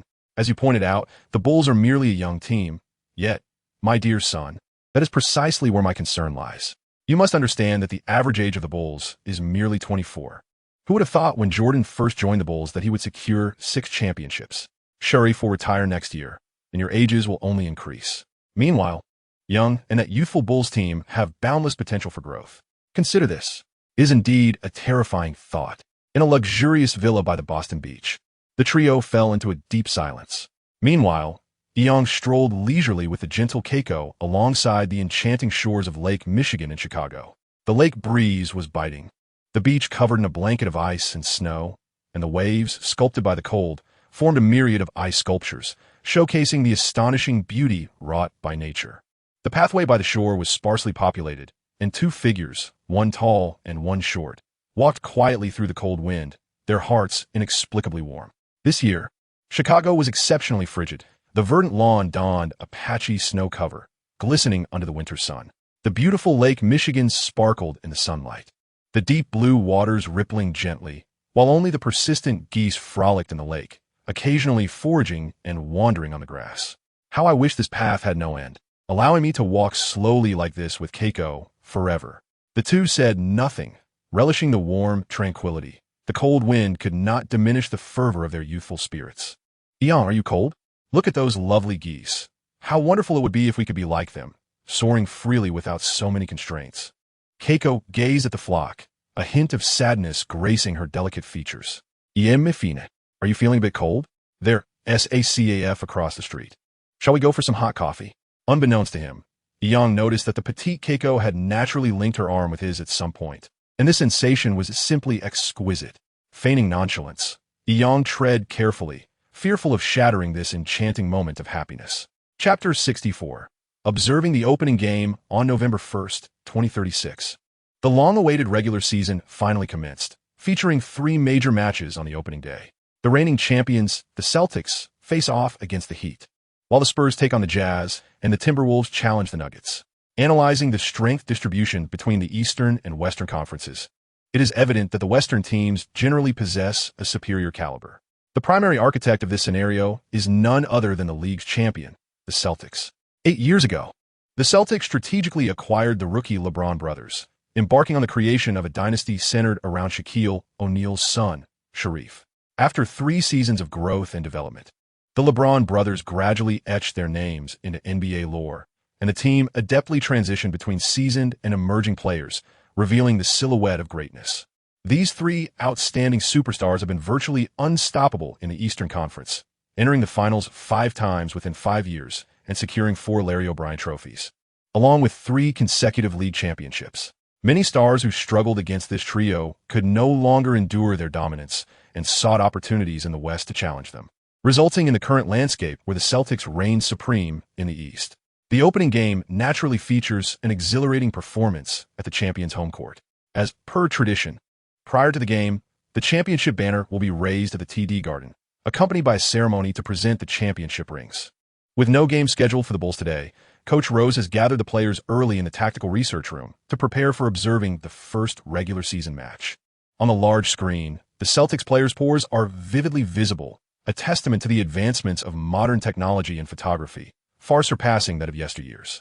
The names of the LeBron brothers and Sharif O'Neal were already renowned before E. Young entered the league. Having once been a mere spectator, the water cooler legend encountered them on a few occasions during his time with the Lakers, though never with such close scrutiny as today. In terms of appearance, the younger LeBron bears a striking resemblance to his father, James, in his youth, standing at 2.07 meters, even surpassing the former king by 4 centimeters. His robust physique is reminiscent of a younger LeBron. While his versatility may not quite match that of peak LeBron, he is not far off. In terms of defense, he even exceeds the prowess of the former king by a margin. Maxim, on the other hand, possesses a more refined and proportionate appearance, standing at 1.98 meters, allowing for a more scientifically balanced center of gravity. He exhibits exceptional ball handling skills, precise shooting, and formidable driving abilities. Sharif O'Neal, standing 2 centimeters taller than the Shark, did not inherit his father's imposing physique, but instead bears a resemblance to the former Brow. His prowess in mid-range shooting is exceptional, complemented by an impressive free throw percentage, which starkly contrasts with his father's playstyle, clearly indicating that the hack-a-shack strategy cannot be applied to his son.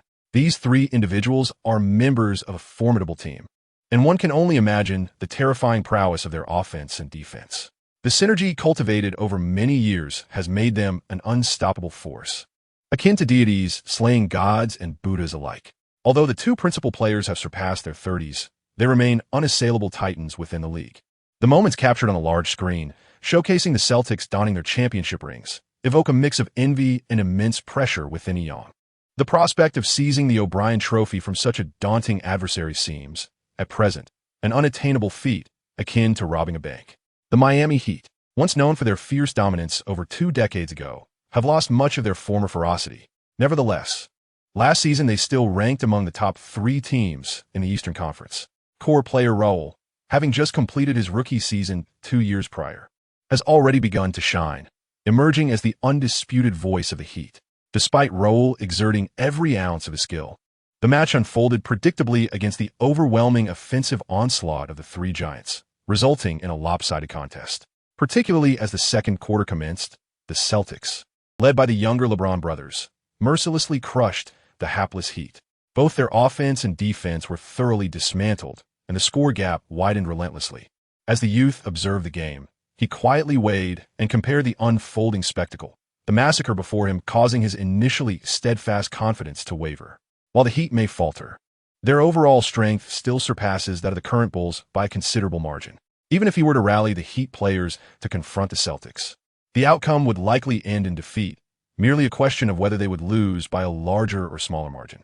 These 3 individuals are truly formidable. Young LeBron possesses a robust physique capable of bulldozing through the paint, complemented by the agile and incisive Maxim. Meanwhile, the watchful young O'Neal lurks nearby, exemplifying the saying, ready for battle up close, but also prepared to defend.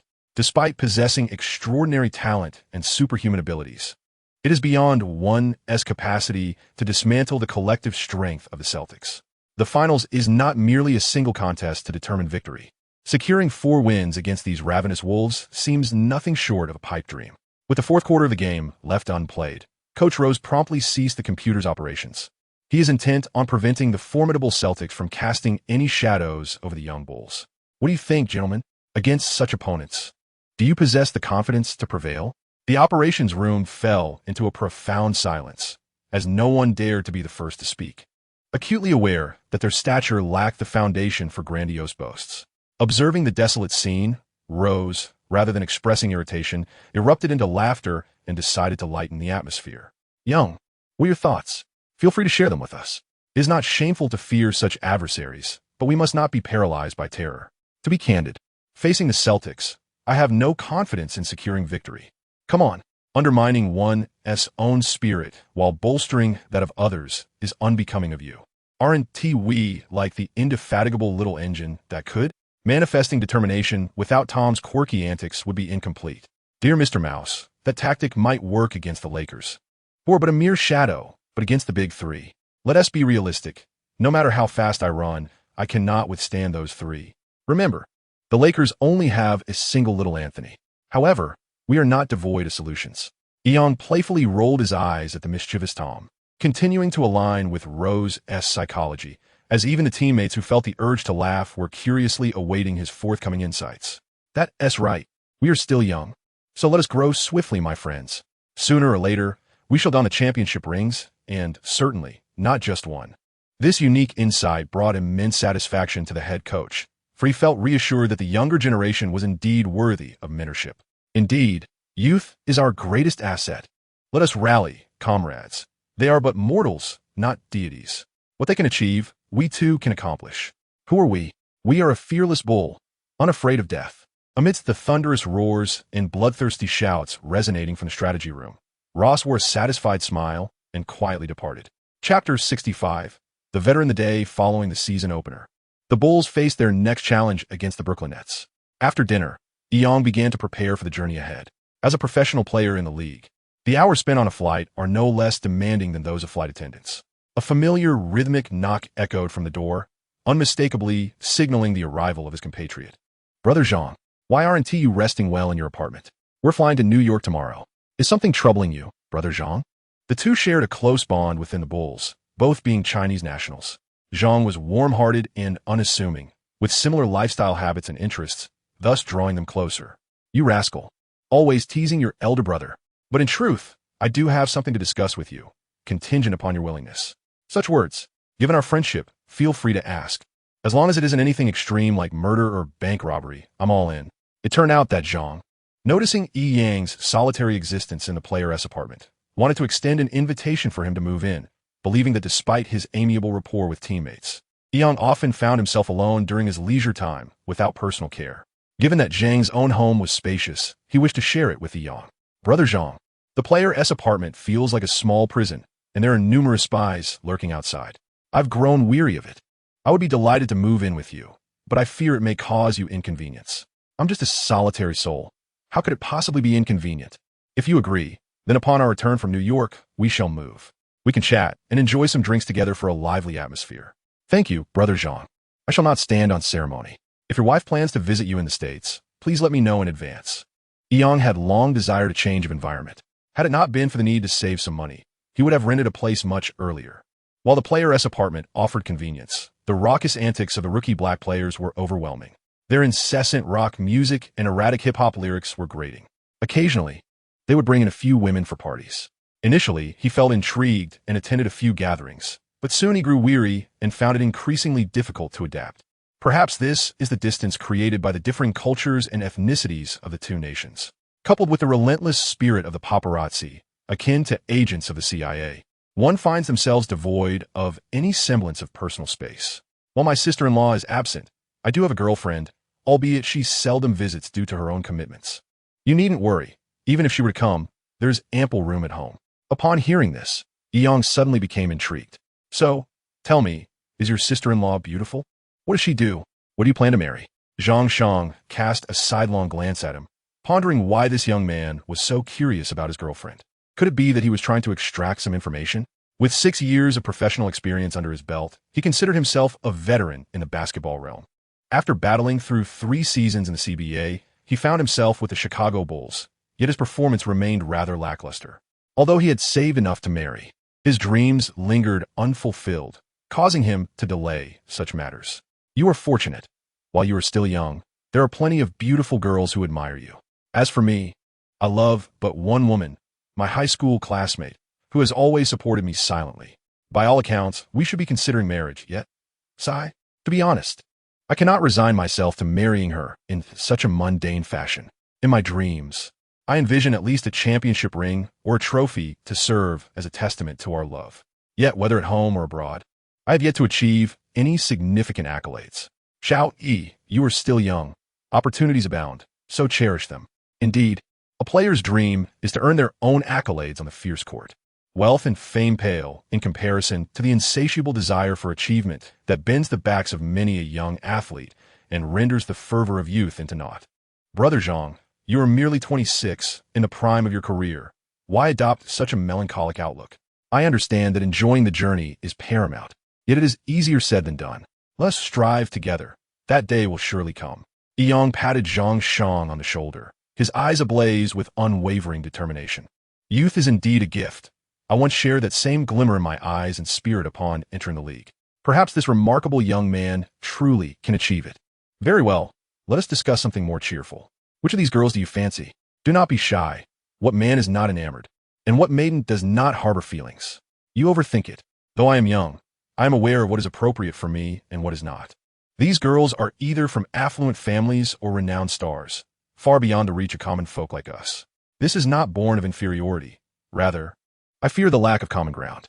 My mother passed away shortly after giving birth to me, and I have never known my father. Thus, in this life, I detest the actions of those who abandon their responsibilities. They are merely my friends, yet one might wonder, if one were to sit with a girl for an entire day, feeling an undeniable joy within, could that be considered love? The Navi boy truly has a sorrowful background, as he is just beginning to navigate the realm of emotions, appearing as an innocent young man. In today's society, it is indeed rare to find such an exceptional boy, one who possesses both ambition and charm. With whom do you share such feelings? Is it directed at one person or all of them? If you do not elaborate, how might I guide you? Observing Shang teasing himself, Yang could not help but blush. Do not try to pry into my thoughts. Even one girl makes my heart race, let alone all of them. Do you take me for a stallion? Ha, enough joking. On a serious note, this cannot be classified as true love. It is merely a precursor to romance. If one day a girl gazes at you quietly for half an hour, her face adorned with a shy smile, congratulations, she must hold a fondness for you. At that moment, you may gently take her small hand. If she does not withdraw but lowers her head shyly, your heart will soar with happiness, as if invigorated. And the burdens of time, pain, and cold will vanish. This is the first step towards love. How intricate and philosophical that sounds. No wonder you are so experienced. However, if we assess it this way, it seems that Shang Wanyar, Ouyang Fei, and Miss Jiazi have all exhibited such expressions. Could it be that they all harbor feelings for me? Yet, my heart only races when I am with Jiazi. Should I hold her hand next time? Will she cry out, accusing me of being a rogue? Chapter 66. A mentor like a father after bidding farewell to Zhang Shang. Yang lay on his bed, tossing and turning for over 2 hours, yet his eyes remained as bright as a bulb. She is Japanese, and undeniably a mysterious individual. Aware that this relationship is quite precarious, he nonetheless clings to an unyielding obsession, pondering whether this complexity of emotions is what it truly means to like someone. After much inner turmoil, he found no clear resolution. The youthful Yang decided to redirect his thoughts. It is rather futile to dwell on such matters when the game is not yet understood.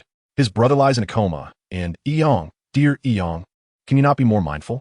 Consider who in distant China is most dear to you. Perhaps his high school classmate, Yan Shuxiang, could be one. His mentor, Zhang Yanlong, is a must. How could I have forgotten him so thoroughly? Has a century-old rooster laid an egg? Since Yang arrived in America nearly a year ago, he had not once contacted Coach Zhang Yanlong. Regardless of the late hour, Yang groggily rose, switched on the bedside lamp, and retrieved his phone to find the long-hidden number, then swiftly dialed it. The beeping echoed alongside Yang's excited heartbeat, making the wait feel exceptionally prolonged. Hello? Who is this?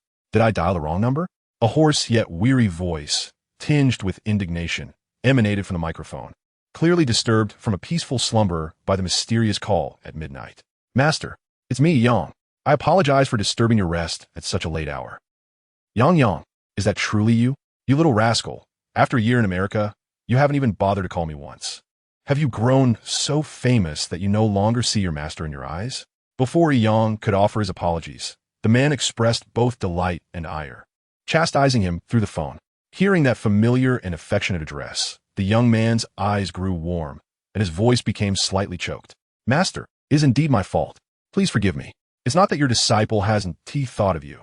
During my first season in the NBA, I simply felt too ashamed to call. On the day I left for abroad, I promised you that I would make something of myself, but I have not fulfilled that promise. Ah, so now you are famous and important? Is that it? You can afford to speak to me now? If you weren't successful, would you have never contacted me again? Coach Zhang's irritation at his disciple's long silence had not yet dissipated as he took over the conversation, his voice now deep and resonant, like that of a seasoned bull. No, Master, I was wrong. I didn't mean it that way. I truly missed you.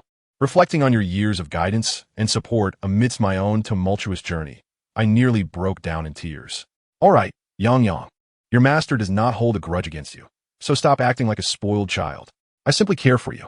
Without your contact information, I could only learn your progress through news reports. Seeing your performance has brought me great joy. How is it the Bulls? Well, quite good. Though I miss you and Master S. wife's pickle cabbage stew. Upon hearing Coach Zhang's tone soften, Yang responded affectionately, like a child seeking comfort from his father. You rascal, still with that mouth of yours. Next time you return, I will ensure Master S. wife prepares a large pot for you to enjoy. By the way, I heard about your brother S. accident. Is there hope for his recovery? Are finances a concern? I can help, don't be shy. Yiming S. plight truly tugged at the heartstrings. A heavy sigh escaped Yang, filled with both warmth and sorrow. He remembered how much Master S. family had supported him over the years, a debt of gratitude that could never truly be repaid. Rest assured, my brother will recover. My current salary is sufficient to cover his treatment costs. By the way, Master, who told you about this? And how are you doing in Guangzhou? How is the team? Recently, upon returning to my homeland and witnessing the second preseason match of the Lakers, I had a conversation with director Zhao and promptly dispatched several meticulously edited game videos. My brother's physical condition has returned to normal, yet he remains in a state of slight consciousness. The two of us engaged in a heartfelt phone call that lasted over an hour before reluctantly ending our conversation. Zhang Yanlong's team, the Guangdong Shenlong, had a rather lackluster performance in the previous CBA season, narrowly securing a spot in the playoffs, only to be eliminated in the first round. Contrary to his expectations of being dismissed by the club, Shenlong instead offered him a contract extension with a salary increase. This season, the team has bolstered its roster and is currently performing admirably, standing second in the rankings. My mentor's wife, Han Chuanxiang, continues to teach in Danjiang, and they have adapted to a long-distance relationship. However, their bond grows stronger with each passing day.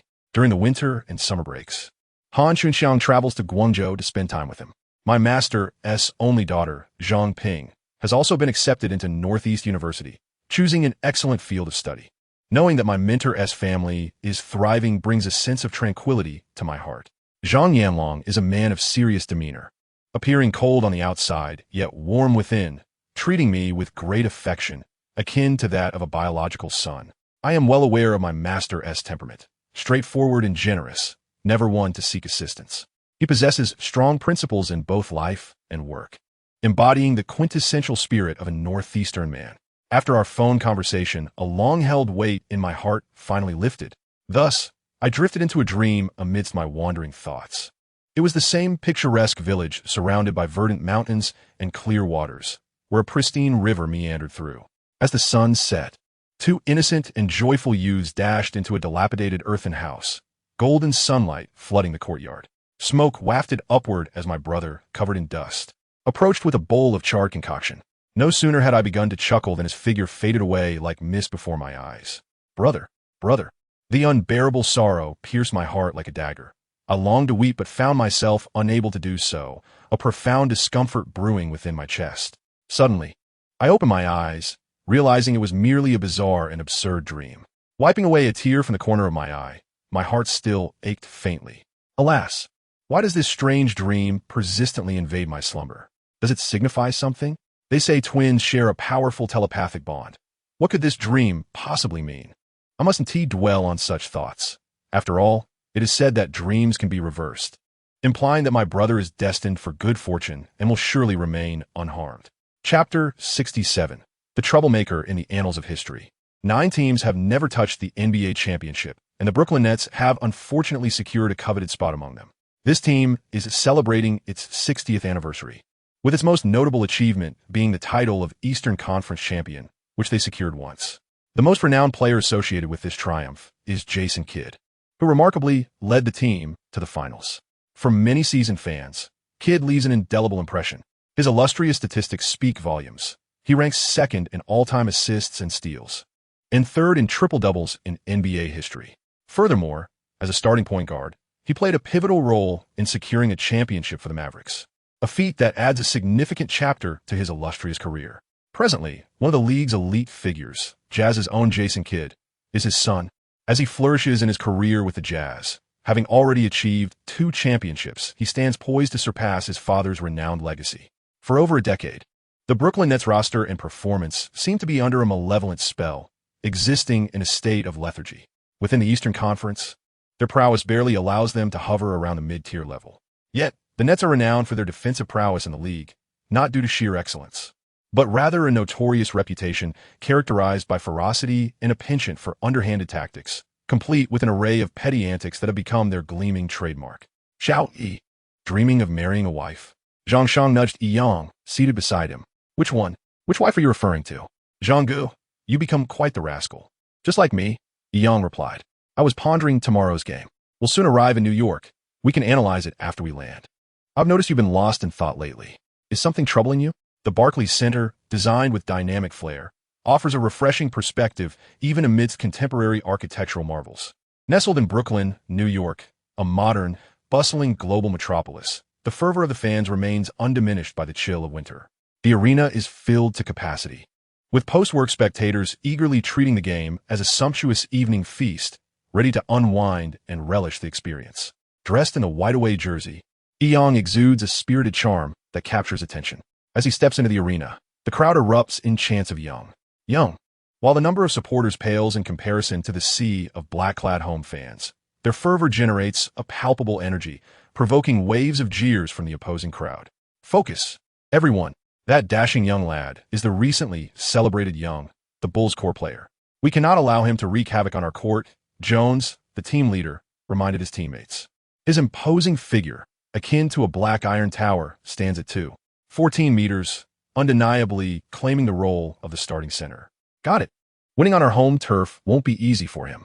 That guy is quite the sight. I can't help but feel a surge of excitement. Rest assured, while I may not engage in ruthless tactics, I will ensure he feels the heat. All right, everyone, leave this to me. If I don't make him wish he hadn't stepped onto the court, then I shall concede my lack of skill. No one compete with me on this. Those interested can discuss it privately. I can hardly contain my eagerness. Such perverse and lewd statements emanating from Lawson's lips hardly faze his teammates. Who among them is unaware of his notorious reputation as the NBA's infamous troublemaker, whose sexual orientation has always set him apart since childhood, unmistakably inclined towards the same sex? During warm-ups, Young suddenly felt a chill run through him, only to be met with a pair of fiery gazes emanating from the opposing court. With dark skin, a towering physique, and a round face adorned with bulging flesh, his body is a canvas of tattoos resembling a mass of writhing worms. Lawson, alongside Wall, is a Nets power forward, while Jones and guard Larry form the celebrated trio known as the Nets Big Three, with Lawson being the most notorious among the league's infamous quartet of deviants. Last year's playoffs saw his dominance rise within the league, particularly with his penchant for younger players. His romantic escapades have become more renowned than his actual prowess on the court. Young could not help but feel a tightening sensation. Goodness, with such a gaze, he felt an instinctual urge to retreat. How could the league permit the existence of such a depraved creature? Clearly, his understanding of this newly emerged deviant from the Nets was woefully inadequate. Buddy, may fortune favor you, he thought, knowing that this individual is notorious for his underhanded tactics and extreme lewdness. Beware of your well-being. Have you noticed our teammate Tom? He is one of the former victims. Hasn't he appeared notably more subdued today? Lawson tossed a basketball to Young, offering a seemingly concerned reminder as chills ran down Yang's spine. Indeed, he wasn't mistaken. Poor Tom resembled a weary little lamb, hiding in the corner and listlessly tossing the ball. Damn it, the heavens bestowed upon you a weapon, and you choose to wield it as a tool of chaos. Should this fellow dare entertain any untoward thoughts towards me, I shall ensure he learns the true meaning of castration. Despite Yang's efforts to concentrate solely on his shooting warm-up, that fervent gaze remained fixed upon him, intensifying with each passing moment.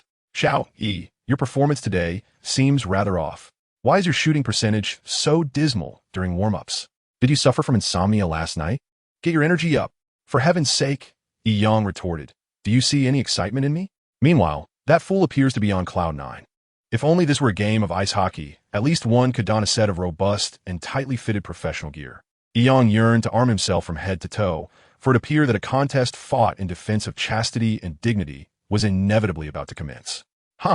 My formidable presence has already cast a shadow of intimidation. That handsome young man now wears a pallid expression, seemingly destined to falter beneath the weight of his own hubris. Lawson, in a rather lewd manner, adjusted his trousers, emanating an unspeakably lascivious aura from his well-built physique. Wall, for heaven's sake, focus. This is not the ideal environment for your urges. Keep your hands to yourself, or I shall turn your stick into a mere firewood. Jones, the leader of the Nets, observed Lawson's antics with a mix of astonishment and ire, apprehensive that this beast might engage in foolish acts detrimental to the team. Were it not for this wretch's innate talent for winning battles without conflict, he would have long since been shown the door. Cursed be the heavens for not allowing his father to dispose of this wretched creature against the bathroom wall years ago. As the starting players took the court, exchanging customary embraces and greetings, Young turned to the court with a grimace as he saw Lawson approaching with his imposing stature. A whistle blew, signaling the commencement of the jump ball, and a uniquely intense battle was poised to unfold. Chapter 68. The plan for family planning naturally. Lawson, eager to showcase his prowess, seized the opportunity to guard Young, for within the Nets, he was the second most pivotal figure, despite his questionable character. Receiving targeted defensive attention, Young felt a sense of discomfort akin to swallowing something foul, an inexplicable nausea settling in. Distracted, he missed a crucial mid-range shot. "Hey there, young man. Do you have time after the game? Perhaps we could exchange some basketball techniques. I have a splendid residence in New York, not to mention an array of intriguing collectibles." Following Young in defense, Lawson resembled a shark sensing blood, eager to cling to him. The nauseating words he uttered were far more unbearable than mere trash talk. Exchange techniques, indeed. Faced with Lawson's sticky demeanor, Young felt goosebumps rise and fall, momentarily at a loss for how to respond. 3 minutes into the game, it was astonishing to witness Young unusually miss 3 consecutive mid-range shots, while Lawson effortlessly seized an opportunity for a slam dunk. On the bench, Rose watched his pupil's uncharacteristic performance with bewilderment. Today, Young appeared to be an entirely different individual compared to the past 2 games. Not only was his shooting off, but his defense was also weak. He seemed somewhat lost in thought, leaving Rose puzzled about what could be troubling him. Little did Rose know that this traditionally reserved Eastern youth was currently grappling with the presence of someone like Lawson, causing him to falter. The Bulls' timeout was called decisively. This could not continue. Confronted with a mid-tier Eastern team, whose ranking from last season fell below their own, it is certain that a defeat looms large. My friend, well done. It turns out this lad is merely a figurehead. The Lakers, after all, are a team of little substance. I truly cannot comprehend how they could allow the game to unfold in such a manner. Indubitably, it is our Nets' formidable defense that deserves the accolades. Currently, the Nets lead with a score of 9-2, and the buoyant Jones has yet to exert himself, while the opposing core player is already faltering. This credit indeed belongs to Lawson. Young, if you continue to display such lethargy, it would be wise to take a seat on the bench. What is the matter? Is your mind wandering the streets of New York? Mr. Rose, I am merely experiencing some discomfort with the environment. If I perform poorly in the first quarter, I would prefer to sit out an entire season. Gazing at the bewildered expression of the head coach, Young felt a surge of frustration within himself, responding with unwavering decisiveness. It is truly perplexing. It is merely a matter of facing a homosexual adversary. What is there to fear? What kind of opponents have we not encountered on the court? Young, if your nerves are indeed so fragile, all your previous efforts may amount to naught. But how does one counteract such insipid harassment? Rising from his seat, Young pondered deeply as he approached the court. An eye for an eye. Let's employ his own tactics against him. A contest of speed and subtlety? Then let us see who can outpace and outmaneuver the other. If I do not leave you questioning your very existence, then I have failed. I shall not speak in vain. As the timeout concluded, his teammates did not regard Young with disappointment or distrust. The ball, delivered by Tom, landed accurately in his hands. Before the lecherous Lawson could enact his invasive tactics, Young suddenly accelerated, deftly evading the loathsome figure, and charged towards the paint. No, I must temper my speed and rhythm. Otherwise, this rascal will be left behind. Sensing Lawson closing in behind him, Young concluded his dribbling maneuver, momentarily pausing, and then leapt into the air. This time it went awry. That young man has outsmarted himself. Jones's defense was evidently a beat too slow, and as Young prepared to execute a thunderous dunk, Lawson boldly opted to embrace Yang's backside. This action appears quite reasonable. Embracing the opponent does not carry the intent to throw them down, but merely seeks to halt their offensive advance. Thus it would not be deemed a malicious foul. Fear not, my dear. I merely commit a minor infraction while subtly taking advantage.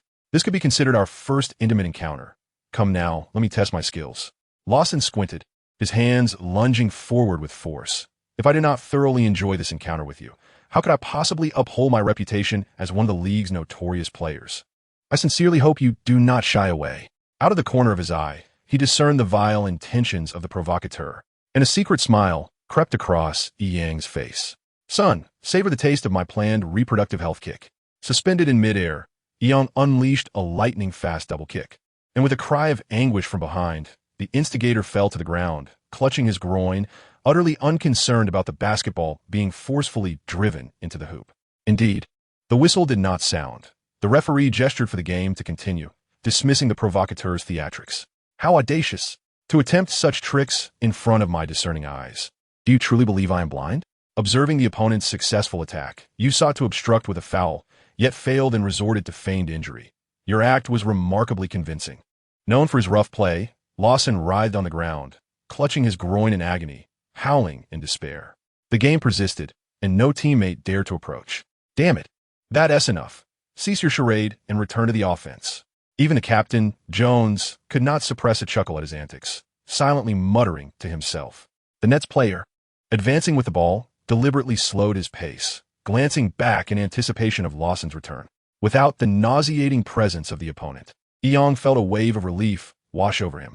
Seizing the rare opportunity, he swiftly intercepted the ball and initiated a counterattack. Beneath the basket, Lawson's complexion turned ashen. His towering frame had hunched over like a shrimp, the excruciating pain in his groin causing him to scream unabashedly. "It's over. I fear I may have been grievously injured." This fellow truly struck with fervor. "It hurts so much. Will I be left with lasting damage? Why in the world has that wretched referee not blown the damn whistle yet?" Approaching the three-point line, Young, unmarked, could no longer bear to look at the provocateur below. "I shall show mercy this once and allow you to escape this endless torment. Otherwise, I would surely prolong your suffering for my own amusement."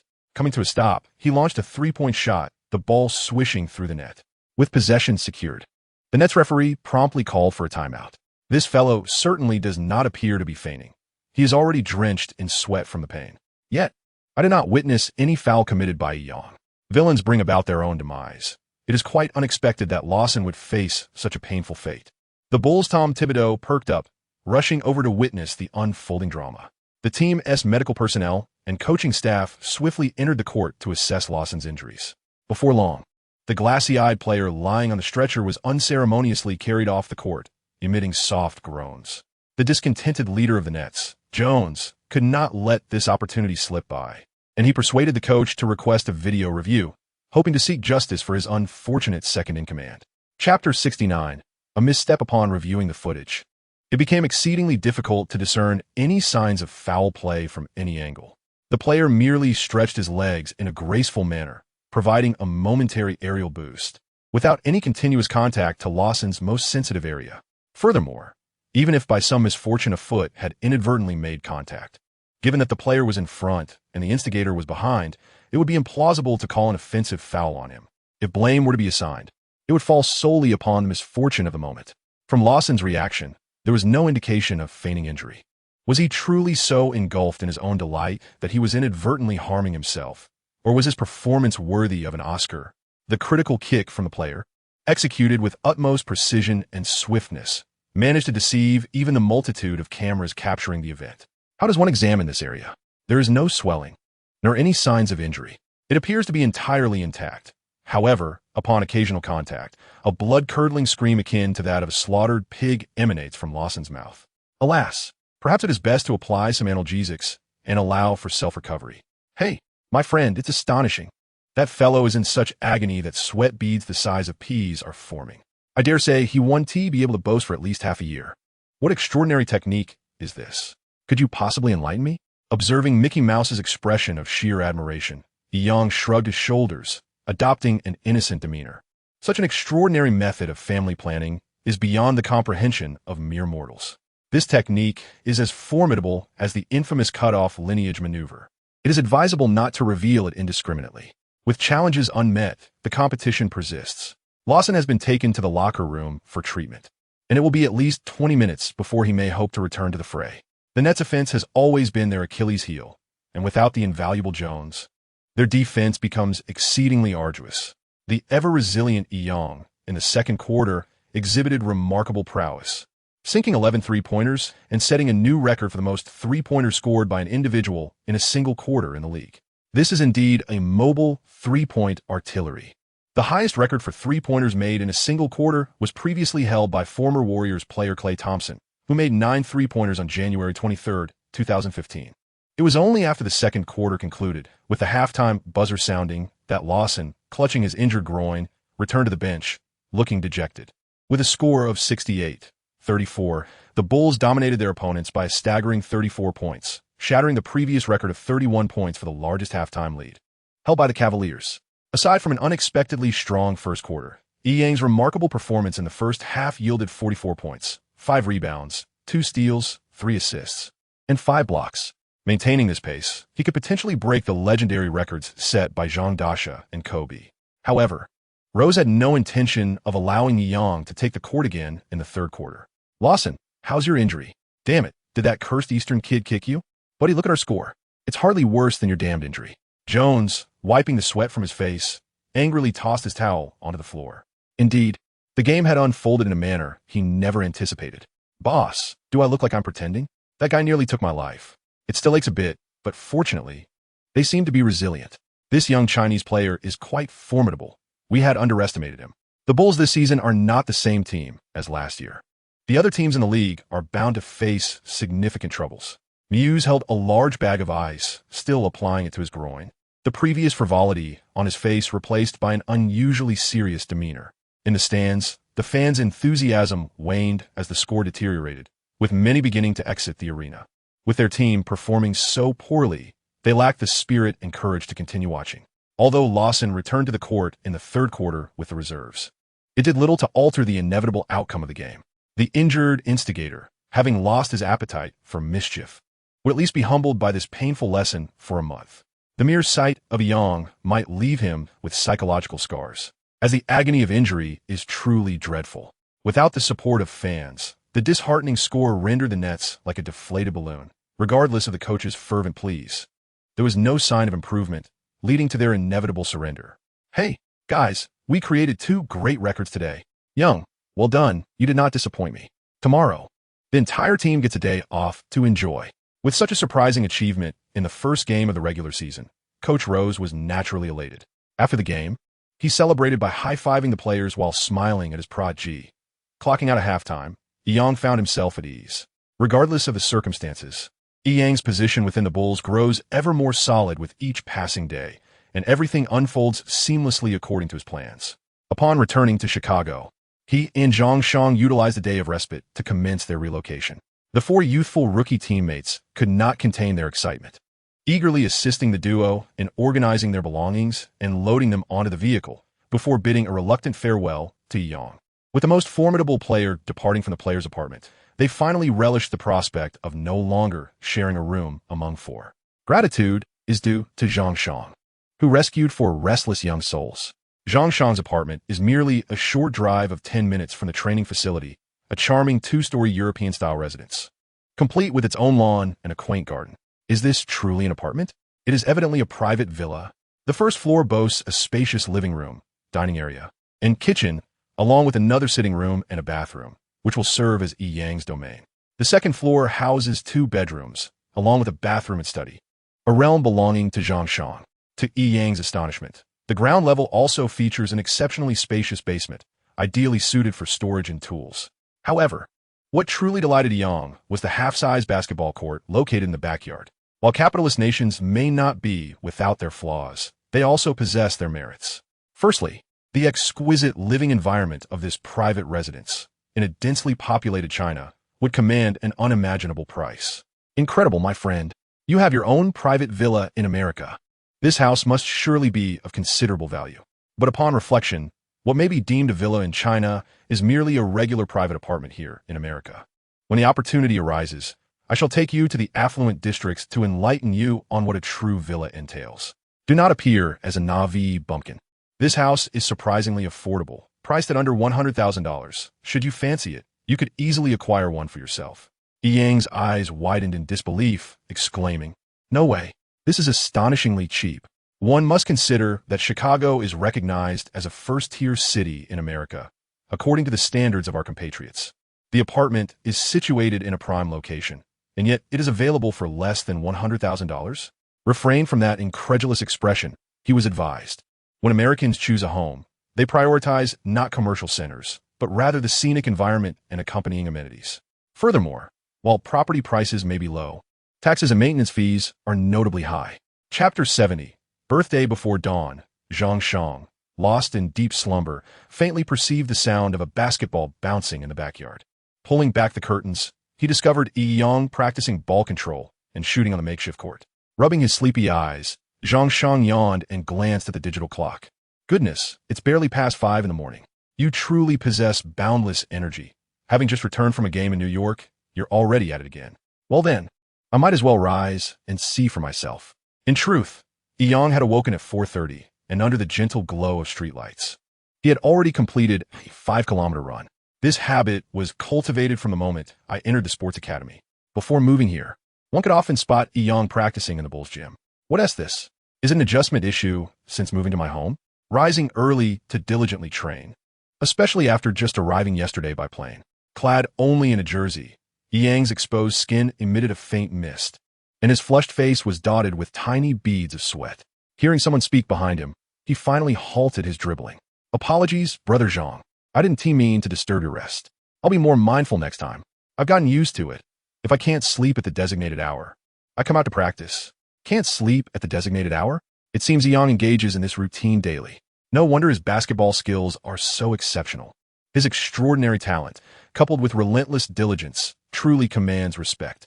Zhang Shang is not a lazy individual, yet in comparison to Yang, he appears somewhat lacking in effort. Not at all. I merely thought regular training would suffice. From now on, when you get up, call me, and we can practice together. We can challenge each other, and the results should be even better. It's settled then.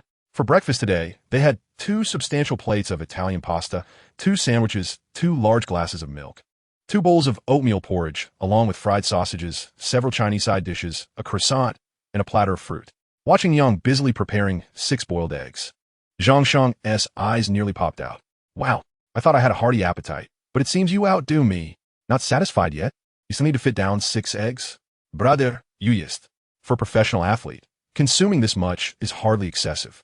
However, these 6 eggs aren't solely for show. Today is my birthday. November 11th marks both Yang's and his brother Ming's birthday. Being so young, he had no intention of celebrating ostentatiously. Instead, he followed the customs of his hometown by boiling 6 eggs, 2 for his brother, 2 for Zhang Shang, and the remaining 2 for himself. Brother, you should have mentioned it. How can you not celebrate your birthday?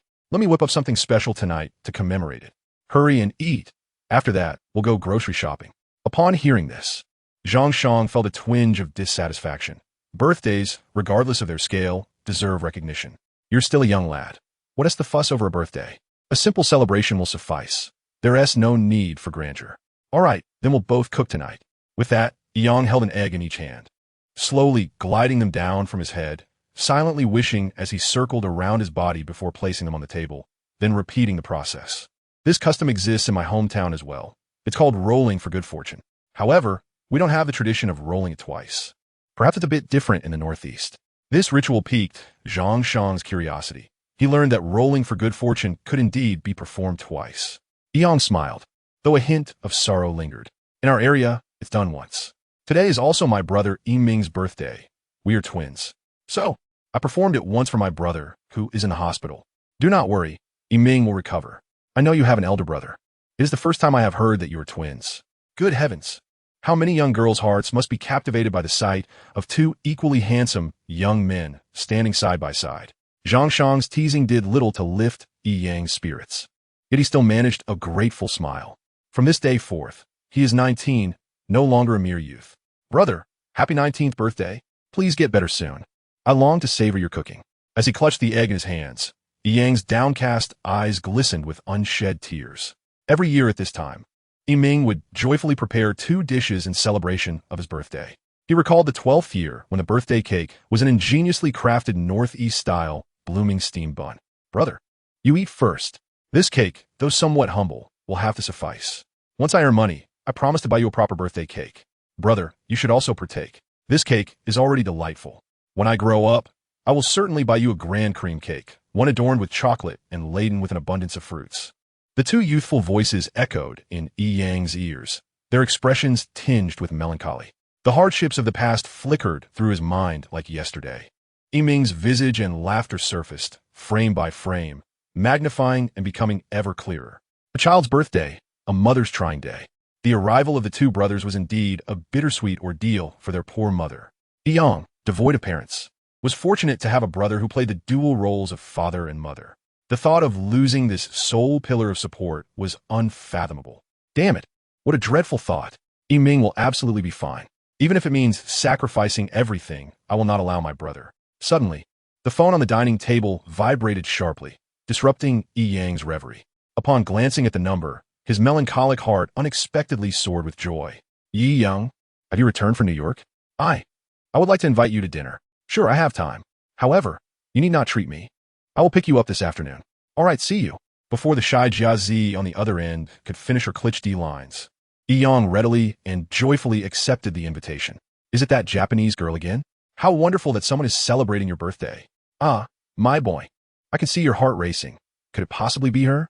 With discernment, she is certainly a credit to our Chinese heritage. Brother, haha, you know what I mean? I understand nothing of the sort. Zhang, your expression is utterly lewd. You are tarnishing the purity of my first love. This is undoubtedly the mark of an experienced player. Having hung up the phone, Yang brushed away the earlier gloom, his mood brightening like the sky after rain, suddenly transformed into a realm of beauty and happiness. Could it be that I have truly fallen in love? Chapter 71. Breaking through the glass, sealing the procurement of ingredients complete at 4 in the afternoon, as per their arrangement. Yang arrived early outside the gates of the University of Chicago, driving Zhang Shang's Mustang. Although the youth of America are known for their independence, he patiently remained in the car, anxiously awaiting the arrival of the girl who quickens his heartbeat. The soothing melodies within the vehicle suppressed the turmoil of his heart, rendering time deceptively slow. Each passing minute seemed to stretch, magnified tenfold. It turns out that waiting for someone could be both a joyous and painful affair. Ah, is this not reminiscent of the first time I laid eyes on Jiazi? Yang's eyes brightened as a familiar, graceful figure emerged outside the gate. With an elegant and regal updo, 2 strands of dark hair cascading beside her delicate cheeks, she adorned a complexion as tender as an apple. Clad in a fitted black down coat, she playfully clasped her hands behind her back, scanning the surroundings with curiosity. Over here, Jiazi, ignoring the biting cold wind outside and forgetting his own identity, Yang rolled down the car window, waving enthusiastically. You bought a car? Quite fitting for your dynamic personality, he remarked, shyly scratching his head. Actually, this is my friend's. Don't just stand there. It's chilly outside. Come on in. Zhang Shang had indeed been thoughtful. Upon hearing that Yang was picking up Jiazi, he had tossed the car keys without hesitation. Happy birthday, Yang. As Jiazi settled into the passenger seat, she presented him with a beautifully wrapped small box. How did you know it was my birthday? I don't recall mentioning it over the phone, he questioned, astonished. Aside from Zhang Shang, no one else was privy to the fact that today was his birthday. This little girl truly was remarkable. Silly, you're now a potential NBA star. With a little effort, it's quite easy to find out, she replied, a hint of rosy blush gracing her fair cheeks.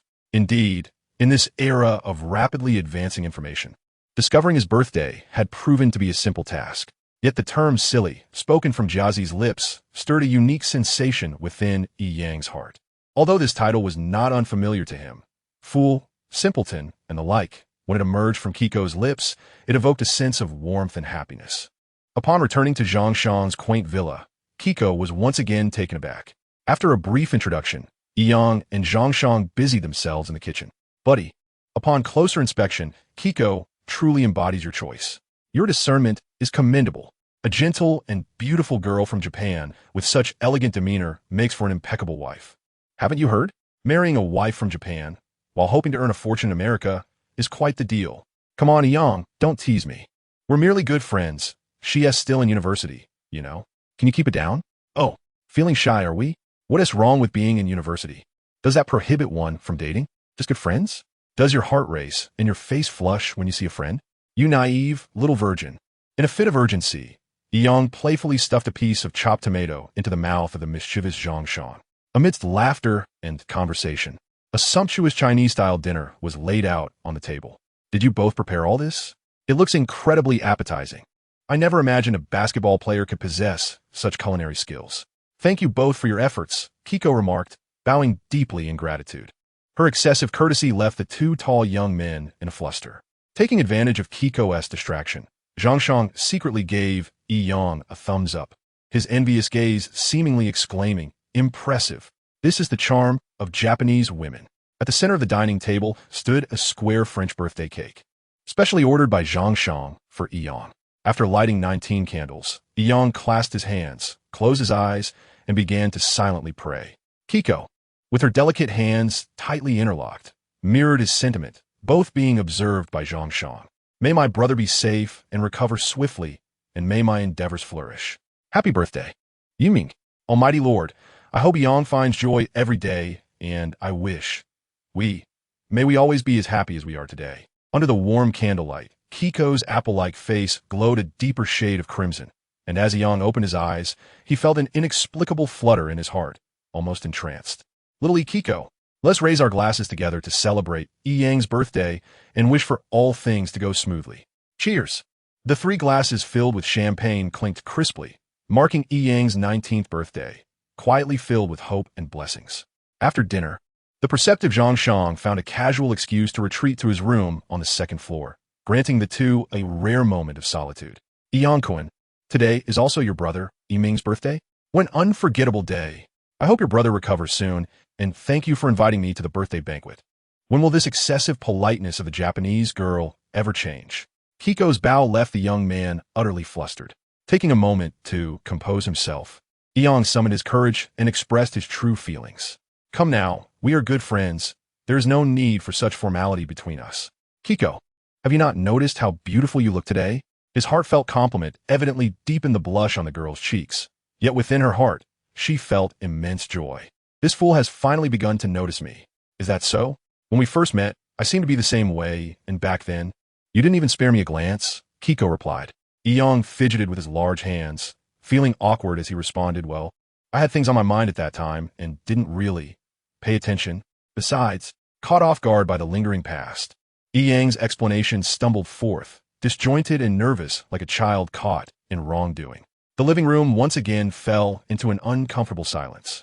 After a prolonged pause, stealing himself time and again, the young man finally embarked on his boldest endeavor to date. Kiko, can we be good friends? Are we not already the best of friends? The girl suggested, bestowing upon Yang a newfound strength. Grasping her delicate hand tightly in his, he finally mustered the courage to voice the words that had been trapped within him for so long. What I mean is, may I have feelings for you? Of course. I am merely a basketball player. This disjointed confession Kiko had waited far too long for. She had assumed that the bashful fool would never muster the courage to speak in this lifetime. With misty eyes filled with yearning, she gazed adoringly at the earnest young man before her and nodded gently. Time seemed to be bound by an invigorating spell, rushing by swiftly in the moment when happiness surged forth. Alas, joy is always fleeting. It was time to escort Kiko back to school. Chapter 72, Yiming.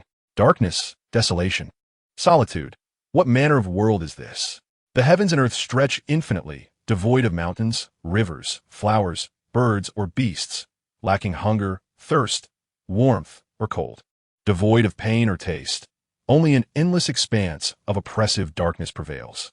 The youth dared not halt his feet, compelled to flee incessantly through this somber realm. Weary yet unyielding. Is this hell? Yet, he encounters no terrifying specters.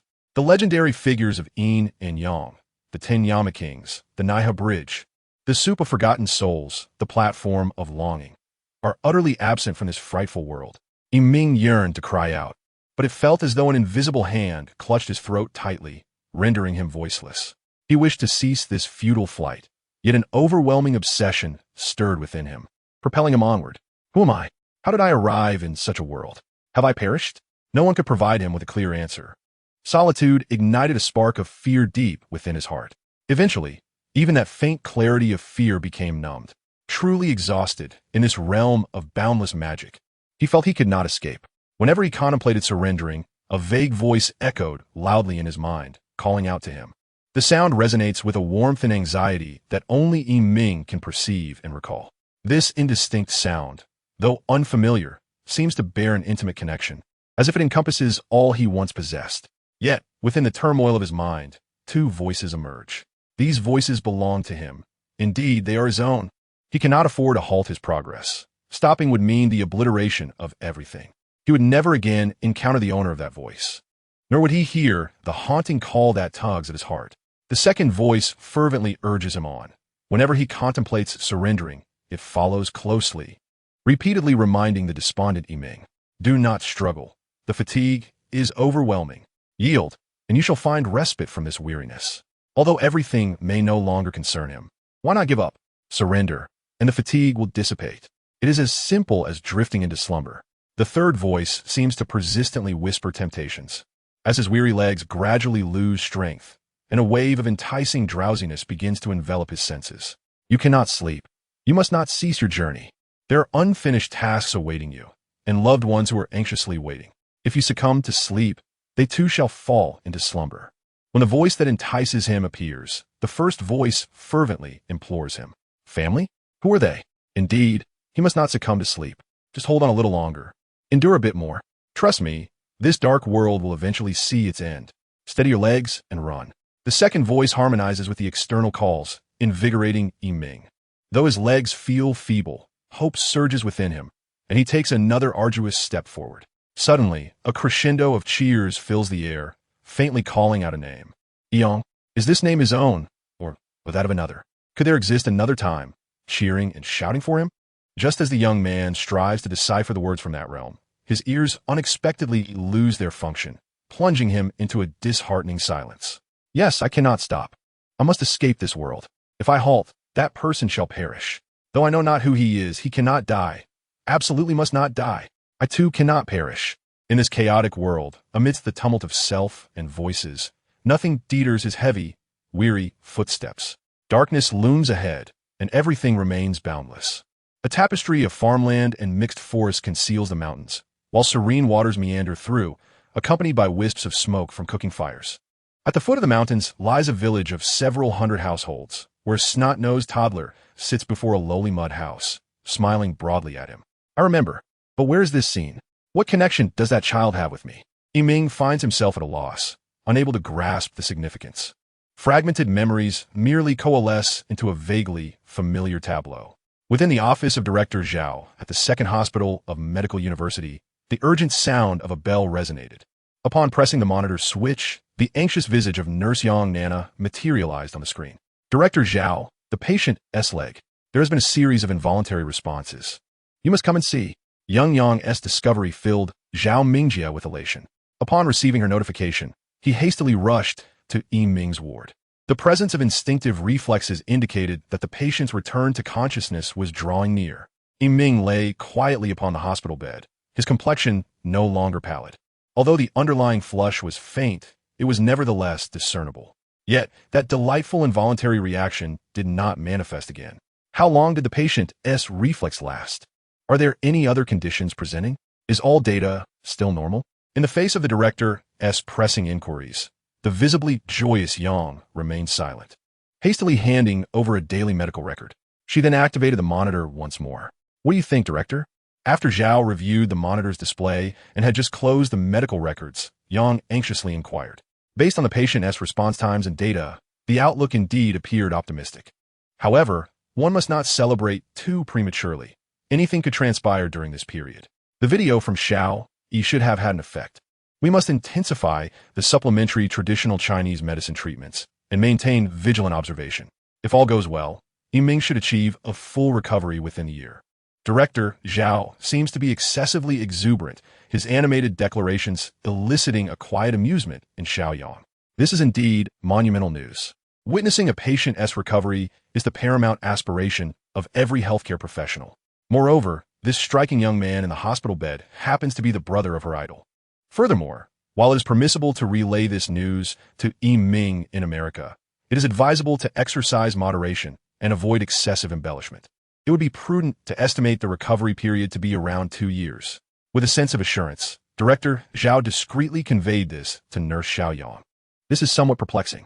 If recovery can be achieved within a year, why then is the time frame extended to 2 years? Even if the hospital aims to adopt a prudent and responsible approach, such a considerable span seems excessive. Perhaps the physicians are leaving a margin for the unknown outcomes. Or maybe the hospital seeks to extend the duration of treatment for financial gain. Nurse Xiaoyang refrained from probing further, as this was the opinion of the attending physician. Chapter 73. Double Joy Yang. Have you seen the news? After the match against the Nets, you've gained even more popularity. So, how was your time with Miss Jiazi yesterday? Did you have any new insights? Zhang Shang inquired cheerfully, stuffing his mouth with food at the dining table. Brother Zhang. This isn't like you. Didn't you tell me that such news is best avoided? We all know it's just baseless boasting. Eat up. We have training to attend after this. Today, Yang consumed his breakfast with remarkable speed. Despite the change of topic, the excitement etched on his face betrayed the youthful heart that was blossoming with emotions. When I mentioned that your immunity wasn't strong, naturally, I advised you to avoid it. Now, occasionally glancing at it isn't a big deal. To boast, one must have the capital for it. Why do I have none to boast of? Seeing his brother's triumphant demeanor, it was evident that he had successfully captured someone's heart. You sly one. Pretending with me. Did you share a kiss? Or was there any further progress? How did you know? Despicable. Did you eavesdrop on our conversation? Tell me what you heard. A kiss? I'm not as shameless as you. Enough. Don't make a mockery of me. I have no such peculiar interests. Young man, you're still inexperienced. While your basketball skills are commendable, in matters of the heart, you're no better than a primary schooler. A kiss is not indecent. It is an expression of love, you fool. Zhang Shang's face was filled with disdain, his seasoned demeanor evident. As they arrived at the gym, before Yang could make his way to the locker room, Aunt Julia from the logistics department, panting and struggling with her ample figure, caught up with him. Young man, you've arrived. After training, quickly move the birthday gifts from your fans. The logistics warehouse is nearing capacity. I'll arrange for a truck for you. If this continues, the logistics department 1T have a place to stand. By the way, happy birthday. Yesterday, Jazzy's words regrettably became prophetic. Among the fervent fans, there were certainly those who were meticulous and dedicated. Their love for their idol transcended borders and races. As Young pushed open the locker room door, before he could even lift his gaze, an unexpected shower of champagne, accompanied by a chorus of blessings, came crashing down upon him. The unsuspecting youth swiftly found himself in a peculiar predicament, akin to a champagne-soaked chicken. The locker room was not merely occupied by teammates. Even the amiable owner, Ball, and members of the coaching staff gazed upon him with warm expressions, leaving Young somewhat overwhelmed. It is worth noting that during his time with the Lakers, he had never experienced such cordial treatment. Young, I yearn to bestow upon you an extravagant birthday gift. However, the IRS and the league would not permit such indulgence.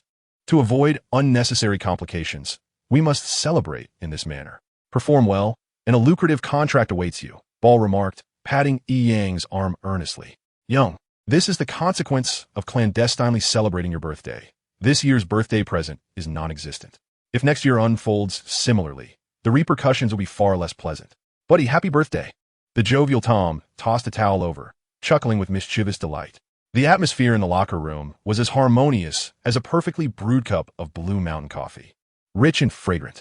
After the training session, Yang and Zhang Shang returned to their residence laden with an abundance of gifts. They spent 3 hours in the basement, immersed in sorting through the treasures, before finally collapsing onto the floor in exhaustion. Xiao, I could open a general store with all this, Zhang Shang exclaimed. Fortunately, we have this reasonably spacious basement. Otherwise, your gifts would be heaped on the street. Yang had never encountered such a spectacle. The shredded remnants of gift wrap had transformed the trash bin outside the villa into a small mountain. Food, clothing, and various entertainment items were plentiful, a veritable cornucopia of delights. The sources of the gifts were equally diverse, spanning from local American offerings to those from various European nations, as well as treasures from China and across Asia. The fandom was a colorful tapestry, with heartfelt cards filling an entire cabinet. Among the more bizarre items was a pair of women's panties from a devoted fan, leaving Yang both amused and bewildered. He promptly pushed the box towards the slumped Zhang Shang. Brother, I think you'll appreciate this. Enjoy. This fan is utterly insane. Perhaps an experienced connoisseur would be intrigued. When did you lose your senses? Such things do not appeal to me. You should pass them on to Tom. Zhang Shang recoiled as if avoiding a venomous snake, shifting his considerable frame away. Enough of the banter, Brother Zhang. Aside from a few items I've earmarked for friends, feel free to manage the rest. Let us make do with a simple dinner tonight. Our precious time has been consumed in sorting and categorizing. The two ascended the stairs, cradling 5 or 6 boxes. These gifts were naturally sent by the likes of Shangwan Yer and her delightful roommates, as well as Ouyang Feifei and the Du siblings. Reclining on his bed, Yang retrieved his phone only to discover several missed calls from Nurse Xiaoyang, while Apple lay quietly in the locker room cabinet. Opening WeChat, he found 6 voice messages from Sister Xiaoyang. Could something have happened to his brother? Yang hurriedly opened it, propping up his ears to listen intently. Today is undoubtedly a day worthy of celebration, replete with continuous surprises and good fortune. His elder brother, Ming's condition has shown a significant turnaround, and Director Zhao has confirmed that within 2 years, he will make a complete recovery. Indeed, this is exhilarating news. After hours of relentless activity, it seems as though a spell has been cast upon him. The youth, without even donning his slippers, hastens up to Zhang Shang's room on the 2nd floor. He is in dire need of a companion to share in his joy. What could bring him greater satisfaction and happiness? A double blessing indeed. Congratulations, Yi Young. It appears that 2036 is your fortunate year, reaping rewards in both career and love, and even Yiming's condition has shown signs of improvement. Truly commendable. Worthy of celebration. Zhang Shang, too, shares in Yi Yang's elation, rolling off the bed to clasp Yi Yang's hand. Without uttering a word, he declares, "Let us indulge in a few drinks today, Brother Zhang." To the kitchen. Despite his usual aversion to alcohol, Yi Yang eagerly pulls Zhang Shang back downstairs. The kitchen soon resonates with the symphony of pots and pans. Yi Yang is intoxicated. For the first time, he finds himself inebriated, unaware of how many calls he made while lying on the bed, only recalling, in his excitement, a desire to announce this overwhelming news to the world. Chapter 74. The early hours of Chicago. The night has yet to relinquish its hold. The bustling city of Chicago still slumbers in dreams. Flurries of snow dance beneath the amber glow of streetlights, weaving a tapestry of pristine white. Amidst this snowy veil, two youthful figures sprint along the silent streets. Remarkably, the figure in the lead is clad only in a summer basketball uniform. His robust arms and long legs are exposed to the frigid air, yet he shows no sign of trembling. Visible vapor escapes from his skin like a delicate mist. "You fool. What were you thinking? Out here in the snow." "Morning exercise is one thing, but at least we're something warmer. Aren't you worried about catching a chill? Thank goodness no one is around, or you'd be sent straight to the park." In the midst of icy conditions, Zhang Shang has been running for over half an hour, trailing Yi Yang, breathless and voicing his concerns. "Brother Zhang, adjust your breathing and pace, speak less. Since I was 15 back in my northeastern hometown, I have done this every winter. Trust me, it builds your body's resilience. Just hold on a little longer. We have 2 kilometers left to home." Yi Yang seems impervious to the cold. Showing no signs of fatigue, his tone as calm as ever. "You are a madman. With such splendid weather, why not remain nestled in the warmth of a cozy bed, instead of subjecting yourself to this torment? I should have known better than to join your twisted morning routine. 2 kilometers? Damn it, my lungs are about to burst." Zhang Shang finds himself bereft of breath to complain further, as the madman ahead inexplicably quickens his pace once more. The physical prowess of this individual is truly remarkable. The grueling 10-kilometer interval runs have severely tested the limits of this professional athlete. With the regular season having commenced for over 2 weeks now, the Bulls have played 7 games, currently sharing the top position in the Eastern Conference with the Celtics, each boasting an impeccable record. It has been 9 years since the Bulls have enjoyed such a triumphant start, with 7 consecutive victories. Yi Yang's performance has been exceptionally outstanding, averaging a staggering 40 points per game in a triple-double, marking him as a rising star in the league. This season, he has emerged like a wild dark horse, astonishing the entire NBA. No one dares to underestimate this young Chinese prodigy any longer, nor does anyone question his future. What remains is a sense of astonished anticipation regarding how far this Oriental gentleman, who relies on skill rather than looks, can truly go and what heights he can achieve. In terms of media coverage, the buzz in the United States has reached a level comparable to that of China a month ago, with numerous reports about Yi Yang appearing across major websites. Meanwhile, domestically, the hype has surged to unprecedented heights. The young man's news could easily fill a dedicated column every day. Headlines proclaim the rise of a Chinese basketball superstar and the Chicago Bulls championship hopes this year. The most staggering of all is the exaggerated report of his averaging over 40 points with triple-doubles, a feat unmatched in history. Despite the media's relentless glorification of Yi Yang, his prowess is undeniably evident. This remarkably swift rising star has indeed delivered exceptional performances this season. From being an inconspicuous Waterboy for the Lakers to becoming the starting core of the Bulls, he has achieved this in less than 10 preseason games. A phenomenon that is truly astonishing. Current media journalists have delved into Yi Yang's background to an extreme extent, nearly uncovering the very details of his ancestral lineage. The tragic circumstances of his youth, coupled with the arduous journey of his brotherly bond, could easily inspire a tear-jerking novel. Yet, despite the media's prowess, they have yet to reveal the identity of his father. Although Yi Yang harbors only resentment and anger towards this man, the existence of a blood connection has sparked a profound curiosity regarding the hidden complexities of his heart. These sensational reports have propelled the number of Yi Yang's fans and admirers to unprecedented heights, surpassing even the most illustrious stars of the entertainment industry. It is truly inspiring. A once destitute and downtrodden individual, through relentless perseverance and unwavering dedication, has transformed into a figure of affluence and charm. This deeply moves the ordinary citizens, who constitute over 90% of his followers, to tears, and even elicits admiration from the affluent and the aristocracy. Two forlorn children, from the tender age of 7, have resiliently and optimistically survived with the assistance of their fellow villagers. What a tragic history this is. The young brother bears the weight of responsibility on his fragile shoulders, caring for his sensible younger sibling. What a heart-wrenching ordeal this is. Were it not for the protection of law enforcement and the second hospital of Medical University, it is likely that Ming would have been ensnared in this calamity. The national idol, in the eyes of the President Yang, seems utterly unimpressive. He has ascended to the status of a national role model, to the point where he might as well reside in a temple as an object of veneration. In summary, everything concerning Yang has become a topic of fervent discussion among the media, from his hometown to those who know him. From the paths he has trodden to his preferences and habits, and even numerous gossip websites have disseminated unverified rumors. One can easily imagine the fate awaiting such sites. The onlookers have transformed into Yang's most formidable supporters. Regardless of the truth of the claims, how could they tolerate insults and slander directed at their idol? Major media outlets have once again been moved by a heartfelt report, which, after careful refinement, has made a resounding impact, shattering click records anew with news from Chicago, USA. Not only was Shangguan Yur astonished, but Ouyang Feifei and even Yang himself were taken aback by this report. And even the enigmatic Sima Aoshue kept a physical copy of the article by her bedside. With the flurries of snow and a resolute silhouette in Chicago at 5 in the morning, every conceivable element has been artfully crafted by the author, presenting a refreshing narrative. Most astonishing is that the news was published less than 3 hours after the morning exercise concluded. Even more remarkable, the editor refrained from the tired cliché of flattery. The title consists of but a few succinct words. Your presence leaves me speechless.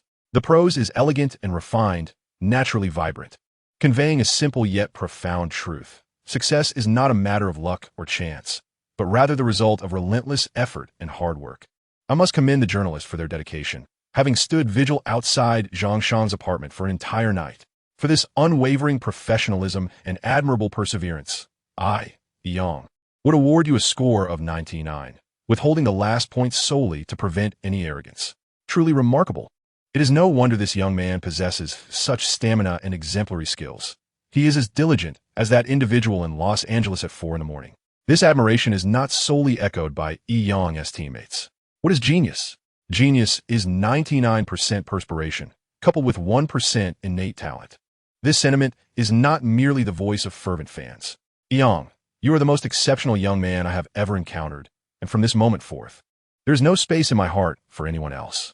I believe this sentiment is shared not only by Sima Ao Shui.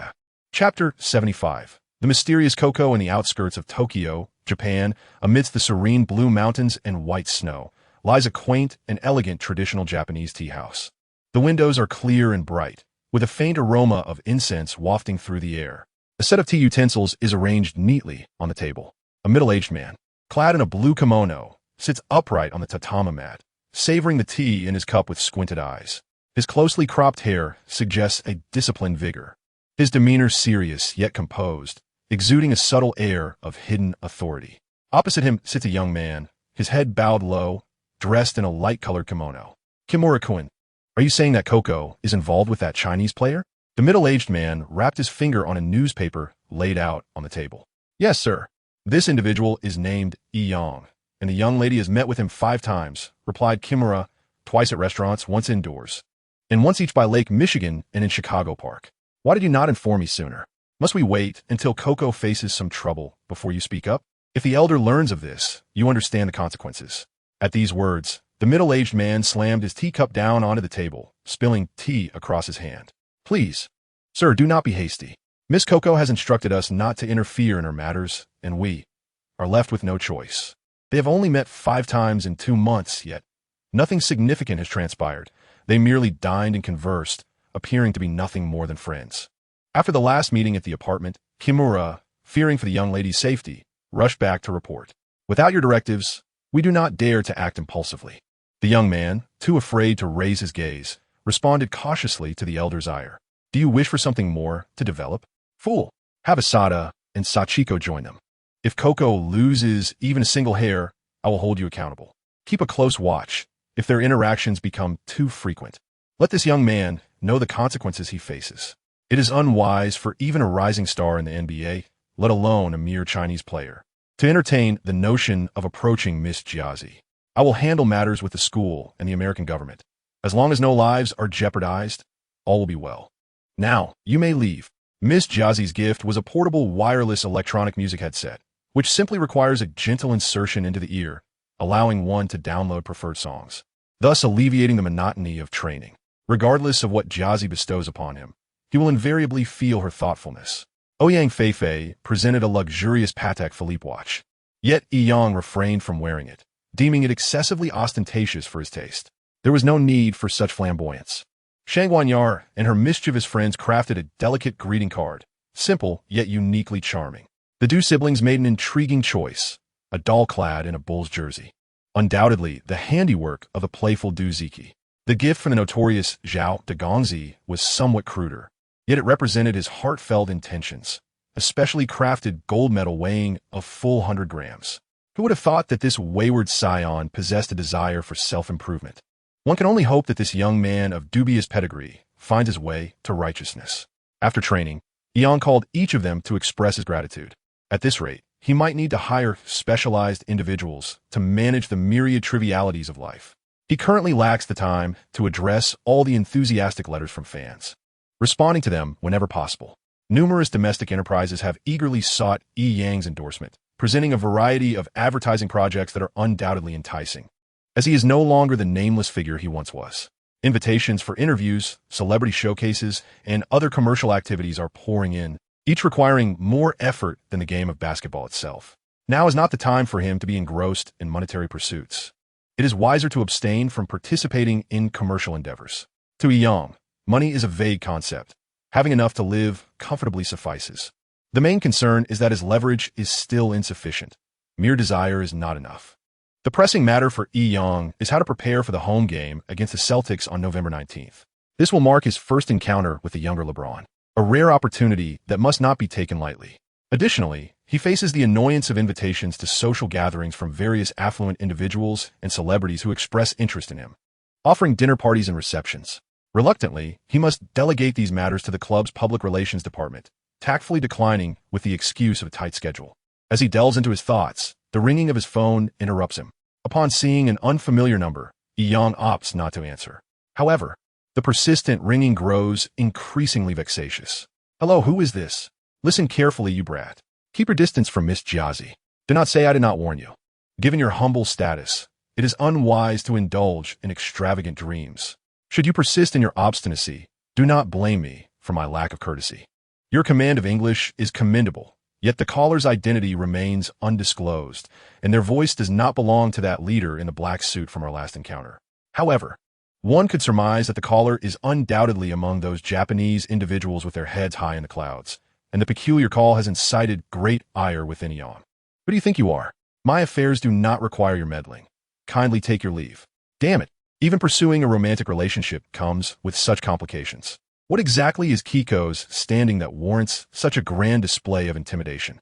Is it merely because I am a Chinese player? Whenever we are together, she never discusses her family background, and I have never inquired either.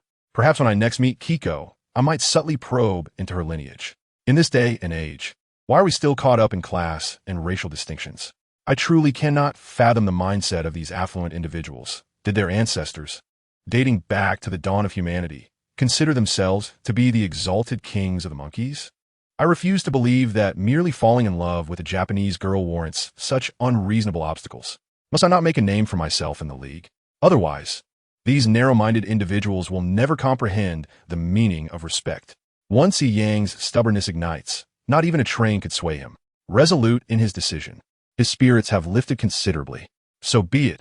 He shall eat and drink as he pleases, for he will not miss a single game.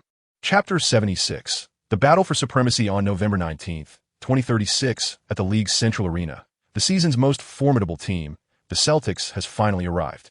Both teams currently boast a record of 7 wins and 0 losses, and the outcome of this match will determine who temporarily claims the top spot in the league standings. The temporary honor holds little allure for the Bulls, and their current record has already brought considerable satisfaction to both the club and the team. However, for the Celtics, competing on the road imbues the game with far greater significance. After all, they are the reigning champions of the league, and coupled with the appeal of their star trio, they are determined not to lose this match. In nearly all their encounters, the Celtics have triumphed over their opponents with overwhelming force. In contrast, the Bulls have faced much tougher battles in their recent games.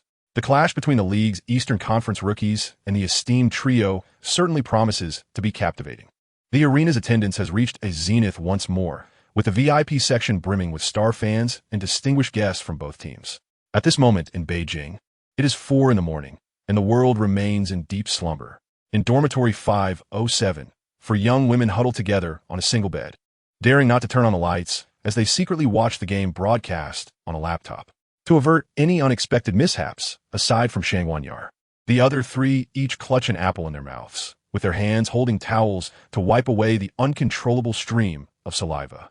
It is quite uncomfortable, and certainly not ladylike. My jaw is aching. Can't we think of another way? The baby-faced Du Wan murmured as she removed the apple from her mouth, while the others, Song Xiaojia and her companion, sighed in relief, taking deep breaths. Dear ladies, I can't very well glue your mouth shut, can I? If you lose control of your emotions and the dormitory supervisor finds out, we would be in dire straits, Shang Wanyar said, her eyes darting as she proposed a rather dubious idea. Oh, I do have a decent suggestion. How about this? Either you use your towels to cover or bind your mouths, or you refrain from watching the live broadcast altogether. You can choose. While it may not be the most ingenious solution, it is certainly preferable to having a large apple wedged in one's mouth. The three considered the alternative and ultimately decided to follow Yar's proposal, becoming unwilling captives in this amusing predicament. At this moment, the viewership extends beyond just 4 diehard fans of Yang.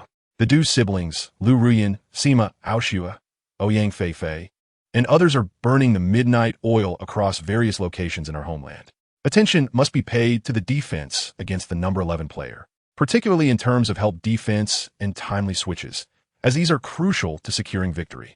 Gentlemen, let's march into battle. The head coach of the Celtics is none other than Ray Allen, a former teammate of the Little Emperor and one of the original members of the illustrious Big Three of the Green Army. He is a close friend of the Little Emperor and has been handpicked by LeBron to lead the team, dedicating significant effort to the resurgence of the Celtics over the years. Although this is the Bulls' home turf, there are plenty of fans supporting the Little LeBron brothers, resulting in a rare sight of half-red, half-green opposition in the center arena. Maxim deliver a fierce blow to the Bulls, aiming to break one of their horns. As the Celtics entered the arena, a wildly enthusiastic fan, bare-chested and draped in green, leapt from his seat to the technical area, shouting fiercely and even charging onto the court. Security swiftly intervened to restore order, escorting the overly exuberant individual out of the arena. The legacy of a dynasty team is indeed astonishing, with a profound depth that is impressive, and the fervor of the fans is unparalleled. Gentlemen, against such a formidable team, we must remain on high alert. It is essential to recognize that they possess few weaknesses. Only a sharp offense and an ironclad defense can truly vanquish them. Young, you have the liberty to unleash your full potential in this match. Let's commence, warriors. Coach, your words today lack substance. Are you merely stating the obvious? The crux lies in how we can execute a sharp defense and a relentless offense with this unlimited freedom to fire. Well, Young mused to himself. It is no wonder Mr. Rose feels this way. The disparity in strength between the two teams is indeed stark, leaving even seasoned former stars with little in the way of effective strategies. As the first quarter commenced, all 3 stars took to the court, clearly aiming to crush the Bulls' fighting spirit in the shortest time possible and seize control of the game as tempo. Although Shaquille O'Neal's son may not possess the massive physique of his father, his height and agility are equally impressive. The opening possession was uncontestedly claimed by this towering center, who effortlessly tossed the ball to Maxim as he charged into enemy territory. Perhaps the wise counsel of his father and brother influenced him, with exceptional ball-handling skills. He avoided excessive dribbling, faking a shot to evade Yang's steal. Years of combat had fostered remarkable synergy among these 3 formidable players. They swiftly lofted the ball toward the basket, where little LeBron, lying in wait in the paint, executed a lightning-quick aerial maneuver, completing a 2-point dunk in under 5 seconds. This is utterly terrifying. Even if one were made of iron, how many nails could one possibly drive? The seamless synergy of the trio leaves Yang in awe. It is indeed a case of trying to suppress the gourd while the ladle rises. There is no way to defend against such onslaught. Nevertheless, the game must continue. Surrendering is not my style, thus I must place my hopes on the offensive front. As Tom dribbled past the half-court line, he was unceremoniously stripped of the ball by Maxim, who capitalized on the moment. Before Shaquille O'Neal could even retreat from his position, he received a pass and executed a fast break dunk. 4 o'clock. Brothers, we must tighten our game. If this continues, we shall be left in tatters. The fans in Chicago are watching us. Let's get moving, lads. Young controlled the ball, deliberately slowing the pace of the offense, vocally urging his teammates. He had no intention of surrendering so easily. Directly opposing him was the illustrious young LeBron James, who crouched low, intently focusing on Yang's dribbling hands. Like an arrow poised to be released, vigilant and predatory. Truly, as the foremost among the 8 kings. His unwavering concentration and respectful demeanor towards every opponent make breaching the Celtics' defense a formidable challenge. To the side, Maxim, in a semi-relaxed defensive stance, positioned himself neither too close nor too far from Young and Tom, ready to spring into action. This ball could not be carelessly passed. Near the paint, the agile and tall Sharif tightly guarded Jeep, his body pressed against him, completely stifling low-post offensive routes. Yang's mind operated like a high-speed machine, swiftly analyzing the unfolding situation. He had never encountered such intense pressure before. Chapter 77. Unlimited firepower. After several quick changes of direction, young LeBron remained entangled around Yang. This adversary was indeed formidable. Passing was not an option, leaving Yang with no choice but to take matters into his own hands. In desperation, he leaped high beyond the three-point line and attempted a long-range shot. The height was sufficient, but LeBron's massive hand obscured his view entirely. The long-range attempt lacked accuracy, leaving the rebound to be claimed by Shaquille O'Neal and Sharif. Before Young could intervene, the Celtics executed several plays, and Maxim's precise three-point shot sailed through the net effortlessly. Glancing at the central scoreboard, only 51 seconds had elapsed, yet the opponent had already delivered a 7 o'clock blow to the Bulls. The attacking efficiency of the adversary was astonishing, and the camaraderie among the players was commendable. This was the pinnacle of NBA excellence. No wonder they are 3-time league champions. It is little surprise they possess such overwhelming prowess. I have truly gained insight today. What to do? Coach Ross remained unflustered, showing no signs of calling for a timeout. This burning hot potato was entirely left for the young Bulls' core Young to manage. Currently, the Bulls were collapsing under pressure. The Celtics' high-intensity, high-caliber gameplay had clearly left the once smooth players in a state of bewilderment. Faced with such a formidable opponent, Yang's personal advantages had all but evaporated. As the words of Rose echoed in his ears before taking the stage, Young, you possess the boundless right to unleash your fire in this match. Young finally comprehended Rose's intentions. Indeed, this was a do-or-die battle. When the narrow path converges, only the brave shall prevail. At this moment, Young had but speed and stamina remaining, his 2 formidable secret weapons. Hence, he resolved to cast aside any burdens and engage in a fervent and uninhibited battle. To minimize errors, the young athlete decisively circumvented the defense to deliver a pass from the baseline. His muscles tightened, and with the strength of his powerful legs, he charged like an infuriated bull against the Celtics' formidable defense. His father was not mistaken. This Chinese youth indeed possessed an underappreciated prowess. Like a whirlwind, his figure, with the ball securely in hand, left little LeBron in a daze. How astonishingly swift! How could a basketball player possess such extraordinary speed, particularly one standing at 2.03 meters? Is this truly what they refer to as an Asian? In truth, shaking off little LeBron was no simple feat for Young. He had exerted 9/10 of his skills merely to shed that tenacious defender. Yet, the Celtics' defense was evidently not a single layer. Maxim's timely assistance effectively obstructed Yang's route, while his brother was hot on his heels. No longer could he hold back. Young leaped with all his might, the ball tracing a beautiful arc before swishing through the net. The home crowd, which had remained silent for a minute, erupted into cheers. Though it was merely 2 points, they were immensely precious. However, Yang's remarkable performance did not disrupt the Celtics' composure. The ball swiftly found its way to Sharif in the paint, who executed a successful dunk and transitioned back to defense with impenetrable precision.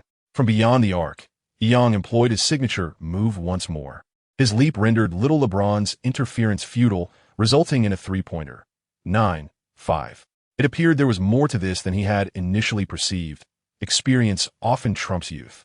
Maxim's gaze fixed upon Young, now devoid of any hint of negligence or disdain. Following a high-quality aerial collaboration, little LeBron broke through and scored another 2 points, accompanied by a free throw opportunity. The beleaguered Bulls had entirely placed their hopes on Young's performance to maintain the scoreline. After a fierce tussle, Young launched another long-range three-pointer, bringing the score to 12-8, steadfastly clinging to the margin. In this moment, Maxim executed a breakthrough pass, and little LeBron made a resounding move beneath the basket, while Sharif completed a powerful dunk, adding a three-point play to the mix. The Bulls players, having exerted themselves to the utmost, seemed to resort to fouls to halt the Celtics' relentless offensive onslaught. After facing a double team, the ball handler Yang deftly passed to Jeep, whose red figure darted through the court like a flickering flame, successfully finding space and securing 2 points with a mid-range shot. Subsequently, little LeBron's aggressive attempt faltered, but Yang, seizing the rebound, launched a swift fast break. Confronted by the Celtics' formidable defense, he sank a three-pointer, bringing the score to 15-13.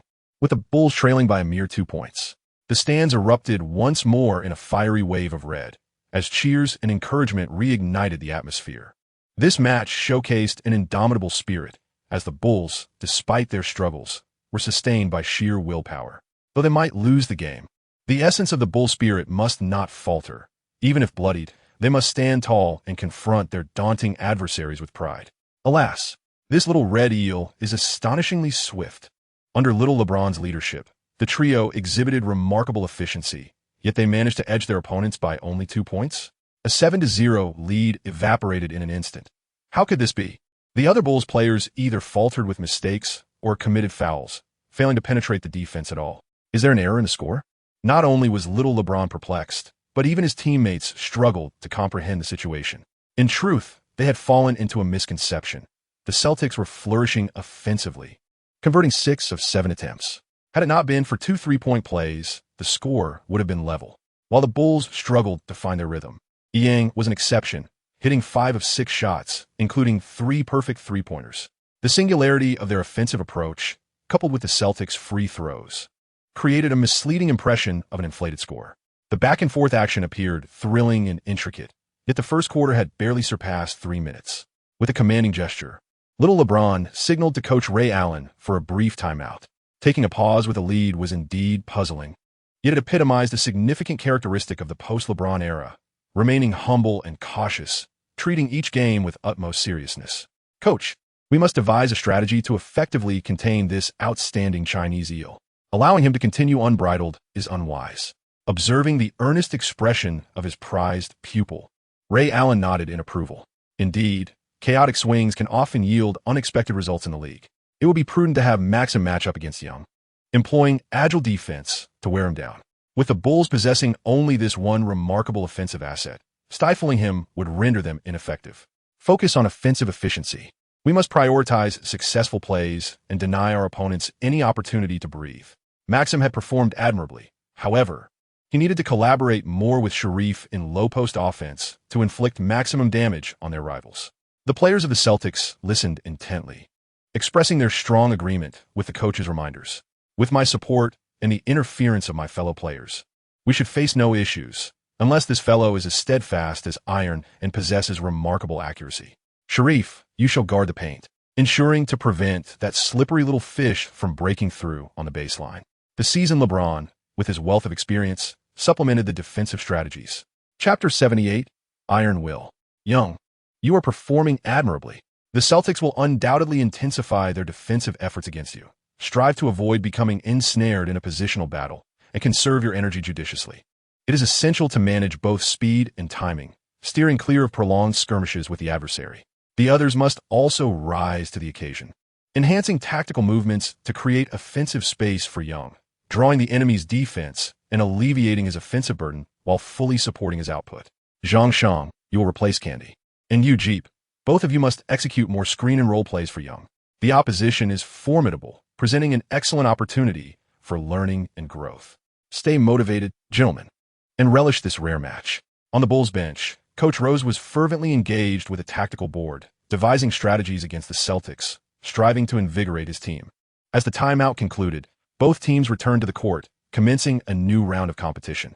Overall, whether in offense or defense, the disparity in strength between the two teams remained stark. Despite the Bulls players diligently implementing Rose's strategies, they were ultimately a young and inexperienced squad. Under the basket, Sharif effortlessly received an assist from Maxim, delivering a morale-boosting slam dunk.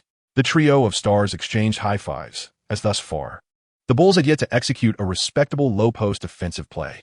Faced with Maxim's persistent defense, Young understood that this was a battle of attrition. However, he felt no discouragement. Rather, the greater the challenge, the more invigorated he became, his youthful tenacity clearly ignited. Fearless in the face of failure, he thought. Even if he faced defeat once more, what of it? One must be willing to bear the consequences to challenge the Emperor. Gritting his teeth, his movements quickened, as the younger LeBron brothers realized that the obstinate lad was gearing up for a strong attack. Splendid. I am eager to see what further tricks this rising star of the Bulls possesses. The brothers exchanged knowing glances, and Maxim immediately understood. With arms outstretched, he advanced, applying pressure and closely guarding the resolute Young. Coach Rose's advice had long been forgotten by the young player, who was now directly honing his skills. Damn it, I refuse to concede. Even if faced with an impenetrable wall, I shall carve a niche today. Suddenly retreating a few steps, he accelerated, pivoted, executed a left slide, and surged forth once more, gaining speed. Yang's series of technical maneuvers ultimately bore fruit. Although he managed to shake off Maxim, he was confronted by the formidable presence of LeBron Jr., who loomed like an imposing mountain, obstructing his path. With a sudden halt, he deftly avoided the peril of an offensive foul. A swift flick of his wrist executed a feint that momentarily disoriented LeBron Jr., causing the ball to magically return behind him. In a seamless motion, he transitioned the ball to his left hand and, with a gentle push, sent it gliding past LeBron Jr.'s left side, bouncing off the floor. At that moment, Young resembled an elusive eel, skillfully penetrating from the right side, and, in the blink of an eye, maneuvering behind LeBron Jr. to seize the rebounding ball, hurtling toward the paint. What a magnificent display! Such an impeccable separation of man and ball, rich in imagination and audacity. The most admirable aspect was the flawless succession of dribbling moves. As Sheriff reached high, with both hands in the key, Young had already taken his first step. My young friend, with a three-step layup, you are already too late. I have firmly established my defensive position. Now it remains to see whether the referee will call you for an offensive foul or me for a defensive one. As Yang's second step landed just half a meter from Shaquille O'Neal, he pivoted on his right foot, using his left foot as a point of leverage, twisting his body midair to completely evade O'Neal's frontal defense. With a fluid extension of his long arms, his contorted body harnessed the force of a powerful dunk, hanging from the rim and spinning rapidly. The difficulty of this dunk is truly astounding. Are you a diver? Your flexibility is simply unparalleled, showcasing an array of impressive moves that leave one in awe. What are we? A furious bull. What are our opponents? The remnants beneath our feet. In the stands, the passionate Bulls fans, moved by Yang's unwavering and indomitable spirit, rose to their feet, fists clenched, united in a resounding chant of the team's slogan. Though the score may be unfavorable, the spirit of the Bulls remains unyielding, as the once-dim morale is reignited by the resounding echoes of their heroic rallying cries. This is a formidable opponent, possessing exquisite skills, an extraordinary physique, and an indomitable spirit. Experience prevails. The old Emperor's perspective is indeed accurate. The remarkable young man from the East embodies a resilience that commands admiration. Such opponents command respect and should never be underestimated. The Boston Celtics possess a wealth of experience in high-stakes competitions that the inexperienced Bulls simply cannot match. A swift counterattack ensues, with both interior and exterior plays flourishing, striking the unyielding Bulls like a whip, tearing at their battle-scarred form. Even this proud bull, armed with only a pair of sharp horns, continues to fight valiantly against a pride of formidable lions, refusing to succumb and preserve its noble stature. Confronted with the Celtics' formidable onslaught, compatriot Zhang Shang diligently sets screens while Yang tirelessly weaves through defenses, evidently determined to fight to the bitter end. The fervent cheers of the crowd have faded from their ears. The youthful pair's eyes gleam with a fierce intensity, cold and piercing. Although the score continues to widen, Yang resembles an indomitable cheetah, repeatedly receiving the ball, breaking through, and attacking. As the second quarter concludes, it is only with the insistence of his teammates that Young reluctantly exits the battlefield. The score stands at 62-51, with the Bulls trailing by 11 points, a first this season for the team to face a double-digit deficit at halftime. Young played for 24 minutes, accounting for all of his team's first-half points, with 27 attempts comprising a staggering 90 of the team's total shots, achieving 12 out of 16 from two-point range, 9 out of 11 from three-point range, and a perfect 4 for 4 from the free throw line. He amassed a total of 51 points, alongside 6 rebounds and 4 steals. He fell merely 8 points short of breaking the NBA record for the highest scoring in a half, a record set by the legendary Kobe Bryant. Nonetheless, his performance is remarkable enough to earn a place in the history of the highest halftime scores in the NBA, with only a handful of players surpassing the 50-point mark, including Young himself. The Celtics' three stars collectively scored 62 points, secured 111 rebounds, delivered 22 assists, made 6 steals, and achieved 7 blocks. Both teams maintained a rapid offensive tempo, completing an attack in under 20 seconds on average, with astonishing shooting percentages. Particularly, Yang's shooting accuracy soared to an astounding 77, defying belief. Brother, the league is filled with exceptional talent. Surely, Young's future accomplishments will eclipse ours. If it were you, could you lead this Bulls team to such heights? Maxim remained silent after hearing little LeBron's musings. Chapter 79. The first taste of defeat during halftime. Young had no interest in watching the sizzling performances of the cheerleaders. He simply sat quietly in his seat, replenishing his body with water. The opponent's high-intensity defense had naturally taken a toll on his stamina. However, it was not a significant concern, as his body had undergone special conditioning. Since the beginning of the second quarter, the Celtics had started rotating their starters, with ample rest. For quarters of play posed little challenge for them. What do you think, Young? Our strength pales in comparison to theirs. It might be best to concede. Take a break in the third quarter. After all, there are many regular season games yet to play. Winning or losing need not be a source of entanglement in this contest. Coach Rose's analysis is profoundly insightful. This is not the finals, and we must safeguard our promising prodigy. Although defeat was encountered, the outcome remains palatable. The fans will surely comprehend the coaching staff's decisions. After a brief respite, Yang's mind has become considerably more composed. However, he remains reluctant to concede defeat. Mr. Rose, there's no need to worry about my stamina. This match has imparted invaluable lessons, and as you have stated, we are a youthful team fully capable of enduring setbacks. Moreover, the high-intensity competition presents an exceedingly rare opportunity for practical experience. I aspire to play through all 4 quarters. Indeed, many challenges await us, yet from another perspective, this is a moment to assess one's capabilities. Trust me, Rose, anger has not clouded my judgment. Given our current roster, we possess limited options against such formidable opponents. Gazing into Yang's sincere eyes, Rose remained silent. This scene felt eerily familiar. May the tragedy of another Rose not unfold. Young, you know how I have suffered injuries time and again. Think carefully, child. There's no need to exert yourself so fiercely. You are still young. The cheerleaders began to gradually withdraw, and the third quarter was about to commence. Young adjusted his sweat-soaked jersey and, alongside the substitutes, made his way onto the court. Goodness, this young man's stamina is remarkable. Even a robust African-American athlete would struggle under such exertion. Sitting on the bench, little LeBron gazed in bewilderment at the agile figure in red, lost in thought. The Celtics were left with Maxim, who continued to lead the rotation onto the battlefield. Yang's relentless endurance evoked both admiration and curiosity. Would the Bulls truly squander such an extraordinary young talent? Facing a Celtics squad lacking 2 major stars, the Bulls felt an immediate alleviation of pressure on both defense and offense. Young intensified his low-post offensive capabilities, gradually narrowing the point differential. Yet, the disciplined Celtics were no pushovers like the Lakers or the Nets. Under Maxim's orchestration, their counterattacks were executed with finesse. With 5 minutes and 26 seconds remaining, the score stood at 78-70, with the Celtics still holding an 8-point lead. The seasoned Ray Allen seized a dead-ball opportunity to call another brief timeout.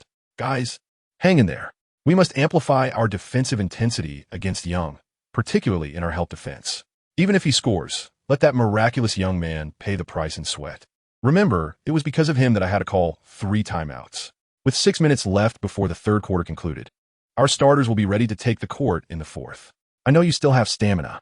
Mills, the opposing backup point guard, can afford a slight relaxation in his defensive intensity. When necessary, he should collaborate with Maxim to double-team Young, as everyone has observed. Aside from that tenacious player, the offensive threat from others is minimal. The mantra remains, stifle Young's firepower. Go forth, my comrades. After the timeout, Yang's offensive efforts were evidently met with heightened difficulty. Each time he possessed the ball, 2 or 3 members of the green team would swarm around him, creating relentless disturbances. These individuals are quite astute. As soon as they engage, they retreat with the slightest contact. Their strategy merely involves exhausting Yang's stamina and prolonging the duration of the match. The alternating defensive strategy and the dual coverage proved to be remarkably effective, significantly slowing down Yang's scoring pace. The opposing team's success rate in offense continued to rise, and the point difference was on the verge of expanding to double digits. The young man furrowed his brow, devising a plan. When he faced off against the ball-controlling Maxim, he immediately feigned a drive, and as the defenders converged, the ball had already flown into the hands of the open Gao Shang beneath the basket. From the beginning of the first quarter until now, aside from securing 6 rebounds, Gao Shang had yet to make any significant contribution. In fact, it was not just him. The starting players of the Bulls had also failed to exceed 10 points. Seizing the opportunity, the towering figure of Gao Shang, who had been suppressed for too long, executed a rapid dunk. For 3 consecutive plays, Yang and Gao Shang displayed a remarkable synergy, narrowing the point gap to 6. Goodness, is it delicious? Are you addicted to it? It was as if he were a machine, perpetually tireless. As Yang demonstrated efficiency in his assists, Coach Ray Allen could no longer remain passive. Despite only 2 minutes remaining in the third quarter, he decisively called for a long timeout. After strategizing, Little LeBron and Sharif O'Neal returned to the court. Such caution, faced with the Celtics, a team of superior caliber, compounded by the cunning Coach Rose. Even a skilled cook would find it challenging to prepare a meal without ingredients. Although Yang continued to lead with vigor in the final quarter, the fatigued Bulls were faltering, struggling to keep pace. The final whistle echoed throughout the arena, and the beleaguered Bulls succumbed to a 98-110 defeat on their home court. Though it marked their first loss of the season, the enthusiastic fans were not disheartened. The exceptional performances from both teams garnered resounding applause. Throughout the match, Yang amassed an astounding 78 points, 11 rebounds, 5 assists, along with 5 steals and 5 blocks. He delivered a miraculous performance, setting a new record for the highest single-game score in Bulls history, surpassing the legendary Michael Jordan's previous record. Buddy, you're remarkable. You're the finest player I've encountered and currently the best rookie in the league. Keep it up. The future belongs to you. After the game, Little LeBron approached the Bulls area, embracing the dazed Yang and offering his heartfelt congratulations. The future belongs to me? That blessing sounded strangely familiar. Chapter 80. Luring the tiger from its mountain despite the loss, Yang felt little disappointment. What surprised him most was the absence of Jia Zi in the guest seats. This was indeed unexpected. Scoring 78 points held less significance for him than catching a glimpse of the girl he cherished. Sitting in the locker room, Yang appeared somewhat distracted. Wow, no wonder you're the core player. Having obtained such dazzling and remarkable data, one might still feel a lingering regret over the defeat. This calmness and composure alone warrant serious contemplation and learning. You played admirably. The loss is not a reflection of your abilities. Furthermore, losing to the Celtics is hardly a disgrace. My friend, take note. You're on the brink of shattering Kobe's legendary record of 81 points. So allow yourself to feel joy. Do not dwell too much on it. Tom's attempt at consolation, however, was evidently misinterpreted. The young man found amusement in the similar comforting words from his coach and teammates. Nonetheless, he feigned agreement with a nod. Young man, have you not seen Coco? With your head hung low, what's the matter? A day apart feels like an eternity? Look at your lack of ambition. On the way home, the seasoned driver Zhang Shang astutely unveiled Yang's inner turmoil. Forget it. I can't be bothered to engage with you. Faced with his old friend's piercing gaze, Yang found himself at a loss for words. That infuriating individual knew him better than he understood his own mid-range shooting skills. Although the match against the Celtics lasted for 3.5 quarters, Yang did not feel fatigued. Lying in bed, preoccupied with his thoughts, he picked up his phone only to set it down again when it rang. Dear Yang, I sincerely apologize. Due to some matters at school, I was unable to attend your game today. I regret missing the tickets you generously provided. Please forgive me. The one who untangles the knot must be the one who tied it. Coco's gentle and remorseful words invigorated the young man, dissipating his earlier disappointment. It's quite all right. Studies are paramount. My games cannot be watched in just a year or two. There will be plenty of opportunities. A single ticket is of no consequence. I can always offer you one in the future. How have you been lately? Upon uttering these words, he felt a twinge of embarrassment, realizing how deeply he had begun to think of her after only a few days apart. I'm doing well. And how about you? Have you been occupied with numerous competitions lately? Please take care of your health. We're nearing our winter break, and I may need to return to my homeland soon, as my mother has not been well. Is it serious? You should hurry back to check on her. I trust Annie is not in grave danger. Do not worry about me. Indeed, we have several competitions before Christmas, so I may not be able to see you off at the airport. Travel safely, and do call when you arrive home. Take good care of your mother. Upon hearing the news of his future mother-in-law's illness, Yang immediately sat up in bed, reassuring Giaco on the other end of the line. Yes, I understand. Yang, while I am away, please take good care of yourself. After conversing for over half an hour, Yang reluctantly ended the call. The blissful feeling enveloped him, allowing him to drift into a serene slumber filled with beautiful dreams. That night, in the dormitory for female international students, Kyoko found herself unable to sleep, her mind consumed with worry over her sweet relationship with Yang, particularly after the unsettling incident that afternoon. This foolish boy had not even held her hand. After school, Kyoko had eagerly planned to attend Yang's match. Having pierced through that delicate veil of uncertainty, this handsome and charming Chinese boy had become an integral part of her life. As she approached the school gates, the loathsome Kimura appeared, accompanied by his lackeys, along with two unfamiliar young men and women. After a polite bow from everyone present, Kimura began to speak. Miss Kyoko, I apologize for the intrusion. I understand you intend to watch that boy's match. Regrettably, my employer has instructed us to ensure your safety, so I must insist you return to school.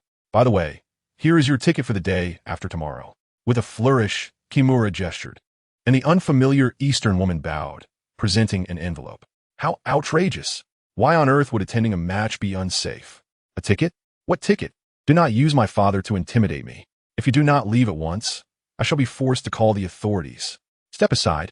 These individuals exhibit an audacious confidence. They dare to impose restrictions on their own personal freedom, igniting a fierce temper in Miss Kiko. Miss Kiko, please do not be angry. We are equally reluctant to act in this manner. This is your father's directive. Kindly do not make it difficult for everyone. Call the police? I strongly advise against such a course.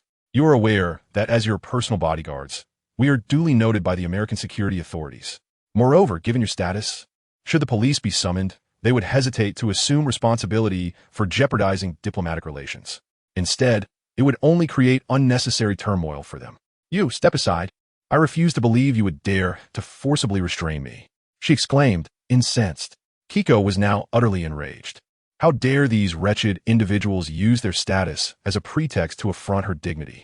Upon hearing her words, Kimura and the others hurriedly bowed, their expressions unfazed. Miss, please allow me to finish. This young lady is Sachiko Harada, who has just arrived from Japan, bearing a handwritten letter from your esteemed parents for you. From this moment forth, Miss Sachiko will be responsible for your safety. My mother's health has always been good. How could she suddenly fall ill?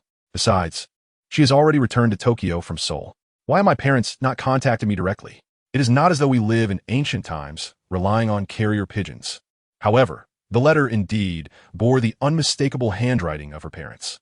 Could it be that something grave has transpired at home? They have even dispatched someone to ensure my safety upon my return. This is unacceptable. I must make a call to my family. Overwhelmed by this unexpected news, Kiko took Kimura's ticket folder without any desire to attend the game. Her heart in turmoil, she turned back towards the school, followed closely by Sachiko Harada like a specter. After all, the president is astute. No one knows a daughter better than her father. This tactic of drawing the tiger from its den has alleviated many of their troubles, as dealing with a haughty and willful young lady from a prestigious family is indeed a source of great concern for Kimura and his associates. Everyone, let us heed Asada Koen's instructions for the remaining matters. The address has been ascertained. Proceed with caution and avoid taking his life. After all, this young man is one of the rising stars in the professional league, and any international incident would be most undesirable. Beside Kimura, Asada, clad in casual attire, nodded impassively, and the group swiftly boarded two Toyota sedans parked by the roadside, speeding away. Chapter 81. Narrow-mindedness. The hills were adorned with cherry blossoms, red, white, and pink, gently embellishing the landscape. The clear river snaked through the terrain like a long serpent. Yang, I never imagined your hometown would be so abundant in cherry blossoms. It gives me a sense of returning to my roots. Is this what you refer to as Shango Village? It truly is a beautiful paradise. Standing beside Yang on Tiger Cliff, Kiko gazed quietly at the scenery below, completely entranced by the wonders of nature. How curious. How did I end up at Tiger Cliff with Kiko? Kiko's delicate visage was beautifully illuminated by the cherry blossoms, her radiant cheeks glowing with a rosy hue, while her watery eyes gazed affectionately at Yang.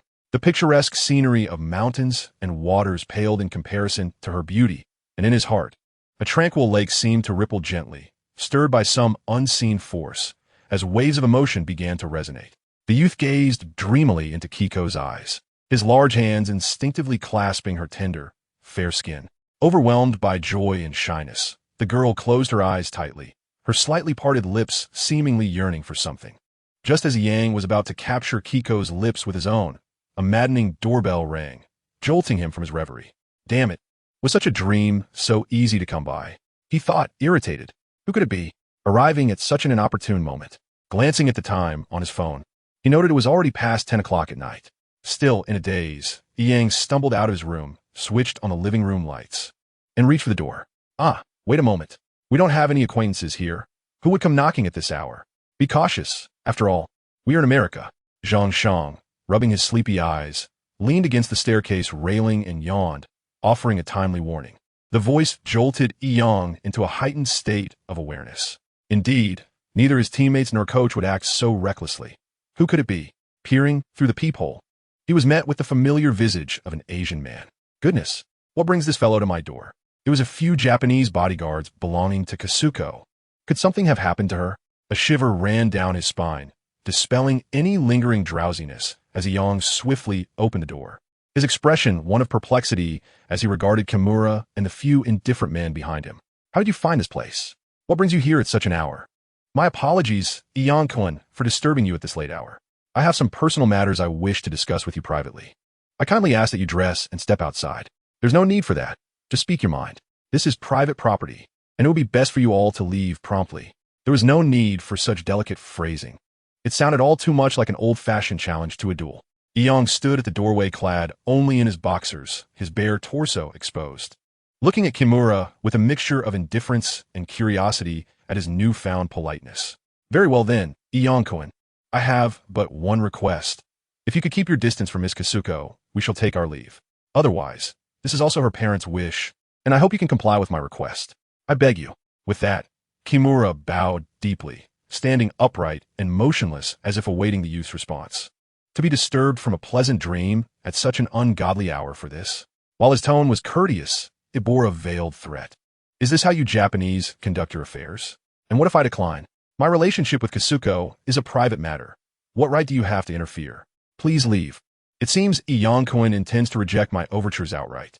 Since you possess the courage of affection, do you also possess the bravery to step through this door? We do not intend to demolish your friend's residence. If you lack the courage to emerge, then perhaps you should scurry back to China. Upon hearing Yang's retort, Kimura's respectful demeanor transformed into one of anger and contempt, his gaze icy as he glared at the youth within. The arrogant words incited Zhang Shang's ire from inside.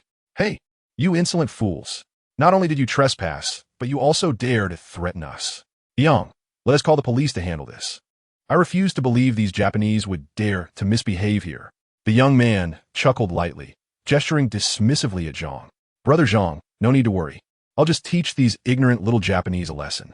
If I don't show them some consequences, they'll think Chinese people are easy to bully. Clad only in a pair of slippers, Yang bravely stepped out of the apartment, bare-chested and unperturbed by the cold, making his way to the small garden. Observing this, Zhang Shang followed suit with a kitchen knife in hand. Ah, quite bold of you. Don't say I didn't warn you. Asada-kun is a 9th-degree black belt in both judo and taekwondo. Rest assured, you won't meet your end. We merely seek to impart a lesson, so you need not indulge in fanciful dreams of grandeur. As Kimura's words faded, a young man clad in gray athletic wear approached with a sinister grin, gesturing mockingly towards Yang and beckoning with his finger. How audacious of you to presume yourself a dandy of the Shanghai Bund. Today, if I do not teach this insolent Japanese bred a lesson, I shall surely be regarded as a relic of the East Asian infirmity. Without waiting for Asada's haughty display to conclude, Yang contemptuously turned his thumb downwards and declared, "Whatever tricks you possess, unleash them swiftly. I have little time to spare before I must return to my slumber." The gesture unmistakably left Asada, feeling profoundly insulted. With a swift clasp of his hands and a sudden backward lean, he executed a fierce 360-degree spinning kick with blinding speed. "You wretched creature.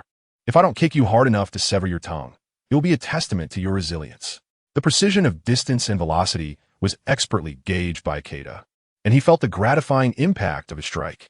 After completing a backflip, he landed gracefully, eagerly anticipating the delight of his opponent's anguished cries. "It seems your skills are quite limited, and you dare to claim a 9th-degree black belt? Get out of my sight." Yet instead of screams, a chilling silence enveloped the air. Suddenly, a foot clad in slippers struck his abdomen with lightning speed, propelling Ikeda's body like a cannonball straight towards the wooden door at the center of the barrier. After a pained howl, Asada crashed on the street outside, accompanied by shattered planks. Just as he attempted to rise, a sharp pain surged through his ribs, and he spat out a mouthful of blood. The force and speed were astonishing. Yang rubbed his slightly sore palm. That kick from the Japanese was surprisingly powerful. "Jean, my apologies. I couldn't control that kick. I'll help you fix the door tomorrow. You lot should stop embarrassing yourselves and take your injured companion and leave. I have no patience for this rubbish." Chapter 82. Kobe emerges the late-night visit from Kimura and others left Yang, who had just relaxed, utterly devoid of sleep. Jean was seated in the living room, scrutinizing him as though he were a rare specimen. "Goodness, you're quite the hidden talent. Who would have thought you possessed such remarkable skills? Like Hui Yuanjia in the flesh, fiercely combating the Japanese. Impressive. Might you take me on as your disciple?" Yang's earlier astonishing display, though merely a single kick, was profoundly impactful. This left Zhang in utter awe as the group of Japanese departed, supporting the beleaguered Asada. "Zhang, don't tease me. I haven't played the hero in ages.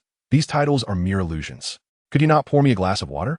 You lack even a modicum of perception, and you wish to be my apprentice? For heaven's sake, you're panting after being called fat. If I handed you a pole, would you not ascend to the heavens?" Zhang rolled his eyes and hastily poured a glass of water for Yang. In the VIP lounge of the Lakers club, Owner Buck was engaged in pleasantries with a group of shareholders and team executives surrounding a man in his 50s who is African-American. The individual in question, though nearing the age of 60, possesses a physique that remains remarkably agile and upright, albeit with slightly gaunt cheeks. This person is none other than the legendary Kobe Bryant. Once the dazzling star of the Lakers, time, relentless as it is, has left its marks on the renowned Bryant, yet his captivating smile endures unchanged. "Bryant, my old friend, we have awaited your return for far too long. The preseason has already spanned over 20 days, and your silence leaves the team in anticipation of your leadership." Mr. Buck, with the fa of amiable servility, presented Kobe with a fine Havana cigar. Kobe chuckled and shook his head, taking a sip of coffee. "Mr. Buck, Rome was not built in a day. I am now of the grandfather age myself, and I must attend to certain domestic matters. Otherwise, Vanessa would not permit me to ascend to the master bedroom of the villa." As the conversation shifted to the team, I could not restrain my disdainful remarks. The coaching staff of the Lakers, are their minds made of swine? A superstar brimming with potential has been carelessly relinquished to the Bulls, and I am at a loss to comprehend what occupies their minds apart from nonsense. Frankly, had it not been for the bonds of camaraderie and the weighty salaries, the old legend might have unleashed his frustrations upon all those present in the VIP lounge. That young talent from the East, Young, nearly shattered my single-game scoring record. Yet you allowed him to languish on the bench for a staggering 81 games. Does Coach Mike's eyesight serve merely for breathing? Consider this, everyone. Over 8 consecutive games this season, averaging nearly 50 points with substantial near triple-doubles. Such performance transcends mere phenomenon. It defies even the most epic of commendations. Who in the history of the league has achieved such extraordinary feats? Kobe's grievances, though harsh, are irrefutable truths. The Lakers organization has become a laughingstock among their peers in the league. Had Young remained with the team, alongside the prowess of young Anthony, the prospects for the Lakers this season would have been unimaginable. Yet, this splendid opportunity has regrettably slipped through Kobe's fingers, igniting his fury. "Hey, relax, my friend. This is not solely Coach Mike's fault. He even suggested retaining but I was somewhat daunted by the inherent instability often associated with Chinese players, which deterred me from signing this extraordinary youth, Buck admitted, rubbing his reddened nose, beads of sweat forming on his brow, his expression tinged with remorse. He was now consumed by regret, realizing he had misjudged talent. No matter the lamentation, it was too late to amend. Had he foreseen E.S. phenomenal capabilities, he would have exceeded the salary cap to secure him. Very well, Mr. Buck. In light of your earnestness, I shall refrain from further comment. Although my official duties have yet to commence, I remain acutely aware of the team's performance in these initial regular season games. I am aware that the club's finances have encountered some difficulties in recent years. However, this is not fatal and does not currently jeopardize the fate of the team. Should you desire my return to coaching, there are several conditions that must be thoroughly considered. Otherwise, while I still have the chance to grace Vanessa's bedside, I might as well retire peacefully at home. The Grady Young has already been a missed opportunity for the Lakers, and if Kobe, this venerable figure, is not brought on board, the team's box office performance this year will certainly suffer, leading to a decline for a once great franchise. As the season progresses, although the Lakers' record stands at 5 wins and 3 losses, placing them 4th in the Western Conference, the enthusiasm among fans is rapidly waning. Bryant, this seasoned veteran, is certainly not in need of money. Regardless of the circumstances, we must refrain from being overly concerned about a few coins in our pockets. So, tell me, my friend, what can we do for you? Whatever I, Buck, can manage, I will strive to fulfill your needs to the utmost. Kobe surveyed his surroundings and leisurely sipped his coffee. The entire coaching staff must be dismissed without exception. As for Coach Mike, in consideration of Buck, he may serve as my assistant. Gentlemen, achieving remarkable results requires more than mere aspirations. After the regular season concludes, I intend to make targeted acquisitions based on the team's current condition, and I implore your unwavering support in this endeavor. One cannot expect to reap rewards without investing. Do not cling tightly to your purses, for I know they are not empty. Furthermore, I desire an 8% stake in the Lakers. I wonder, Mr. Buck, would you be inclined to accommodate this modest request of mine? The avaricious old fox, nearing 60, still finds time to stir the pot. It turns out he has been waiting for me here. What a brazen demand. My friend, the first 2 conditions are entirely within my purview. As for the last one, I kindly request to discuss it with my esteemed colleagues. As you know, the Lakers are not solely my team. Buck, a shrewd businessman often seen by the lakeside, articulated his stance with impeccable precision, yet his tone shifted, leaving Kobe unperturbed. Rest assured, I am willing to grant you a share, but the specifics require further dialogue among us. Very well, my friends. It seems we all need a bit of time to reach a consensus. I believe in your sincerity, so I hope that 2 days hence, we may reconvene at my villa to uncork that long-preserved bottle of Louis XIII. Chapter 83. The illusions of youth gazing at the annual report of her studio on her desk, alongside the statistics provided by the accounting department. Ouyang Feifei displayed no sign of surprise. Over the past year, the studio's income soared to unprecedented heights, yielding an astonishing profit of over 300 million renminbi after accounting for various expenses, a staggering increase of 80 million compared to the previous year. This captivating and beautiful goddess exudes an almost explosive allure in her ability to attract wealth. With her striking beauty and enviable figure, coupled with a lack of scandalous rumors, she stands as a supermodel worth billions. Yet, why does that foolish boy remain oblivious to her charms, offering no response that stirs her heart? Love is indeed an enigmatic force. Countless talents grace the world, yet Ouyang Feifei finds herself inexplicably drawn to this emotionally naive individual from humble beginnings. What is love? That it binds souls so closely together? While the national goddess Ouyang Feifei has not quite reached such depths, she is not far off. Suddenly, the cheerful ringtone of her phone interrupted her thoughts. The beautiful woman languidly glanced at it and pressed the answer button. Feifei, what have you been up to lately? You haven't even called me. I have exciting news to share. Are you interested? Since attending the Capital Film Academy, Shangguan Yer has become increasingly mischievous. Ouyang Feifei's mind conjured images of Yer's 3 quirky roommates. Unlike some, I lack a formidable family backing. With the year drawing to a close, I must personally handle the studio and company's myriad issues. What good news could you possibly have? Have you landed a boyfriend or become the student council president? What a downer. Those are hardly exciting news. I managed to get 2 guest tickets to the live concert of the American pop sensation, Doris. What do you think? Pretty generous, right? Interested in joining me? Doris's concert tickets are scarce in China, with only a few thousand available. And these guest tickets are exceedingly rare globally. Money alone cannot procure them. Moreover, Ouyang Feifei's eyes lit up with excitement. Well, now that's more like it. That's a true, sisterly gesture. However, I fear that for some, attending the concert is merely a pretense, while the desire to meet their beloved is genuine. These two exceptionally precious guest tickets were gifted by the esteemed Du Ziki, the daughter of the Du family, to Shangwanya. The performance is scheduled for this year's Christmas Eve, specifically December 24th, 2036.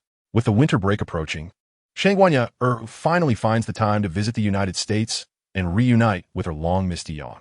Initially, she intended to invite Ouyang Feifei as a pretext, only to be unexpectedly seen through by her. Her goodwill was mistaken for insensitivity. Well, since she does not appreciate it, so be it. The ticket shall be saved. There are plenty who would clamor for it. I shall no longer concern myself with you. No way. Arya is the best. Sister was merely jesting. It's settled then. We shall also visit Yang for Christmas. Are you satisfied now? Listening to Ouyang Feifei's anxious tone, Ya felt an indescribable sensation within her heart. She's not only her closest friend, but also her most direct rival in love. This feeling is undeniably intricate. With 24 days remaining until Christmas, the Bulls have completed 19 games, currently holding a record of 17 wins and 2 losses, placing them second in the Eastern Conference and tied for 4th in the league.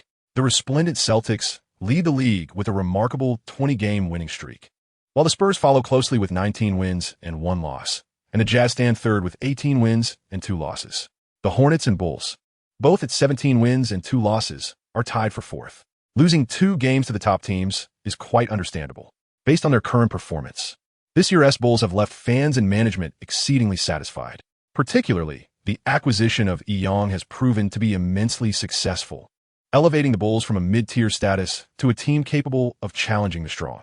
Throughout the 19 regular season games, this Eastern youth has delivered commendable performances, consistently impressive. Averaging 43 points and 12 rebounds per game, his astonishing achievements have garnered admiration throughout the league.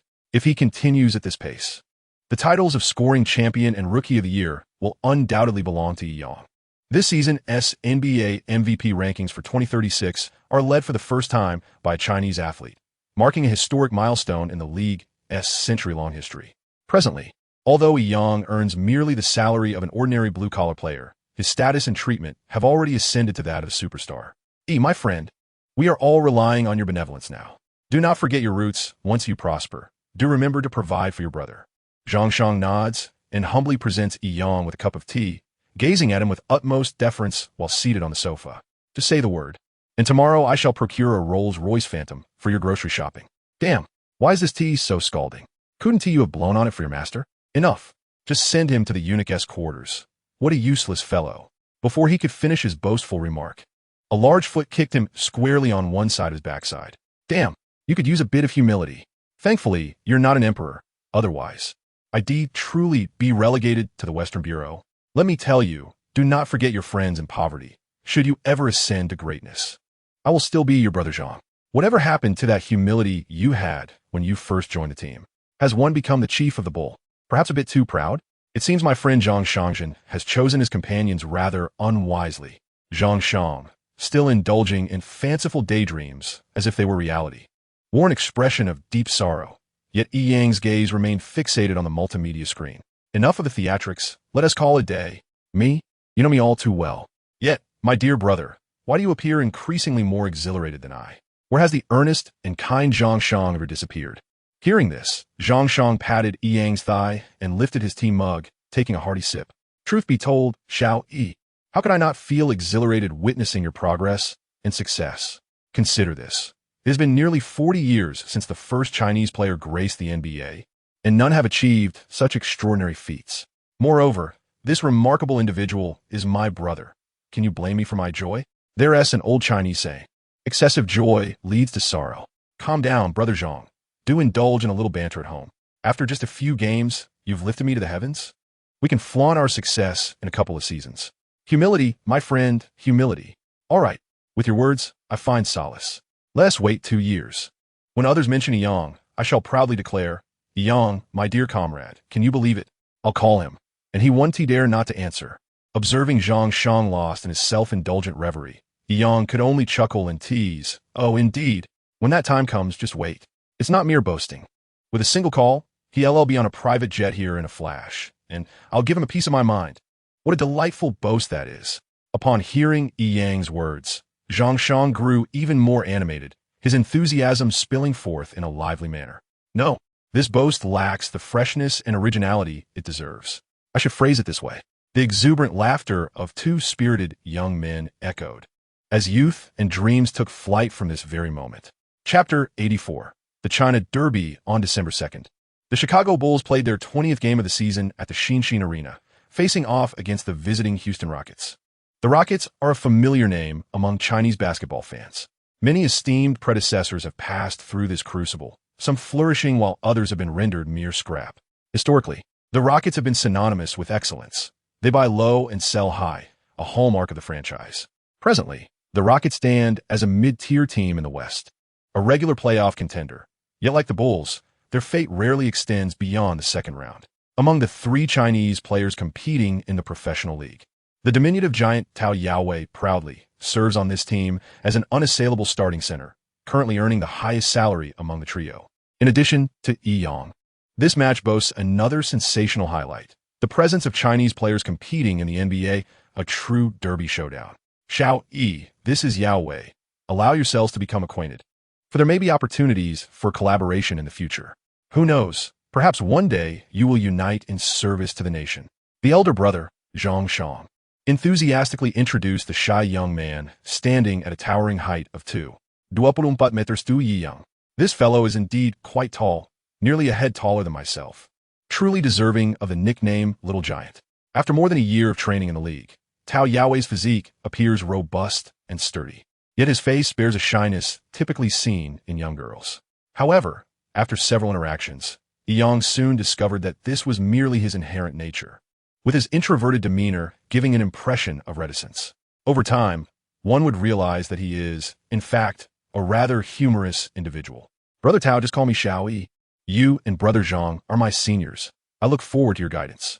With such height comes confidence, and when he speaks, his voice resonates deeply, reminiscent of the rich tone of a bronze bell. Wherever you go, your name is already echoed throughout the league. Excessive modesty borders on pride. As the saying goes, new talents emerge with each generation, and it seems, Brother Zhang, that we are growing old. The three young Chinese men on the sidelines of the court exchanged warm handshakes and pleasantries, while numerous reporters nearby clicked away with their cameras, capturing the moment. In such a thrilling atmosphere, the most exhilarated individuals are undoubtedly the Chinese fans. Some compatriots have already begun to chant their names in Chinese, vigorously waving the 5-star red flag. The fierce derby battle is an event that CCTV cannot overlook. The impassioned commentary is essential, igniting the fervor of domestic viewers glued to their screens, as the promising future of Chinese basketball seems to be within reach. Among the trio of Chinese stars, Tao Yaowei, Zhang Shang, and Yang, I believe the most dashing remains the handsome idol. If one day they represent China in competition, the scene would be breathtakingly beautiful. The seasoned expert Song Xiaojiao from 507 is starry-eyed, drifting into visions of the future, which fills his roommates with anticipation. Clearly, the four devoted fans are not alone in their late-night viewing of the live broadcast. Yang's name has become ubiquitous across major media outlets in contemporary China. Even those unfamiliar with basketball recognize him as a handsome young man playing in America. Moreover, Tao Yaowei, who entered the league even earlier, embodies the early hopes of Chinese basketball, boasting a loyal fan base both domestically and internationally. The derby battle has finally commenced. All three Chinese players have taken to the court as starters, while the Bulls' power forward, Candy, has unfortunately been sidelined with an injury, missing 5 games. Thanks to Yang, Zhang Shang has gradually solidified his position as the starting power forward with commendable performances. As his court experience expands, Yang has developed insightful strategies for the game. The astute youth adeptly manages his playing time and tactical skills based on the opponent's characteristics. For instance, against a Rockets team of comparable strength, his tactical plans are already taking shape. In the first quarter, he swiftly scores through precise shooting from mid-range, widening the point gap and inducing panic in the opponents. In the second quarter, he focuses on setting screens, fully engaging his teammates and facilitating a blossoming offense. Utilizing his exceptional vision and organizational skills, He assumes the role of the team's brain. The third quarter sees an increase in fast-paced play and defensive intensity, gradually wearing down the opponent's stamina and reducing their offensive accuracy, thereby expanding the lead. In the fourth quarter, he maximizes his extraordinary physical abilities, frequently attacking the opponent's interior, delivering damaging low-post offenses that ultimately exhaust the rivals. Yang need not worry about his playing time. Unless there is a definitive advantage, the amiable Mr. Rose will not consider substituting him out. His abundant physical prowess and extraordinary physique have solidified his reputation as an indomitable force in the league.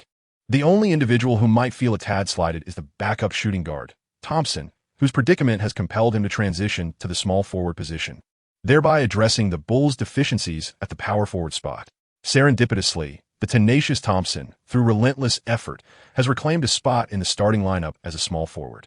The match held no suspense. The increasingly refined Bulls system, coupled with Young's incisive and consistent offensive play, along with the team's formidable defense, ultimately led to the Rockets' arduous struggle, resulting in a 110-121 defeat in this derby clash.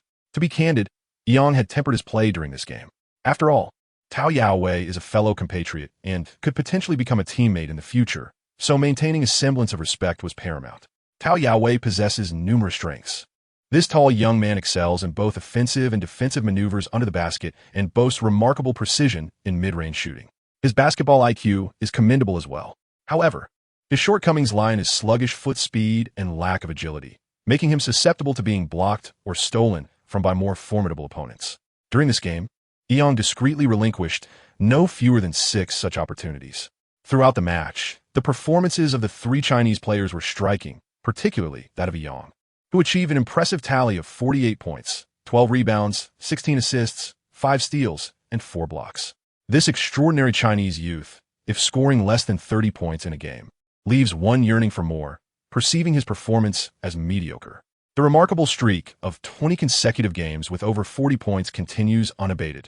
Zhang Shang has achieved an impressive record of 24 points, 8 rebounds, and 6 assists, which allowed him to engage in a lengthy phone conversation with his girlfriend for over an hour.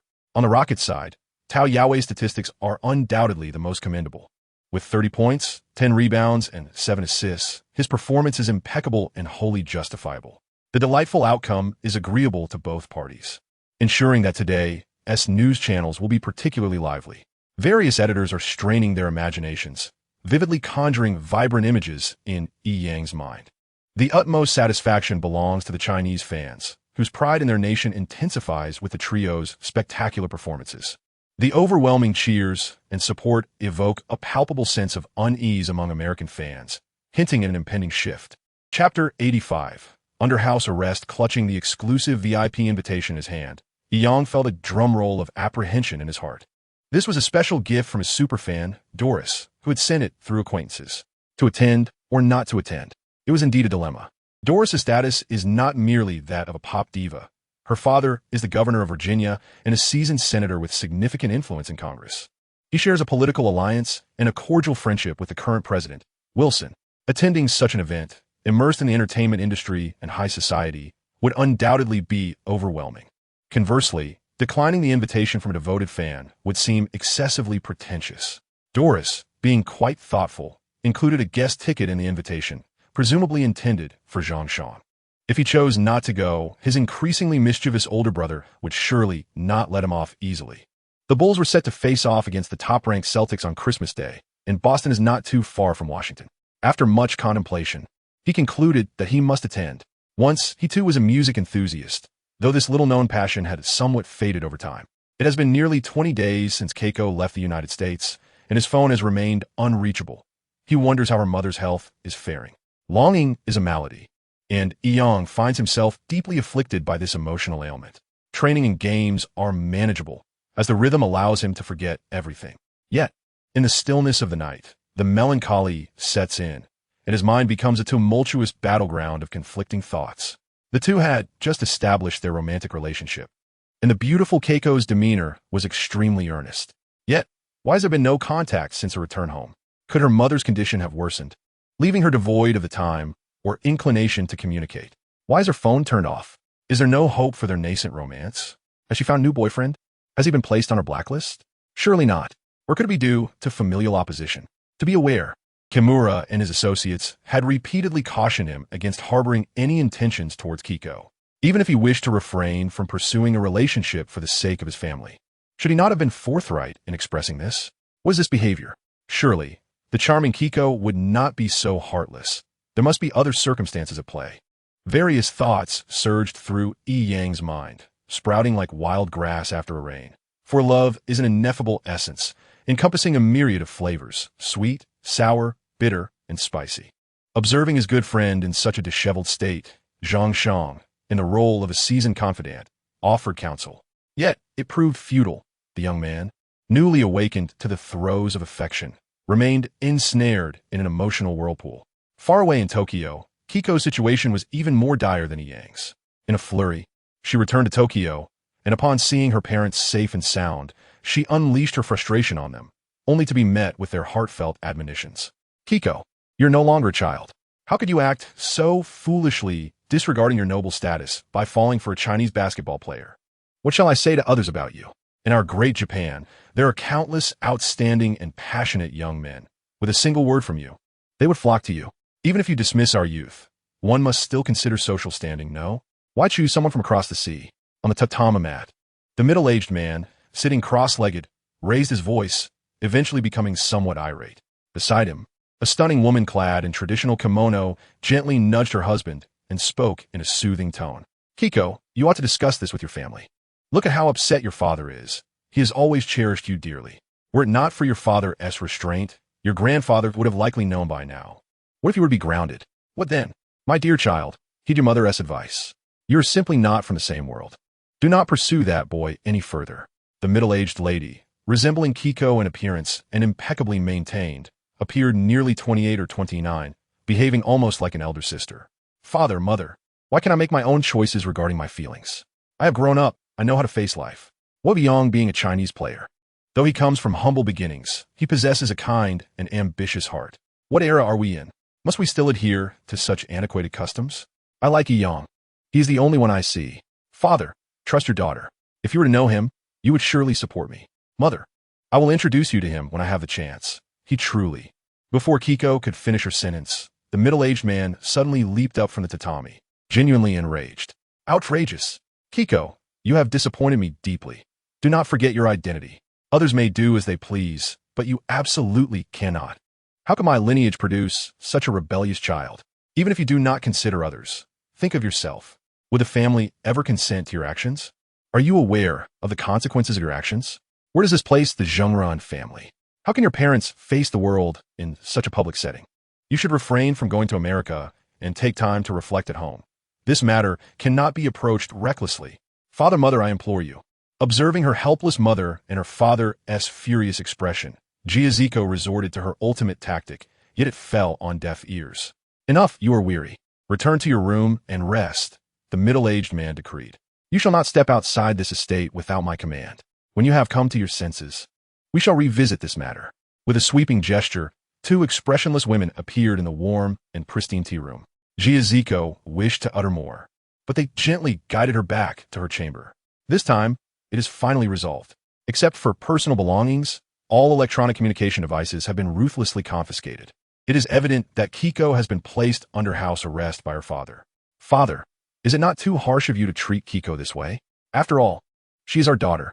We must ensure that nothing unfortunate befalls her. Otherwise, I truly, for the first time, Kiko's mother witnesses her beloved daughter being treated so sternly by her husband, tears cascading down her beautiful eyes.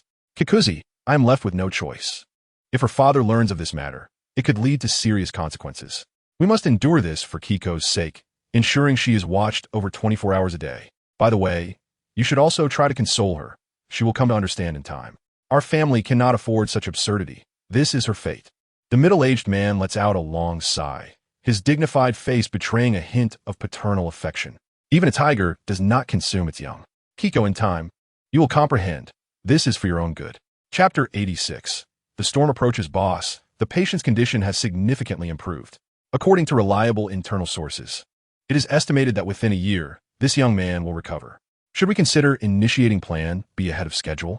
The enigmatic Mr. Deng bows slightly. cautiously observing the man with slicked back hair before him.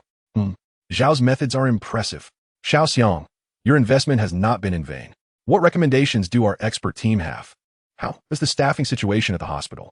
Upon hearing this, the middle-aged man pauses, setting down his golf club, offering a few words of praise, and inquiring about some details with genuine concern.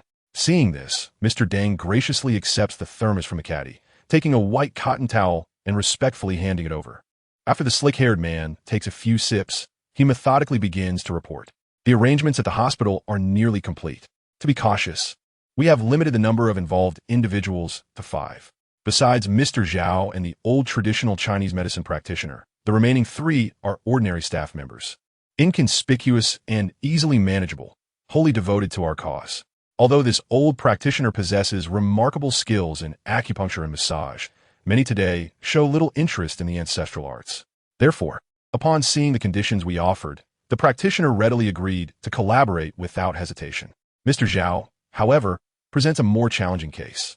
Being a seasoned expert, he enjoys a considerable income and is reluctant to relinquish his golden opportunity.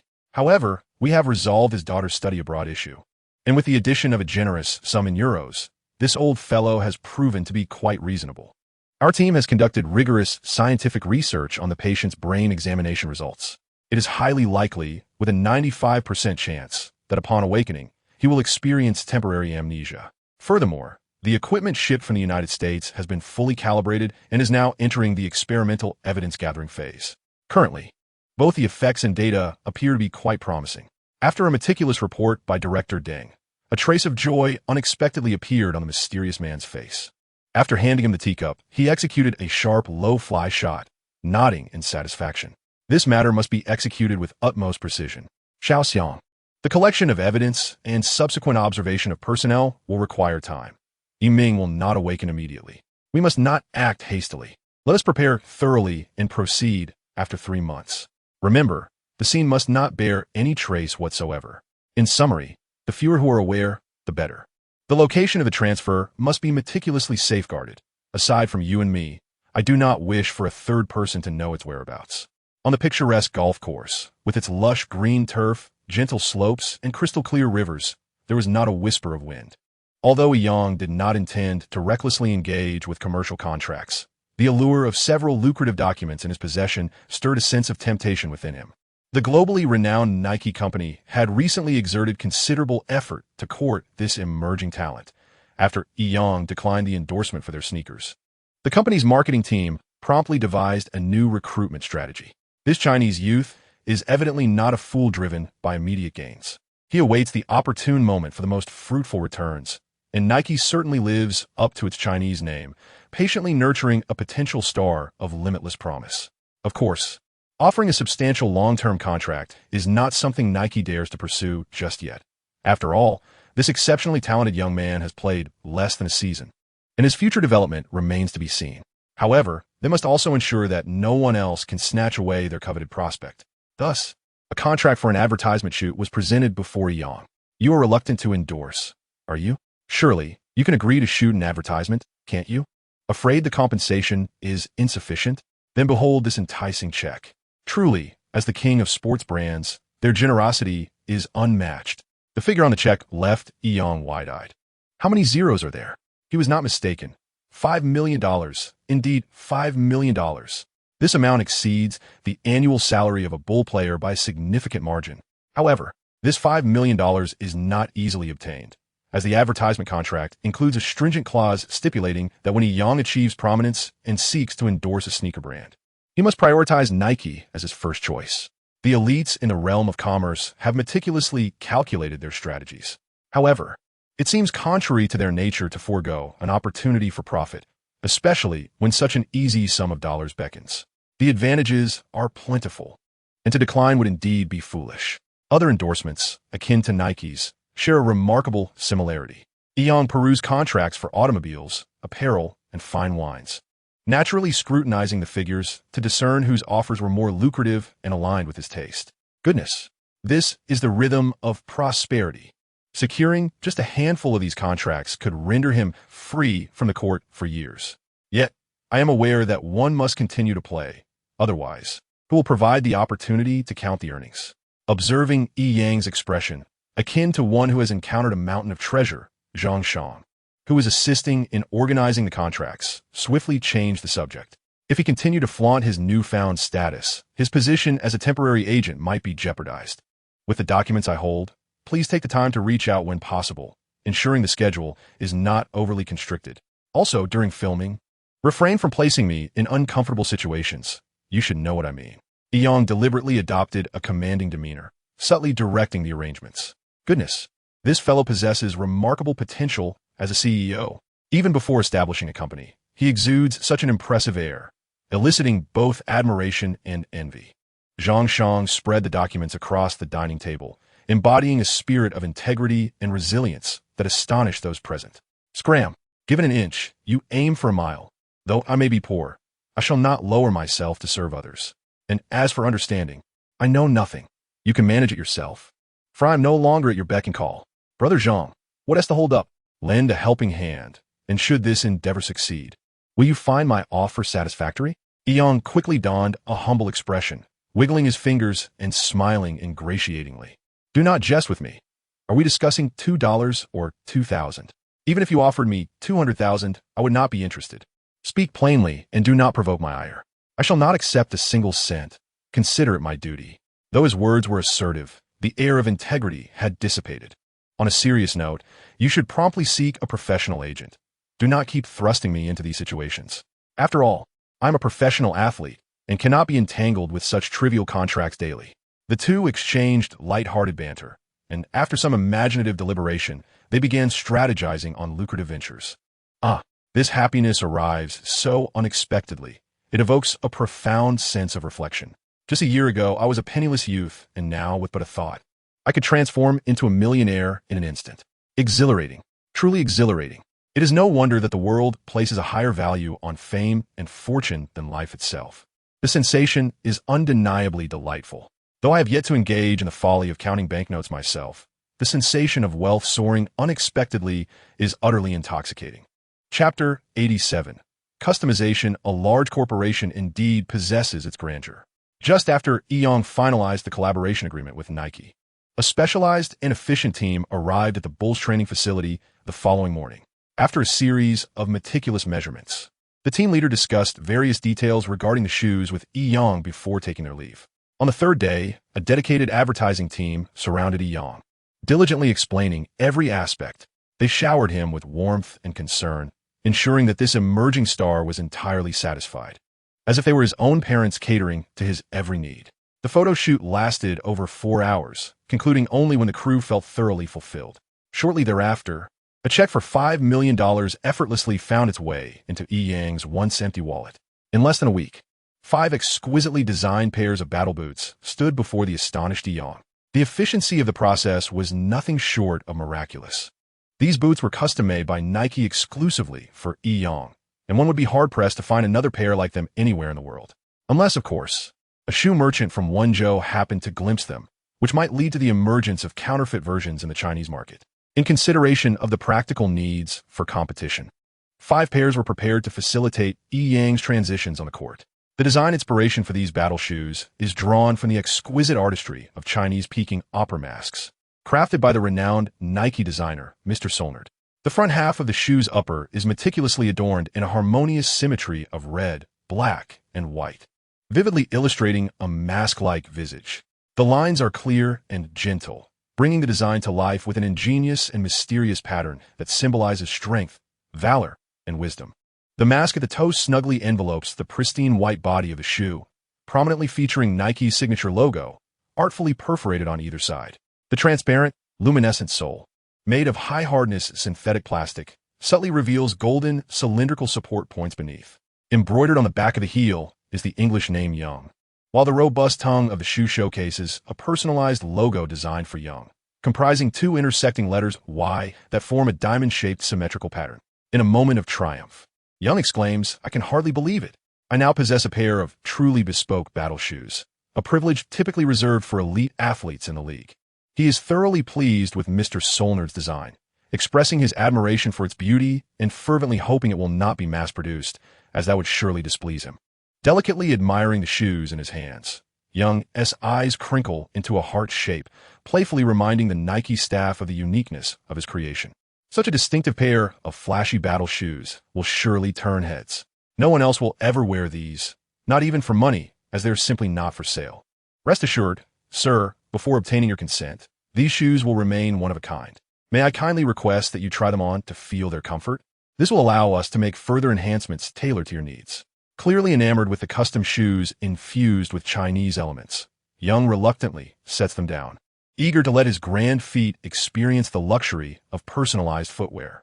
After securing the red laces, he feels as if he is floating, a sensation that could either be psychological or a testament to the shoe's exceptional design. Fit perfectly. Look at him flaunting those shoes. It's enough to make my eyes turn green with envy, mutters Jeep. How does Young manage to soar so high in just 3 months? Mickey Mouse gazes longingly at Young's shoes, wishing the staff would declare, "Apologies, Young. These are custom-made from Mr. Tom. Would you kindly remove them?" "Buddy, wipe that drool off your chin," Jeep retorts, complaining one tea change a thing. If only you could play like young Tom. You too would soon be adorned with a pair of personalized battle shoes. Despite feeling a pang of jealousy, Jeep remains unmoved by Mickey's lament. If Young were on a simple sheet, he would undoubtedly ascend to greatness. He was utterly oblivious to the envious and eager gazes of his teammates on the court, prancing about in his specially designed sneakers, and ultimately, in sheer delight, executed a spectacular reverse dunk. It was truly remarkable. My instincts tell me that these are exceptional athletic shoes, comfortable, lightweight, with commendable elasticity and support. Indeed, a splendid piece of equipment. My friend, do relay to your boss that I am thoroughly satisfied. So much so that I might even contemplate promoting your jerseys again. Of course, the team would never permit personalized uniforms. I merely suggested. Young's exuberant words nearly caused his onlooking teammates' eyes to pop out. What a brazen fellow. Aspiring to possess a bespoke jersey? Thank you for your kind words and encouragement. I shall convey your suggestions to the management. Although the team does not allow custom jerseys, our company would be honored to serve you. If you wish, creating a few sets of athletic gear tailored to your needs is a mere trifle. Now, let us have a few of you take precise measurements for Mr. Young. Goodness, what a display of prowess. Observing the staff swiftly taking measurements, his teammates felt a wave of bitterness rise within them, nearly causing them to regurgitate their last meal. The adage "you must strive to win" rang profoundly true. Throughout the day, Young remained in a state of euphoric exhilaration. This sense of being highly valued was intoxicating for the young and innocent soul. With less than 2 days until Christmas, Young had completed the filming for advertisements for 7 brand endorsements, and the dollars in his pocket swelled to an unbelievable sum, surpassing 8 figures with a promising upward trend. What is money? A year ago, Young's yearning for wealth was akin to that of a starving child. Every cent was invaluable. Now, while he had not reached the point of treating money as mere refuse, he had grown increasingly numb to it. Even astonishing figures failed to elicit his ecstatic applause. Clearly, while money is not omnipotent, its absence is absolutely debilitating. At this rate of growth, acquiring a villa by the shores of Lake Michigan is merely a matter of time. The dollars in his account, converted to RMB, approached nearly 100 million, a staggering concept that Young could scarcely fathom. He simply wished to shout to the world, "I am also affluent. Do not discuss money with me. It is too mundane." Dreams are progressively materializing, and his goals are becoming increasingly lucid. Everything felt surreal, almost dreamlike. He pinched his bare thigh. Ouch, it hurt. It truly, painfully hurt. Chapter 88. Direct flight to Washington on Christmas Eve at 6 in the evening. After finishing practice and enjoying a hearty meal with Zhang Shang, Young arrived at Chicago Airport. Doris's concert was scheduled to commence at 10 o'clock that evening and conclude at midnight. Barring any unforeseen circumstances, he had ample time to spare. After all, he was the star player. Had I sought permission from Rose, I would likely have returned empty-handed. This principled individual has made an exception for you. You must have taken quite a few leaves, Haven TU. It's not as simple as it sounds. This time, not only did Mr. Bo lend his assistance in advocating for me, but my brother also exerted considerable effort, assuring with a firm promise that he would not miss the Christmas showdown, which ultimately led to the coach reluctantly consenting. Dressed in their splendid attire, the two chatted animatedly, completely oblivious to the astonished and excited gazes within the airport. Their exquisite outfits were generously sponsored by Young, who also volunteered to cover all expenses for the trip to Washington. After all, Zhang Shang had been working as his personal assistant and manager free of charge for over a month. Xiao, you look absolutely stunning in this outfit. If one didn't know better, they might think you were a film star. Just look at your height, physique, and striking appearance. Truly remarkable. Hey, take a look at me too. Am I handsome? Am I cool? Snap a photo for me. As they entered the boarding tunnel, Zhang Shang struck a striking pose and nudged Yong playfully. Stop being vain. Am I not handsome? It's truly impressive. Just look at the expressions of the other passengers rushing to board. We should hurry, my brother. If it weren't for the need to honor that exclusive VIP invitation, I would be caught dead in this outfit. It's so tight and uncomfortable. To speak candidly, they're tall and robust figures, adorned with sleek black cashmere overcoats complemented by tailored suits and polished leather shoes, certainly drew attention. They exuded a cool, matrix-like aura, almost as if their foreheads bore the inscription, "I am awesome." Thankfully, they were in America. Otherwise, they would have been besieged by fervent fans. Once aboard the aircraft and comfortably seated in first class, Yong finally exhaled a sigh of relief. Fortunately, the means of escape he had prepared were rendered unnecessary. Upon arrival in Washington, a special car would be sent to greet him, and everything seemed to be progressing smoothly. Young? Oh my God, we must have made no mistake. After a flight of over 2 hours, just as Yong intended to take a brief rest, he was interrupted by a voice of astonishment beside him. Removing his eye mask, he found a middle-aged Caucasian couple of remarkable poise and grace. Yong smiled and nodded in acknowledgement.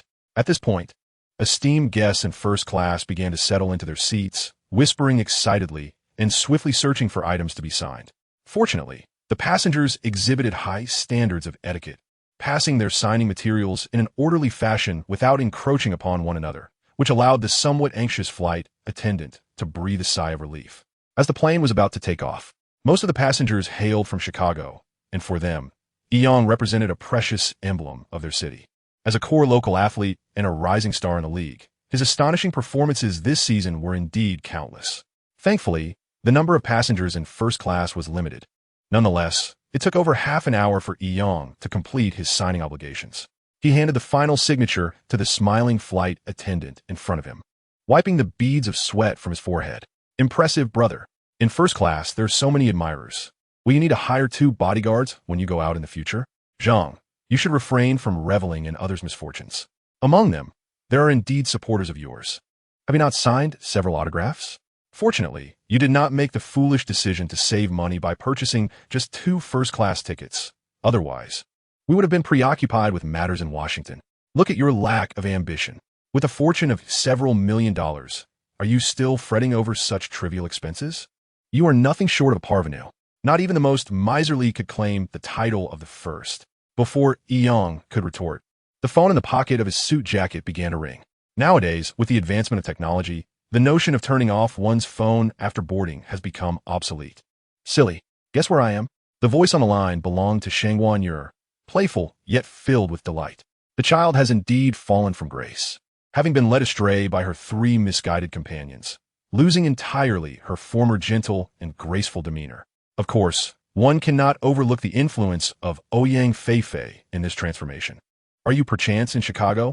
Your tone is so enigmatic. Could it be that you have ventured to Chicago? How unfortunate, for I am currently en route to Washington. Why did you not inform me sooner? Well, it seems your incessant desire to surprise me has backfired this time, as I am now poised for a genuine surprise. I am in such a rush that I can hardly disembark the plane, with just 2 hours remaining until we reach Washington. Truly, what folly! You have yet to arrive in Washington, and we are but an hour away from landing. Here's the plan. I shall graciously wait for you, the illustrious star, in the airport VIP lounge. Goodness, this is utterly astonishing. How did they end up in Washington? How could they possibly have known they would be going there? The voice on the last call was unmistakably that of the spirited Ouyang Feifei. Has my intelligence truly diminished to such a degree? Before I could inquire further, she deliberately ended the call, leaving me with a myriad of perplexing questions. Who are these 2 young ladies? They are renowned figures in the entertainment industry, and it is only natural for them to receive invitations to a concert organized by their peers. However, it seems rather unlikely that Dolores has gained sufficient fame to be acquainted with them. It must be that the daughters of the 4 prominent families have also arrived. The mere thought of this made Yang's head throb. Dealing with these second-generation wealthy and politically connected individuals is hardly a delightful endeavor. How could they possibly know that he would attend the concert? Dolores is one of his most ardent admirers, yet few are privy to this knowledge. Meanwhile, Zhang Shang, sitting nearby, appeared to be in a state of utmost relaxation. After indulging in a few drinks, he had succumbed to slumber, his gentle snores filling the air as he drifted into a blissful dreamland. This fellow is nothing short of a pig, so oblivious that he wouldn't even notice when he loses something. He eats when he pleases and sleeps as he wishes. It's utterly exasperating. Eong's jealousy has reached its zenith. Thus, amidst his usual daydreaming, after an hour and a half of flight, the young man finally caught sight of the dazzling lights of Washington Airport. Hey, wake up! Wake up! If you keep sleeping, we'll miss our stop. Hurry up and move your rear. Zhang Shang rubbed his bleary eyes, looking somewhat reluctant to leave his slumber. Have you arrived in Washington? No way. How could it be so fast? Alas, what a waste of a beautiful dream. Good grief. A beautiful dream?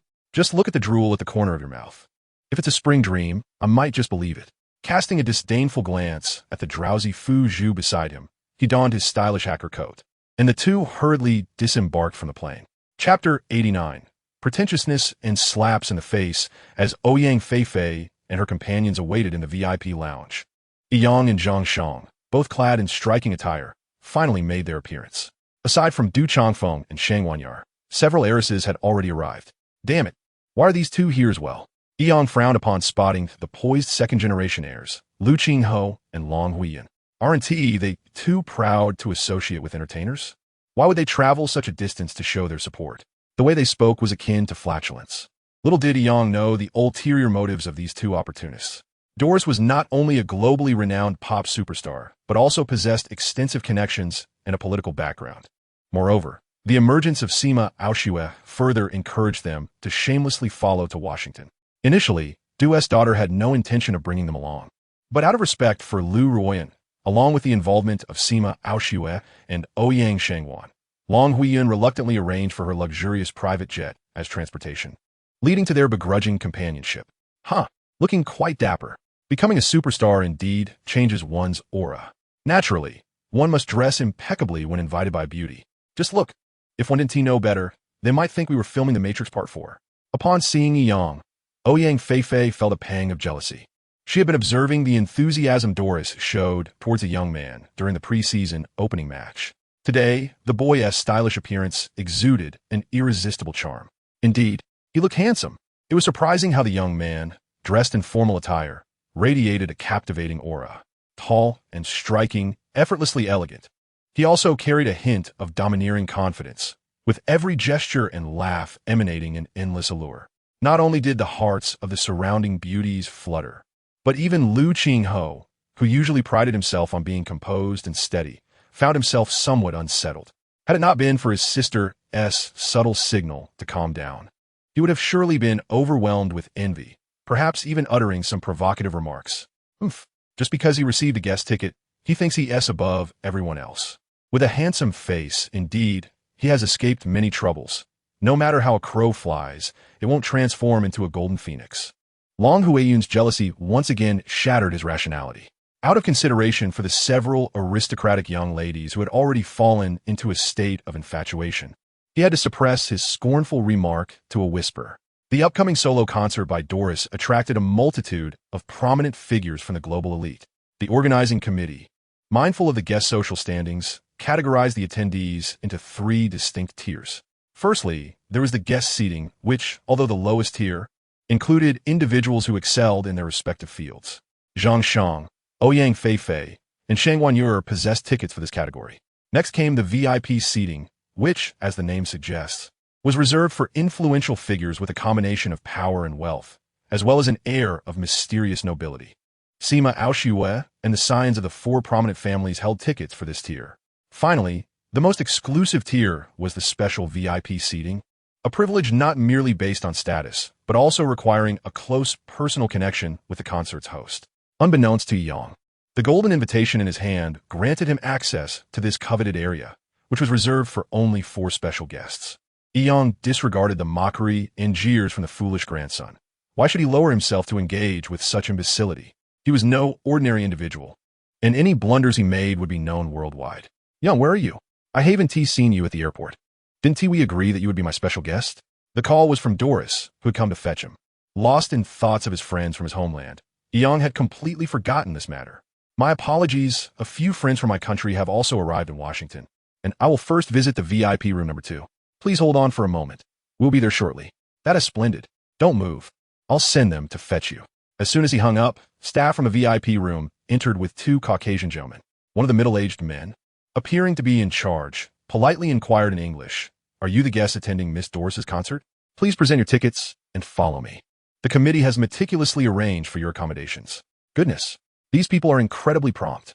The call had barely ended when they arrived. Lu Qingho and Long Huiyun proudly displayed their VIP tickets and were respectfully invited to a waiting area. Meanwhile, Zhang Shang, Ouyang Feifei, and Shang Wanyu, holding guest tickets, were directed to another attendant. "I don't have a ticket. Miss Doris didn't provide me with one." Realizing he wasn't being fetched, Yang had no choice but to speak the truth. "How can you look so refined, yet have no ticket? Are you here to make a fool of yourself? This isn't a rural banquet where anyone can join for a meal. You've embarrassed the Chinese people. You should have mentioned your lack of a ticket sooner." Lu Qingho disdainfully uttered a perfectly articulated sentence in English, his expression one of profound disappointment. This demeanor left not only Sima Aoshue and the other radiant young women perplexed, but also caused a slight ire to flicker across the face of the head of the organizing committee. It was evident that this stiff, middle-aged Caucasian gentleman was unfamiliar with the illustrious Yang. "After all, I simply do not possess a ticket. How can Miss Doris, who boldly claims to be my ardent fan, be so careless as to forget to provide herself with a ticket? Perhaps Miss Doris was preoccupied and overlooked it? Should I give her a call for confirmation? I indeed came at her invitation to attend her personal concert. Sir, please refrain from causing a scene. All tickets for the concert, including those for special guests, are issued by the organizing committee. There is no possibility of any oversight. Without a ticket, I'm afraid you cannot accompany us." How ironic. Here he was, flaunting his appearance like an English gentleman, yet lacking a ticket. This was bound to be entertaining.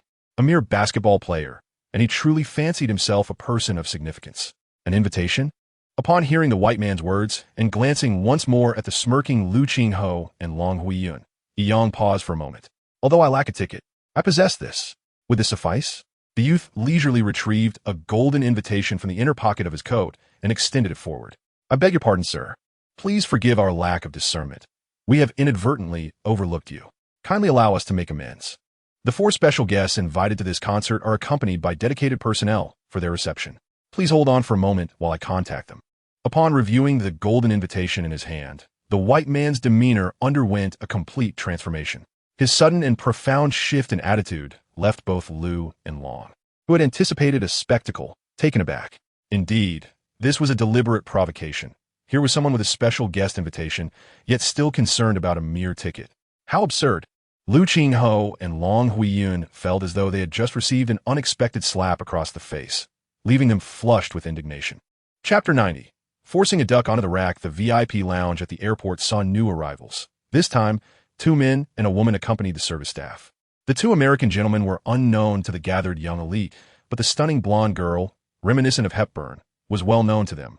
Otherwise, they wouldn't be mingling in high society. "Young, you are quite the elusive one. My assistant and I have been scouring the airport for you. We were nearly frantic.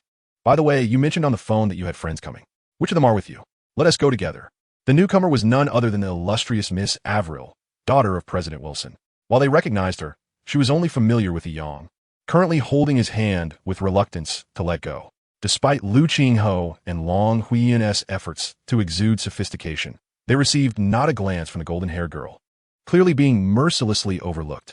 "Allow me to introduce my teammate, Zhang Shang, whom you have met before."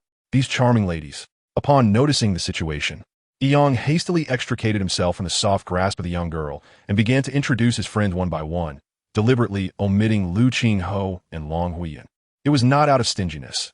Rather, the mere sight of these 2 peculiar individuals stirred a sense of frustration within him. Although they hailed from different nations and races, the nature of girls transcended such boundaries. After exchanging pleasantries, they quickly grew familiar and chattered animatedly as they exited the airport. This is undoubtedly an act of vengeance. Reluctantly watching the beautiful women depart, Lu Qingho and Long Huiyun's eyes were nearly bubbling with frustration. Yet what could they do? This is America, and they could only leave in dejection, following the staff of the welcoming committee. The handsome men and beautiful women had savored the exquisite buffet prepared for esteemed guests before making their way to the Washington Grand Theater, which could accommodate 30,000 spectators. The guest seating was in close proximity to the stage, categorized into 3 tiers. Just a few steps from the stage were 4 spacious, comfortable leather chairs, elegantly arranged around a sleek glass table adorned with beverages and spirits, naturally designated for the distinguished guests. Near the audience area were 2 rows of fabric sofas, respectively allocated for special guests and general guests. In front of these 2 sections were a line of tables covered with plush mats, also laden with drinks and alcohol.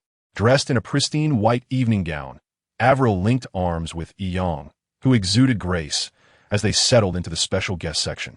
With polite attentiveness, she began to introduce the 2 other seated special guests to the young man. The 2 special guests were quite familiar to Young, though it remained uncertain whether they recognized him.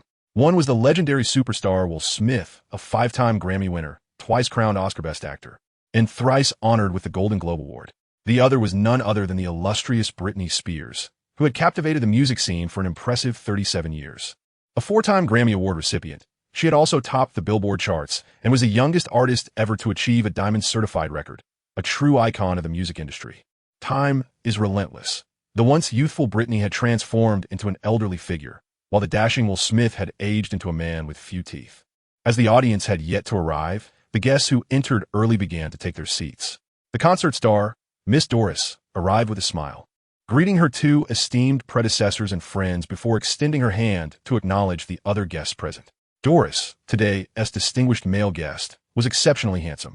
"Oh dear Will, please do not look at me with such a forlorn expression. This includes you too," she remarked playfully.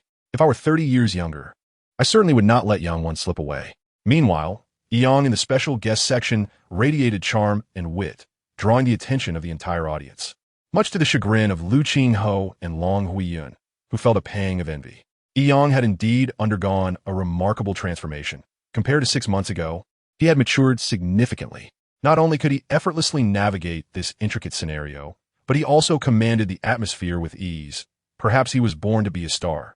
Observing Young engaged in lively conversation with the 2 renowned figures of the entertainment industry, Ouyang Feifei silently admired him, unaware that the nearby Shangwan shared a similar sentiment. How could such a perfect man exist in this world? The young man epitomizes athletic prowess, striking good looks, elegance, charm, and unwavering determination. Hailing from humble beginnings, yet devoid of inferiority, and possessing a tragic history, yet remaining undaunted. Which scion of a noble family could possibly achieve such a feat? The daughters of the 4 prominent families, devoid of any intention to appreciate the concert, have their hearts tethered solely to the esteemed Young in the VIP section.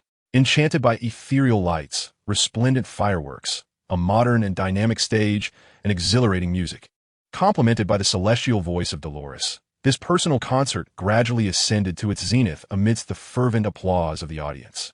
Ladies and gentlemen, esteemed attendees of elegance, we now invite our distinguished male guest, Young, the star of the Bulls, to grace the stage with a performance for you all.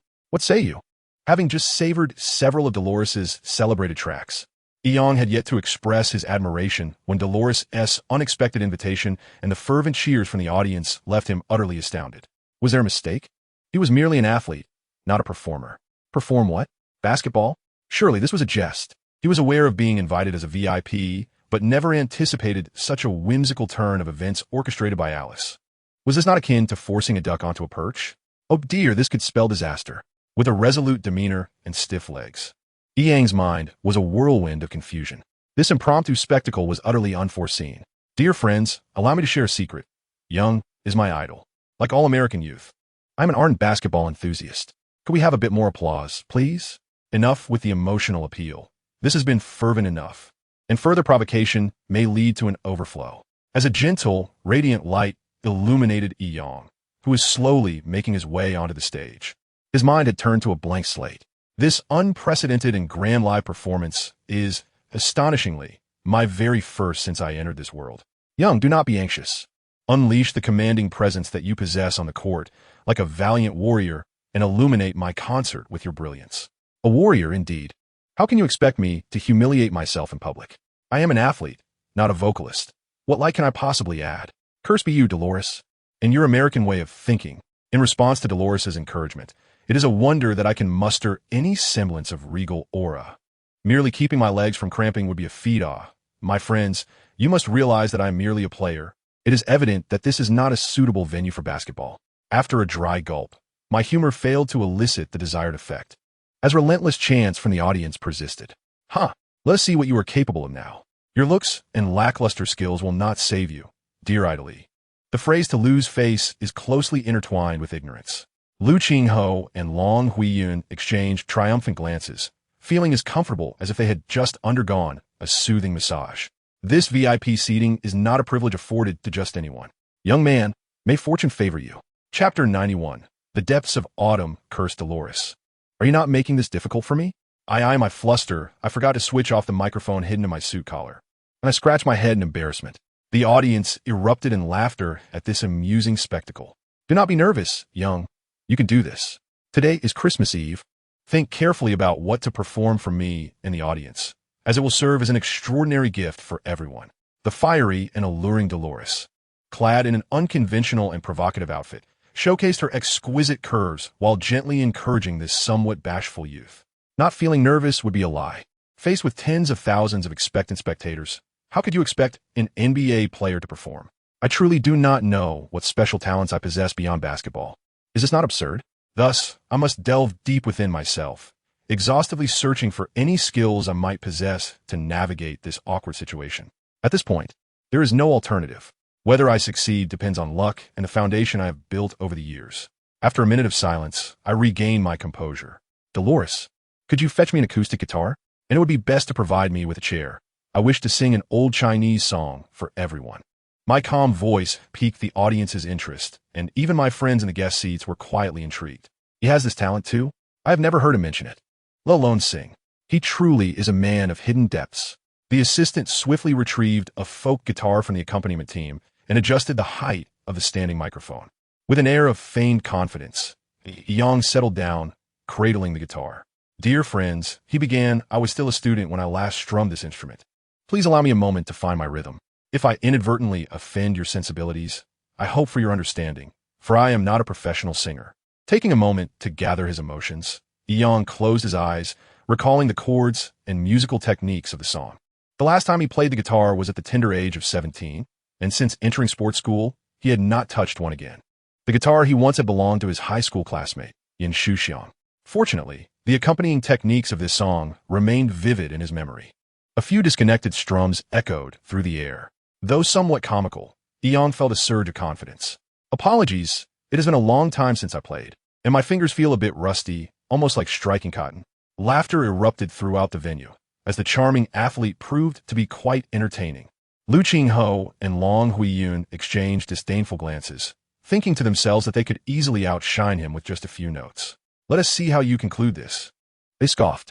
Is it not possible to perform within your limits? Must you insist on singing and playing? After some adjustments, the rhythm and melody gradually melded into a harmonious flow. Clearing his throat, the much-anticipated performance commenced. The poignant and enchanting prelude flowed like a gentle stream from Yi Yang's fingers, captivating the audience. The once boisterous theater began to quiet, as the spectators were drawn into the beautiful guitar melodies, fully engrossed in the exquisite tune they had never heard before. The autumn is deep. The longing in one's heart is profound. A cup of wine stirs myriad emotions, as farewells abound in this season of falling leaves. I grasp your hand and place it upon my heart, for I wish you to remember our unspoken promise. His sorrowful, magnetic voice intertwined with the exquisite melody, as the sentiments of parting caressed the hearts of the listeners like a gentle touch. It was hard to believe that this pure and captivating sound emanated from a young man performing before them. I fear not the bitterness of longing, but rather your pain. I can only blame fate for the transient nature of our encounters. I fear not my solitude, but rather your loneliness, with no one to share the sorrow of parting. As the melody ascended to a poignant climax, the song swelled with emotion, carrying the audience to the pinnacle of collective sentiment. Though they could not comprehend the lyrics, music transcends all borders.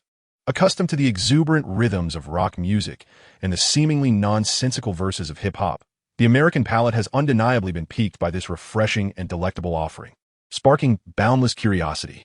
As the autumn breeze dances, memories swirl in the air. With a sigh, I fall into a contemplative silence, unable to voice the words that stir tears.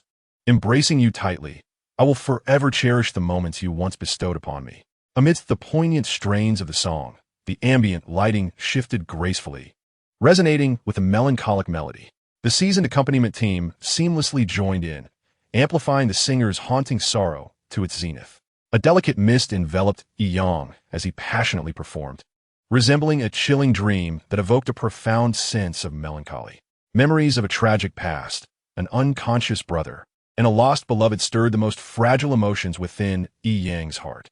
The song exuded an inexhaustible sorrow, inevitably drawing tears from the audience. I fear not the pain of longing, but rather your suffering. I can only lament that fate, like the wind, disperses us against our will. I fear not my solitude, but rather your loneliness, with no place to voice my heartache.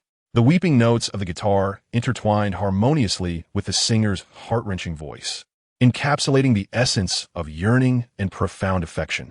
On the grand screen above the stage, the camera captured Yang's striking features, where faint tear tracks glistened at the corners of his eyes. This typically optimistic and assertive youth revealed an unexpected, tender vulnerability. I fear not the pain of longing, but rather your suffering. I can only lament that fate, like the wind, disperses us against our will. I fear not my solitude, but rather your loneliness, with no place to voice my heartache.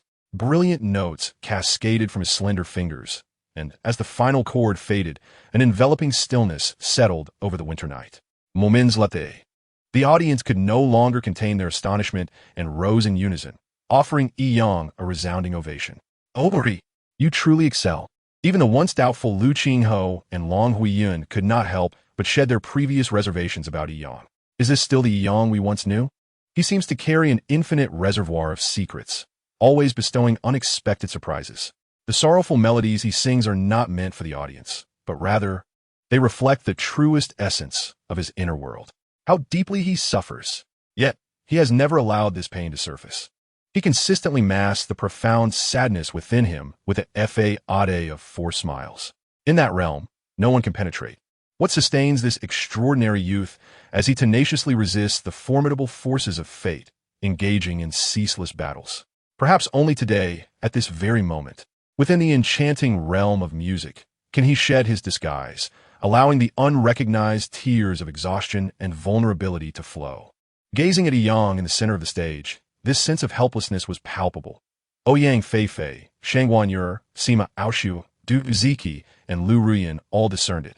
And even the Mandarin challenged Doris and Avril could sense it. In an ancient manor on the outskirts of Tokyo, Jiako watched Yang on the television screen, already reduced to tears.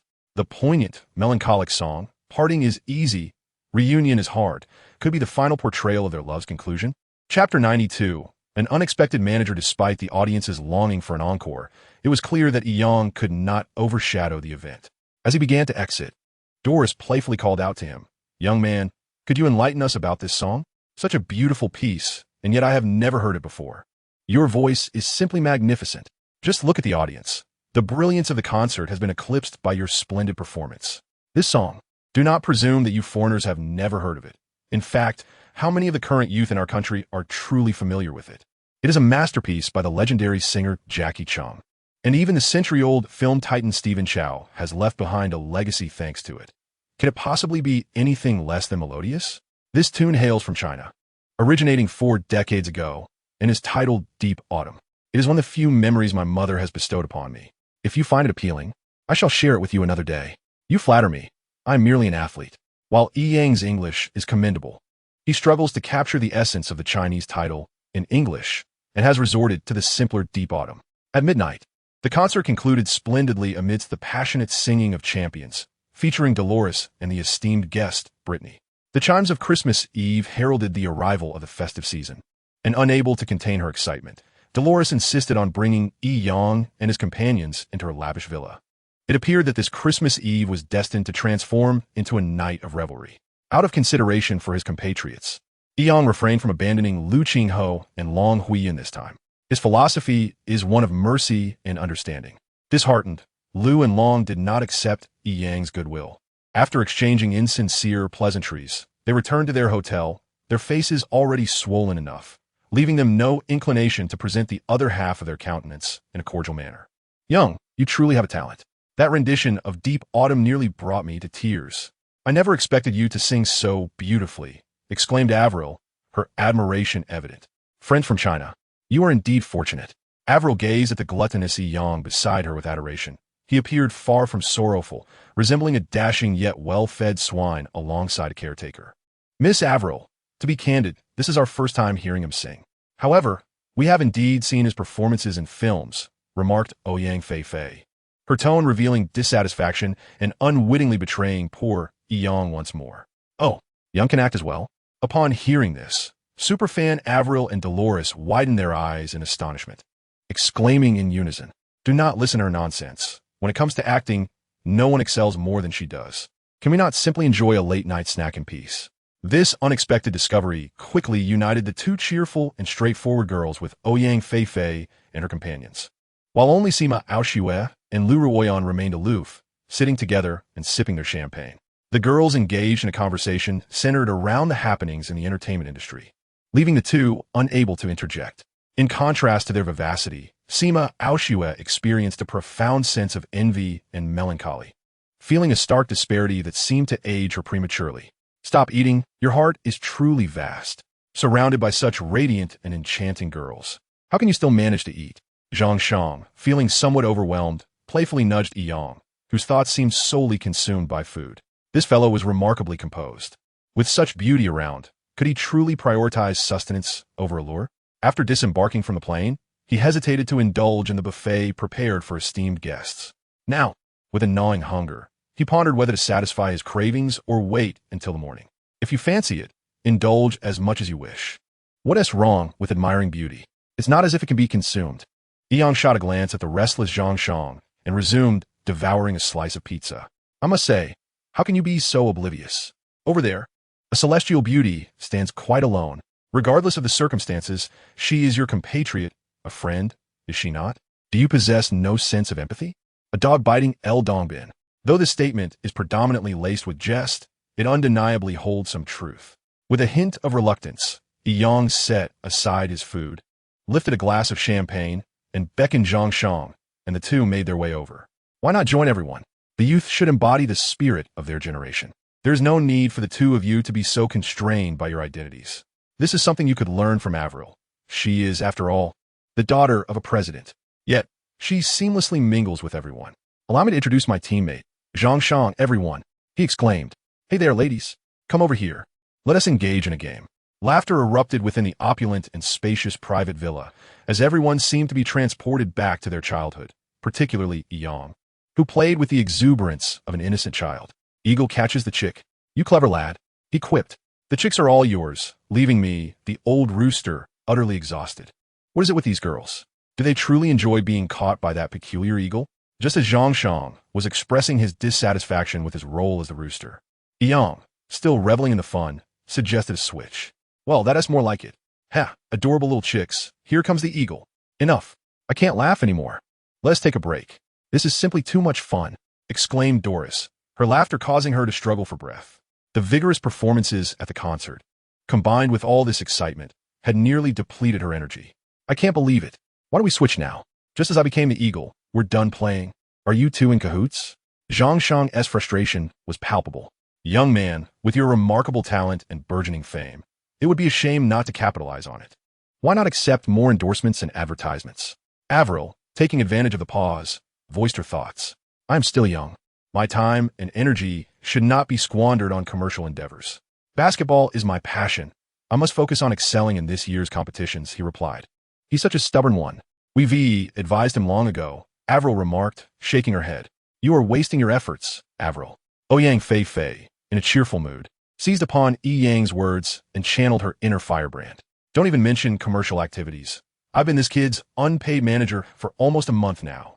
Yet, there is always merit in what others say. You should indeed consider hiring a professional. Young man, in America, basketball and business are intertwined. If managed properly, it won't interfere with your performance in the league. Look at me. I'm currently studying international economics at Harvard University.